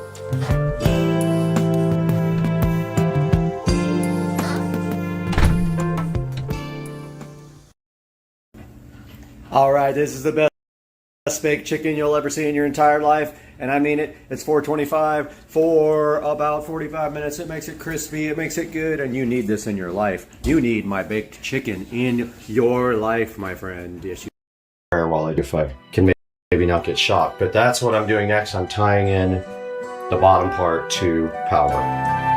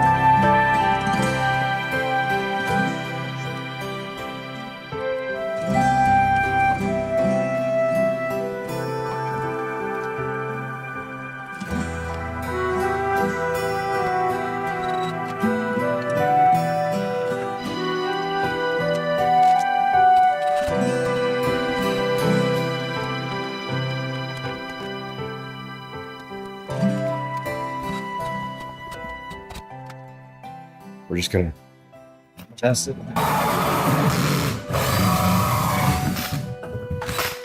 We got our hull. This works perfect. Let's proceed and make a big mess.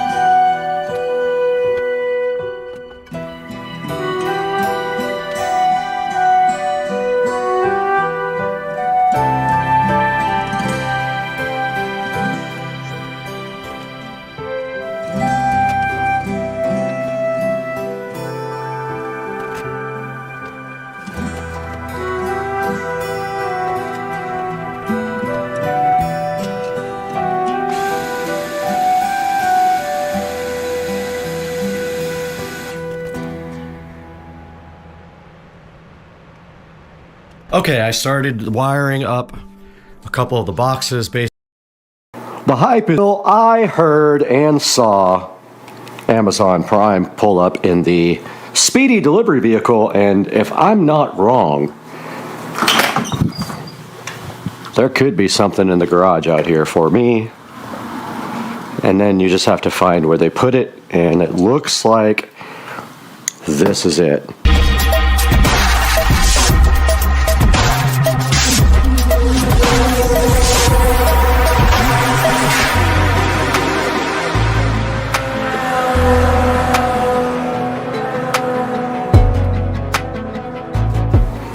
Just get some sparkling water here for refreshment while I'm working. We are in the closet. That's right. We are in the closet. We're in the Supercar Street Racing closet, and right now we have a box right down here that we're going to be enjoying. I'm hyped. even though this was a day late, which kind of upset me, but you know, can't win them all. There's a few things in here that we need to do before we do a complete closet makeover of the SCSR Studio Compound Closet. And right here and right now we have a box of hangers because I needed some because I ran out. That's not the big deal in here. This is what we really were waiting for. This is the simple, trending 3-tier stackable, expandable fabric shoe rack in black. And right here and right now we can dispose of this box and get it out of here so we can get a good look at what we're going to be looking at today, and that is this shoe rack. We got the Ninja scissors out today, guys, and we are hyped about getting a shoe rack. As dumb as that sounds, it's actually quite exciting. Now, it's not going to let me do this with one hand, but fortunately, that side is all that we needed to open. So this is how it comes right out of the package.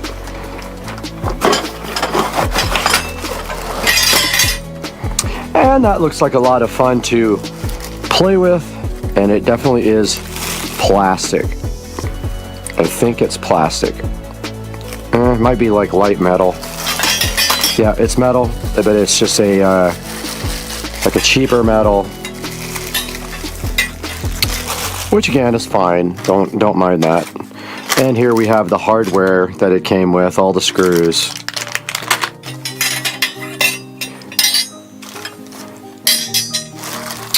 And this is the fabric part. I guess that's where your shoes go. And this looks fun to put together, let me tell you. And then these are the legs. And we have some instructions that I cannot read because my eyesight is so ridiculously bad. So what we are going to do is try to figure out how to put this thing together. So we do have screws here, so I'm going to go get my screwdriver, my electric screwdriver ready, and then figure out exactly what we are doing here.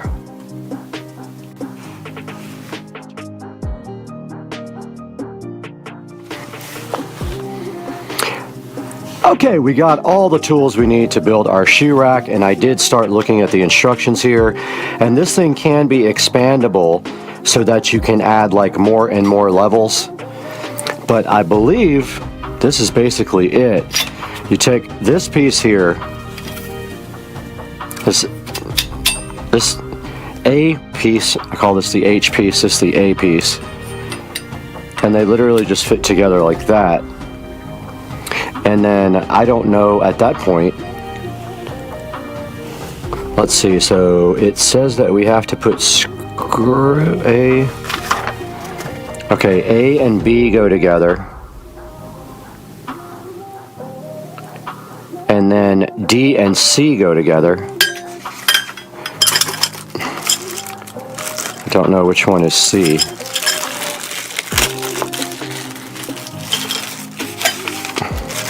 But these are what is indicated in the pictures.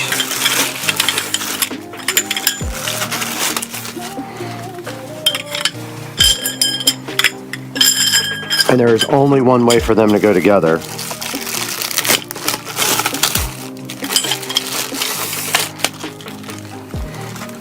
Okay. D and C. And then what is an E? E must be this. E is this. E is this guy. What are the screws for? Okay. We did step one. Let's do step one on the other side. Let's put our A and B together.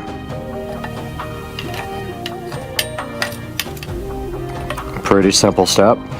They just kind of go together like this.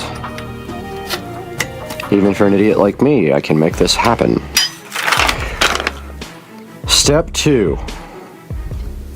D and C. Get rid of all of our junk so we can see what we're doing. I'm assuming this is a D and this is a C. Okay, there's a little push thing there. And they lock together.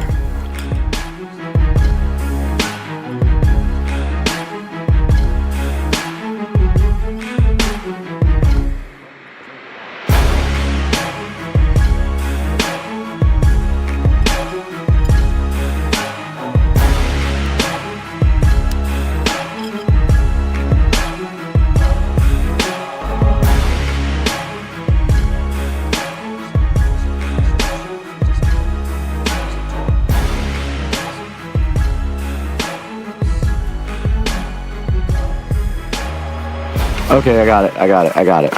All right, the second part of step 2 is you run the rods. I'm trying to get our lights perfect here. So you take your fabric there and you run the rods through the holes in the sides.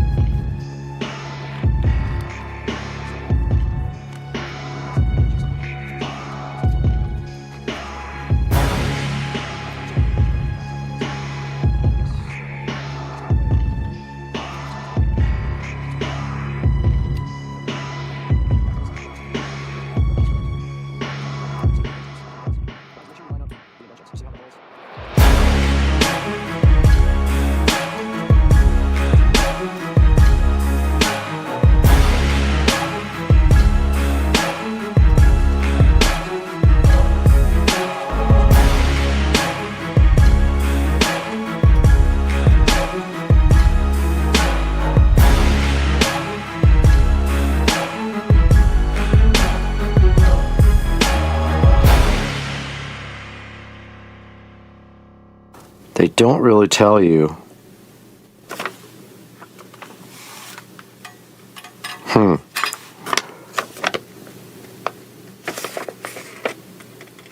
Looks like it's the second hole, the middle hole, and then this hole. So we'll go with that.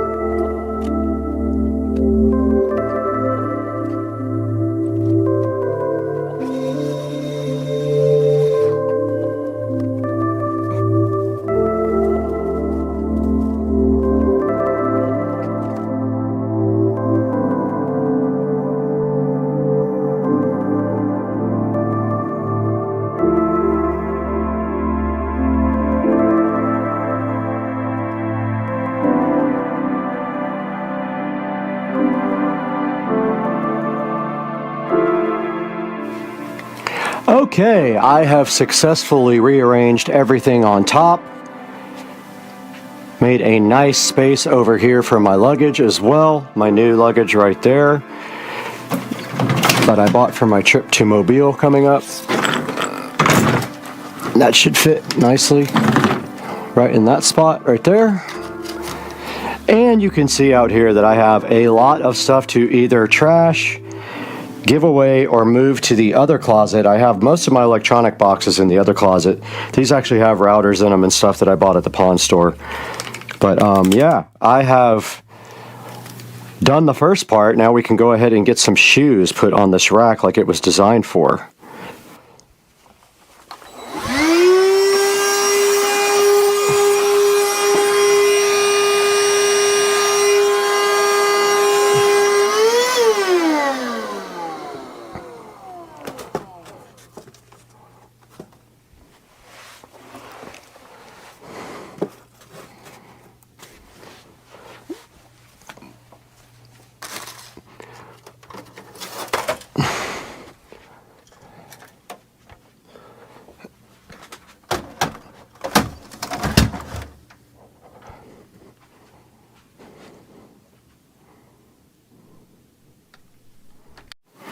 Alright, I got the first level of the shoe rack populated with my Puma shoes here, looking so fresh, and I actually have a couple of more sets of Pumas here that can go on as well, like that,